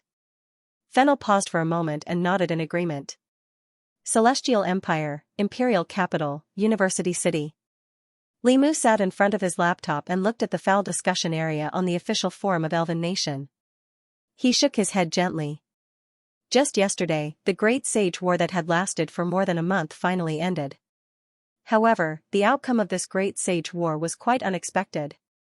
There was no game background, no cutscene animation, and the players had won in a muddle-headed manner before they could figure out the situation. This poor gaming experience instantly ignited the anger of the players. It was important to note that the game officials of Elven Nation had done a lot of foreshadowing for this plot in the early stages.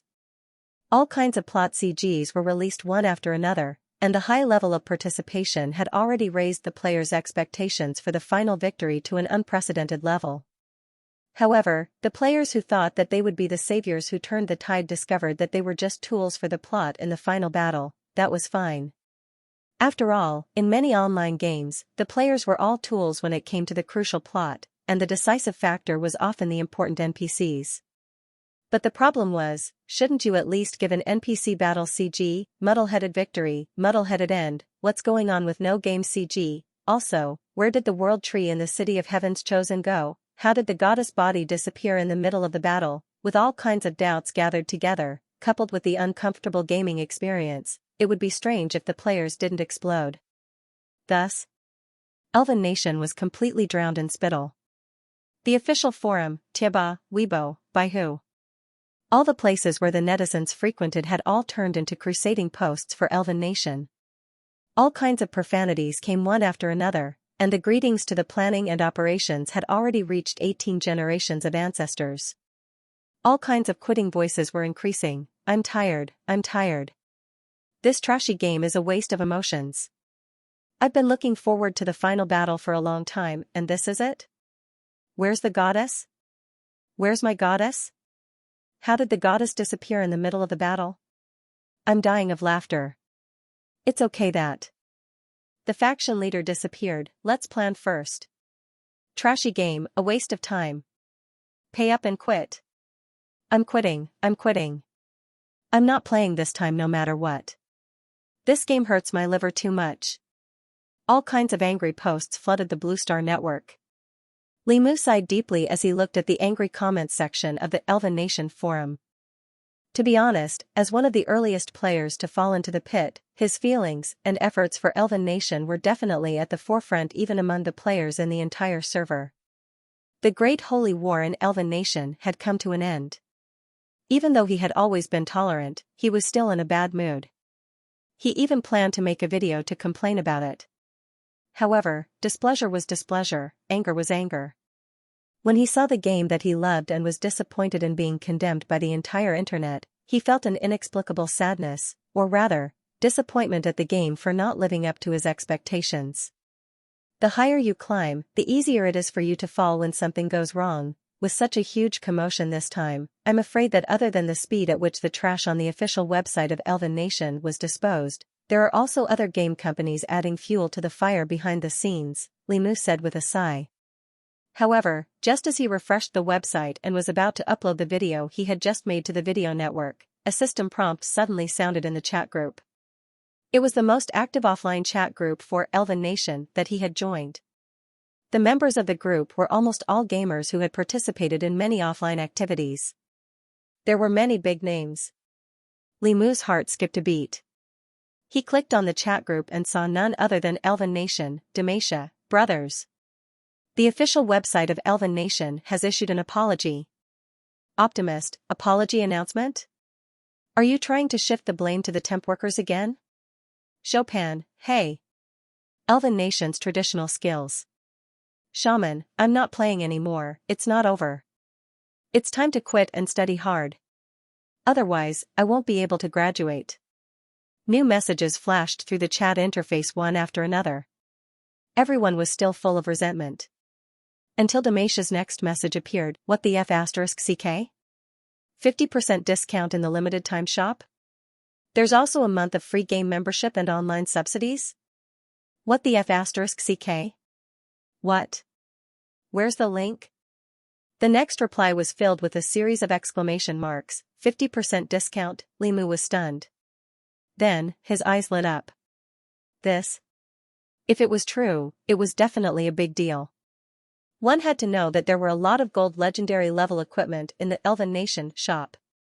Even Limu felt his liver ache when he saw many of them. If it was a 50% discount, he took a deep breath and then excitedly clicked on the link that Xianxia sent to the group. Dear Chosen Ones, thank you very much for your patience and understanding. During the Great Crusade event on March 3rd, due to the mistake of the temp workers, a sudden program malfunction caused an abnormality in the game.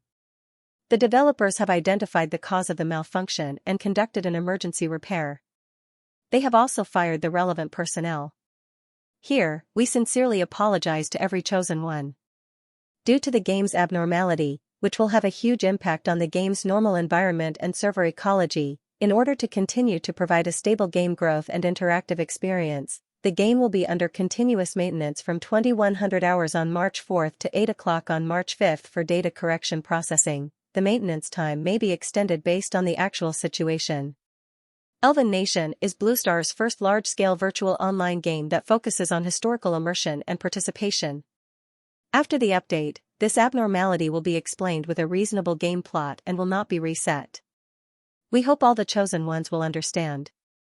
At the same time, the new game expansion Elven Nation, World Tree will enter the countdown. Higher levels and more expansive maps will be available to all the chosen ones in the near future. At that time, the Elven Nation server will be officially open to players all over the world. We welcome new and old players to join. Once again, we sincerely apologize to all of you. We know that every chosen one has poured their heart and soul into the continent of Seekers. We also sincerely thank everyone for their support and love for Elven Nation. We will do a thorough self-examination to improve the stability of the program and continue to optimize the game experience of the chosen ones. We have formulated the following compensation plan to express our apologies for the inconvenience, and loss caused to the chosen ones by the data abnormality. The compensation will be sent to the in-game mailbox after the maintenance ends. Compensation related to data recovery. After the server is repaired, all the chosen ones will receive 1 month of free gaming experience, Blue Star time, same below. Within 30 days, they will receive 1 daily lottery ticket in the shop as online subsidy. All players will receive 30,000 binding contribution points through the mail as compensation. Within 3 days, they will receive a 50% discount in the shop as well as a buff of double experience and double contribution points. At the same time, players who have changed their profession during the compensation period will have a free chance to change their profession again. Other than that, we will also give out additional compensation items according to the level of the chosen ones. The compensation items include Divine Artifact Repair Points scrolls, special prize lottery tickets, resurrection coins, and so on. The details are as follows. Black Iron players, from low to high level, would receive Divine Artifact Restoration Points scrolls worth 3,000 to 20,000 contribution points, 3 special prize pool lottery tickets, and 100 resurrection coins.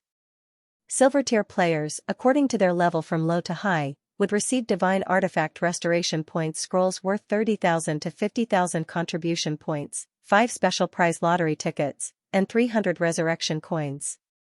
Gold level players, from low to high, will receive Divine Artifact Repair Points scrolls worth 70,000 to 150,000 contribution points, 10 special prize lottery tickets, and 800 resurrection coins.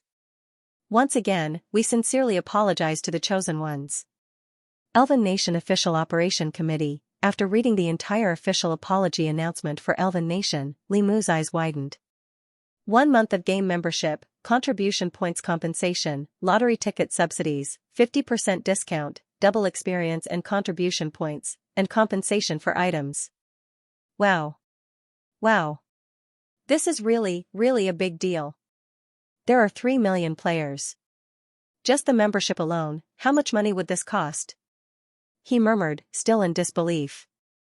Although contribution points had been greatly depreciated since the launch of the game, such a generous reward could definitely be said to be more generous than the mission rewards of the Great Sage War. In his excitement, Li Mu hurriedly turned off the computer, slipped into the stealth cabin, and logged into the game.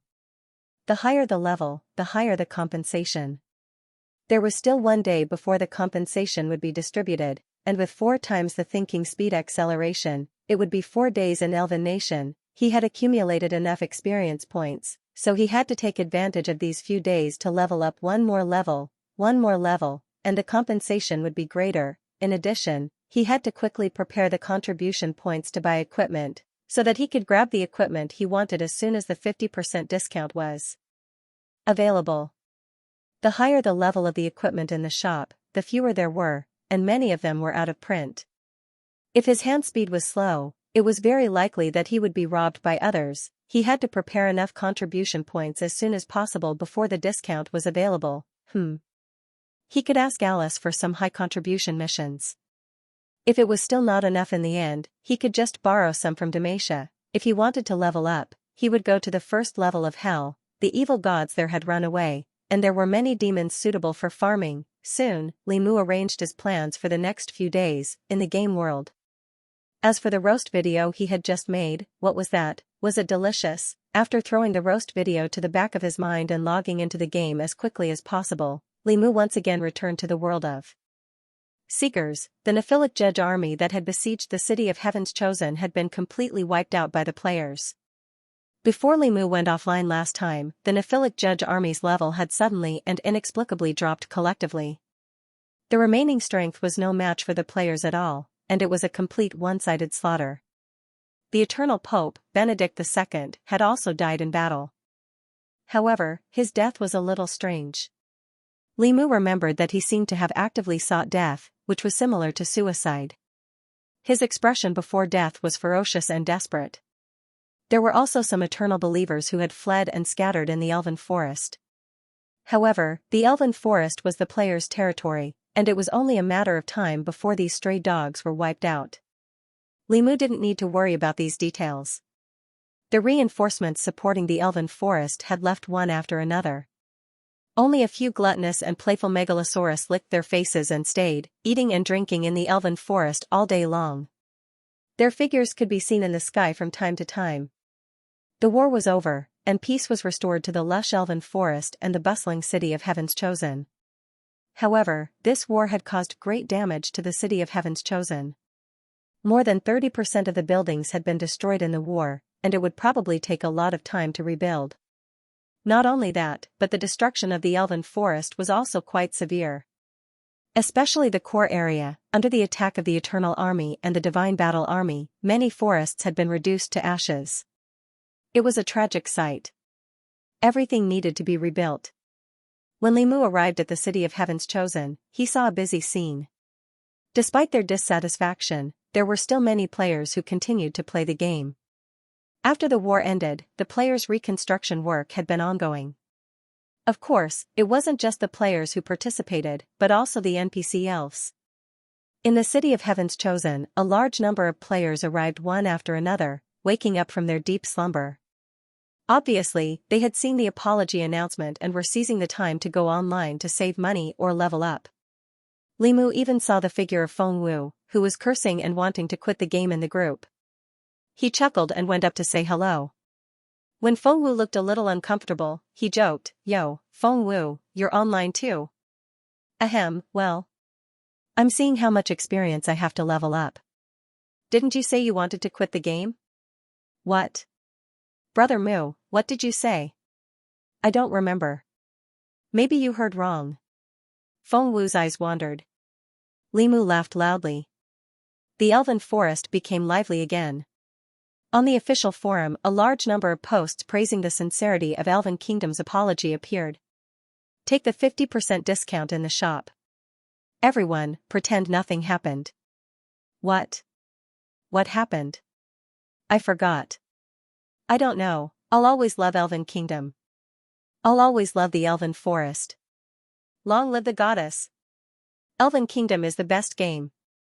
Elven Kingdom's operation is the best game operation. Woola. Similar ridicule could be found everywhere in the comment section. Look, it's settled.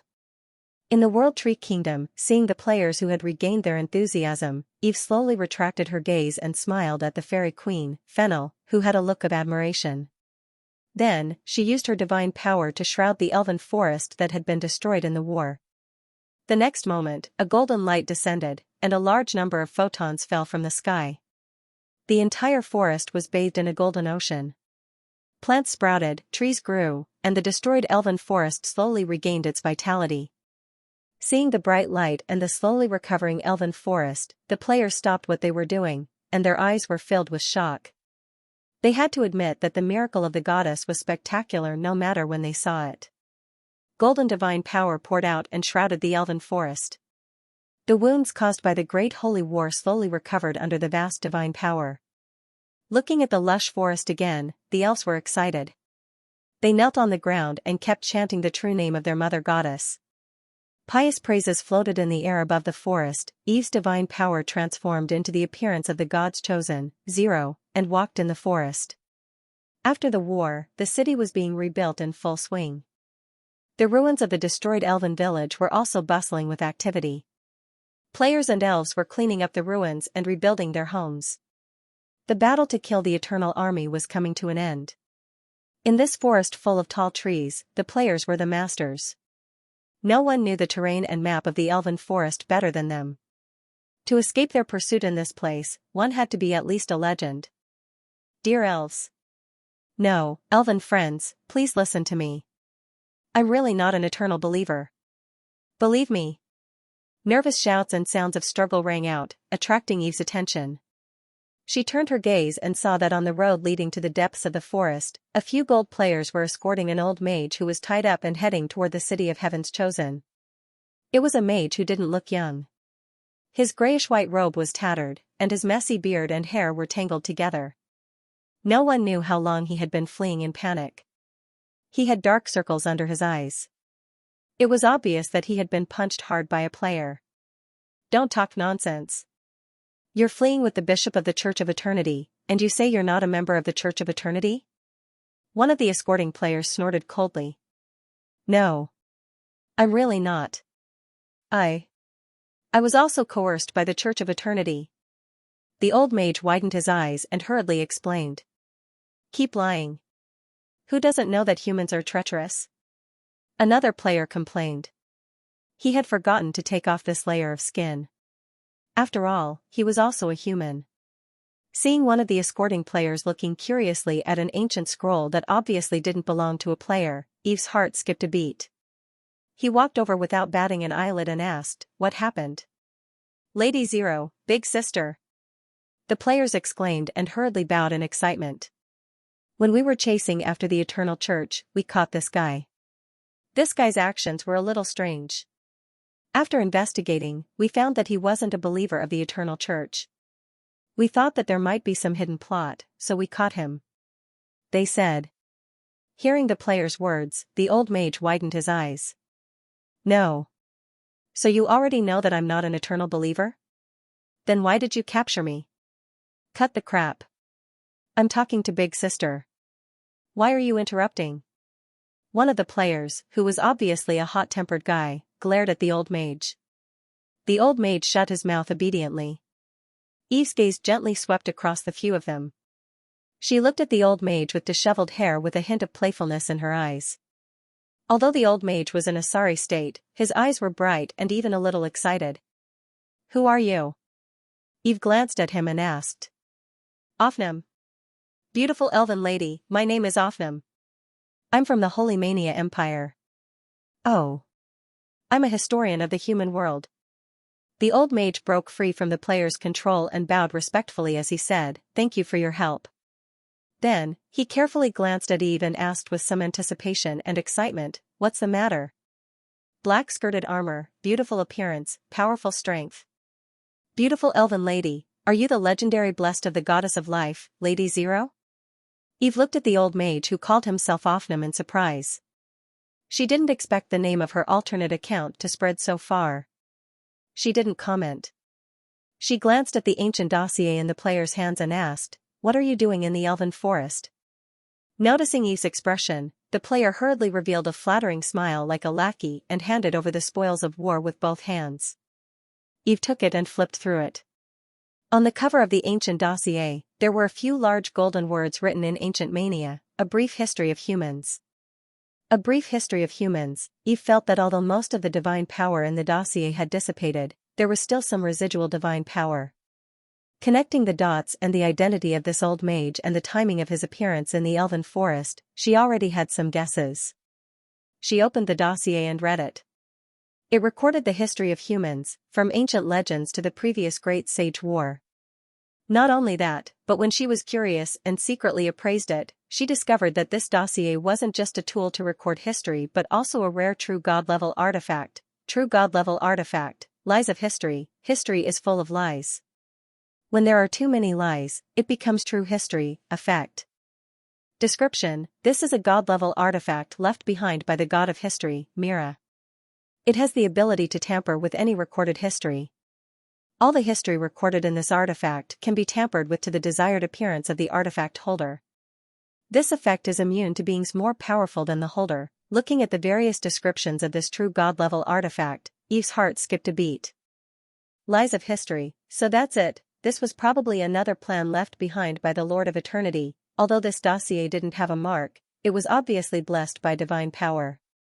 The previous owner was probably the Lord of Eternity. In other words, this was probably used by the Lord of Eternity to tamper with history, and this old mage who called himself a historian was a tool that the Lord of Eternity found to record the true history. If she hadn't merged with the world of Seekers, the Lord of Eternity would have used this old mage's records to tamper with human history and conceal his loss of control over the human population in the world of Seekers. After that, he would be able to condense human divinity in a short period of time and attempt to ascend to greatness. However, it was a pity that his fate was sealed from the beginning.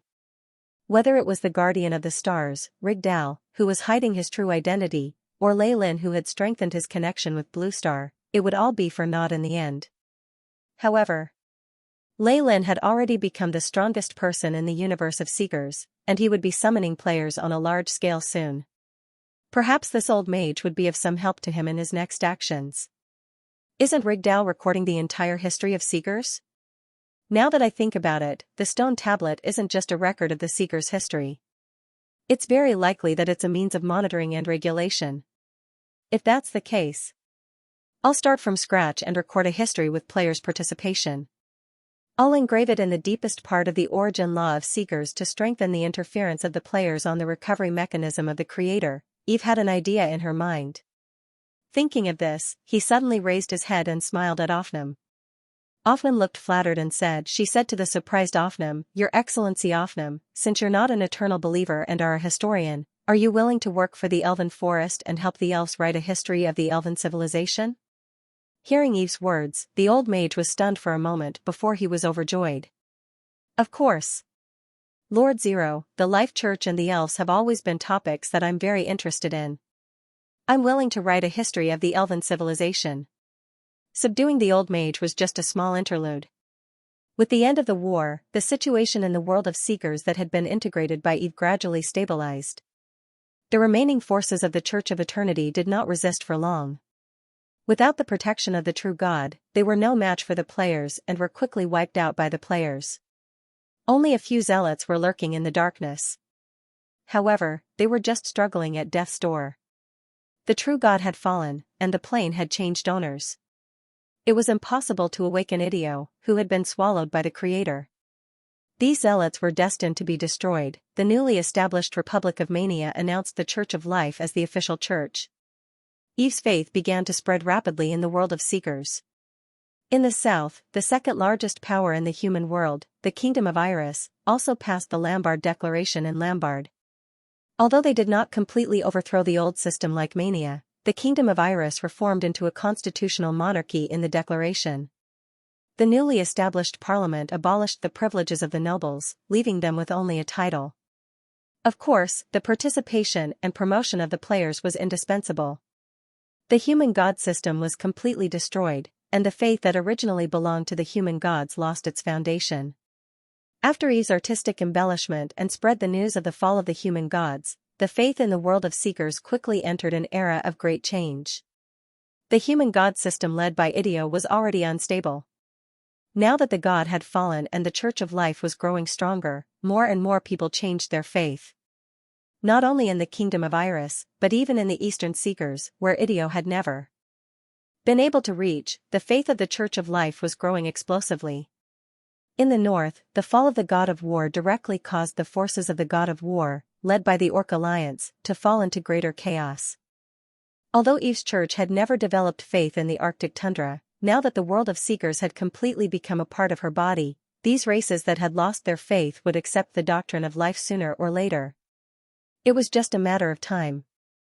Only the dragon god, the gods of the underworld, the dwarven god, the god of forging, and the ancient gods of the Eastern Seekers who had shown goodwill to Eve before and after the war, or the weaker true gods with independent beliefs.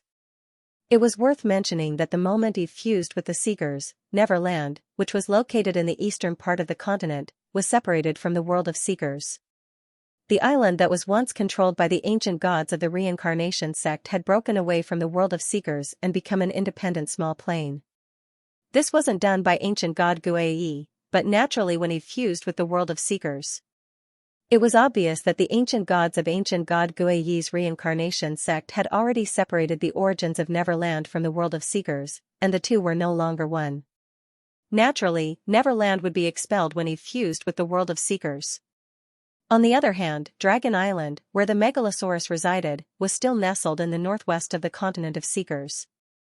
Even though Eve had already noticed that Dragon Island was actually a small plane that had been transformed into a large island through a special method after fusing with the planes. Damn, where else are we going? You've already become a world tree, so you should be fusing with the large and small planes of the world of Seekers next, right? If that's the case, there's no point in leaving. We're not like those old antiques who were prepared to run away tens of thousands of years ago. Besides, even if we run, where can we run to? That bastard Rigdal already said that this is the last universe. It's better to stay here with you. It's relatively safer. If you achieve greatness and obtain freedom, we Megalosaurus will also be liberated. By the way, if I'm not wrong, you should have already obtained His Majesty Neo's key, right? In the rebuilt city of Heaven's Chosen, dragon ancestor Eulinos, who had transformed into a human form, sat on a recliner, eating skewers with relish while looking at Eve. How did you guess? Eve, who had descended in the form of wind, asked in return. Damn, of course it's those strange scenes when the human divinity collapsed. If I'm not wrong, that shouldn't belong to the world of seekers. In history, only His Majesty Neo had the experience of leaving the world of seekers, but now, those scenes are clearly related to you. Thinking about it carefully, I came up with these guesses. Yelena said. Then, she let out a long sigh. Your Majesty Eve, whether we can achieve true transcendence now depends on you. If you need anything, feel free to ask. All the Megalosaurus will do our best to provide support, thank you. Then I won't stand on ceremony. In the next few years, I plan to gradually fuse the planes of the world of seekers to prepare for greatness. In the process, there may be times when I need to use the power of the Megalosaurus. Eve replied. Is it to help deal with the pollution left behind by the Creator on the planes that Ideo belongs to? Eulinos raised an eyebrow and asked. With the collapse of the human divinity, the planes that once belonged to Ideo also experienced a collapse of faith. However, because Ideo's faith was eventually replaced by the pollution of the Creator, the humans and other intelligent creatures in those planes who once believed in Ideo were also affected. Many creatures went crazy, and some mutated or even fell into abyssal creatures. Because of this, most of the planes experienced a collapse of order and fell into a dark-like chaos, especially those planes that were dominated by humans. Many even showed signs of turning into the abyss. This even made Eve have some guesses whether the power of the abyss had something to do with the identity of the Creator. Or, rather, could the legendary will of the abyss be a part of the Creator's will? Of course, these were all guesses. But one thing was certain. With the fall of the gods and the collapse of the heavens, it was not only the era they created that ushered in dusk, but also their former followers and those planes. In contrast, the world of seekers that Eve had fused with, and the ocean plane, Mindel, that had long been under Eve's control, had escaped this disaster in the almost successful revival of the Creator. And if she wanted to fuse these planes, the influence of the Creator had to be eliminated before the fusion.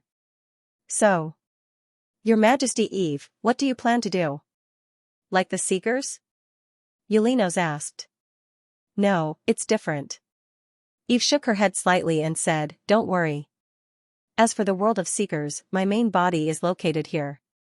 I can first fuse with the world's origin, then fuse with other planes, but I can't do the same with other planes.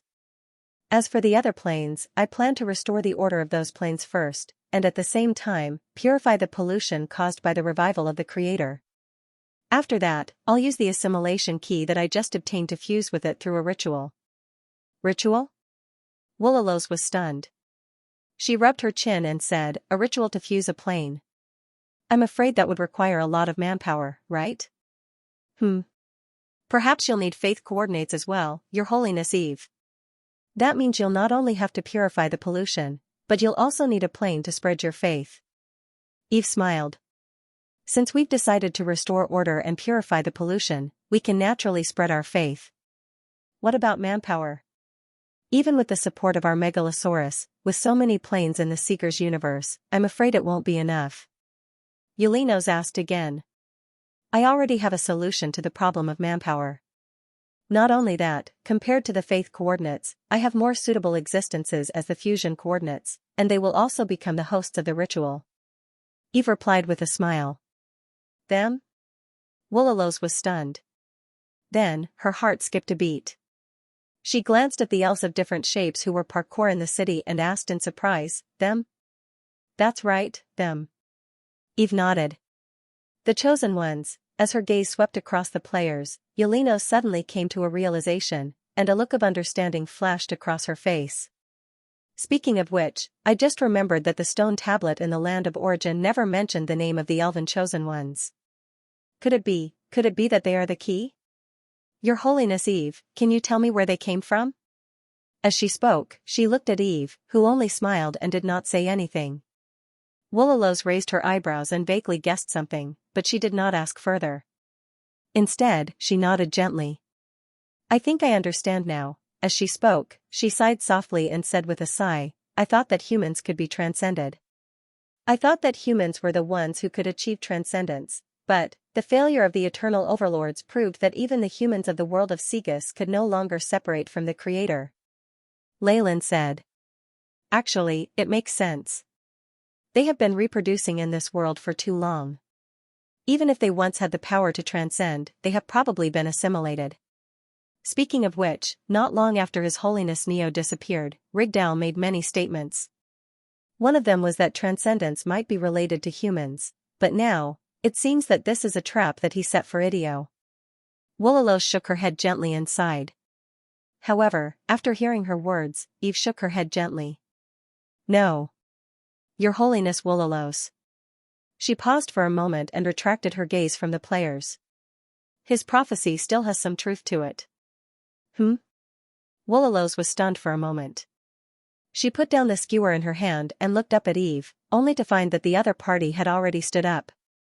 It's about time. It's time to go to the venue. Eve looked at the sky and said. After saying that, she took a step forward and walked toward the back of the City of Heaven's Chosen. Woolalows also nodded slightly. She threw the wooden skewer aside, jumped down from the recliner, and followed Eve's footsteps. Behind the City of Heaven's Chosen, where the world tree used to be. The tall tree had disappeared. Now, there was only a huge door of light left. It was a passage that led outside the world of seekers, or rather, outside the world tree. The entire door of light was enveloped by an invisible barrier, and no one could approach it. However, this did not include the two mythical figures. Their figures slowly disappeared into the door of light. Because they had deliberately used divine power to conceal their figures, no one in the City of Heaven's Chosen noticed. In the world of seekers, on the trunk of the world tree, the former nature temple had undergone earth-shattering changes, turning into an even more majestic palace. And on the door of the palace, the words True God Temple flickered with golden light. This was a supreme temple that Eve had rebuilt after collecting the fragments of the broken pantheon and fusing them with the nature temple on her main body. It would also be a new place for the gods to gather and discuss in the future. In order to distinguish the destroyed pantheon, she named it True God Temple. In the temple, divine thrones were divided into two sides. There weren't many of them, but each one flickered with holy light, and there was a majestic figure shrouded in holy light sitting on each one. They were the surviving true gods of the world of seekers after the war. Behind every true god's throne, there were many existences of different shapes and sizes. They were all the demigods of the world of seekers other than the abyss. The door opened, and Eve slowly walked in. Seeing her appearance, all the true gods consciously stood up from their seats and bowed respectfully to her. And the demigods' postures were even more respectful and awe-inspiring. Ancient god Guiyi's illusory figure stood at the forefront of the true gods. His gaze fell on Eve, who was dressed splendidly. He sighed softly and bowed slightly. Welcome back, Master of the Era, Her Highness Eve Yektelshare. Welcome back, Master of the Era, Her Highness Eve Yektelshare. The various mythological figures also bowed respectfully. Eve slowly walked through the long golden carpet in the center of the temple and came to the front of the temple. She gently sat down on the main seat in the center. Then, the true gods also took their seats. Her Highness Eve, the Lord of Eternity has fallen, and the heavenly realm has collapsed. According to the ancient oath passed down from His Highness Neo, you will become the new master of the era of the world of seekers. Her Highness Eve, do you want to restore your past title and continue the Silver Era? Ancient God Guiyi asked. No, there's no need. Eve gently shook her head. Her gaze swept across the gods in the temple and continued, the countdown to the end of the universe has already begun. The master of the era has long become a joke. For existences like us who are trapped in this world, there's no point in determining who is superior. We only have one goal, and that is to transcend. Hearing Eve's words, the true gods fell into deep thought. That's right. However, Her Highness Eve, at least, give the new era a name. Could it be that you want the various planes to continue with the eternal era? Yelena smiled. Eve raised her eyebrows. His gaze swept across the pillars of the temple and the planes that shone like stars in the dark void. After pondering for a moment, he said, "Let's go to the Holy Land of Light. Then, let's call it the Dawn Era. I hope that one day, we can break through the darkness and welcome the true dawn." End of volume. Blue Star, San Francisco. In an office filled with people, a man with a cigarette in his mouth looked at the time on his watch and threw his half-drunk coffee into the trash can. He whistled, looked at his partner who was still working, and patted him on the shoulder. "Hey, Tony, do you have any plans for this weekend? I recently bought a new fishing rod. Do you want to try it out at the lake tomorrow?" Tony was a young man who looked to be in his 30s. He was tall and thin, with a head of messy dark brown curly hair. The dark circles under his eyes from staying up all year round and the high nose that he inherited from his father gave him a melancholic temperament. When he heard his old friend's words, he saved the unfinished work, gently closed the computer, and shook his head. "No, Hand, I already have plans for this weekend." "Plans? Is there a new virtual reality game released?" Hand raised his eyebrows, put the cigarette butt in the ashtray, and asked curiously. "Something like that. Have you heard of Elven Nation?" Tony asked with some anticipation. "Elven Nation? It's a little familiar. Damn it, why do I find this name familiar? It must be because I drank too much whiskey yesterday." Hand shook his head. "No, Hand, you should have heard of it. It's a virtual reality game that exploded on YouTube last year." Tony continued. "A virtual reality game that exploded? That sounds familiar. Which company is it from?" I think it's from Europe." Hand lit another cigarette for himself and asked casually. "No, it's from Celestial Empire." Offline shook his head. Celestial Empire? Damn, since when did Celestial Empire have a virtual reality game that caught your eye? Hand's eyes widened, and the cigarette in his hand almost fell to the ground. But soon, he suddenly realized and instantly stood up from his seat. "Oh, God, I remember now. It's the game video released by the students studying in Celestial Empire last year on YouTube. The one that feels like the Lord of the Rings." "Yes, that's the one." Tony smiled. "Eh? But I remember that game was only released in Celestial Empire?" Hand frowned. "That was in the past. The international server was opened at the beginning of the year. However, there were limited slots and very few people managed to get a spot." Tony explained.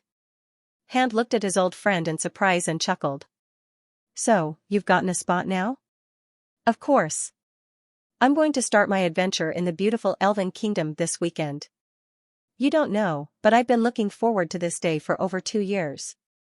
Tony said proudly. "You. Whenever there's any fun game, you'll just stay at home and not come out. I really don't know how Jennifer can stand you." Hand said, shaking his head. However, after hearing his words, Tony's expression darkened, and he sighed slightly. "Don't mention her." "What's wrong? Did you break up again?" Hand was stunned. Tony shrugged his shoulders in tacit agreement. Hand, damn it. "Tony, you should stop playing games. If you still want to have a girlfriend." Hand blew out a smoke ring and shook his head. "How do you know it's because of the game?" Tony's expression was one of surprise. However, what greeted him was only a roll of the eyes. "Come on, Tony, of course it's because your previous girlfriends broke up with you because of the game." "No, Hand, you're being biased. To be honest, I just figured it out now. How can girlfriends be more interesting than games? As long as I can play Elven Kingdom, I'm willing to die without a girlfriend." You're hopeless. No, you don't understand. This is called fun, this is called life." The two chatted as they packed up and got off work. "Tomorrow won't do. How about going to the bar for a drink or two tonight?" Hand asked again. "Sorry, Hand, I have to review the history of Elven Kingdom tonight. It's said that it's very important to understand the game's history. I have to do some homework in advance." Tony shook his head. "Okay. Looks like I can only ask you out next time. I hope you can come out of the game before the fishing ban. Han sighed and said. That depends on whether I'm having fun or not. Tony smiled. Bullsh *T. Han cursed with a smile and then got into his car. I'm leaving. Have a good weekend. Bro, he said to his friend. You too, bro. Tony waved his hand. After saying goodbye, Han started the engine and drove away. After Tony watched the other party leave, he also got on his motorcycle and sped off in another direction. Unlike his old friend who lived in the suburbs, Tony's rented apartment was not far from his workplace. In less than 40 minutes, he arrived home and bought dinner on the way. He skillfully took out the unfinished milk from the fridge and finished it with the sandwiches he packed. Then, he eagerly got into the stealth cabin. Looking at the time, there were still a few hours before the quota would take effect. Without hesitation, he quickly logged on to the English version of Elven Kingdom and carefully browsed through the game's history. Although it was called history, it was actually only 9 years in the game. Among them, the first 8 years were clearly separated from the 9th year. They were divided into 2 eras, or rather, 2 versions. For the first 8 years of Elven Kingdom history, Tony had watched a lot of commentary videos on YouTube. It was around the year 1066 to 1073 of the Eternal Era. The game's faction leader, Goddess Eve's World Tree, revived in a plane and continued to grow with the help of the players. In the 9th year, Goddess Eve defeated her enemies and became the strongest deity in the game. The real mastermind of the entire universe also officially appeared, the Eternal Era ended and the Dawn Era began. It was said that the new plot was to conquer planes and purify the pollution left by the mastermind in each plane. They also built altars on the planes and performed rituals to fuse with the World Tree in preparation for the goddess's transcendence. The international server was also opened at this time. Time always passed quickly when surfing the internet. After Tony had gone through the history of Elven Kingdom with great interest, the time in the stealth cabin pointed to 12 midnight. It was exactly 12 in the morning in the imperial capital of the Celestial Empire. The new batch of players for Elven Kingdom was officially opened. Tony was energized. He quickly opened Elven Kingdom that he had already prepared and entered the game. Ding, game successfully connected, a new version has been discovered, Elven Kingdom 2. 03-inch, version updating, ding, update successful, logging in successful, character checking. No character detected, entering character creation panel, the system messages flashed in his eyes and with a sense of weightlessness like he was in an elevator, Tony arrived at the character creation panel. There was only one type of character creation in Elven Kingdom, which was elves. The elves were divided into the Moonlight, Wind, Frost, Shadow, Thunder, Rock, and Flame tribes. Players could choose any of the other 6 tribes other than the Moonlight tribe, or they could choose any one of them. Tony didn't hesitate as he chose the Rock Sand tribe. There was no other reason. It was because his hair color in the real world was the same as the Rock Sand tribes, giving him a sense of familiarity. After choosing the tribe, it was time to make the face. It took Tony quite a bit of time before he finally made a tall and sturdy figure with a head of long hair. As for the name, he simply named it Tony. Then, the loading failed and the system showed that the name had been registered. It wasn't until he changed his ID to his full name Tony Wilson that it showed that the registration was successful. After finishing everything, Tony impatiently chose to begin. The familiar sense of weightlessness came again and the scene dimmed. Then, the cutscene slowly began. The first thing that entered his eyes was a dark and ruined world. On the ground, there were towering altars and in front of the altars, elves were respectfully standing there, praying. A bright light exploded from the altars and a golden pillar of light came from the sky. The darkness in the sky was dispelled by the light and the stars slowly appeared. Then, the clouds in the sky began to roll and thunder began to roar as a rain began to fall. Vitality appeared in the world and under the soaking of the rain, the cracked earth began to turn green and everything began to grow. The sky cleared after the rain and the bright sun rose. It was like the entire world was welcoming a new life. The elves stood in front of the altars and began to cheer, then the scene rose and the earth gradually became smaller. Finally, the scene left the world and turned into a leaf. The leaf grew on the branch and there were even more leaves growing everywhere on the branch. Every leaf seemed to be flowing with light as if there was a boundless world in it. The scene continued to rise and the branches, the canopy, the trunk, gradually, a huge, lush tree came into Tony's sight. At the same time, the scene around the huge tree gradually became clearer. It was actually a boundless starry sky and the huge tree stood in the void. Countless stars slowly revolved around the huge tree and at this moment, the huge tree seemed to be the center of the entire universe. Seeing this scene, Tony's heart was only left with shock. Faint subtitles appeared in his vision and finally turned into a line of beautiful flowery words, Elven Kingdom, World Tree then. His vision suddenly brightened and turned into a vast expanse of white, the sense of gravity returned and Tony regained his senses. At this time, he was pleasantly surprised to find that he had become an elf. Then, it was time to choose a profession. He did not hesitate and chose the strength system and received the blessing from the goddess, directly awakening 2 strength system skills. Reluctantly looking away from the beautiful goddess, Tony, who had chosen his role and profession, gritted his teeth and pressed the next option. Then, the light in front of him flickered again and his vision darkened and turned into a boundless starry sky. A towering tree appeared in their line of sight. The giant tree emitted a faint light and looked somewhat illusory, like a projection. On the giant tree, there were 4 flickering light spots. One was located at the root, one was located on the main root, one was located on a leaf on a branch, and one was located in the void outside the big tree. At the same time, a new line of system prompts appeared in Tony's vision. Frowny face. Birthplace selection, birthplace selection. Tony's heart skipped a beat and he first looked at the brightest light spot on the main route. After he focused his attention, a beautiful scene appeared in front of him. It was a dense forest, and a bustling city was hidden in the forest. At the same time, an introduction appeared on the side of the picture, World of Seekers. This is the plane of origin of the entire universe and the world where the chosen one of the elves first appeared.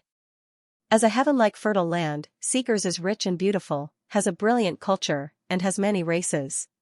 Here, the war is over, and the entire plane ushered in a new era full of hope. As a chosen one who has just arrived in this world, can you write your own legendary chapter in the new era? Difficulty, Recommendation Index, World of Seekers? Tony's eyes lit up. He was very familiar with this world. It could be said that most of the Elven Nation videos on YouTube in the past 2 years revolved around this world. Not only that, but this world was also a transit station for many planes and Elven Nation was worthy of being a transportation hub. However, he did not really want to choose this world because this world was the earliest map and there were too many Chinese players in it. Although the difficulty was labeled as 1 star, from the feedback of many international players, the Chinese players in this world were a bit too clumsy and there were too few foreign players. There were pros and cons to being born here. After thinking for a while, he shifted his gaze to the leaf at the end of the branch, Mindel World. Mindel World is the second plane after the World of Seekers to be fused by Goddess Eve. As an ocean plane, this plane only has a small continent and hundreds of thousands of islands of various sizes scattered around the continent. Mindel is a plane of ruins. In the depths of the plane, there are still ancient ruins that have not been explored. As a chosen one who has just arrived in this world, can you leave behind your adventuring legend in this world? Difficulty, Recommendation Index, Mindel. Tony pondered for a moment and shook his head lightly. There were not many Chinese players in the Mindel plane. The environment was not bad and the marine resources were extremely rich. Also, it was said that there were mysterious ruins in the depths of the plane. The resources were extremely rich and were very suitable for newbies to level up. However, this plane was not exciting enough. As a player who loved to fight, Tony was not interested in exploring the ruins. Tony then looked at the spot of light at the roots. Silent World. The Silent World was once an abyss world called the Nirvana Wasteland. After Her Holiness the Goddess became the World Tree, it became the 3rd plane to be fused and obtained a new life. At the same time, as a former abyss world, there are many passages to the abyss here. It is also a bridgehead against the abyss, construction or battle. As a chosen one who has just arrived in this world, can you choose your own path in this world? Difficulty, Recommendation Index, Silent World. Tony touched his chin and recalled the information about this place of birth. Without a doubt, the Silent World was much more barren than the Mindel World and the World of Seekers. However, at the same time, there were fewer players and there was not much competition. Also, as a plane that had just been fused, it was still recovering and growing. The pollution had been purified, the forests were expanding, and new resources could appear at any time. The potential for development and construction was also great. There were many opportunities, and it was very popular with international players. However, there were no natives in this world. There were only a few remaining demons, and it seemed a little monotonous. After thinking for a moment, Tony looked at the last light. That was the only light that was outside the world tree. Tony's gaze landed on the last dot of light. That was the only dot of light outside of the world tree. As his attention shifted, the image of the silent world slowly faded. The last dot of light suddenly enlarged, and a new scene appeared in his field of vision. The first thing that came into view was a vast continent. On the continent, there were towering mountains and lofty ridges. Meandering rivers flowed across the plains and finally converged into the sea.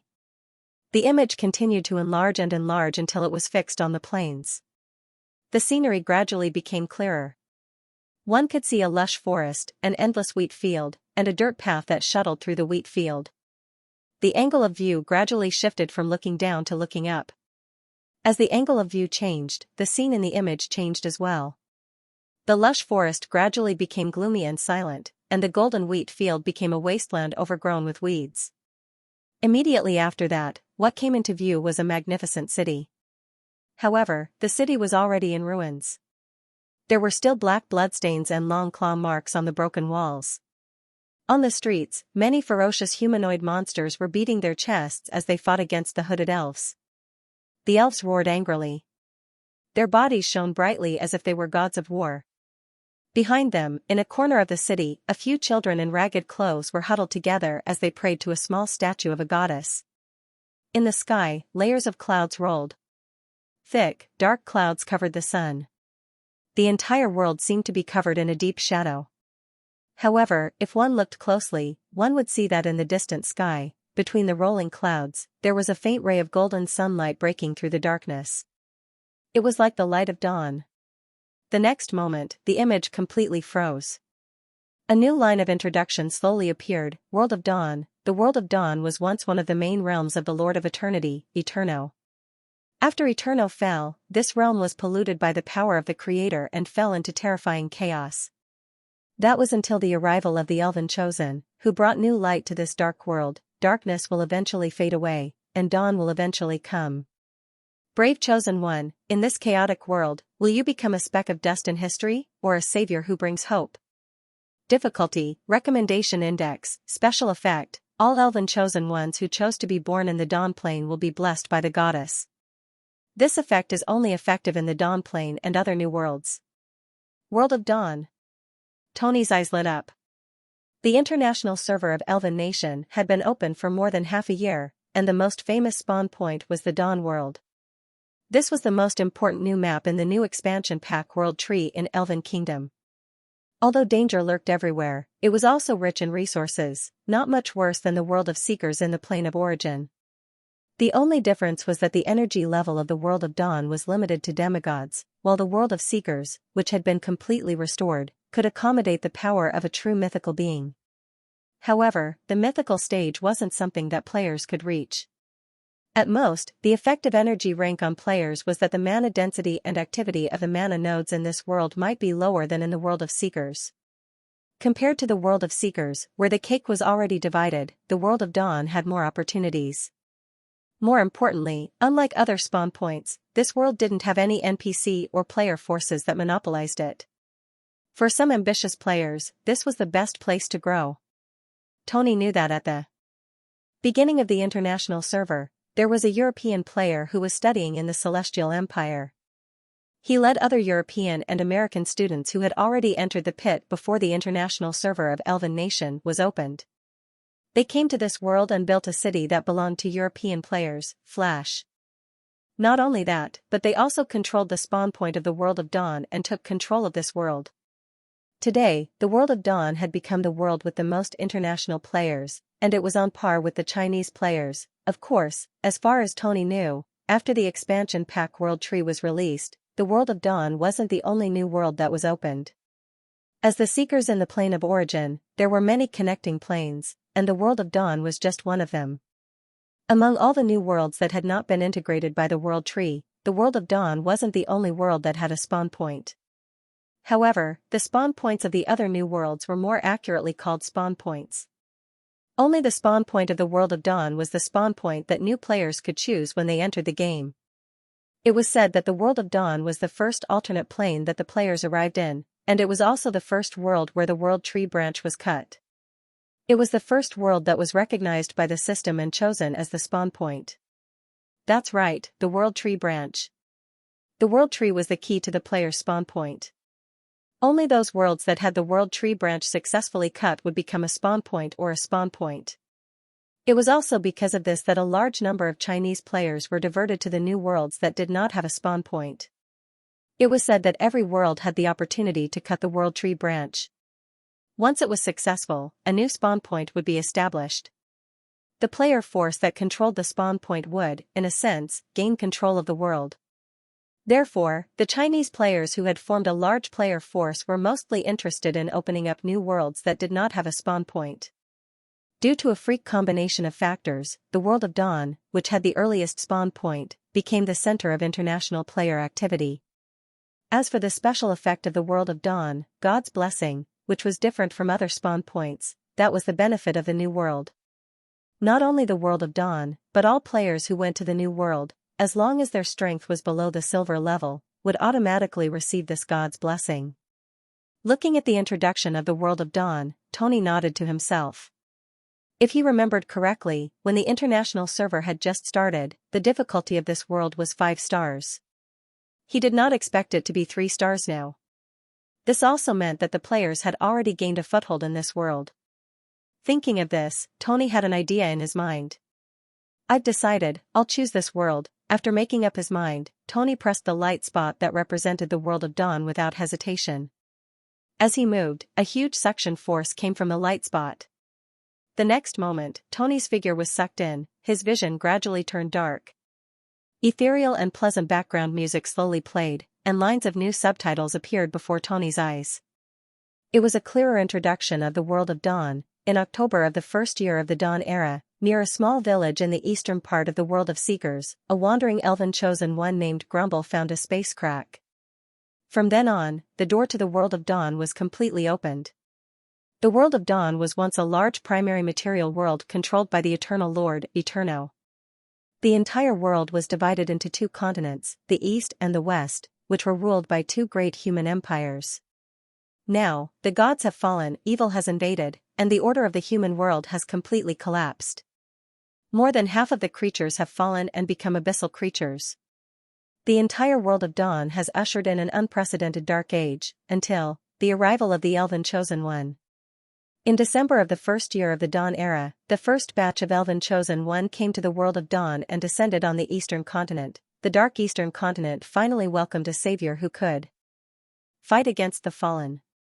In June of the first year of the Dawn era, after more than half a year of exploration and battle, the brave Chosen One finally gained a foothold in the eastern continent. The Elven Chosen One, and of France, built the first chosen city, Shem, in this world. In July of the first year of the Dawn era, under the leadership of the Elven Chosen One, and of France, the world branch was successfully planted. The world of dawn became the first plane of existence where the Chosen One could stably descend. The goddess descended, and the world of dawn became the 4th birthplace of Elven Kingdom. In November of the first year of the Dawn era, the first team of Chosen One landed on the western continent and built a bridgehead against the fallen creatures, Dawn Fortress. The war in the western continent officially began. In March of the second year of the Dawn era, after more than half a year of war, the Elven Chosen One led the remaining humans to reclaim more than half of the eastern continent's territory. The Alliance of Dawn City-States, with Shem as the core, was officially established. At the same time, the Chosen One of the western continent also built a vast settlement with Dawn Fortress as the center. However, evil has yet to disappear. The enemies hidden in the darkness still threaten this chaotic world. Now, brave Chosen One, it's your turn to appear. When the darkness disappears and the stars shine, will you become the brightest star of this era? The introduction of the prologue slowly flashed before Tony's eyes.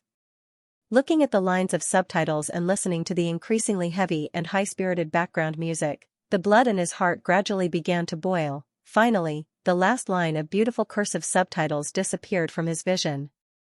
The darkness disappeared, and the world brightened. The familiar feeling of weightlessness came. Tony knew that he was about to officially enter the game. However, just as he was waiting excitedly, a cry of surprise suddenly came from below. Immediately after, accompanied by a deafening roar, the world shook violently. Tony instantly felt the world spinning, as if he had rolled into a laundry can. The uncomfortable feeling almost made him vomit. He was shocked and did not know what had happened. The world spun, the wind howled, and Tony's vision suddenly turned black. The next moment, a strong feeling of weightlessness came, and his body gradually regained its senses.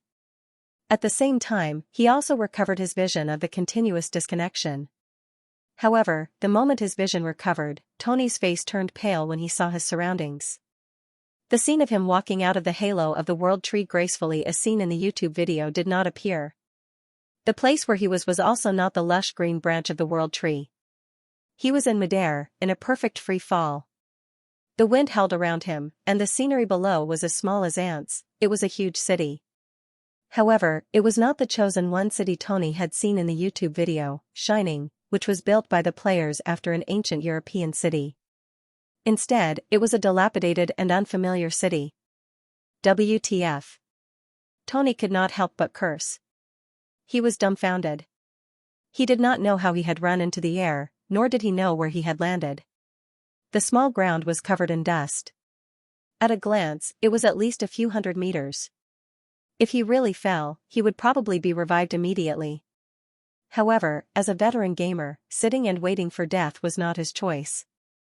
He had to save himself. Tony quickly calmed down and began to carefully observe the ground, checking his skills. His brain worked quickly. Skill, air step, description, a rare movement skill for strength-type professions.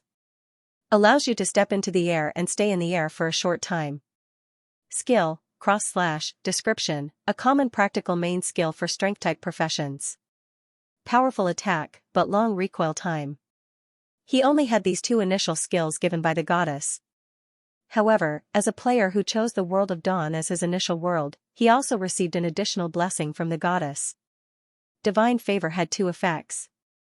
The first was a buff that doubled all stats and benefits before reaching silver rank.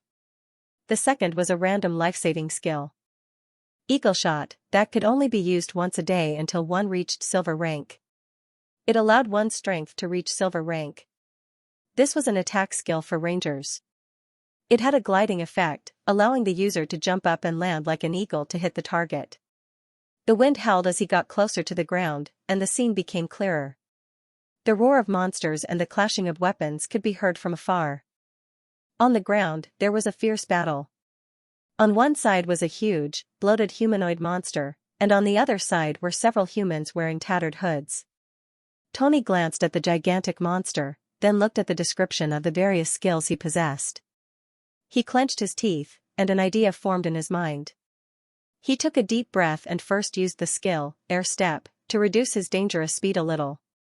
After reducing his speed, Tony focused and activated the life-saving skill, Eagle Strike, given by the goddess. A golden light bloomed on his body, and with an eagle's cry, a pair of illusory eagle wings appeared on Tony's back.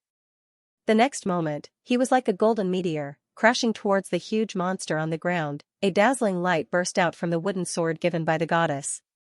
He roared and used cross-slash. The two skills overlapped, and as Tony descended, the monster on the ground was swallowed up. At the same time, the gliding effect of Eagle Strike was successfully triggered. Tony used Air Step again, and with a light leap, he did a somersault in the air. Then, like an eagle spreading its wings, he slowly descended to the ground. He knelt on one knee. Behind him, the huge monster trembled slightly, then fell down with a loud crash. There's an extra bonus article called Eve's Holiday. It's at the end of the previous volume. You can take a look. With a soft sound, the monster's huge body shattered into bits of photons and fell to the ground. Some of the golden light surged towards Tony and entered his body. Tony only felt a warm current flowing through his body quickly, and the system notifications of experience points gained flooded his vision. In just a moment, he had accumulated enough experience points to level up.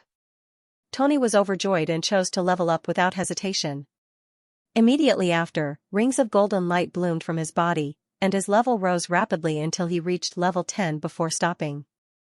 It was not that he could not continue to level up, but after level 10, he needed to undergo the Dark Iron class advancement. The system notification showed that only by going to the Temple of the Goddess and praying to the statue of the goddess could he undergo the class advancement and advance to Dark Iron. As expected of the spawn point pushed by the streamers, just by killing a wild monster, I've advanced by 10 levels. Feeling the obvious increase in power in his body, Tony was excited. Clack, the sound of a weapon falling to the ground came from behind him. Only then did Tony recover from the joy of leveling up. He turned around and saw 4 hooded humans standing behind him, staring at him, who was still emitting the light of leveling up, with their mouths agape. There were 3 men and 1 woman, and all of them had tattered clothes and were covered in wounds. The leader was a white-haired old man, who gave Tony an invisible pressure. On the left and right of the old man were 2 human warriors, 1 tall and 1 short. The only woman seemed to be a mage, but the staff in her hand had long been broken in 2, and was barely reconnected with some unknown material. In her arms, she was tightly hugging a crystal ball that was flashing with dense photons as a form of protection. The 4 of them looked at the descending Tony, their eyes full of shock.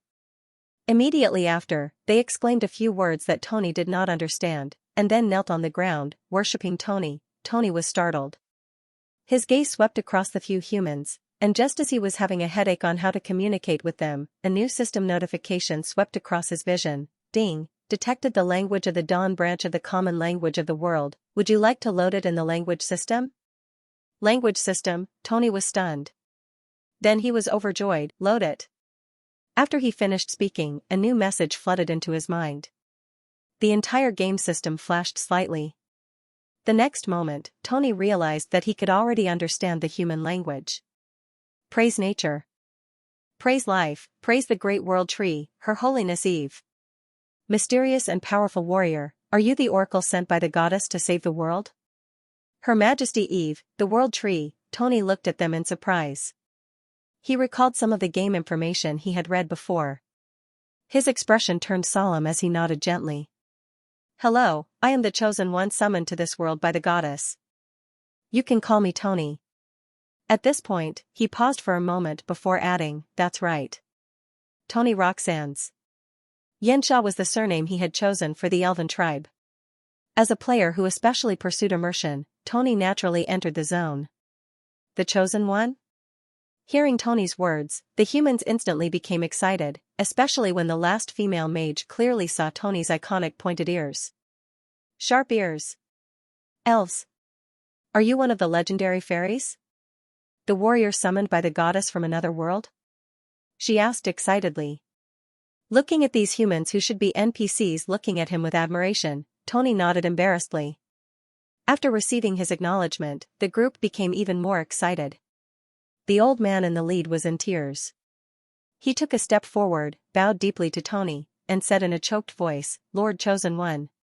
We have finally found you. This is great. This way, our mission can be completed. Hearing his words, Tony was dumbfounded. Until the old man called behind him. The last female mage walked forward and respectfully presented the crystal ball with both hands. Lord Chosen One, this is the city core we found in the ruins of Ferora.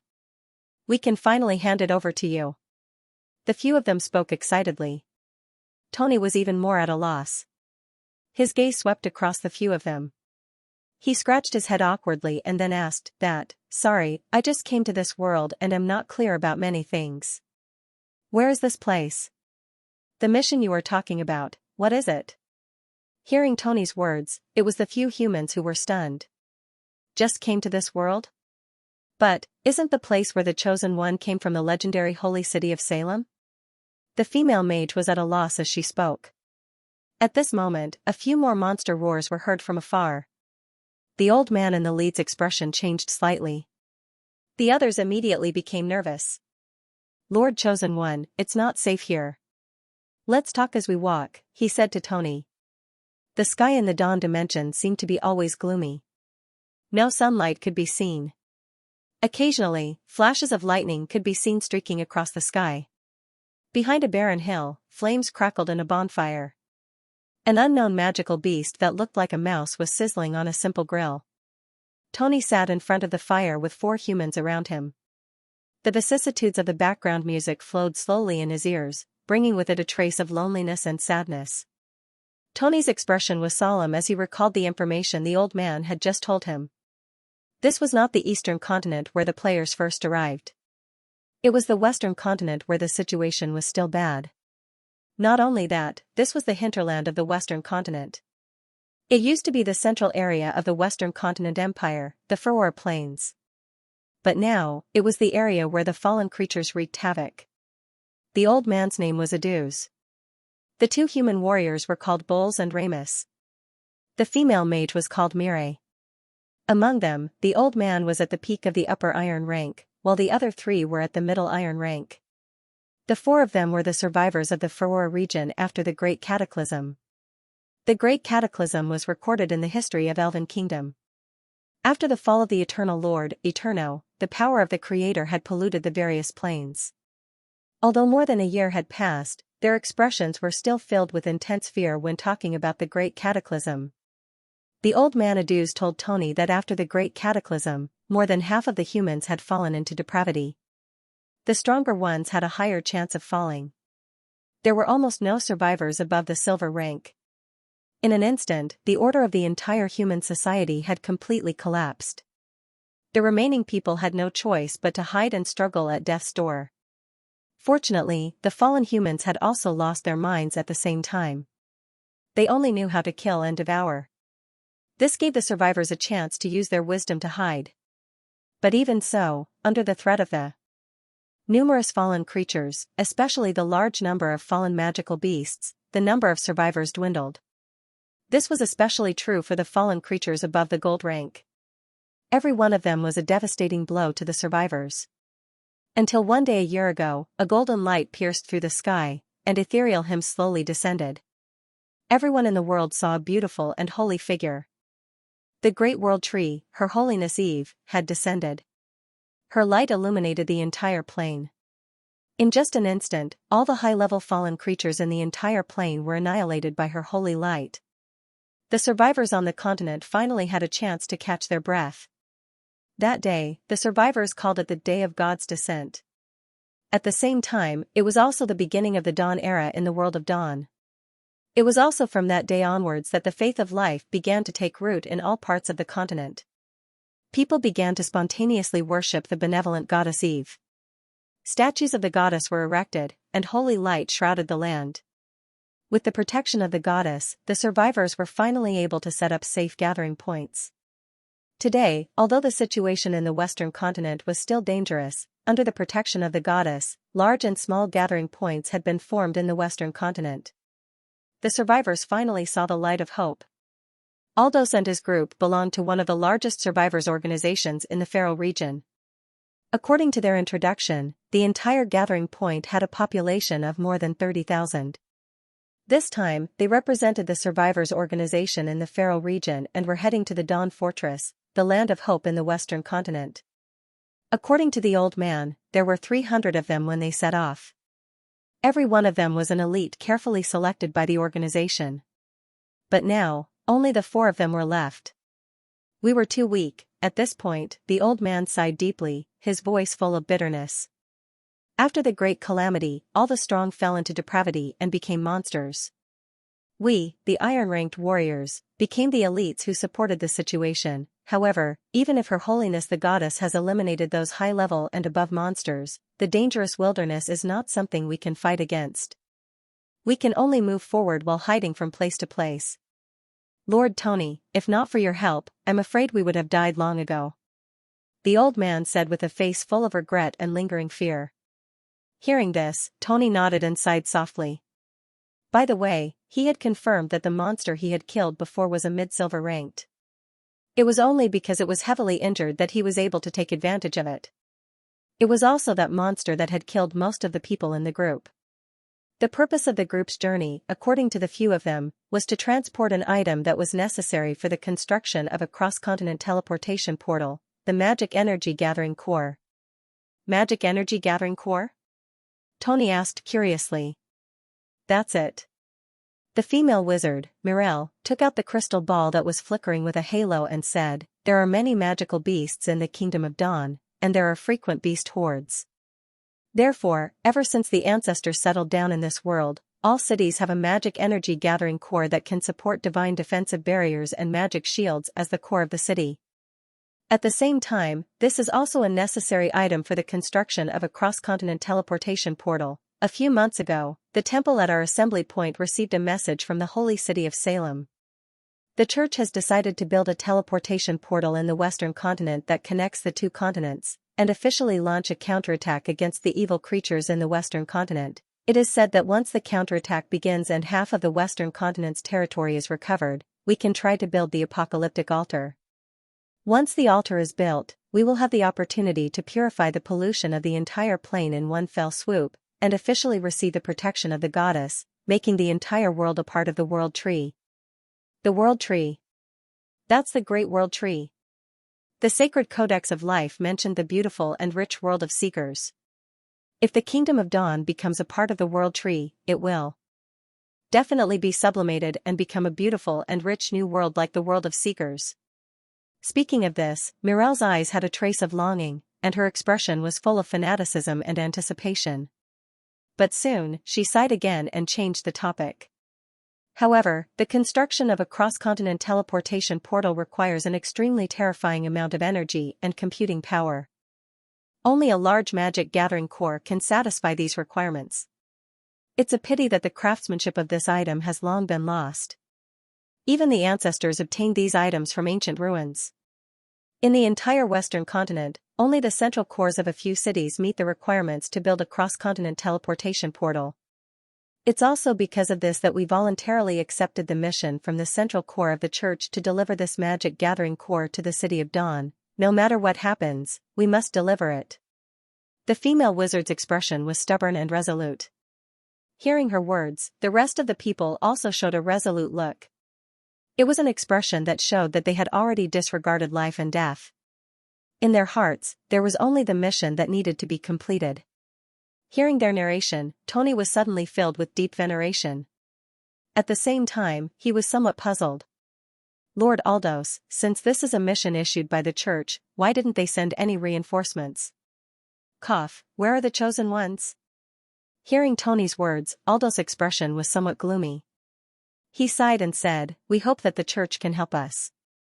We also hope to get help from the church, but, due to the cover of those strange clouds in the sky, even if we worship the statue of Her Holiness the Goddess, the church can't accurately pinpoint our location. Not only that, we can't take the initiative to contact the church. We can only unilaterally receive news from the headquarters of the Church of Sham, so that's the case." Tony was enlightened. Aduz continued, "Don't worry. Fortunately, we have a small statue that has been blessed by the goddess. With the statue, at least we can continue to receive news from the church on our way forward. I'm guessing that if we get close enough to Dawn Fort, we might be able to contact the church. At that time, we might be able to meet the church's reinforcements." Statue? Hearing Aldous' words, Tony's eyes lit up. He was now stuck at the gap of advancing to Black Iron. What he needed most now was to change his occupation. To change his occupation, he needed to go to the temple and pray to the statue of the goddess. Although there was no temple of life here, if there was a statue that had been blessed, it might be possible. Thinking of this, his expression turned solemn as he looked at Aldous. "Lord Aldous, Can I borrow the statue of the goddess that you're carrying?" The gloomy sky was gradually replaced by twilight, and the entire world seemed to have sunk into darkness. Only the occasional flash of lightning in the sky illuminated the desolate wilderness, and the sound of thunder was faintly discernible. Occasionally, the roars of monsters could be heard from afar, accompanied by the whistling of the night wind, making people unavoidably nervous. Aduz and the other three stood guard in front of a dilapidated house, vigilantly watching their surroundings. Suddenly, an obscure energy fluctuation came from the house behind them, and golden rays of light shot out from the dilapidated windows in all directions. Noticing this scene, the few of them instantly felt their hearts in their mouths. The next moment, the dilapidated door was pushed open, and Tony's figure walked out of the house. His aura had already faintly changed, and there was still an unconcealable excitement on his face. "Sir Aduz, thank you." He walked in front of Aduz, thanking him as he presented the beautiful and holy small statue of the goddess with both hands. Aduz hurriedly received it respectfully. His gaze could not help but curiously size up Tony, surprised and puzzled. The other three were the same. Their gazes fell on Tony, seeming rather curious. Noticing their gazes, Tony smiled faintly. He looked at Aduz, who was hesitating to speak, and said, "Sir Aduz, what's the matter? Do you have anything you want to say?" Hearing Tony's words, Aduz nodded. Yes, I'm indeed curious about some things.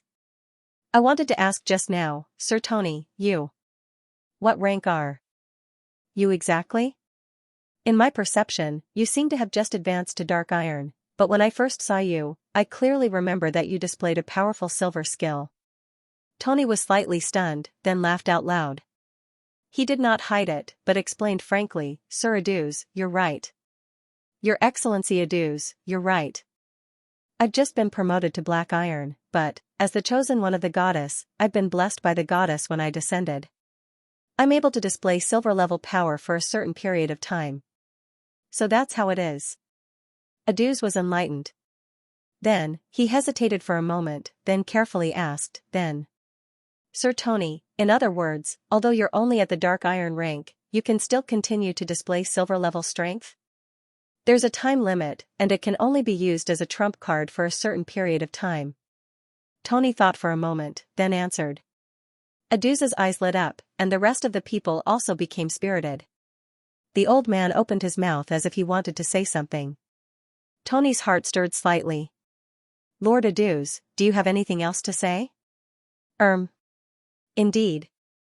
Lord Tony, to tell you the truth, I actually have something to discuss with you," Aduz said. As he spoke, he took a deep breath and looked at Tony expectantly. "Lord Tony, we plan to head to Dawn Fort. Would you be willing to travel with us?" Tony was stunned for a moment before he laughed. "Of course, my dear Lord Aduz, I was lost in the first place and didn't know where to go. After finding out that this was the Western continent, I had already planned to head to Dawn Fort. Even if you hadn't mentioned it, I would have requested to travel with you." Aldous was overjoyed. "That's great. With your participation, our chances of completing the mission will be much higher. I'm just going with the flow, and I'll do my best. As a chosen one summoned by the goddess, helping believers of life is my duty," Tony said with a smile. At this moment, he had completely immersed himself in his role and saw himself as a chosen one warrior fighting for the goddess. With that, he glanced at the time on the system and checked the small map in the upper right corner. "Shall we set off now?" Tony asked. "No, Lord Tony, the night in the Western continent is the most dangerous. Even if you can display silver-level strength, we'll be in danger if we encounter a large-scale fallen beast tide." Aduz shook his head. "That's right, it's safer to travel during the day. Let's rest for a while and set off when the weather is better," the female wizard, Mirelle, also said. After hearing their words, Tony nodded. "Then let's continue our journey tomorrow. It just so happens that I also need some time to look up some information." "Information?" Nothing. I mean, it's a good time to familiarize myself with my newly promoted strength." Just like that, Tony joined the escort team of Aduz and the others. They set up camp and decided to continue their journey the next day during the day. The dilapidated village became a temporary camp for the group of people. They drew lots to decide who would take turns to keep watch. However, Aduz politely declined Tony's participation. In his words, Tony was a noble chosen one and did not need to bother him with such trivial matters. Tony declined for a while and agreed. To be honest, the realism of Elven Nation was too high. He was not confident that he could keep watch at night. Besides, he did need to use the rest time to figure out some things. Getting into the sleeping bag provided by Aduz and the others, Tony looked at the rolling clouds in the sky through the broken window. He took a deep breath, connected to the game system, and logged on to the game's official website. Today was the day that the new player quota for this month officially took effect. He did not believe that he was the only player who chose to descend in the world of Dawn. Since he encountered the problem of descending in the wrong place, it was very likely that other people were in a similar situation. With this thought in mind, Tony logged on to the official forum. Sure enough, on the official forum, he saw a lot of new posts that were similar to this. They were all posted today, and they were all posted after he arrived. Many players encountered the same situation as him and landed in the wrong place. Moreover, they landed not only in the Western continent but also in the entire world of Dawn. Tony was considered lucky. Among the players who landed at the wrong location, some unlucky fellows fell directly into the sea. Worse still, they fell directly into the lair of the fallen demonic beasts. In the blink of an eye, they died. However, this incident did not cause too much trouble for the players. Because everyone was only level 1 when they were born, even if they died, there was no punishment. They could be resurrected in Flash, where the world tree was planted. It was not a big deal. Of course, now that Tony had decided to travel with Aduz and the others, he probably could not use this method. Not only that, but he was already at the iron level. Without enough resurrection tokens, if he died, he would lose a level. But at least this gave Tony some confidence. He knew that as long as he wanted to, he could automatically return to the city at any time. But, why did this happen? Is it a system bug? After knowing that he was not the only one who encountered this problem, Tony became curious about the reason for landing in the wrong place. Continuing to look at the posts on the official forum, he soon found the answer. It was a post by a player with the ID and of France. The post was in French. Although Tony did not speak French, the translation software in the virtual era was no longer what it used to be. It could be solved with one click. After browsing the post, Tony also learned the cause and effect of this incident. This incident was not a system bug but a man-made one. The matter began with the construction of the cross-continent ultra-long-distance teleportation array. This array was two-way. One end was in Dawn's stronghold, and the other end was in the holy city of Flash. As early as 3 days ago, the energy-gathering core to build the teleportation array had been found by the players. The most important thing for the ultra-long-distance teleportation array was the energy-gathering core. With the energy-gathering core, the rest was easy.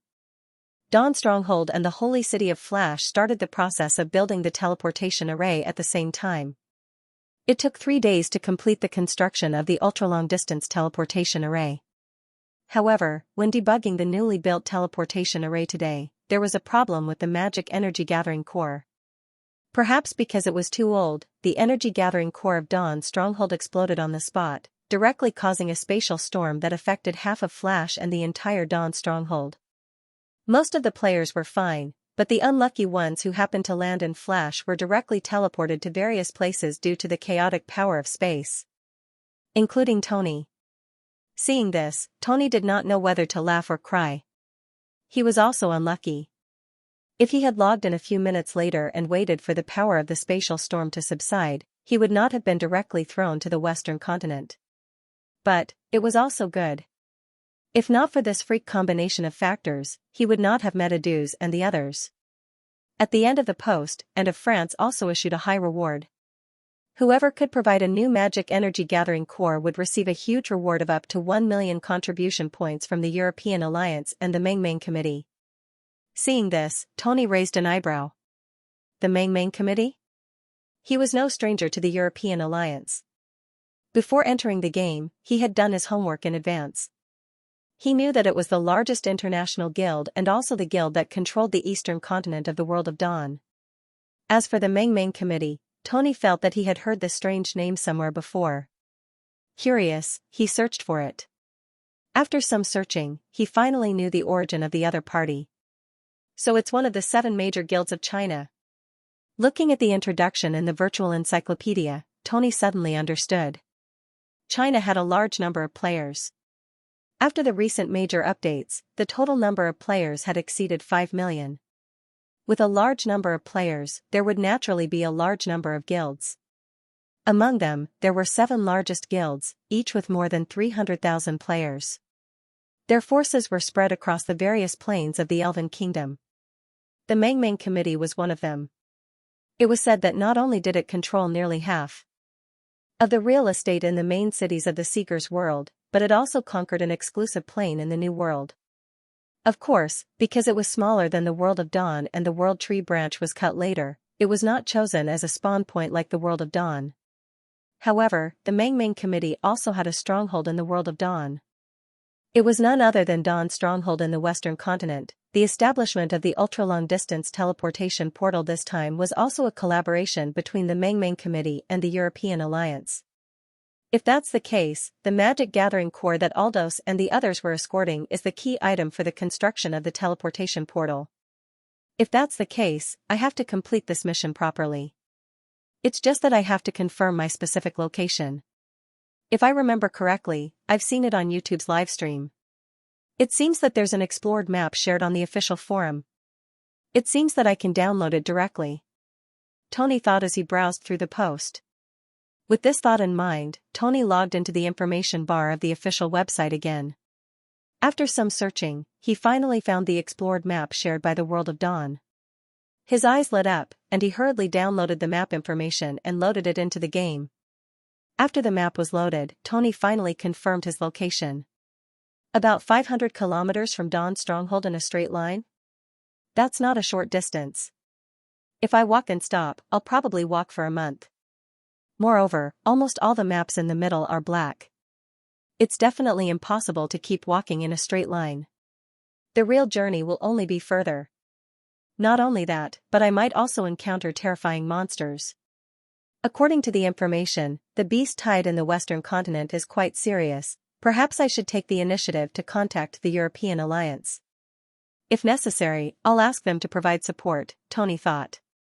He did not intend to contact the Mengmeng Committee directly. It could not be helped. As an international player, he did not have a good impression of the Chinese players. This was because there were too many Chinese players, and they liked to group up too much. Often, if you provoked one, there would soon be a nest of them. Not only that, but the overall strength of the Chinese players was also stronger. After the Dimensional War began, the international players had many conflicts with them, and they were always at a disadvantage. It was also because of this that the international players, led by the European and American players, banded together to form a large guild called the European Alliance. Thinking of this, Tony found and of France's game UID, note, a numerical ID number assigned directly by the system when the user is registered, searched for new friends, and sent a friend request. Of course, he did not forget to note his purpose in coming, which was to escort the magic gathering core. However, it was a pity that the guild president of the European Alliance seemed to have turned off the friend request. After Tony clicked on the request, it showed that the request was not sent. He frowned, somewhat depressed. Celebrities were troublesome. It was normal for famous people in such a large-scale game to not be able to add friends. With a sigh, Tony turned his gaze to the end of the post. At the end of the post, there was a UID for the bounty contact, as well as a nickname, which was in Chinese. Translated into English, the name probably meant cooing bird. After hesitating for a moment, Tony finally chose to send a friend request. The reason for the request was still to escort the magic gathering core. This time, the friend request was quickly accepted. With a soft sound from the system, a new friend profile lit up in the address book. At the same time, the beeping sound of a friend notification came, and a new message appeared in Tony's field of vision. Hello, I'm the Vice President of the Mengmeng Committee, Cooing Bird. Seeing the new message in his field of vision, Tony perked up and quickly replied, Hello, my name is Tony Wilson. I'm an American and I'm a new player in this update. I've received news about the Mana Gathering Core, and I'd like to accept your guild's offer on the official forum. Are you a new player? How do you know about the Mana Gathering Core? In the chat box, Goo Goo Bird sent a surprised message. Tony was about to reply when he suddenly became vigilant. He was a little hesitant, not knowing if he should tell the other party everything. After all, he was just a newbie and not a Chinese player. Under such circumstances, was the other party trustworthy? However, after much consideration, he decided to trust the other party. At the end of the day, he was still a high-level player of a well-known guild. Although 1 million contribution points was a huge sum to him, according to Tony's knowledge, it was nothing to the truly expert players. One of their weapons could be worth tens of millions or even tens of millions of contribution points. When he thought up to here, he didn't hesitate any longer and revealed everything he knew. What? He had already found the mana gathering core? Can you send me a video? After receiving Tony's reply, the other party instantly became excited and hurriedly asked. Tony sent an OK emoji, then decisively recorded a video and sent it over. There was a long silence. Just as Tony was getting impatient, he suddenly received a new system message. Ding. You have a new letter. The sender is Goo Goo Bird. Please check it at the statue of the goddess. A new letter. Tony was slightly taken aback. He looked around and soon found the package where Aduz had placed the statue of the goddess. After hesitating for a moment, he carefully opened the door a little and closed his eyes to pray according to the instructions given by the system. A faint halo bloomed on the statue, and a new system notification appeared in Tony's vision. Discovered an unread letter. Open it? Activate. Tony decisively chose yes. The next moment, accompanied by the jingling of coins, a caption appeared before his eyes. You have received contribution points X 500,000, WTF. Tony's eyes instantly widened, and he couldn't help but curse again. He almost jumped up from the spot. He hurriedly looked at his personal status bar and found that there was a string of zeros in his contribution bar. Hiss, Tony sucked in a breath of cold air, and even his breathing unconsciously became heavy. Good heavens! Am I seeing things? He sent over 500,000 contribution points just like that? He muttered in disbelief. The next moment, along with the beeping sound, Coop Bird's message appeared in the dialog box again. Hello, Mr. Tony. Have you received the 500,000 contribution points? This is the bonus in advance. When you deliver the magic gathering core to our people, we will send you the rest of the bonus. Tony was stunned for a moment before he quickly replied, Got it. I got it. Good God, as expected of one of the top guilds in the Celestial Empire. They did not even blink when they spent 500,000 contribution points. Tony sighed in his heart. Very good, Mr. Tony. I will now pull you into one of our teams. The members of the team will go and meet you. Goo Goo Bird replied. Then, Tony received an invitation to join the team. He agreed without hesitation, and a teammate column appeared in the upper left corner of his vision. This was a team of only 4 people. Other than him and Coop Bird, there were only 2 new IDs that he did not recognize. One was Ye, and the other was Nai. Only 2 people? Tony was stunned. However, when he noticed the levels of the 2 people, he immediately swallowed his doubts. He saw that at the lower right corner of the 2 people's golden avatar frames, there were flashing numbers 92 and 91 respectively. Level 92? Level 91, Tony took a light breath and was instantly in awe. He had crammed the levels of Elven Nation and knew that levels 71 to 100 were advanced professions, which was the gold rank. And levels 92 and 91 were the upper gold rank. This was a real powerhouse. Tony instantly understood why there were only 2 people who were there to help. He had a certain understanding of Elven Nation. Like most games, Elven Nation was harder to level up as the game progressed, especially after the gold rank. One must know that the gold rank had been released for a long time. But so far, among the nearly 7 million players in the entire Elven Nation, there were less than 10,000 people who had reached the gold rank. Not to mention that the 2 people were upper gold rank. However, when he looked at Coop Bird's level, his eyes widened even more. Coop Bird's avatar frame was also golden, but there were red gems inlaid in the 4 corners, and the number at the lower right corner was 100. Level 100? A max level player? Tony exclaimed in a low voice. But soon, he felt that it was only natural.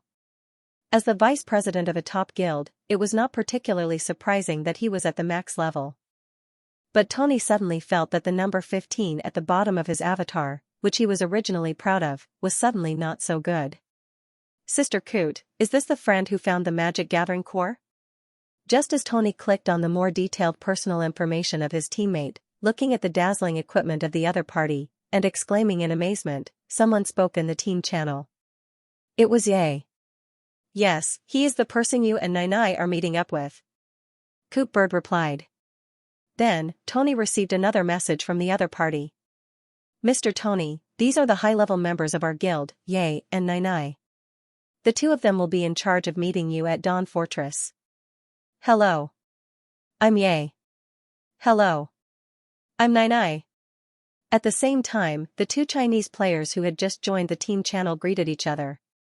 Hello, Tony replied in Mandarin, which he was not very familiar with. After replying, he suddenly remembered that Elven Nation had its own translation function. There was no point in deliberately replying in the other party's language. Mr. Tony, we are too far away. I can't see your exact location from here. Please share your coordinates. This way, we can also receive your location information. Nai typed. How do I share? Tony asked. Like this, Ye took a few screenshots and sent them over. Tony understood and hurriedly shared his coordinates according to the other party's instructions. F***CK? So far? Ye and Nai lampooned at the same time. Wait. Mr. Tony, is the Magic Gathering Core with you? As if thinking of something, Ye suddenly asked. Yes, Mr. Ye, the Magic Gathering Core is with me. Tony replied. Then, maybe we can do this. Since you've been promoted to Black Iron, that means you also have a statue, right? If that's the case, you can bind yourself to the core, then kill yourself and return to the city. In this case, we can go to the East Mainland Shanti to pick you up. There's already a well-established route between Dawn Fortress and Shanti, it'll be safer. Ye typed. That works, Tony was stunned. But soon, he was a little hesitant. He didn't care about dying and losing a level. Since the Meng committee had so decisively given him 500,000 contribution points, they should also give him a corresponding compensation. What Tony cared about was the others. Thinking of this, he glanced at Morel and the others who were already sound asleep, as well as Aduz who was keeping watch outside the house. His expression was a little conflicted. If he did this, it would be equivalent to leaving these people behind. Although they were only NPCs, since he had promised to travel with them, Tony felt that he should not break his promise. Not to mention, it was also difficult for Tony to treat these vivid characters as just NPCs. Thinking of this, Tony sighed and typed a reply, preparing to decline. However, at this moment, the cuckoo bird was the first to reject this plan. No, this plan won't work. Why? Ye asked. Because the Magic Gathering Core is different from other items. This is a special item that can absorb energy. It can't be marked by players, so naturally, it can't be bound. The cuckoo bird explained. So, we can only go deep into the continent to provide support? Nai asked. That's right. The cuckoo bird gave an affirmative answer. Okay, Ye sent a sighing emoticon. The cuckoo bird reminded him. Hurry up and set off. After a while, the great beast tide may erupt. We must get the Magic Gathering Core before then.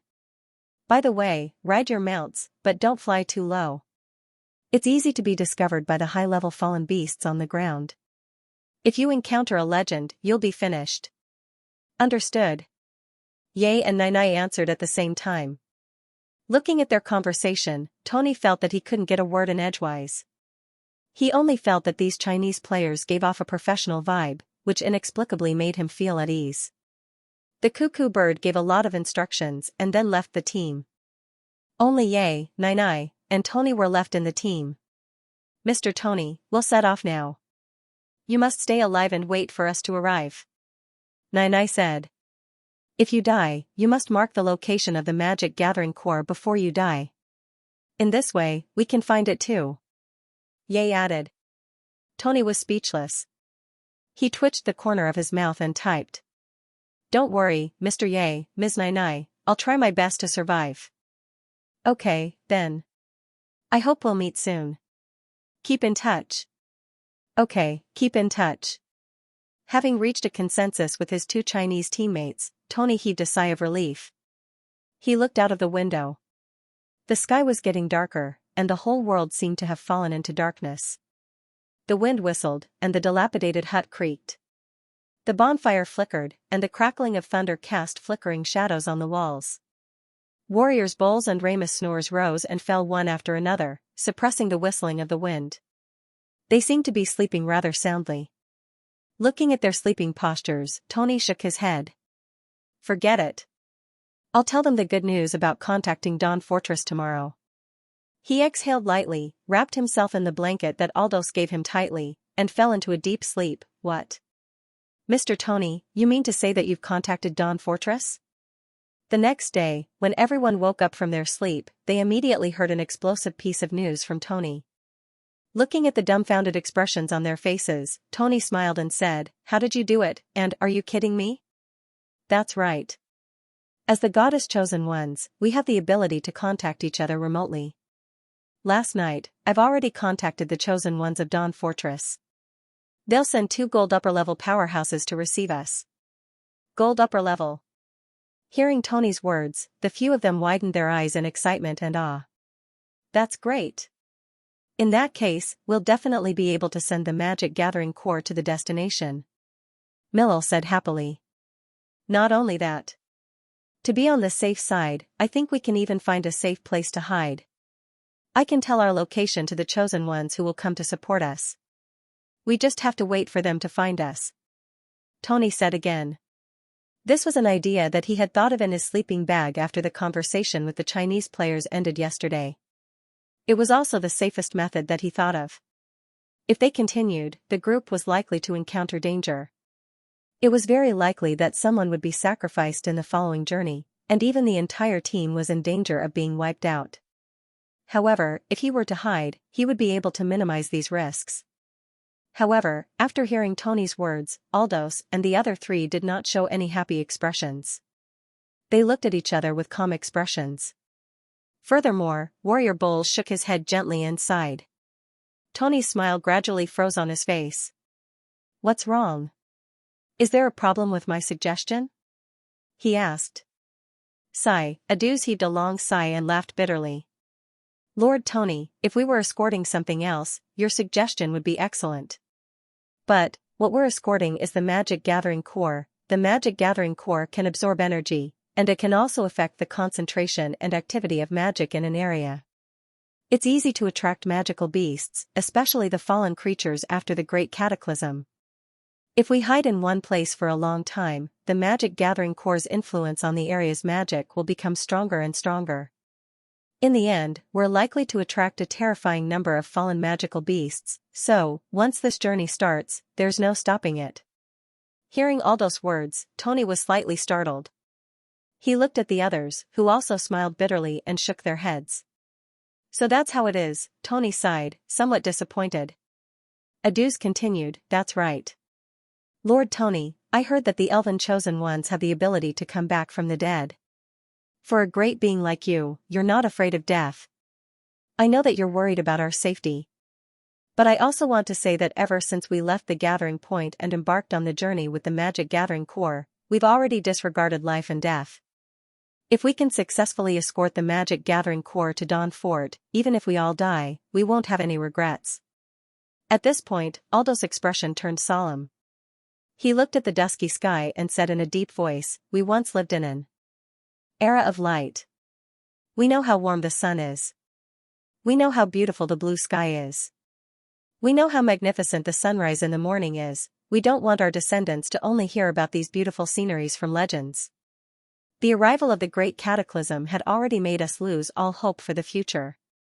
It was the appearance of the goddess that let us see the light of hope. The goddess is benevolent and great.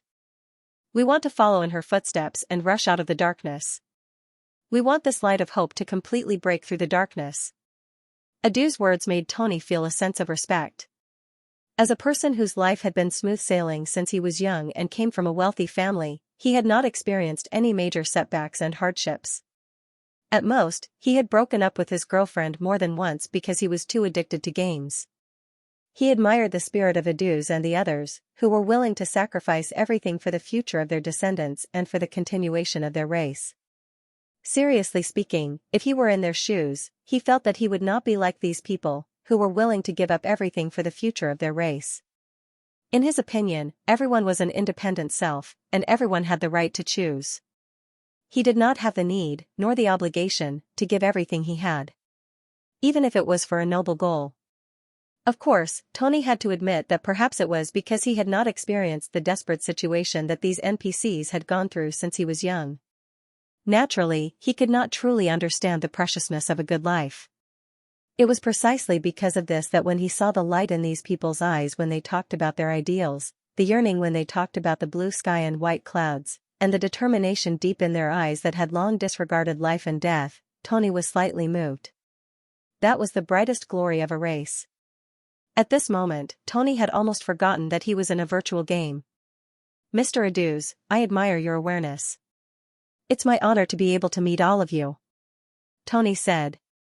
As soon as these words came out, Aduz and the others were flattered. They waved their hands and said respectfully, "No, Lord Tony, we should be the ones thanking you. If it weren't for you, we might have already perished in the hands of the monsters. The road ahead is not smooth, but as long as we continue, we'll be one step closer to the light. Lord Tony, we'll have to rely on you in the coming days." Hearing Aduz's words, Tony's expression turned solemn. He nodded solemnly and said, "I'll do it. I'll do it. I'll finish this escort journey with all of you and successfully send the energy-gathering core to Dawn's stronghold." Aduz and the others looked even more grateful. Morel combed her messy hair and revealed a sweet smile. "I heard that after the Great Cataclysm, Dawn's stronghold is the only place in the entire Western continent where you can see the sunrise. I hope that in a month's time, we can see the sunrise there together. I haven't seen the sunrise for many years." "Heh, it's not just sunrise. I've heard that Dawn Fort has many delicious elven delicacies. When the time comes, I'll definitely try them." The muscular boars laughed. "And a serving of ale? I haven't tasted wine for a long time." Ramus licked his lips, his eyes filled with yearning. "Haha, let's drink to our heart's content after we complete the mission. Let's watch the sunrise." Aduz laughed loudly. Their laughter was very heroic, adding a bit of liveliness and vitality to the dark and silent wilderness. Even Tony, who was introverted, couldn't help but be affected by it and laugh along with it. "I'll treat you then." He patted his chest. That was the confidence of receiving 500,000 contribution points. "Haha, Lord Tony, when the time comes, we won't hold back." Aduz smiled. "Hey, Sir Tony, I can eat a lot." Borals also revealed a simple and honest smile. "Let's drink together." Ramus waved his fist. After laughing, everyone quickly calmed down. Aduz looked at the sky, his gaze solemn. "It's about time. Let's continue." Let's go," Tony and the others said in unison. Thus, a long journey began.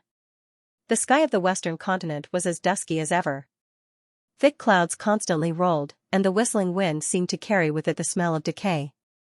That was the smell of the pollution of the abyss. Tony, Aduz, and the other three headed east, constantly advancing. They passed through plains, they crossed rivers, they climbed mountains, day after day passed.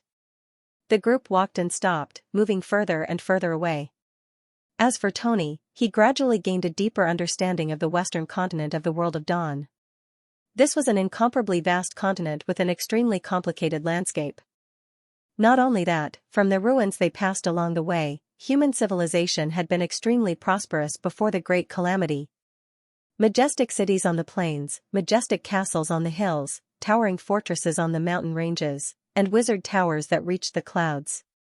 All of this gradually outlined a prosperous and rich magical medieval world in Tony's mind. However, after the calamity, everything had been reduced to ruins. Only broken walls and ruins were left, as well as fallen creatures that wandered among the ruins. The lush forest had decayed into dead trees and a devil's forest. Even the most docile magical beasts had turned into crazy monsters.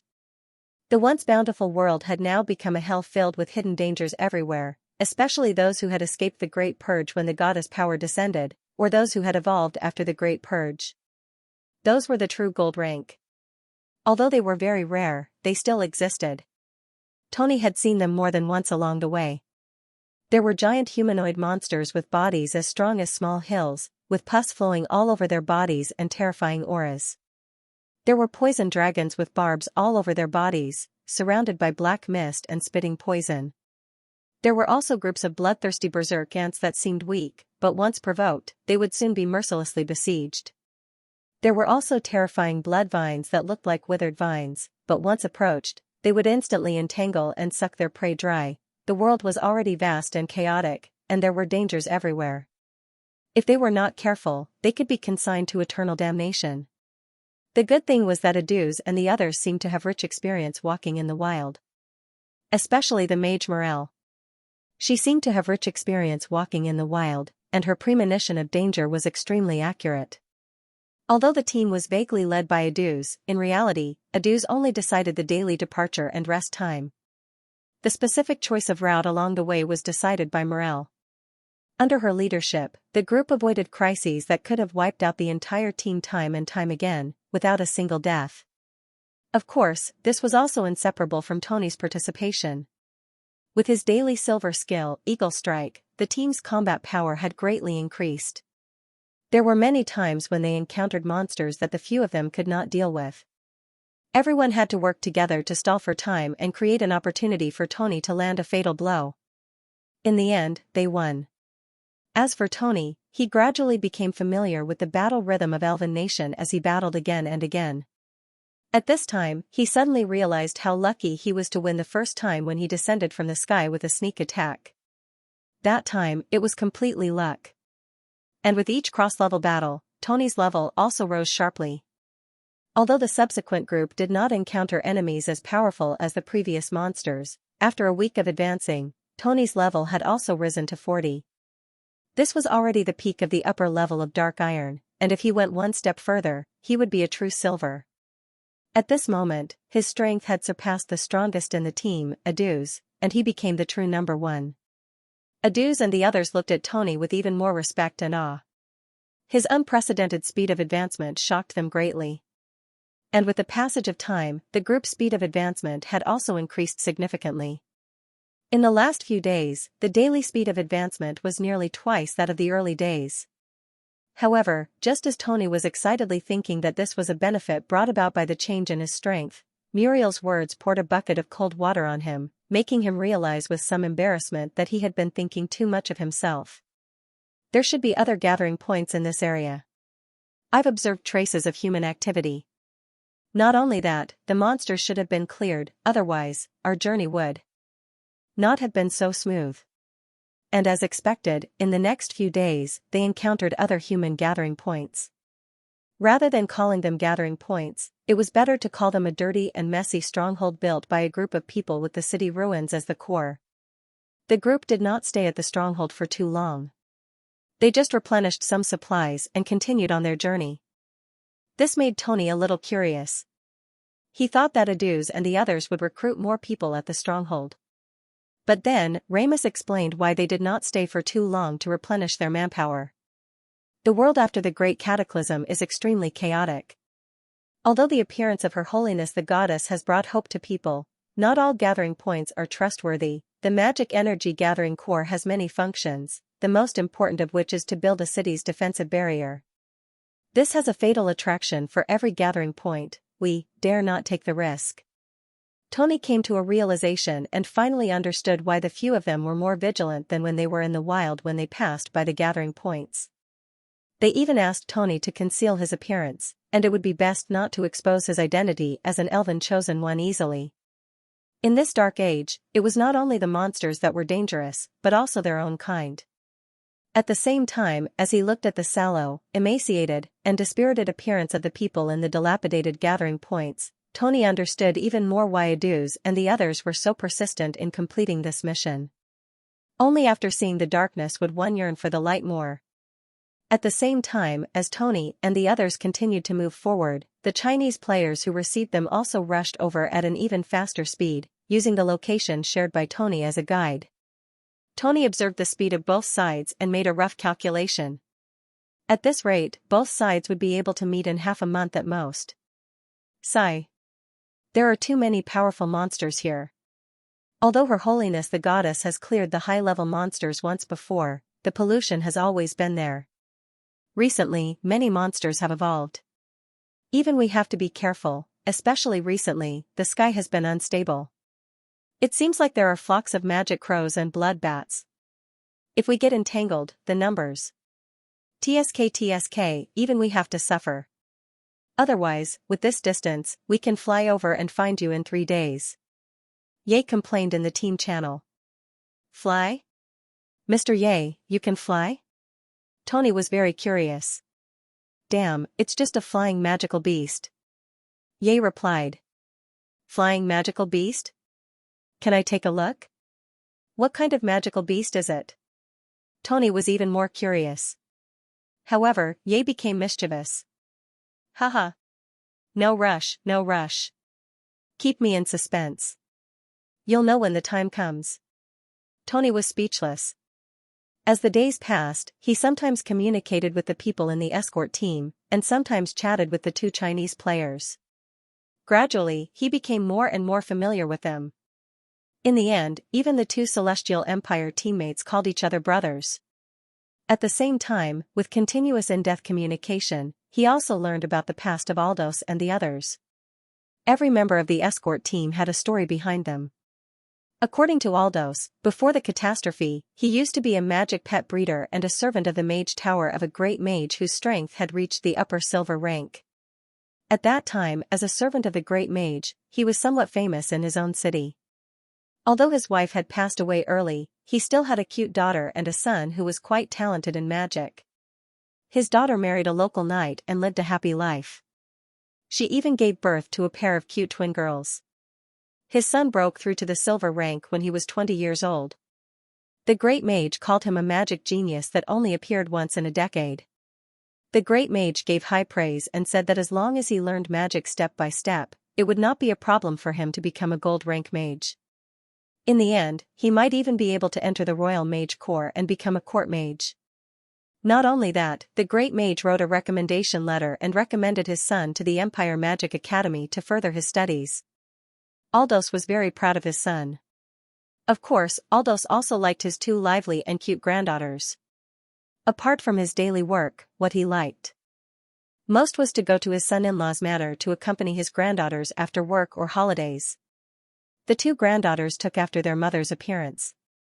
They were very cute and charming, sweet and innocent, and obedient. They always made him laugh. If not for the revolution and the catastrophe, Aldos might have been living such a happy life. Revolution? Tony was stunned. It was a religious revolution. It was started by the former Eternal Church. However, not long after the revolution was won, the catastrophe happened. All the believers who participated in the revolution turned into monsters overnight. Aldos sighed. At this point, a trace of sadness flashed in his eyes. My daughter died at that time. She and my son-in-law also participated in the revolution and turned into monsters in the end. In the end, I killed them with my own hands. At this point, he gently closed his eyes. There seemed to be tears at the corners of his eyes. Then, what about your granddaughters? Tony could not help but ask. They died too. Aldos sighed. They were killed by monsters in the process of escaping. I didn't protect them well. His voice was a little choked up. The wind whistled and messed up Adu's somewhat withered silver hair.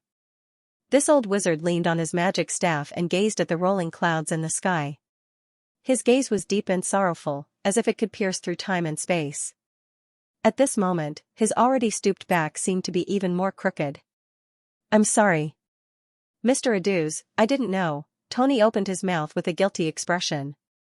However, Aduz quickly retracted his gaze from the sky. He took a deep breath and squeezed out a somewhat ugly smile. It's all right, Sir Tony. This is all in the past. The catastrophe has brought indelible harm to everyone.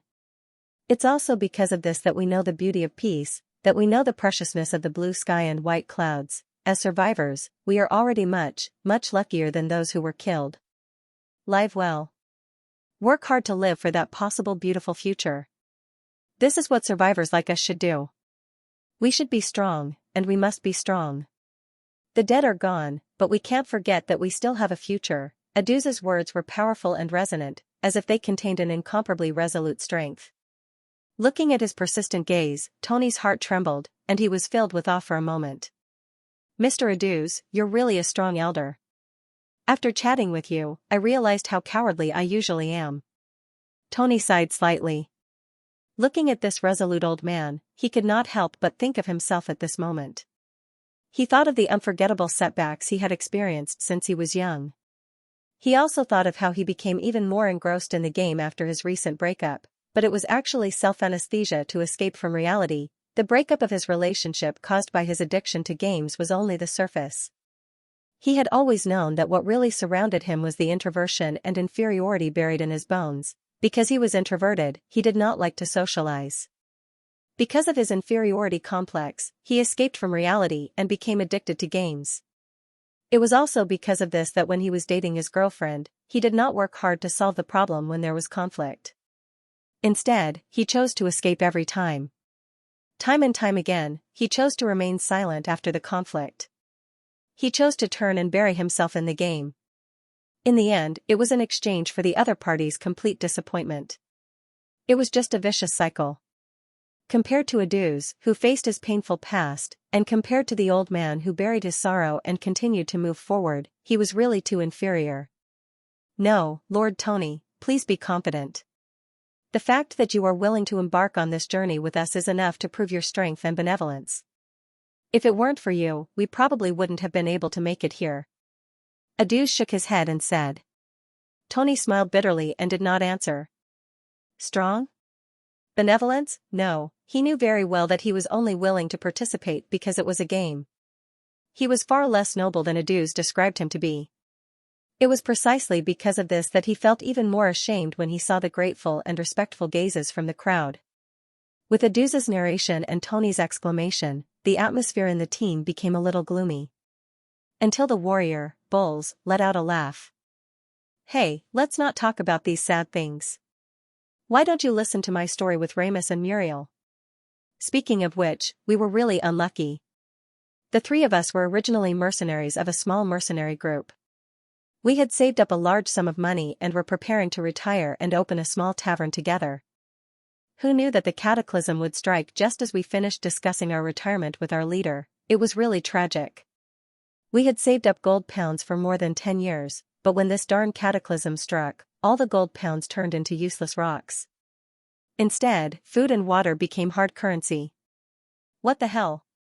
The most infuriating thing was that we had specially exchanged most of the resources we had for gold pounds before we retired. In the end, all the gold pounds added together couldn't even afford a box of ale. Isn't it very unlucky? Ha ha ha ha ha.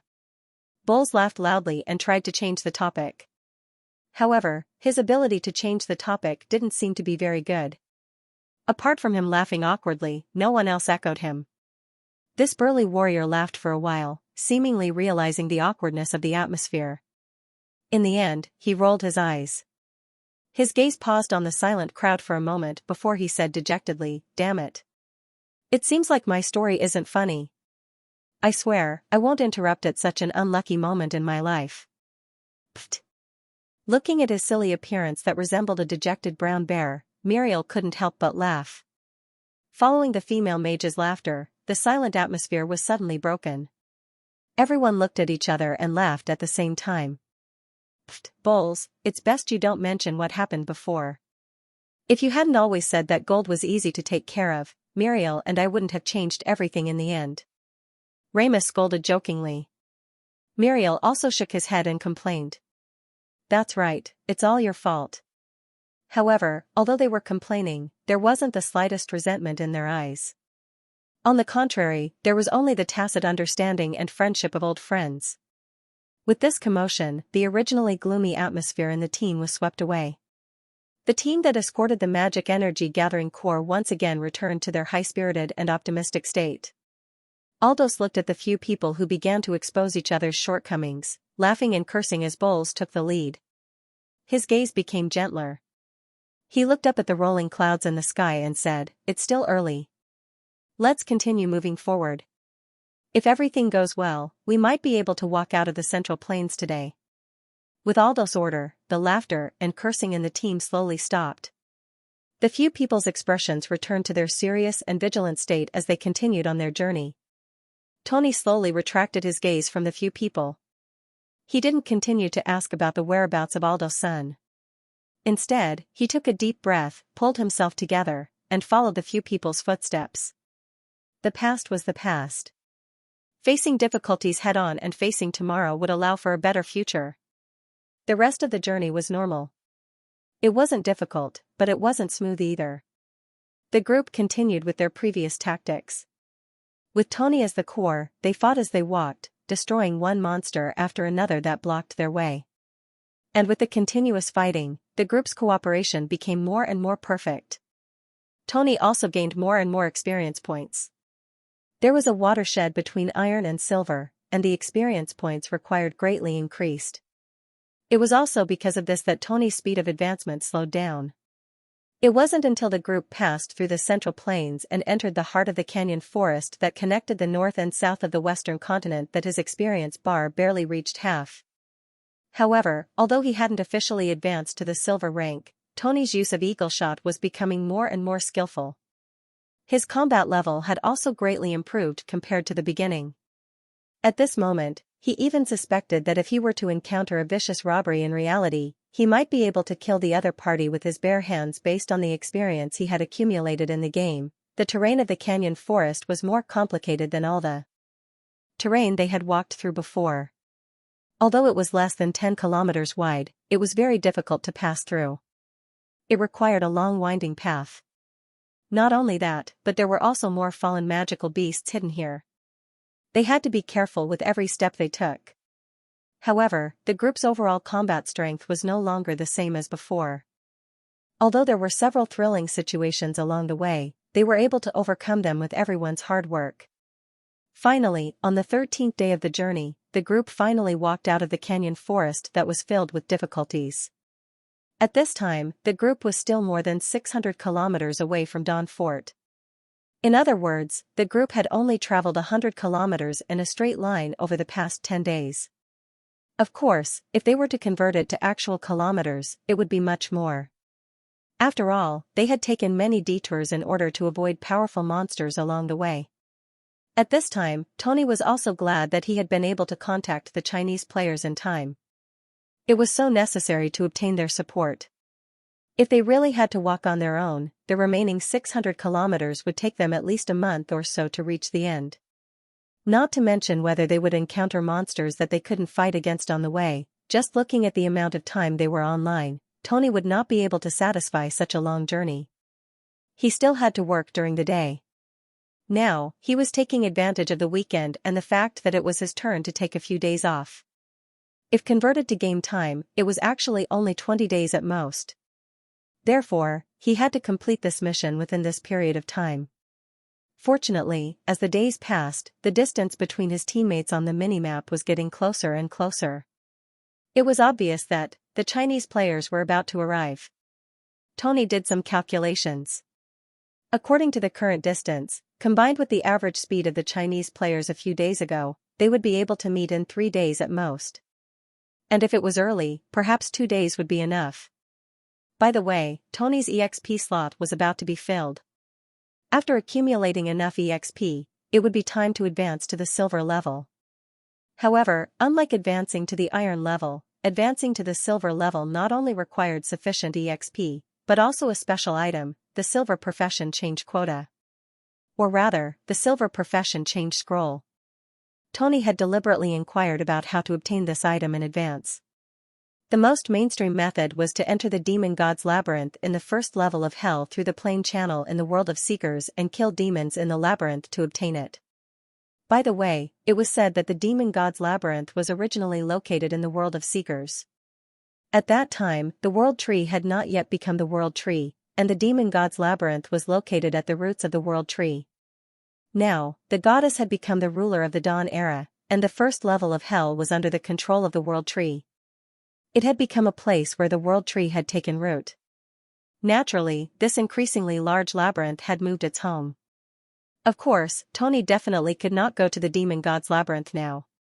He could only use other methods. There were 3 methods. One was to obtain it through a mission, One was to draw a lottery ticket from a special prize pool, and one was to exchange it directly with contribution points. The first two methods were not stable and depended on luck. If one was lucky, one could trigger a mission to obtain a profession change quota while walking, and a lottery ticket could be used to obtain a sole prize.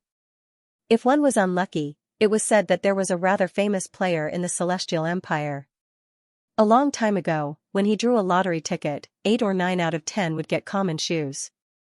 Unlucky people were probably in that kind of miserable situation. Of course, Tony did not trigger any special mission, nor did he have enough lottery tickets. At the same time, he did not believe that he would be the lucky one to obtain a sole prize. Therefore, if he wanted to advance in the world of Dawn as soon as possible, there was only one way left for him. He could exchange it directly with contribution points. It was said that using contribution points to exchange for a profession change quota in the shop was only available after the official global release of Elven Nation, and it was only available for the upper silver level now. As for the lower silver level profession change quota, it required 200,000 contribution points in the shop. This was considered a huge sum of money, at least, for new players. However, Tony, who had already obtained 500,000 contribution points, could still afford it. Not only that, he calculated that if he exchanged for the profession change quota, the remaining contribution points would be enough for him to exchange for a set of epic silver equipment. Presumably, his strength would be greatly improved by then. Of course, this was only Tony's consideration. Now that the team had walked out of the canyon forest, from the system's minimap, the Chinese players who came to support them were getting closer and closer. If he could bear with it for a while and wait until the mission was completed, he could use the teleportation array to go to Bladem, then teleport from Bladem to the world of Seekers, and then go to the Demon God's Maze in the first level of Hell to obtain a profession change quota. After all, the cost of obtaining a profession change quota was much lower than exchanging it directly, and the drop rate of the Demon God's Maze seemed to be quite high.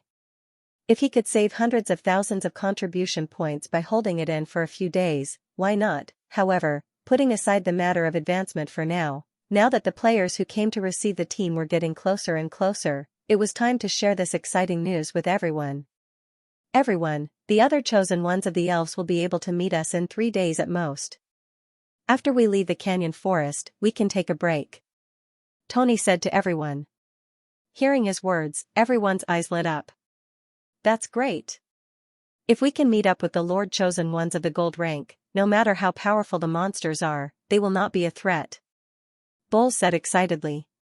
Ramus also breathed a sigh of relief. His nerves, which had been on the verge of collapse for a long time, finally got some relief. We can't relax. In the next few days, we have to continue moving forward. The concentration of magic in this area is not low, and we still can't stay here for too long. We have to leave the canyon forest as soon as possible. Adu's expression was solemn as he exhorted. Hearing his words, everyone's eyes focused, and they nodded in agreement. By the way, where are we now? Where is the front? Ramus glanced at Mirail, who was holding the map, and asked. Mirail's gaze fell on the parchment map that was unfolded. However, as she looked at the yellowed map, her gaze gradually turned serious. She paused for a few seconds and could not help but glance at Adu's. Her gaze seemed to be a little complicated. In front, is the snowy mountains, Snowy Mountains? Bowles and Ramus were slightly stunned.